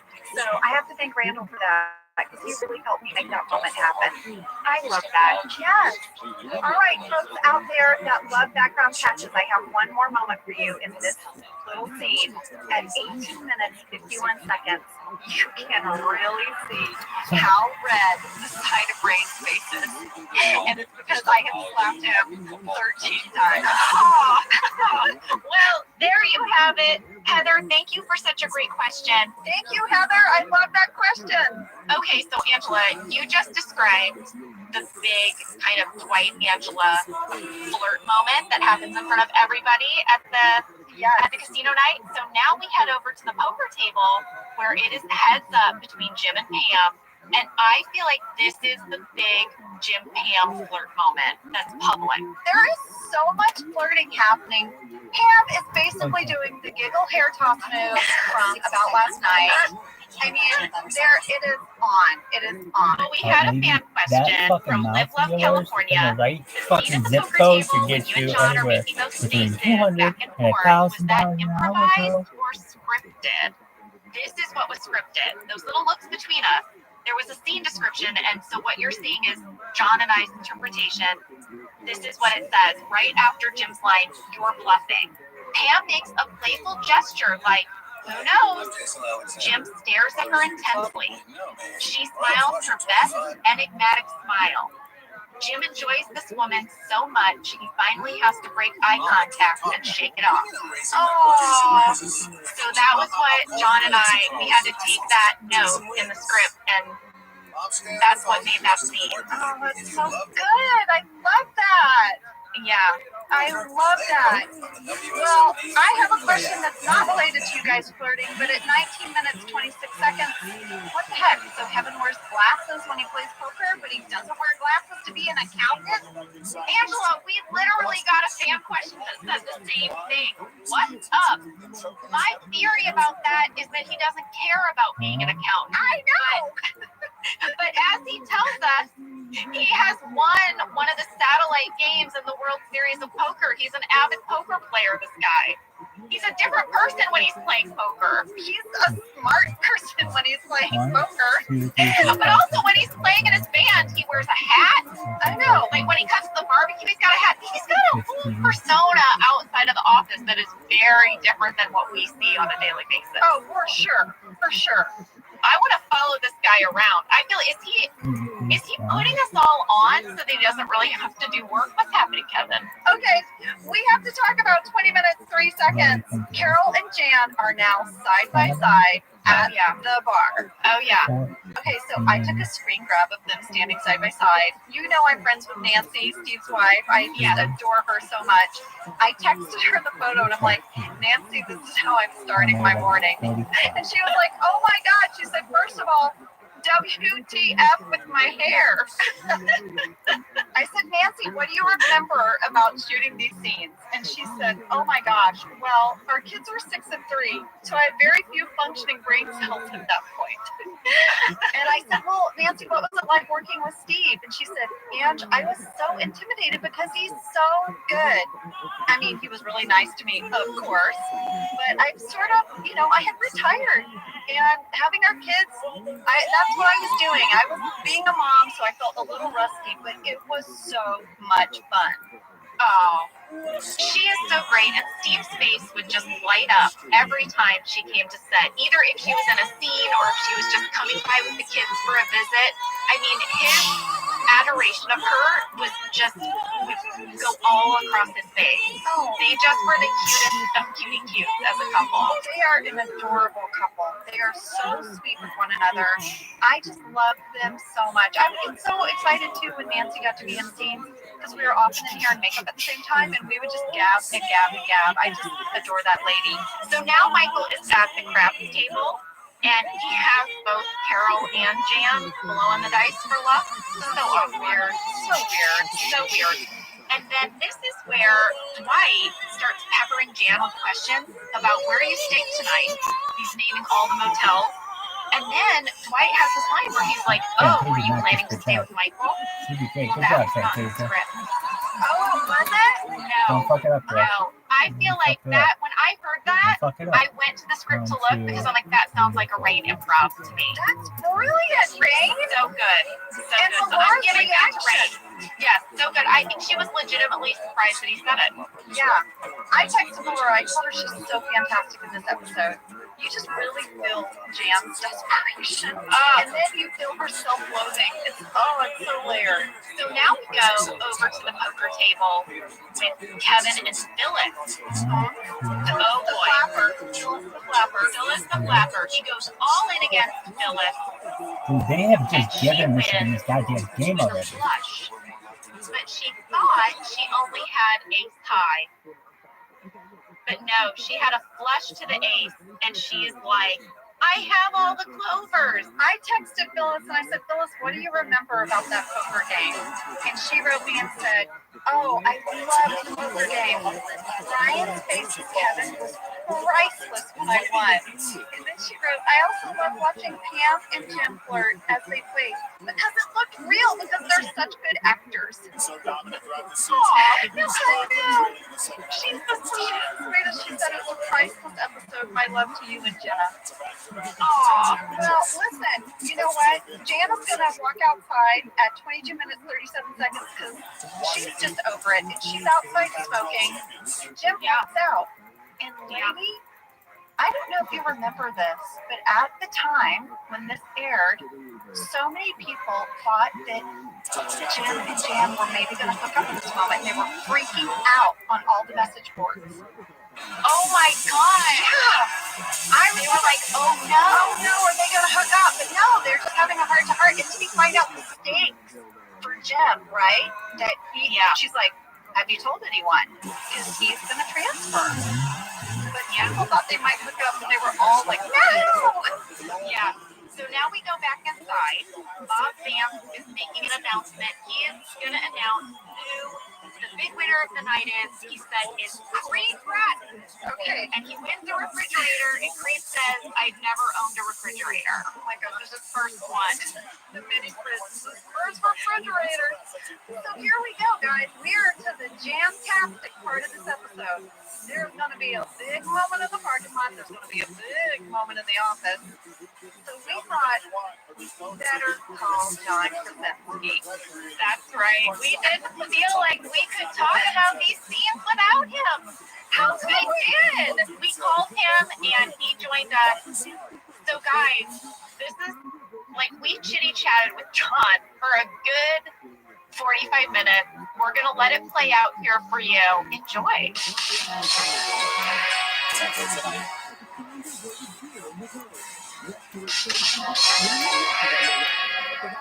Guys, I watched an Office episode for the first time in so long for this. Yeah. I haven't watched one for a little while now, and that one in particular, that's some heavy machinery of content. Yeah. That was some heavy machinery. We just threw you in the deep end, John. We're like, here, watch this one. Yeah, seriously. And I was like, first of all, I went through a time portal. I was like, who is that child? And I was talking about Jenna, and then I saw some furry, who would come in looking like me.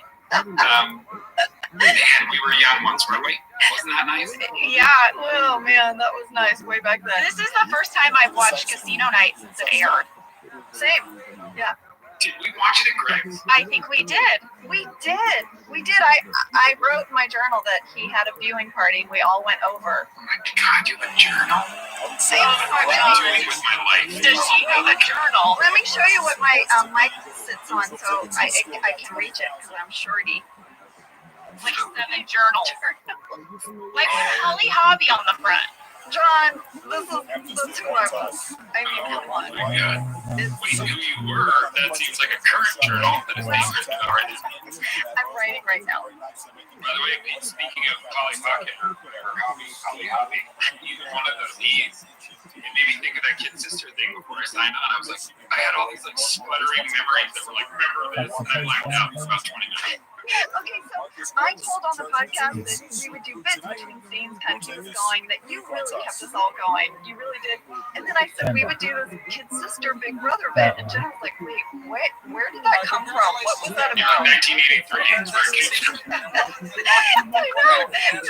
John, wasn't it because there was like a doll that was about my height? You were the identical replica of Kid Sister. And they had, it was, Kid, was it Big Brother?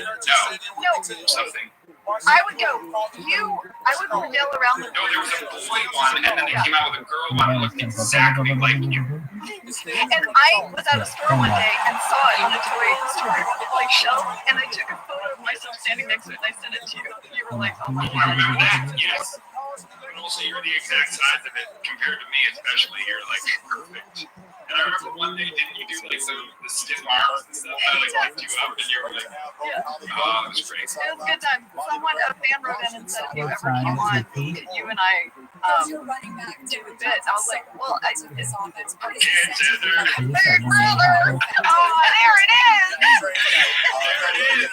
Jenna, what jokes did we have? We didn't get along well, but it wasn't for us. Oh boy. What were our bits? Did we have We had so many bits. You know what I remember bits wise was many different inside jokes of like writing on post-it notes and like all my memos that I had to hand you. Yeah. I always had something written on them. John, you played one prank on me in the whole 9 years of the office, like one like really fully formed, good thought out prank. It was at Shroot Farms, and you and I had this scene where we had to drive up to the farmhouse several times, and we're doing it, and I am getting increasingly more hot. I'm like warm, I'm sweating. I'm like, oh my God. I'm like, it's so hot. And we had to turn off the AC for sound. And you were like, yeah, I don't know. I'm okay, but you're hot, huh? And I'm like, I'm so hot. This went on for like 15 minutes, and then all of a sudden you start snickering, and you had turned on my seat warmer all the way to the hottest setting. Oh my God, that was late in the run, wasn't it? That was was late to run, and I was so excited because whenever we would go on talk shows, they would always ask us if we played pranks on each other, and I would always say no, and I'm not really. I mean, besides just like little jokes on post-it notes or something, not really. No, we weren't pranky, you know. But then finally, after you did that in the car, I was like, oh my gosh, this is great!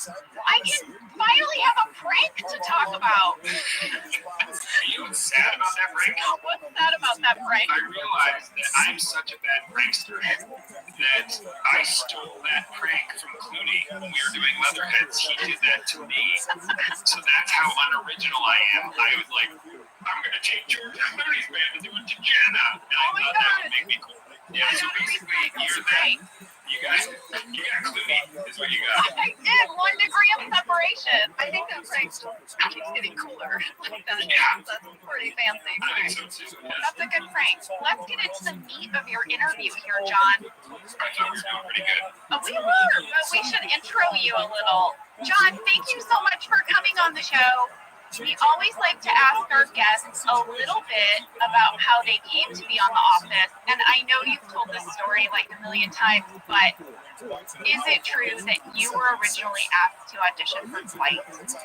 Yes, I was. And that reminds me that about 6 seasons into the show, someone was like, I love how you say Dwight. And I was like, how do you say it? And they were like, Dwight. And I was like, I know, Dwight. And they were like, no, Dwight. And I was like, no, I'm saying it right, Dwight. And they're like, no, it's not. So, yes, I auditioned, or no, I was offered to come in and audition for Dwight, and I was so excited. I had met Allison Jones randomly out in LA on a general meeting when I had $0 to my name, and she said something's coming on our first meeting. Our only meeting, she said something's coming called The Office. You'd be great for it. So then I got back to New York, and they said, there's this show called The Office, and I was like, oh my God, Allison Jones, the greatest human ever, told me about this, and they said, you're going in Dwight, and I had been a huge fan of the show, and I was like, I don't know, man, that's not, I don't know if I'm right for that role. So I weirdly had no idea what I was thinking. I said, you know what? I read the pilot and I said, you know what? I'm going to put my best foot forward. Let me know when they're casting Jim. And I remember the response from the NBC casting director and my manager at the time was, no, and honestly, who does he think he is? Like passing up an audition, an opportunity to audition. And lo and behold, I thought it was over. And I think it was like 5-6 weeks later that they called. They were like, all right, they're looking for Jims now, and they'll have you back. Oh my gosh, that's so crazy. And then when we finally did our screen test, you were living in New York and you had to fly to LA for that screen test. What they like to do is show more. They want to get into formations and make Washington think about physicality and stopping the run game. And then they love the play action on early downs to try to get your eyes in the wrong spot. Test the discipline, Washington's linebackers and safeties. There's the play fake. Carly back. Martin fires across the middle. Got that on 1st and 10. Watch how it impacts the linebackers into that. Go Purdue. Formation, they're thinking downhill run game with the way this game is started. When those linebackers get downhill, that gives him a nice room to be able to go over top of the linebackers. And this time it's Cornelius Johnson for the first down. You'll see that combination of power.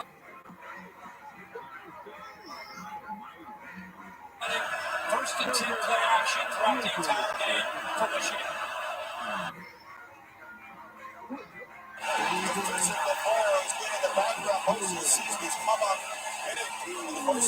Trente Jones and Barnhart do a nice job with a double team right here. Frees up the guard to be able to come around. Want to create a dent on that side of the defensive line, which they do. And then big 77 Trevor Keegan can get around to be able to pick up a nice block. And this is, if you're envisioning how this game would go, if you're a Michigan fan, this opening drive, you're early, this is what you're picturing.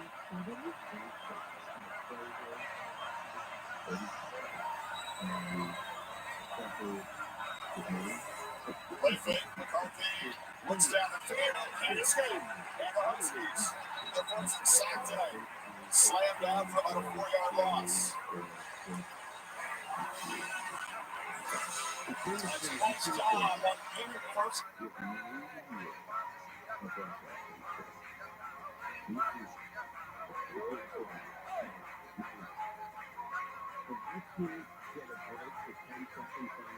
Coverage downfield. He had nowhere to go with the football. Even his check down was taken away.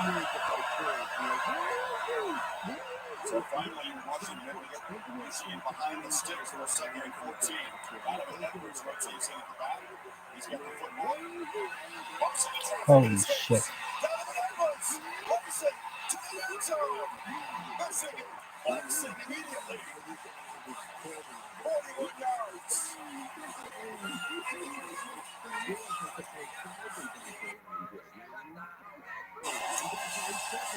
Patricia's taking a peek at this. Good block.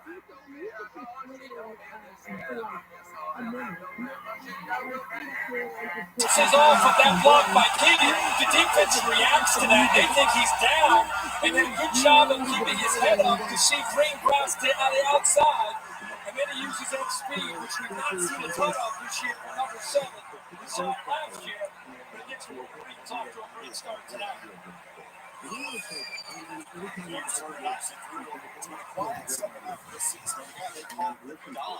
Just first touchdown since the Penn State game, but it shows you the depth at running back and the power up front on display. Michigan hammers away 84-yard touchdown run. Penix is turn next.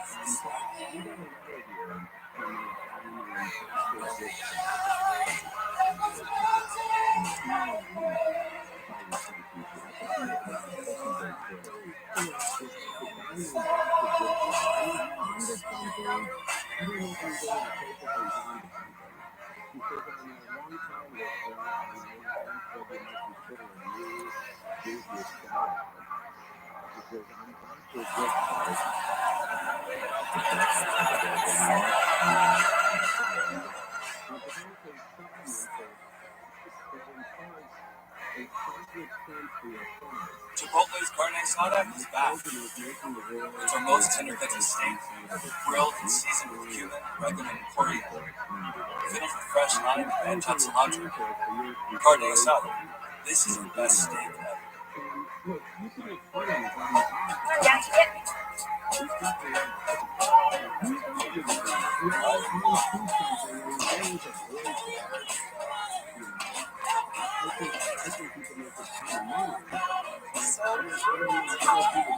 At Ally, we're helping you see the things that matter most to them.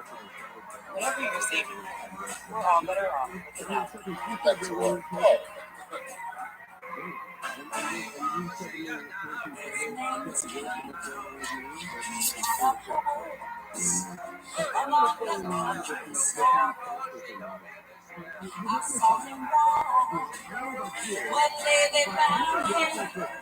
This college football season, AT&T made history by connecting players and coaches like never before.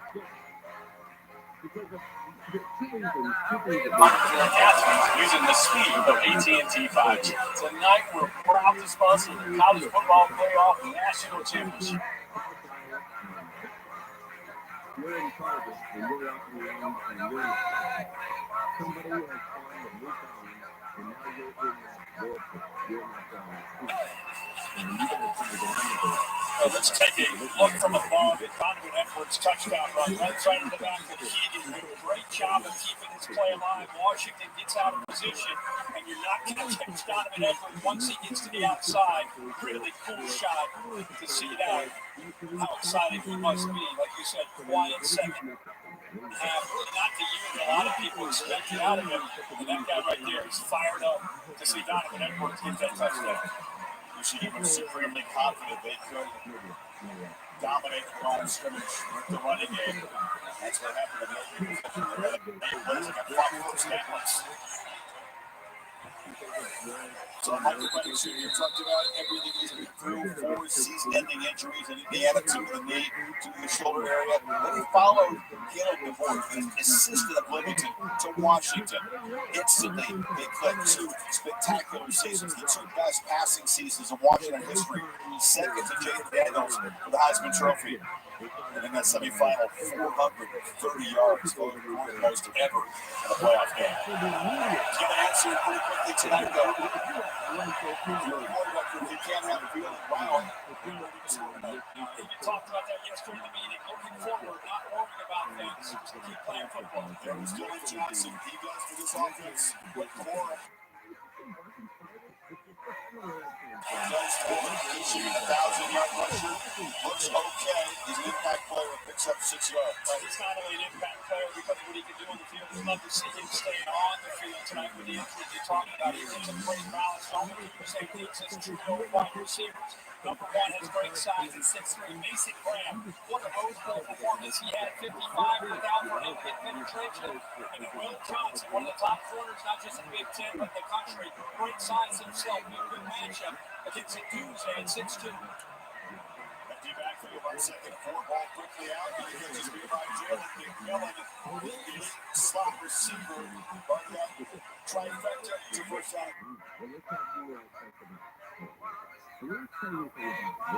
Strong, really spread this defense out, create space, and create one-on-one matchups for these guys to win.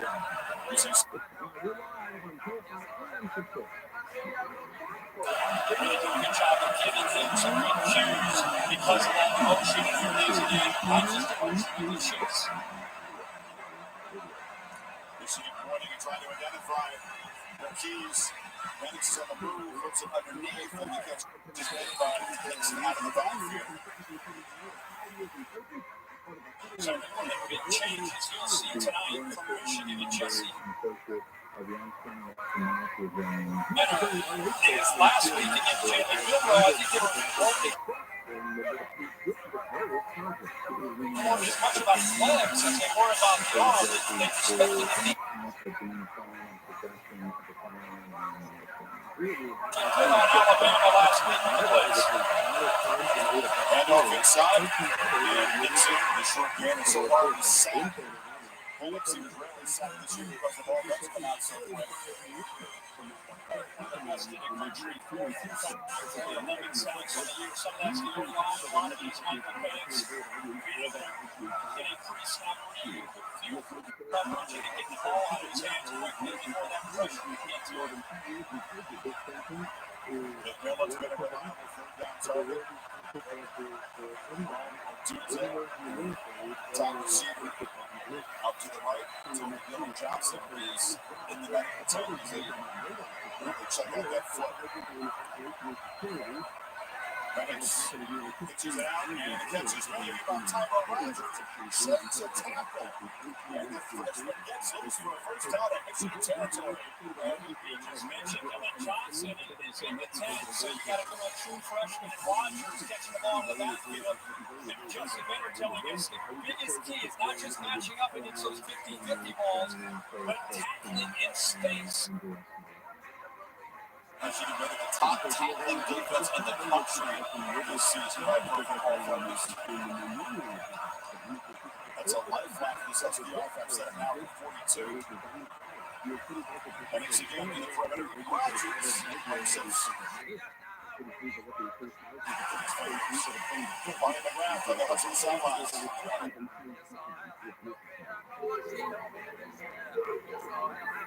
Well, Chris, after his first carry of the game, running back Dylan Johnson sought attention from Washington's athletic training staff. He told us his injuries are worse than people realize. In the semifinal, he ruptured the bursa sac in his left knee, and he keeps pointing now to his left ankle, and he's been favoring that left side of his body. He also has an injury in his right foot as well, Chris. Molly, as you know, he's been battling injuries.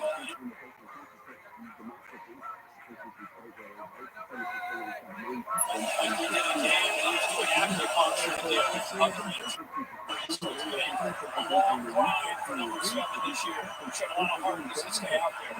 He's playing for you as much as anyone. We'll see if he can get back to him tonight. He snapped the penalty, so this series after the North Star for Washington.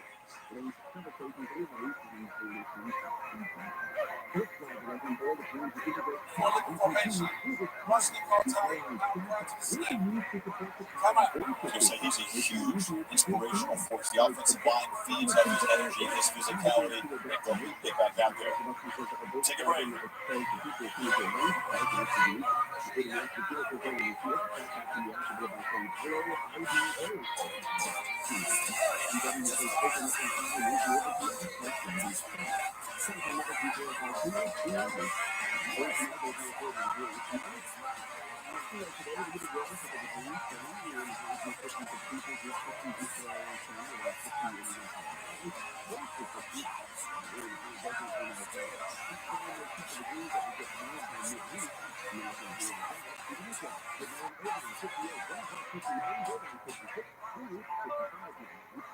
Chevy Silverado. Available superfoods connected by OnStar. Only superfoods that you drive hands-free. And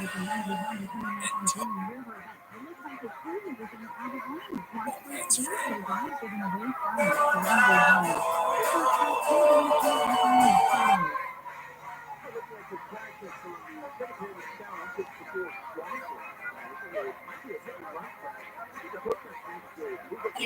Wasn't punishment enough. What are you looking at? It's a 1-speed.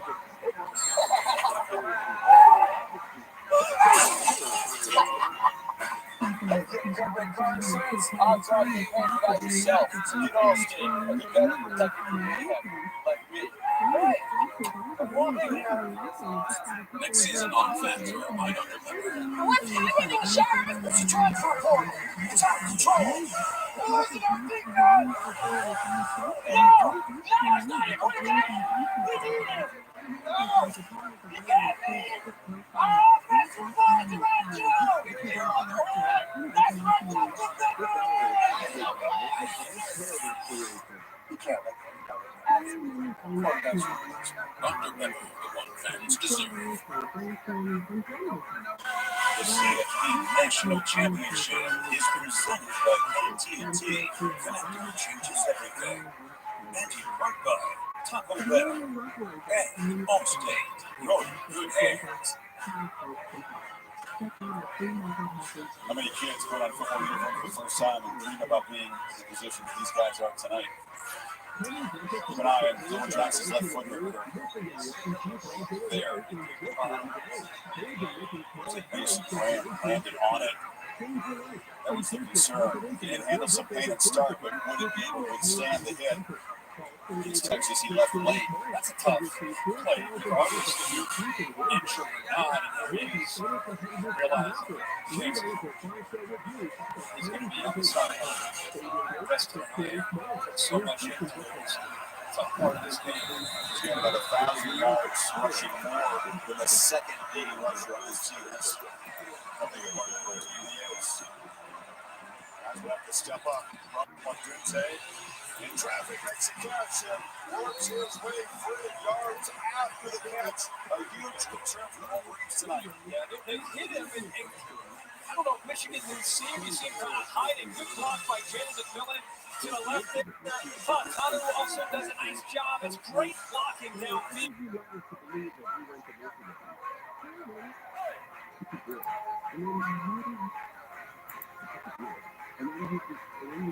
16-yard shot. That's a big downfield again.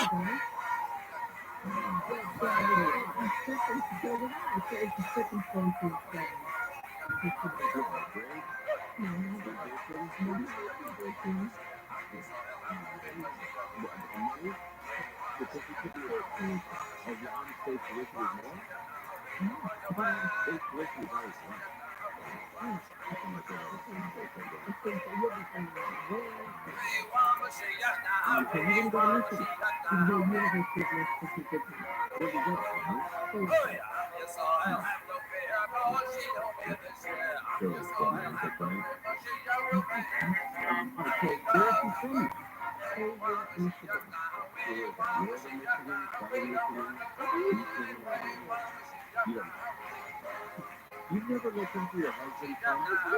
I forgot. Why am I doing texting? What's phone?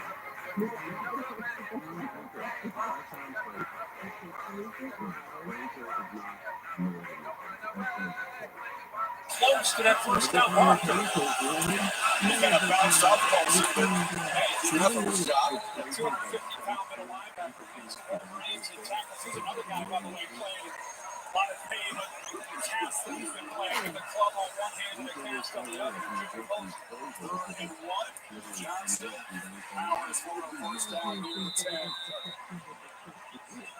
It's no joke to play with a foot injury. Anybody that's played any sport can tell you that. Serious grit and show right there. Got about it. He goes right into the interior, which is he's going to be out there. He's going to have to be willing to do. Of course, he does. Good blocking up front, led by Parker Brailsford. The center, undersized at 275, but athletic. On first and goal, Johnson spins free. It's knocked down off the line of scrimmage. Play made by Colson. It's tough to get into the end zone in this position against this Wolverine defense. It really is. Josiah Stewart right here gets penetration off it. He's not the biggest, 6'1", about 245. Look how he takes that block on and slows Dylan Johnson down, and that allows Junior Colson to come in and make that tackle. Such good instincts. Third-year starting linebacker. It's wrapped up in a canvas system. End around. Jalen Cole. It's for a block. Wolverines crowd the sideline. It's third and Josh Wallace made the play. Interesting since Dylan Johnson went out and then came back in. Trying to take some of the lift off of him, right? Get hit the ball to McMillan. Yeah, this time they hand it off to Cole.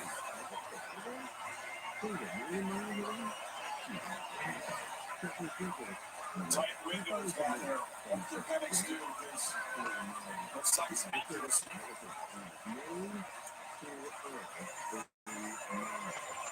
Mason motions to the far left. Let's see the tight end in the middle of the backfield. And a timeout. Up to spin. They're setting the timeout. What? Who's opening possession? Important play on third down when you come back.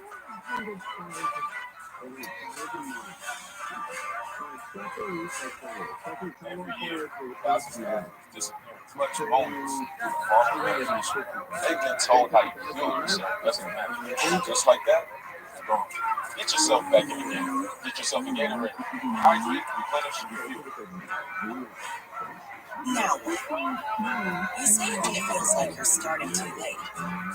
At Prudential, we think you should ask it when you realize that it's not too late to start. Like when your new passion is now your life passion, ask now.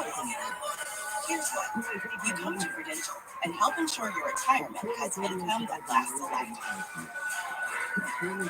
Use your right. Talk to an advisor and build a more secure retirement today. Here at Papa John's, we know our style, so try our newest cheesy pepperoni epic stuffed crust pizza. Made with a blend of ricotta and mozzarella, hand stuffed into that Papa John's fresh, never frozen original dough. Get it for a limited time only at Papa John's. What are your biggest challenges? At one moment, everything was on the line. Now think about who helped you along the way. Westside. Westside, motherfucking Westside. This is a place where collaboration thrives. It's where friendships form, cultures converge, and you become part of the shared experience of shaping the future. No matter where your journey leads, we'll be right there with you because we can accomplish amazing things. We all work together.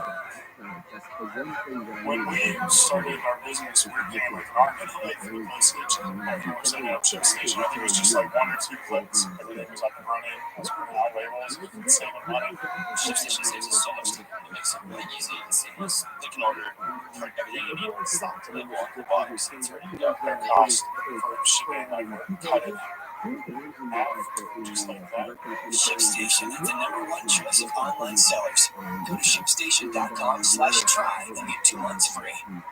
Introducing Mando, the whole body deodorant that I created with all body odor in mind. I'm Dr. Shannon Klingman, and I'm the inventor of Just whole killer body deodorant. schmegma. Like Mando.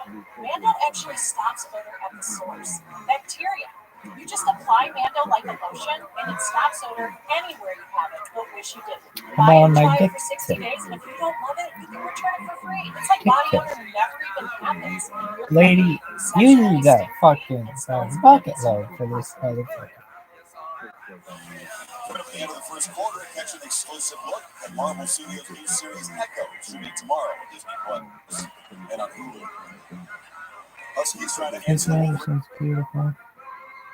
Really good. It's touchdown. This is the 13th play of this drive. What's their best shot here on third and goal? Oh, a Doomsday is dangerous in a fade. Heading matched up with our back shoulder fade. Don't forget, one of the things they love to do is move Jalen McMillan now that he's healthy around. He was in the backfield, circled him. Now he's off to the left over here. They give him a lot of option routes and freedom down in this area. This is good for the Huskies. It's in motion. And it says total freedom to use in the guard and change the play. Adjust the protection. Got a beautifully all season. Wolverines rush four minutes. Steps up, delivers to the end zone. And time over the head of Ootd, who is well covered there. And you see outside the safety. You like that matchup if you're heading to the throw is high. It's absolutely not. They keep looking at McMillan coming over here, man coverage, but watch what happens. The safety is waiting for some kind of cross, or once it comes over, you see he thinks he's got man coverage when he uses that motion. You got the look that we want. You got McMillan looking across, but watch this play right here. How the defender kind of takes McMillan away, waiting for him on that cross. Great communication by Mitchell. So Randy goes on for a chip shot here. Another shaky start to the season. Got more solid as he went on. And he just got right up. Special teams an enormous factor in the Wolverines' narrow escape against Alabama. Headed all the way. I'll take 7-3 Michigan. Ready?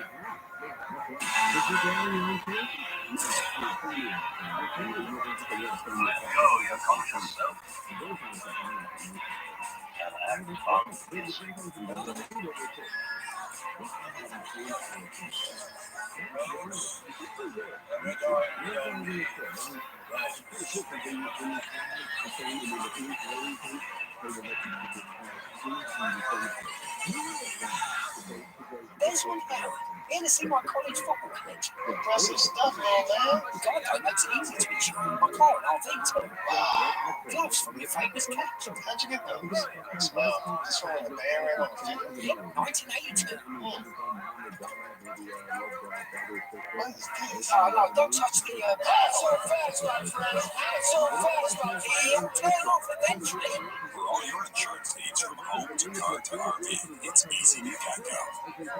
We'll break the rock, break barriers, a sweat, break that night, break the routine.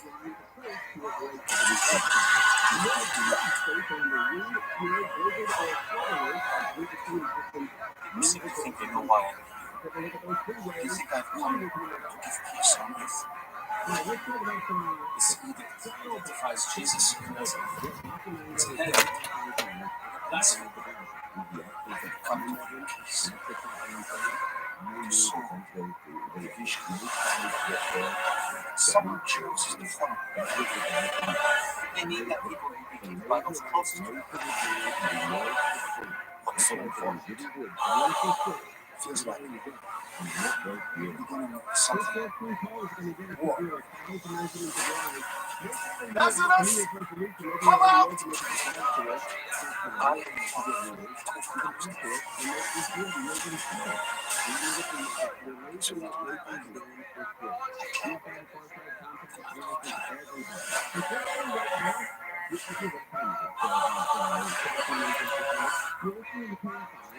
really tasty stuff out there. The crunch That was bitch can get it. satisfactory. Now She gave him like one yummy of them. cheese. What are you gonna do next? I'm going where cheese dreams come true. I'm going to cheese again. Cheese is the official sponsor of the college football playoff. Looking right for the NFL Super Wild Card Weekend. It wraps up on Monday Night Football Eastern Time. The Eagles are stumbling into the playoffs. They've lost 5 of 6. Got to visit Tampa to the NFC South. Long season, right? 17 games. The Bills at one point were 6-6. At the end of the year, fresh off a loss to the Eagles in overtime. They won 5 in a row. Now they've got a lot of momentum. The Rams are dangerous. Well, it's going to be a great storyline to see who wins this even opening week. Top seed in the AFC, of course, the Ravens and Jim's older brother John Harbaugh and plans to join them here. They have some playing issues with their awful brother. John Harbaugh can get in to see part of this. Morgan, a yard deep. And once again, Washington's coverage seems good. Endlessly those pigs in the end zone. J.J. McCarthy experienced the bitter emotions of losing back-to-back playoff games. His only career loss on that field, watching the purple confetti at TCU. 1, 2, 3, 4, 5, 6, 7, 8, 9, 10. That post-game press conference after TCU, he just talked about getting back to this moment and showed up. Big part of last week was his will to win the football game against Alabama. He promised they'd be back as a team, and also a bunch of individuals who team achieved what they fell short of a year ago. Second possession for the Wolverines, 4 this time.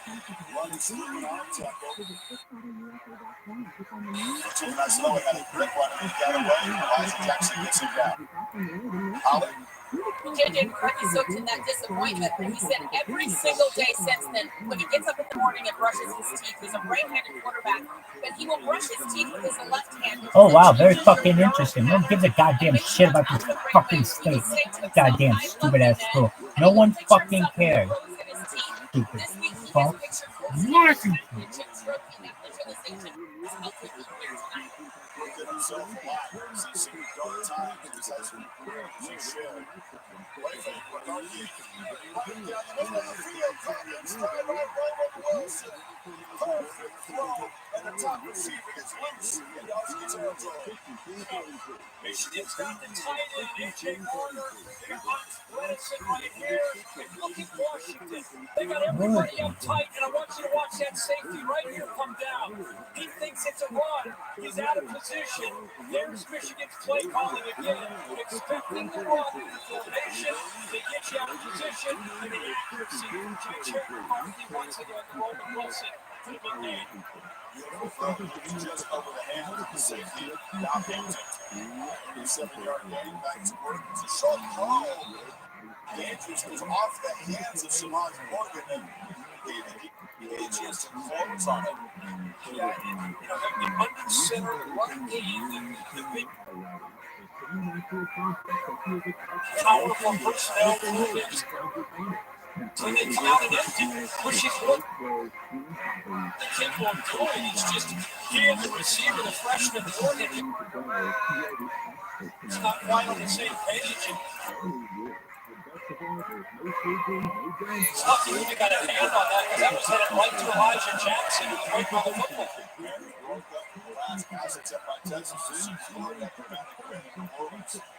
It's considered the other on his team, Mark Muhammad, so good. Donovan Edwards scored the touchdown for first possession. Back in the game, and he's loose again. Edwards off a running. Look at that, Donovan Edwards, 46 yards. Son of a bitch.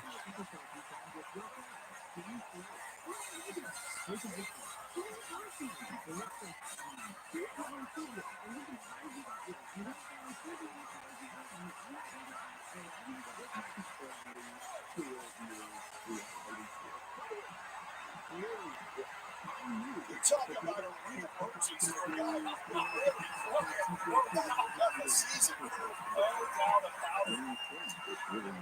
What we say at the end of the game, how will Washington physically match up to this Michigan run game? They can identify a lot of Edwards, 2 carries, 2 touchdowns, and 87 yards. So this is the wrinkle they've been throwing you. They go in the jungle package, hit the back of tackle, comes in the right tackle. Here's the starting right tackle, right? Now watch what happens. Look at Washington. They go jumbo, you got 6 offensive linemen, and look at everybody trying to get on the same page. Look at the communication. You got no, you got to get that gap over there. Then they go to the pistol and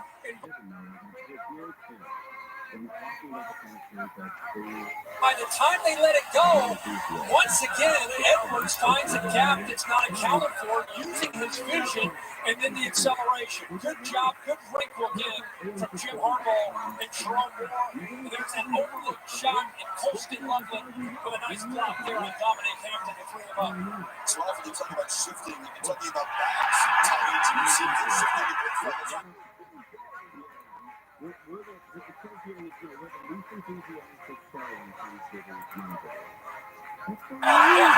time they've been brought in that unbalanced, that big offensive line. And these little wrinkles, these little change-ups giving Washington issues. J.J. McCarthy, man.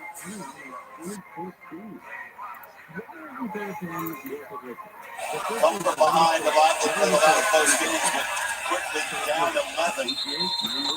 Some serious conversations will have to take place on that defensive sideline. Chuck Riley and some co-defensive coordinators. Molly. Chris, it's more than just adrenaline and medicine motivating Dylan Johnson as he runs out onto the field. He's playing for his coach and mentor, Lee Marks. We found out just yesterday that his father, Lee Marks Sr., passed away. He told the team during their final walk through their monitors because Marks said the players who lifted him up vowed to play in his father's honor. You can see that in Johnson's resolve, and he's been emotional on the sideline with his coach. But they're playing like shit right now. So many guys.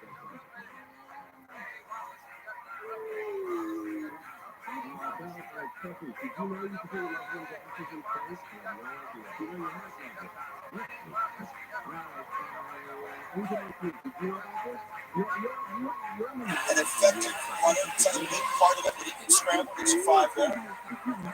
Yeah, when he takes off, you just want to make sure he gets down. He's had so many injuries throughout his career. He shows he's an athlete. Nice job of getting down. A little bit of an awkward slide with that left leg. Takes the pitch on the edge. Not much there. Set up third and medium. Mason Grant. Defensive medium. Going his way against it. Wants to get the ball out on the edge. Pulling those offensive linemen. Because they got out there early, forcing it back inside. Mason Grant to clean it up. Urgency here now at 35 yards early, but the defense is reeling. Down 11.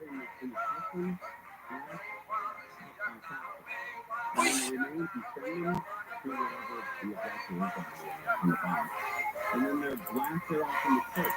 Now there's three different lines. You can call it one of three.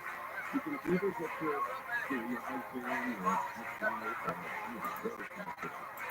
You can get the Giving Star Memorial, or the Making Way Memorial, or the Winners Memorial. That's what happened last year. Let me tell you about all three. Let me tell you about all three of those. The Giving Star Memorial was a symbolic portion of the 1, 2, 3, 4, 5, 6.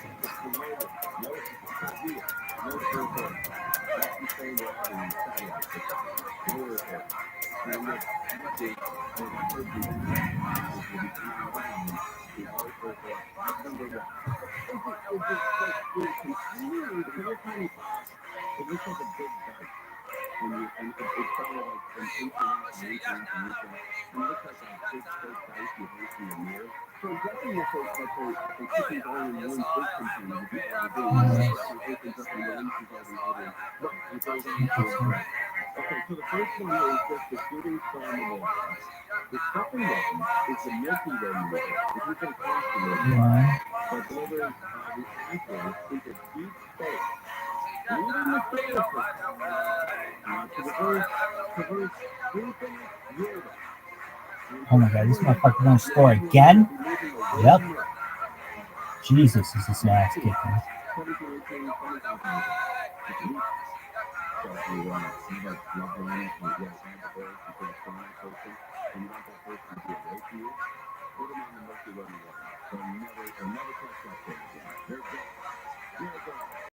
And then the third one is the lunar email, which happens last night. And it delivers part of your other emails that are not one. And it also shows love. That's when it just becomes a bit for you. Hey, don't always have to love. Anyway, so that's when you land on the moon. And for every time you look at the moon, you're going to know that your loved one is on the moon. Now, two things that come up. One is the Navajo Nation is in opposition to that. Because the moon is sacred to them. Not because it's actually to everybody. And they want the moon to remain sacred. Not have people die from literally the surface of the moon. Such a Disney Plus profile to TV and the industry.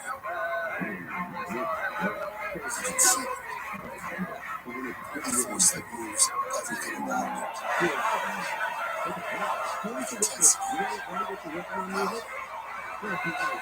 What comes from deep down inside?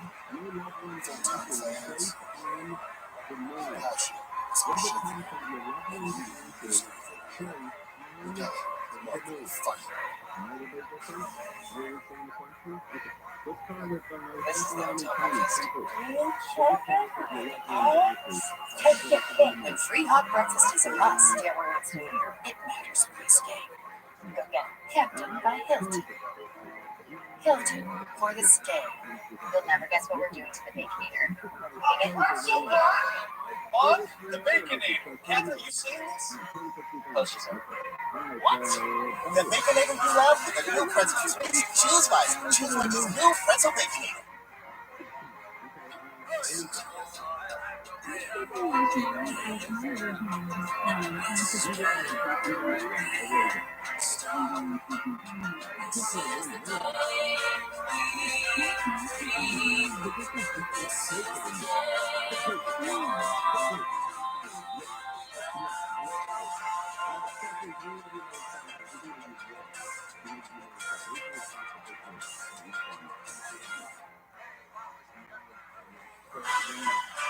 Except for the second quarter in Houston. Trophy is in the building. Running the first quarter of this year. That's what my playoff national championship tonight. AT&T.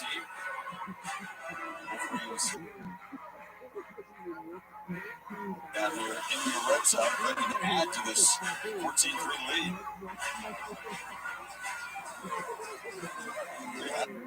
Right there, Chris, 153 to 174. He's a before contact. Does the job of throwing the speed and the blocking and execution up front. It's Cora behind the Marty. He's got it. And Cora spins and picks up the guy free. I love when offensive line coaches use that expression, hand on a hat. We're just going to get a hand on a hat. Means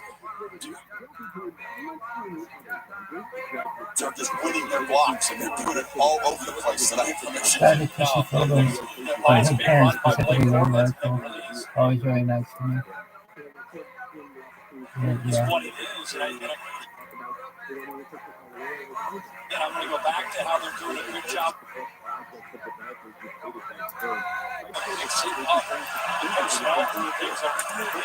They created confusion for Alabama a week ago. Created confusion tonight for Washington. More about the gap responsibility. This front, as much as anything. Now Mullins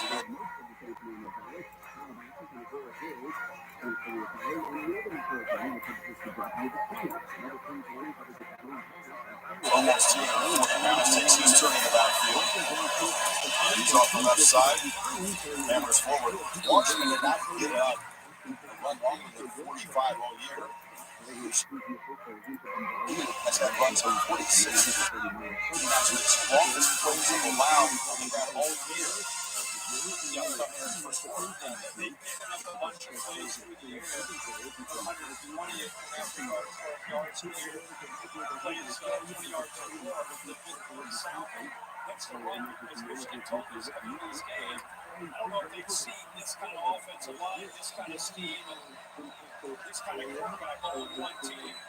First and third down snap for the Wolverines. This is an area that Washington has improved the last couple games, had a particular strength. Didn't like the look, takes a timeout. Wolverines knocking on the door.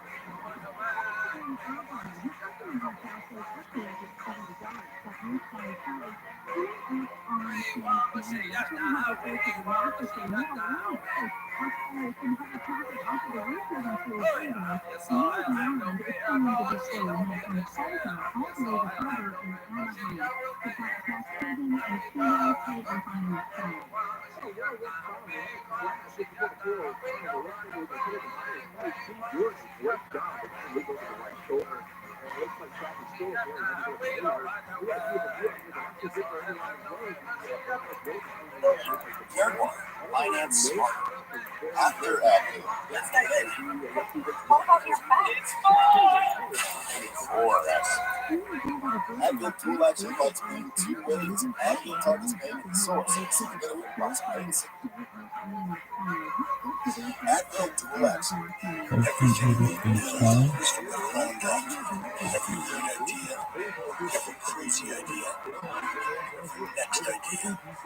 Every truck. Everything in it. Everything you hear, everything you see, everything you feel when you drive it. Everything we add to our trucks, so you get everything out of them. Man, trucks are what we do.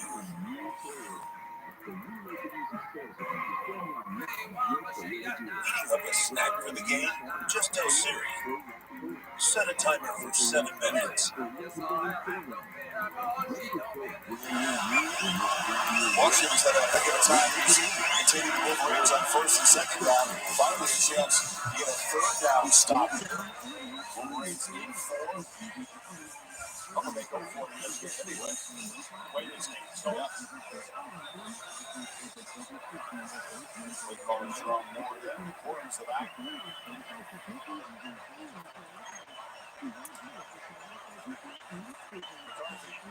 Going through new traffic, it was batted down, intended for Cornelius Johnson and Jabbar Muhammad, their top corner, was right there.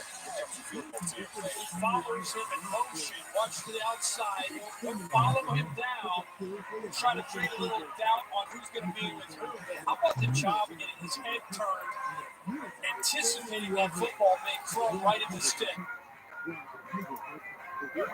Every time we call the Washington game, number 1 gets challenged, and he steps up and makes plays. Nice. Harbaugh elected to send out James Turner, draft transfer from Louisville, has not missed inside of 40 of the season. And slides his field goal inside the left upright from 32. Wolverines, 65-yard drive on the 14-point. So Washington having a close one, they appear to be a chip shot. Michigan able to go up by a couple of scores. They really dominated this game. Moore has to be happy that his defense was able to get maybe relieved, not happy that they were able to keep Michigan out of the end zone there and put it at 17-3. That constitutes a victory at this point. Now, what could they do to get Penix going? Michigan has not knocked him to the ground yet, but they've kind of pressured him enough to make him a little bit comfortable with us, and they tried it off his bets. Yeah, they have, and I think it's been to me more about the coverage that they've come up with last week against Bama. It was the disguise and the pressure coming late that confused the offensive line. I think right now they're doing a really great job of taking away some of the deep crossers and the throws that Penix normally hits. Now, it's early in this game. Don't forget, Washington, as quick as Michigan scored on the ground, you can see Washington with those receivers score pretty quickly, too. And I'm sure that's why they have confidence that they're not going to abandon their approach to this game.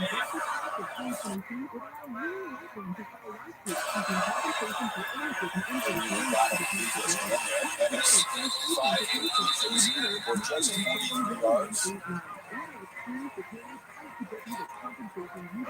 And he has been pressured. You can see he's not doing well. That's more about coverage than eventually the pressure.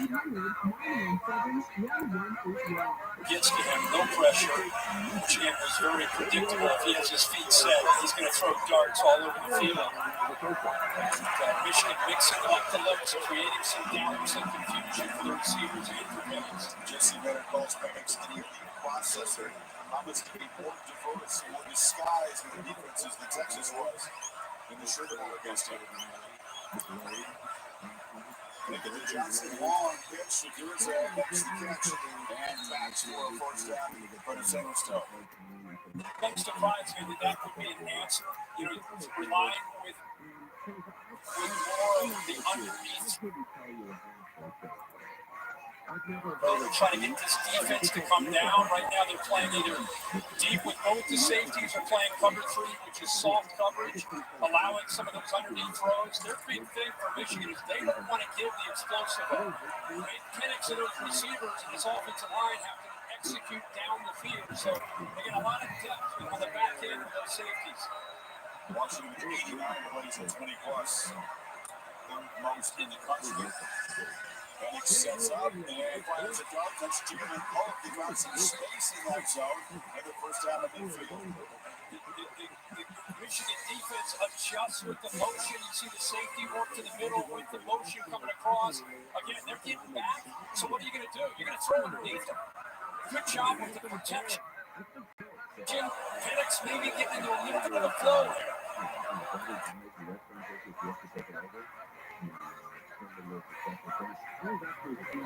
Jeffrey Johnson. Gonna have to really.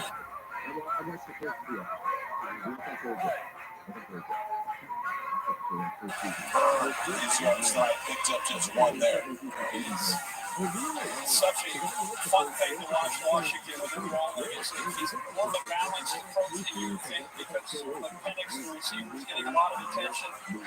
But tonight, that line of scrimmage, especially in the interior, Ryan Grubb is a play call. Mason Brown, Chris Jenkins, Kenneth Brown, going to be a handful for the interior of that offensive line to establish any kind of run. And especially Dylan Johnson hobbling out there. Johnson's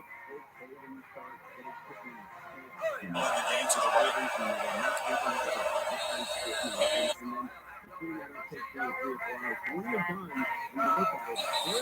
Free snap hustle. I think the center is starting to lose his balance there.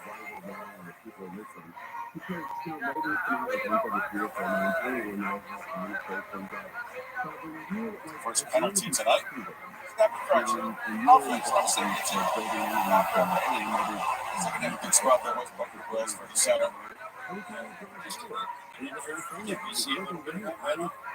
Get a couple passes. Start moving the ball across midfield. And you see just this loss his balance, starting to flinch just a little bit.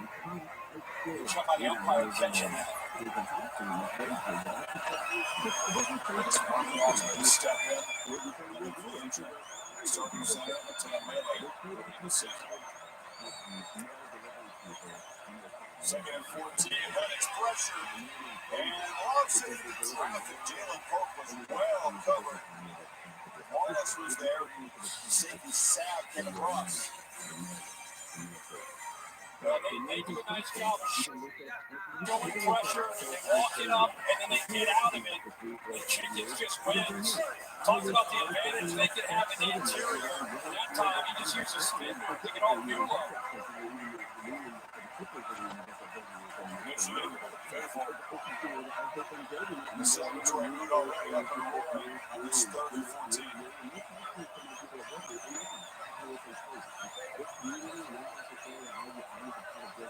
Two by two look, and they flinched again up front for Washington.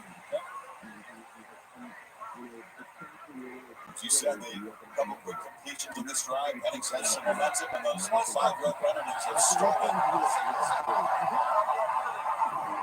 Virginia's Bureau of the guard. Maybe like 3rd and 19 against this Wolverine defense. Not good. Right guard eventually sitting in that stance for so long, flinches, becomes a screen or a draw, something simple and easy. Empty backfield. 5 receivers out.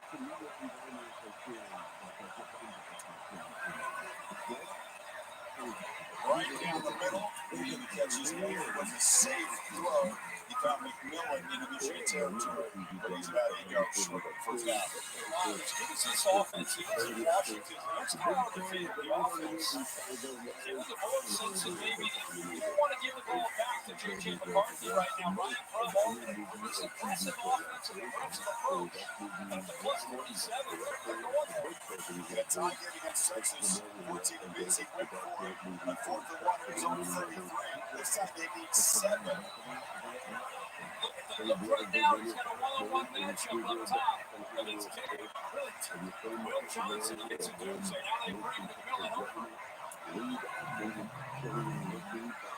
Rush time. Oh, just outfield, wide open.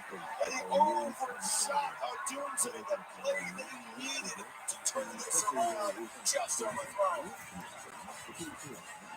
When we talk about how Michigan's offense is confusing the Washington defense, this time they flipped it over by McMillan going out there.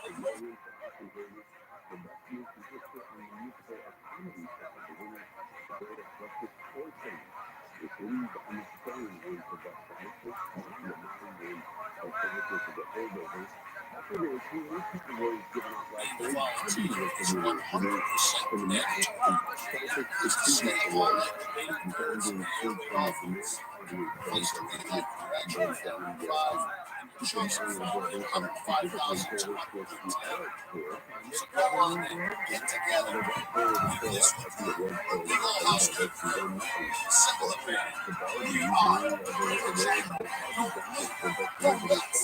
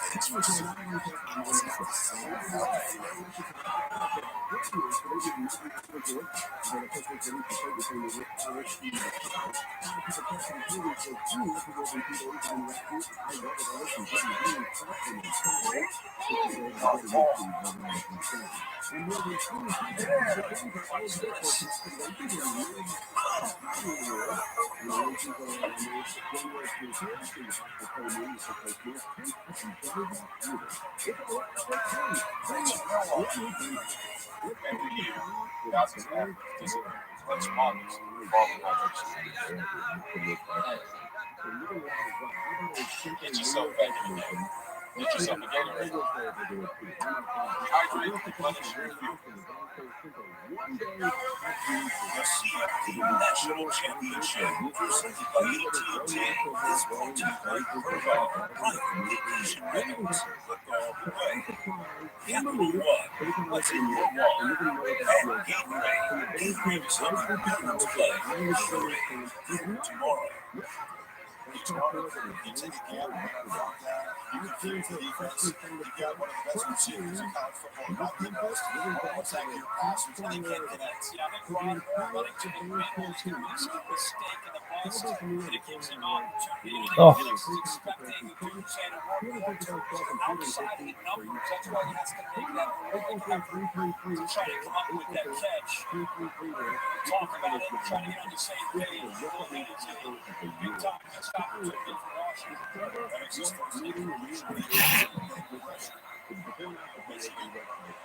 So that puts Mayfield position at the 47 at the end of this game.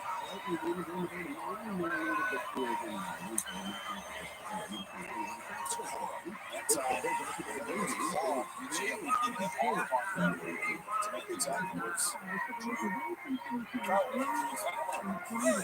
Mother's Day. They're actually talking about it's every day. Yeah, because that was in the background. He's probably watching this fight. He just made a point for watching.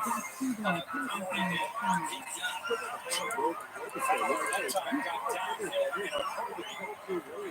Portland Ivy didn't have much of a chance.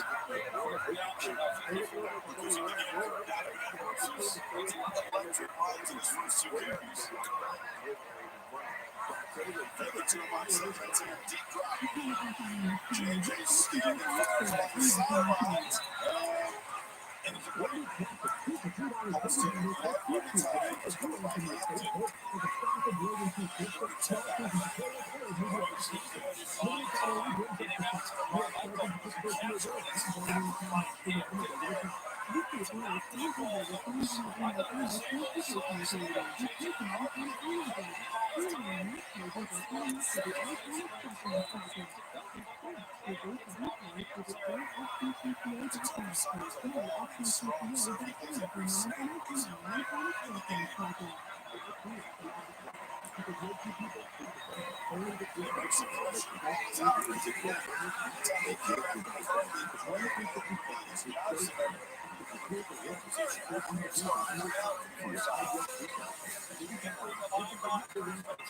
First time in this series, they've been able to get behind the sticks, but this back comes here. This back just kind of looking at Donovan Edwards just to make sure that he's not up to anything.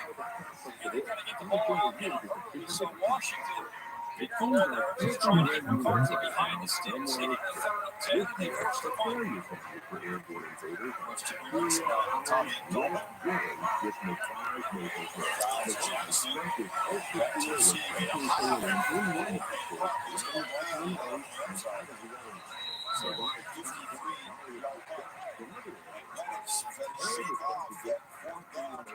Mistake last time. Let's find out Giggles to that 14.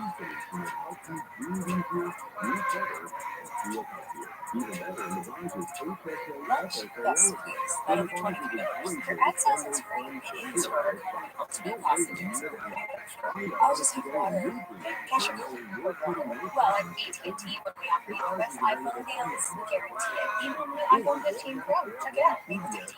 We do have free movies with the purchase of it. I'll see you tomorrow. AT&T gives everyone on this deal on an iPhone with any micro. Guaranteed. Get iPhone 15 Pro offers.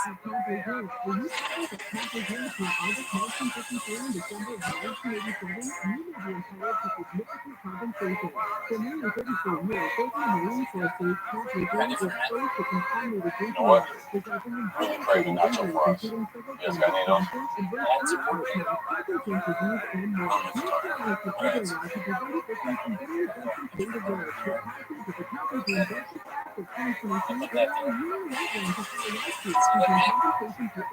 Attention business owners, stop renting and paying someone else for the space you need. Call General Steel to own the space you need with a metal building system custom designed for your business. That's right, gain equity as you operate your business and save money during our extended end-of-year sale. That's right, you can order your customized building system with just a deposit, and most importantly, avoid the huge 2024 price increase. Save thousands of buildings like this 40 by 60 shop, or this 100 by 100 manufacturing space, or this 100 by 200 warehouse. Call 1-877-96-STEEL and get your personalized quote and discover all of your building options like doors and windows. Wait, there's more. Not only can you save during our extended end-of-year sale, we'll hold delivery until spring.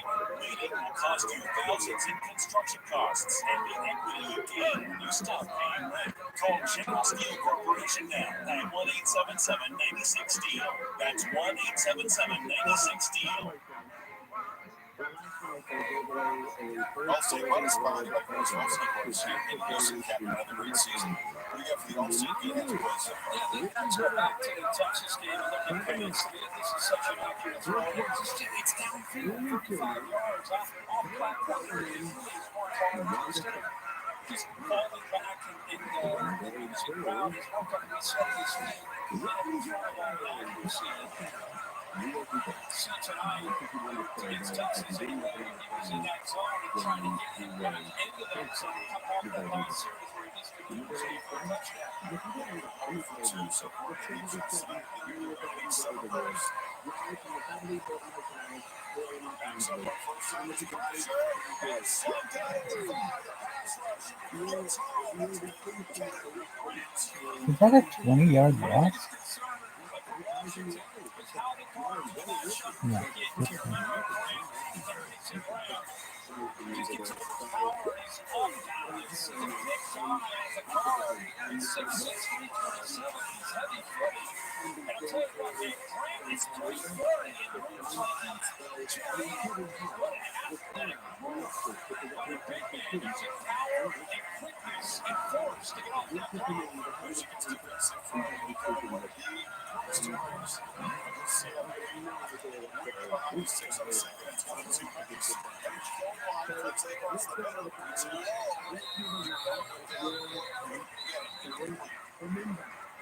What's the difference in last week's game and this week's game? It's getting pressure. Talking about the Alabama-Michigan game, they're getting pressure through it. Allows you to play some positive opportunity to receive. And something off his football by minutes, but that time we saw Mason Grant get it down. Just beat him on the football. He's got to get pressure. Plans all week.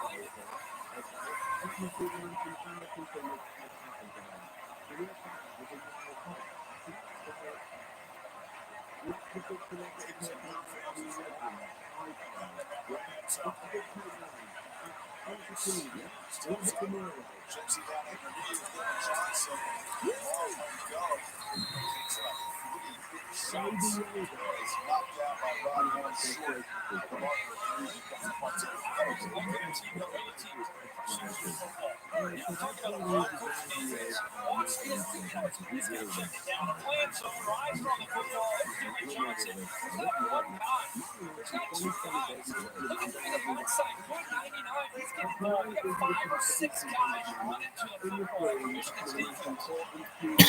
Johnson took 3 separate shots at the end of that run. McAllister.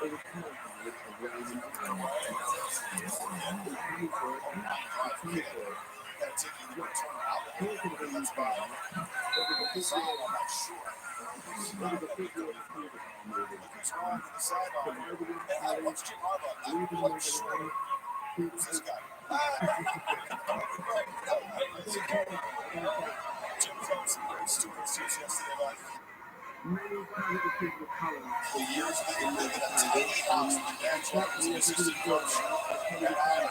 And they were sharing this little house.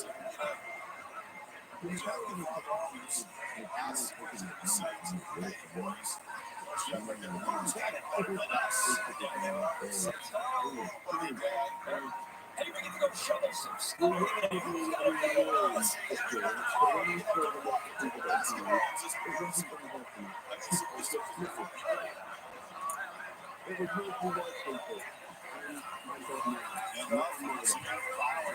This game is an ass kicking. Back for a second, think about it. 7:30. Second quarter, JJ McCarthy's going to check him out of the game. They probably go with ambulance. 7:30 this game. Washington's ball to start the second half. This is a big try for both these teams. Rushing yards for Michigan. The sophomore is South Texas SEC HS.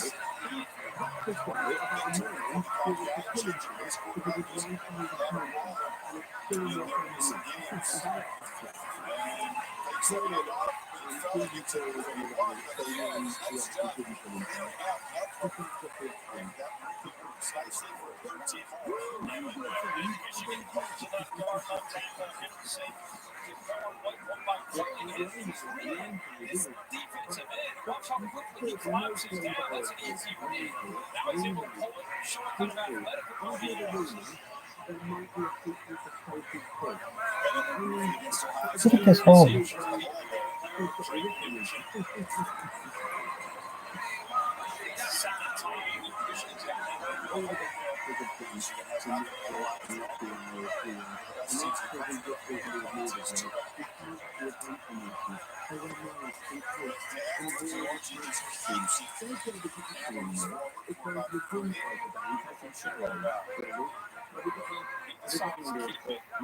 He's got bad intentions. Michigan constantly rotating bodies in and out of the game. Different personnel, different looks. Just even have little people you come in and keeps his defense something else to look at. They bring it home.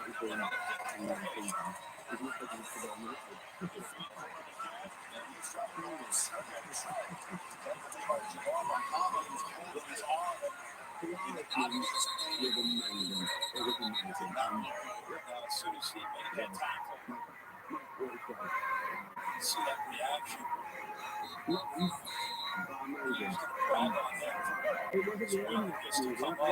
Undersized corner. He knows he's got to do this. He's got to help set that edge right away. That's a tackle. See his finger.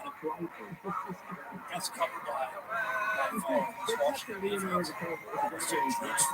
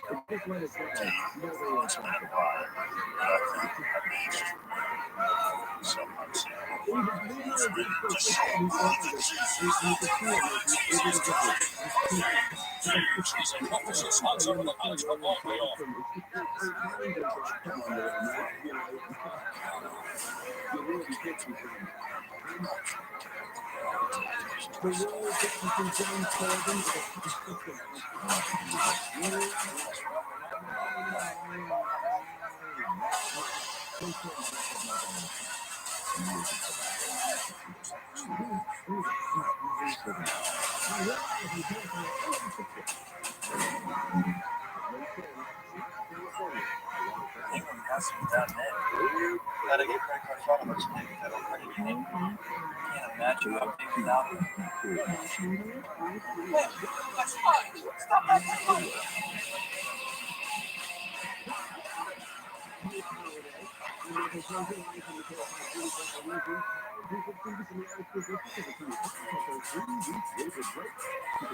Make a federal credit union.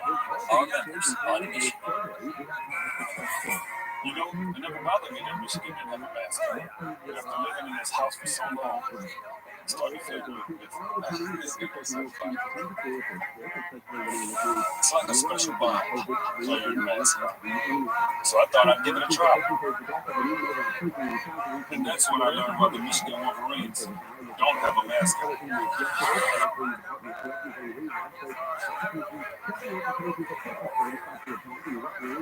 I love Tuesdays at Peanuts program on Tuesday weeks. Every week I see so much. I can finally afford college. Just kidding. No one can afford college. But they steal Koreans. That's a cha-cha. What a steal. There are many reasons. It's so exciting to take back roots. Dylan Root, Vicky Sue, our kids stretch beyond the sidelines. And to get loud, the great dedication doesn't require promises. He is always proud of his moments. And it's heat, passion, has purpose. It's our channel ESPN. Check presentation of Football Foundation and ESPN. 10 years of supporting teachers. Largely, closest mission of touchdowns for teachers and evaluation. Every touchdown zone.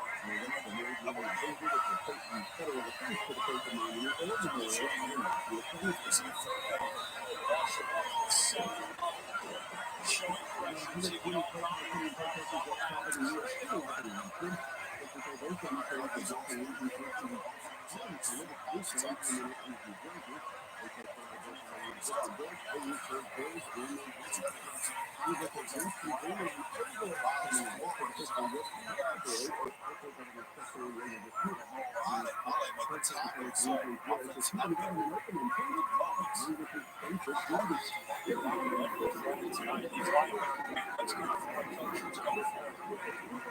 Anytime you call a play like that on third down in plus territory, typically it means you're going to go for it.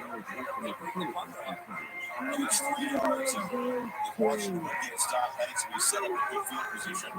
Inside of 5 minutes in the first half, Huskies will keep the football. It's a bad call. You gotta go for that.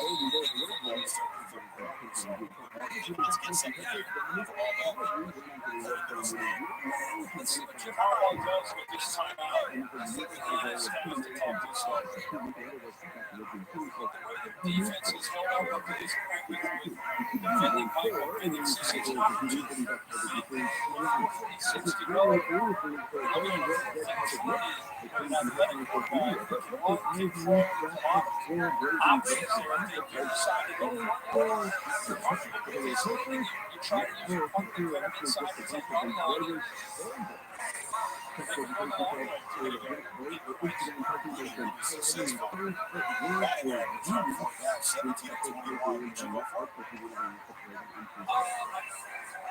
Tough call. It is a tough call because on that aggressive mindset, it's an opportunity, and they are going to bring the offensive line probably back out. Makes a lot of sense. You can see why they would do it.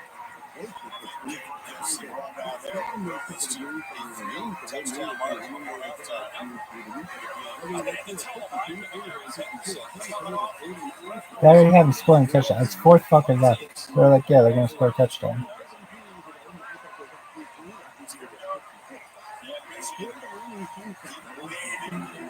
Got Swiss cheese for defense back there.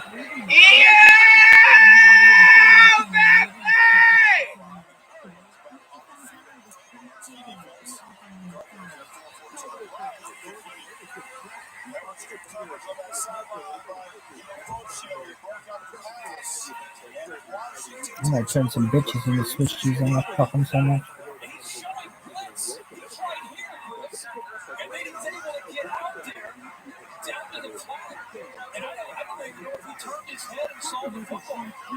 He just gets out and shows blitz. He gets out of the flat, puts his arm out. No, he never turned his head. He just put the arm out and expecting that ball was coming because of the eyes of the wrist. Kind of playing inside back. He has numbers. Great coverage.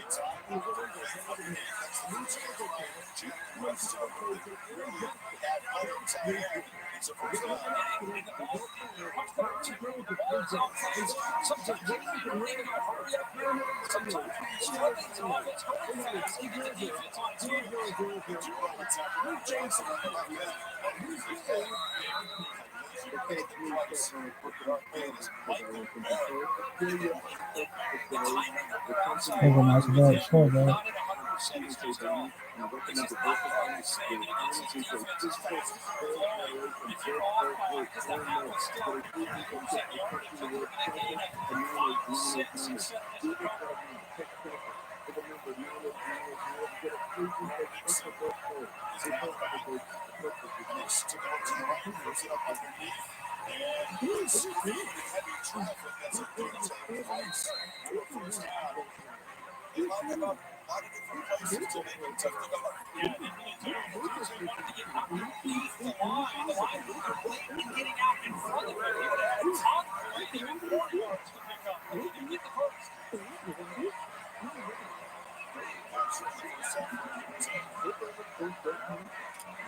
September.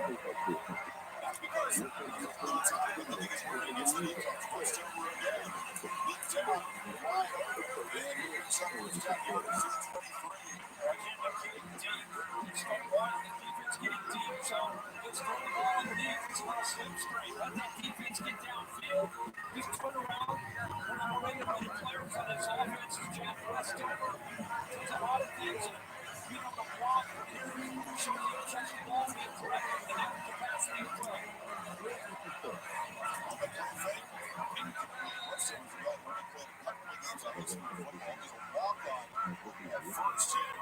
Now he's a half injury. Back to 100% tonight. He was yet another weapon to mix in with those three-time wideouts. No doubt about it. Michigan, if you look how they changed that one last first and 10, that was the Michigan defensive style from last week. At the line of scrimmage, you did see more aggressive as they get deeper and deeper into Michigan territory. You can see a little bit more of that when they dial up pressure.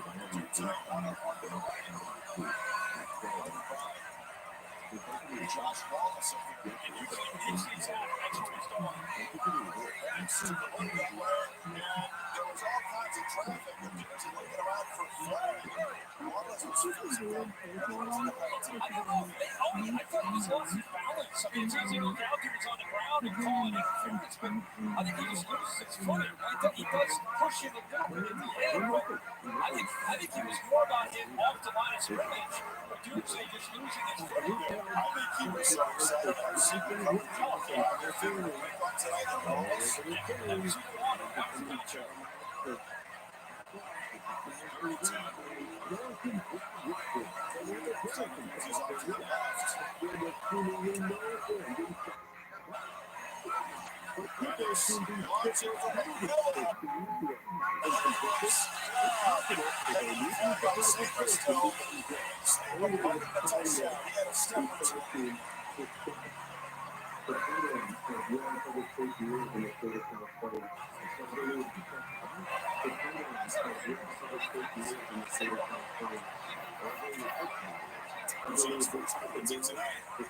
Set up Washington in scoring position here in the red zone. This is a must-see matchup. And it is. Very grab situation, crazy call.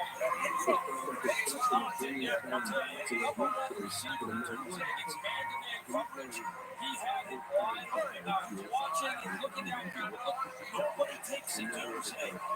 Johnson comes over the lane and he gets in the ball and he runs to the end zone. I think he scores a tight end. He's his first year in the league. Johnson back in the game. He's got it trying to make it back to his right.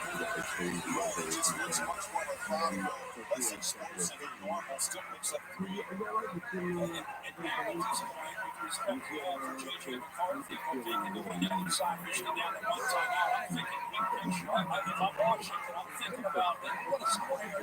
Let's slow it down a little bit. Let's take our time. We're confident that Michael Penix is going to get us into the end zone. We don't want J.J. to have much time to work with the important red zone. Johnson's got it. Here he is, down right at the line of scrimmage. But McCarthy pays the safety. Harbaugh does run out of the field to call a timeout. As I'm with you, McCarthy, Page, they rotate safeties, they play 4. One play right here, about 7. Has to take on the block, gets off the block. That's a lineman, gets underneath that block.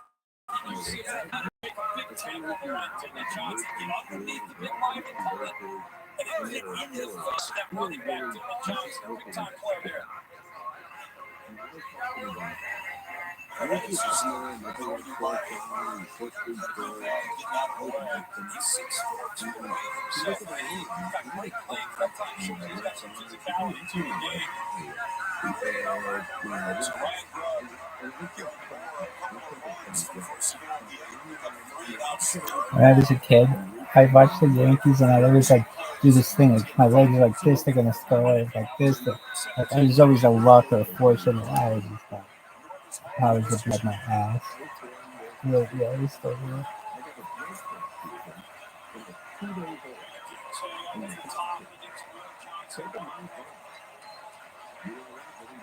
Come on, Washington. They're a bunch of cocksuckers. Jenkins gets it back after a 2-yard gain, 4 good yards from the 3. Go for And it. they did that because of what you just said. They don't do that very often. Johnson gets involved in it too. Right, so Watch kickers Jenkins, sucks 94, get dick. down the line of scrimmage. How quickly he moves to make that tackle. 300-pound getting down the line like that. See this in the North Central Michigan defense on the field. They're going for it? Are you guys nuts?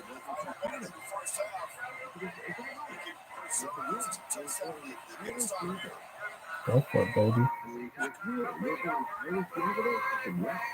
Oh, don't.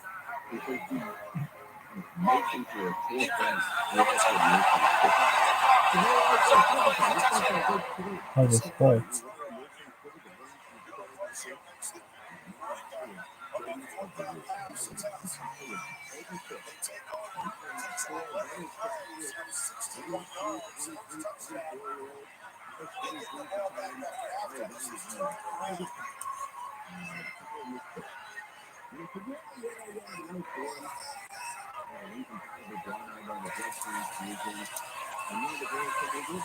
Defensive back who scored the Penix. But neither of them standards drive the end zone. Let's go back to this touchdown. And let's right here in motion. And you can see him get over right off the line of scrimmage. Now, on Tuesday, right here, this is where the penalty is. You'll see McMillan come into play on your left. You'll see Johnson with the obvious penalty right there. He just grabs a hold of it. But look at McMillan having to come right away to the right route. The blitzing linebacker really opened it up. And Penix went from his right and then came all the way back to his left. That's why the ball was late. But now you look at the run on third down and you think, you know what, now it is over. Think about how much time they were able to work there, getting all the way down to 42 seconds. Keep saying it. Keeping the board. Gets the ball to start the second half. So that could not have worked out any better than the work 4 minutes off the clock on that 11-play drive. We got a whole lot more plot twists and turns to come. We got decision by Rabbi. He's going to put a timeout for the offense back out there. They had an excellent play by him. Really appreciate it across. Back to the way.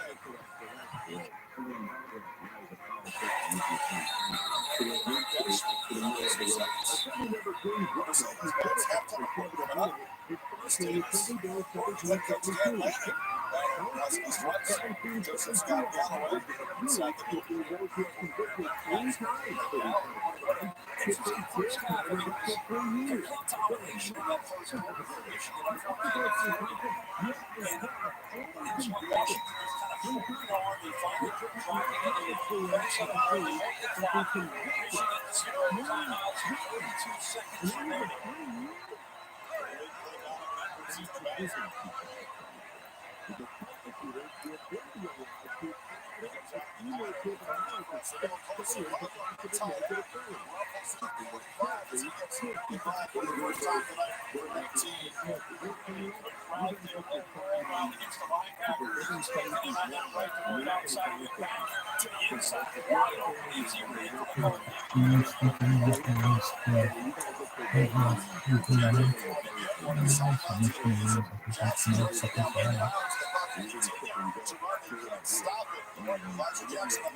That's a huge tackle by Johnson, obviously keeping it bounds. By the way, Jabbar Muhammad back there in the blocking screen.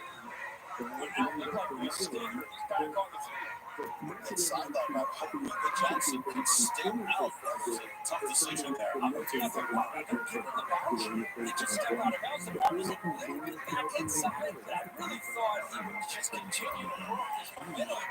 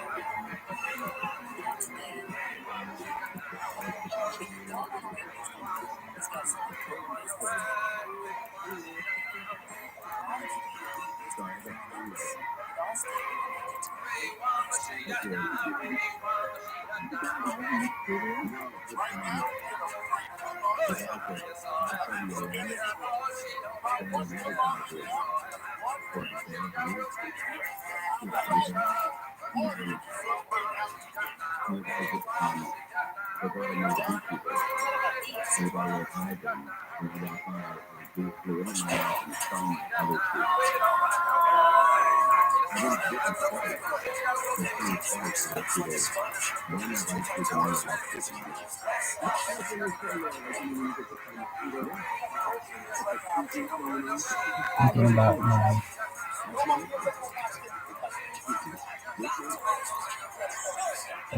I think we're thinking about selfie.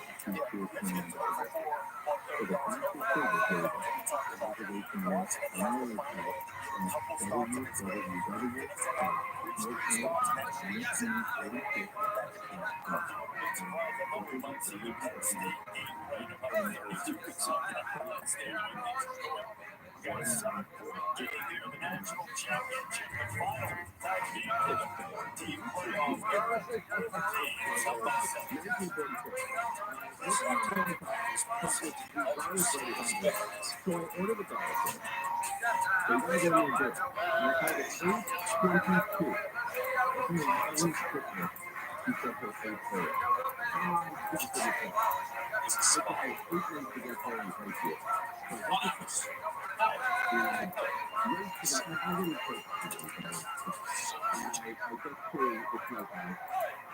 and ordering it. And she said, "Well, just a few minutes." I said, "Oh, please, you can take your time. I'm in no rush. I just need that to the guys. That's all. I'm not in there." And so I'm sitting there waiting on my red, couches with booze out there. I hear the guy at the bar, the bartender. He's another guy, and I'm like, I remember that voice. I know that voice. The guy serving drinks to the bar. I know him. And so I asked the waitress there, the maitre d' or waitress, "Hey, is that bartender's name Gary by chance?" And she said, "Yeah, that's Gary." And I remember Gary from 30 years ago. He used to be the bartender at a place called the Ministry. He was the bartender at the Ministry. And so I walked up to him. He was just cleaning some stuff up there. And we had about 5 or 6 customers at the bar. And I said, "Hey, are you Gary?" And he said, "Yeah, I am." "I'm so glad you're back. How long have you been at the station?" He says, "I've been here 17 years. No, I'm sorry, but I'm not told you. In the 17 years, where you been here?" And he told me his hours and his days. He gave me Monday and Tuesday and Wednesday. He said, "Oh, I'll stop by and see you and catch up. I love this guy. One of the greatest guys I've ever met in my life." That ain't Gary, the bartender of the place. So he says to the, so I'm sitting there waiting for the break. And he says to two young ladies serving the bar, he said, "This guy," he points to me, he said, "This guy is the funniest guy ever."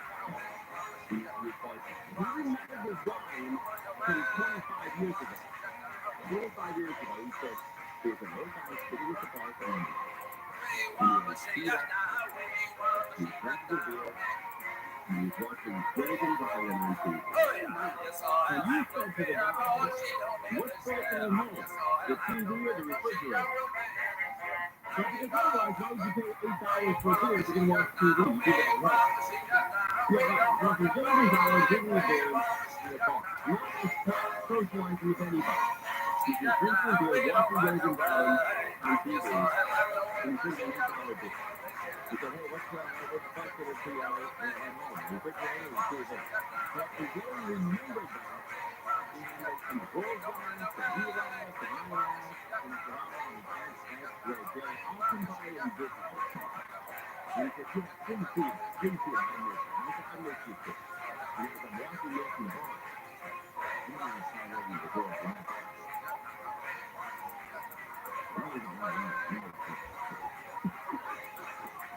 Do you remember when he was writing the story? It's just very funny. I didn't give me credit. I never did. I don't remember ever saying that. No, I think it's funny if I said it, not in that way. All these guys are doing you. Yeah, exactly. So I write this. I write this. And I said, "Oh, so yeah, I said that." No, not amazing. But when he told him in the 2000s, no success. Didn't want to dissuade him or her, or the girls, from believing that I was an actor. So I said, "No, I remember saying that. That was great. Good old time." Gary, I'll come back and see you again sometime, buddy. I love that guy. Gary, the bartender at the smokehouse, still the greatest guys I've ever met in my life. So go see him on Sunday, Monday, Tuesday. All right, we're live on KFI AM 640. More now with Joe. Things have popped up that do not always before days. Identifiers checking the news. They said it was probably in the car yesterday. There's a report of a vehicle over the car's automatic feed. And that's the news releasing from her truck was crashed and was conscious, taken to the hospital after she swerved away from the deer that was driving. The driver then told the road. And the victim was trying desperately. Police in the Irvine were asking for help identifying the person who killed his feet with an arrow. 609 accident. Irvine police officer Terry Davis says the group was seen walking in the area before being hit in the torso with what appears to have been a crossbow. Probably in the room, either pre-tested, either put, just as either pre-hitting trophy. So obviously that's petitioning people seeing humans during that house. David says the attack last month was near a school that has now reopened and they have video of the attack. In Irvine, 4 of them cartoon calls are made. One being at the store fulfilling packages injured at least 21 people. Fort Worth Fire Department folks in Chris Project Tech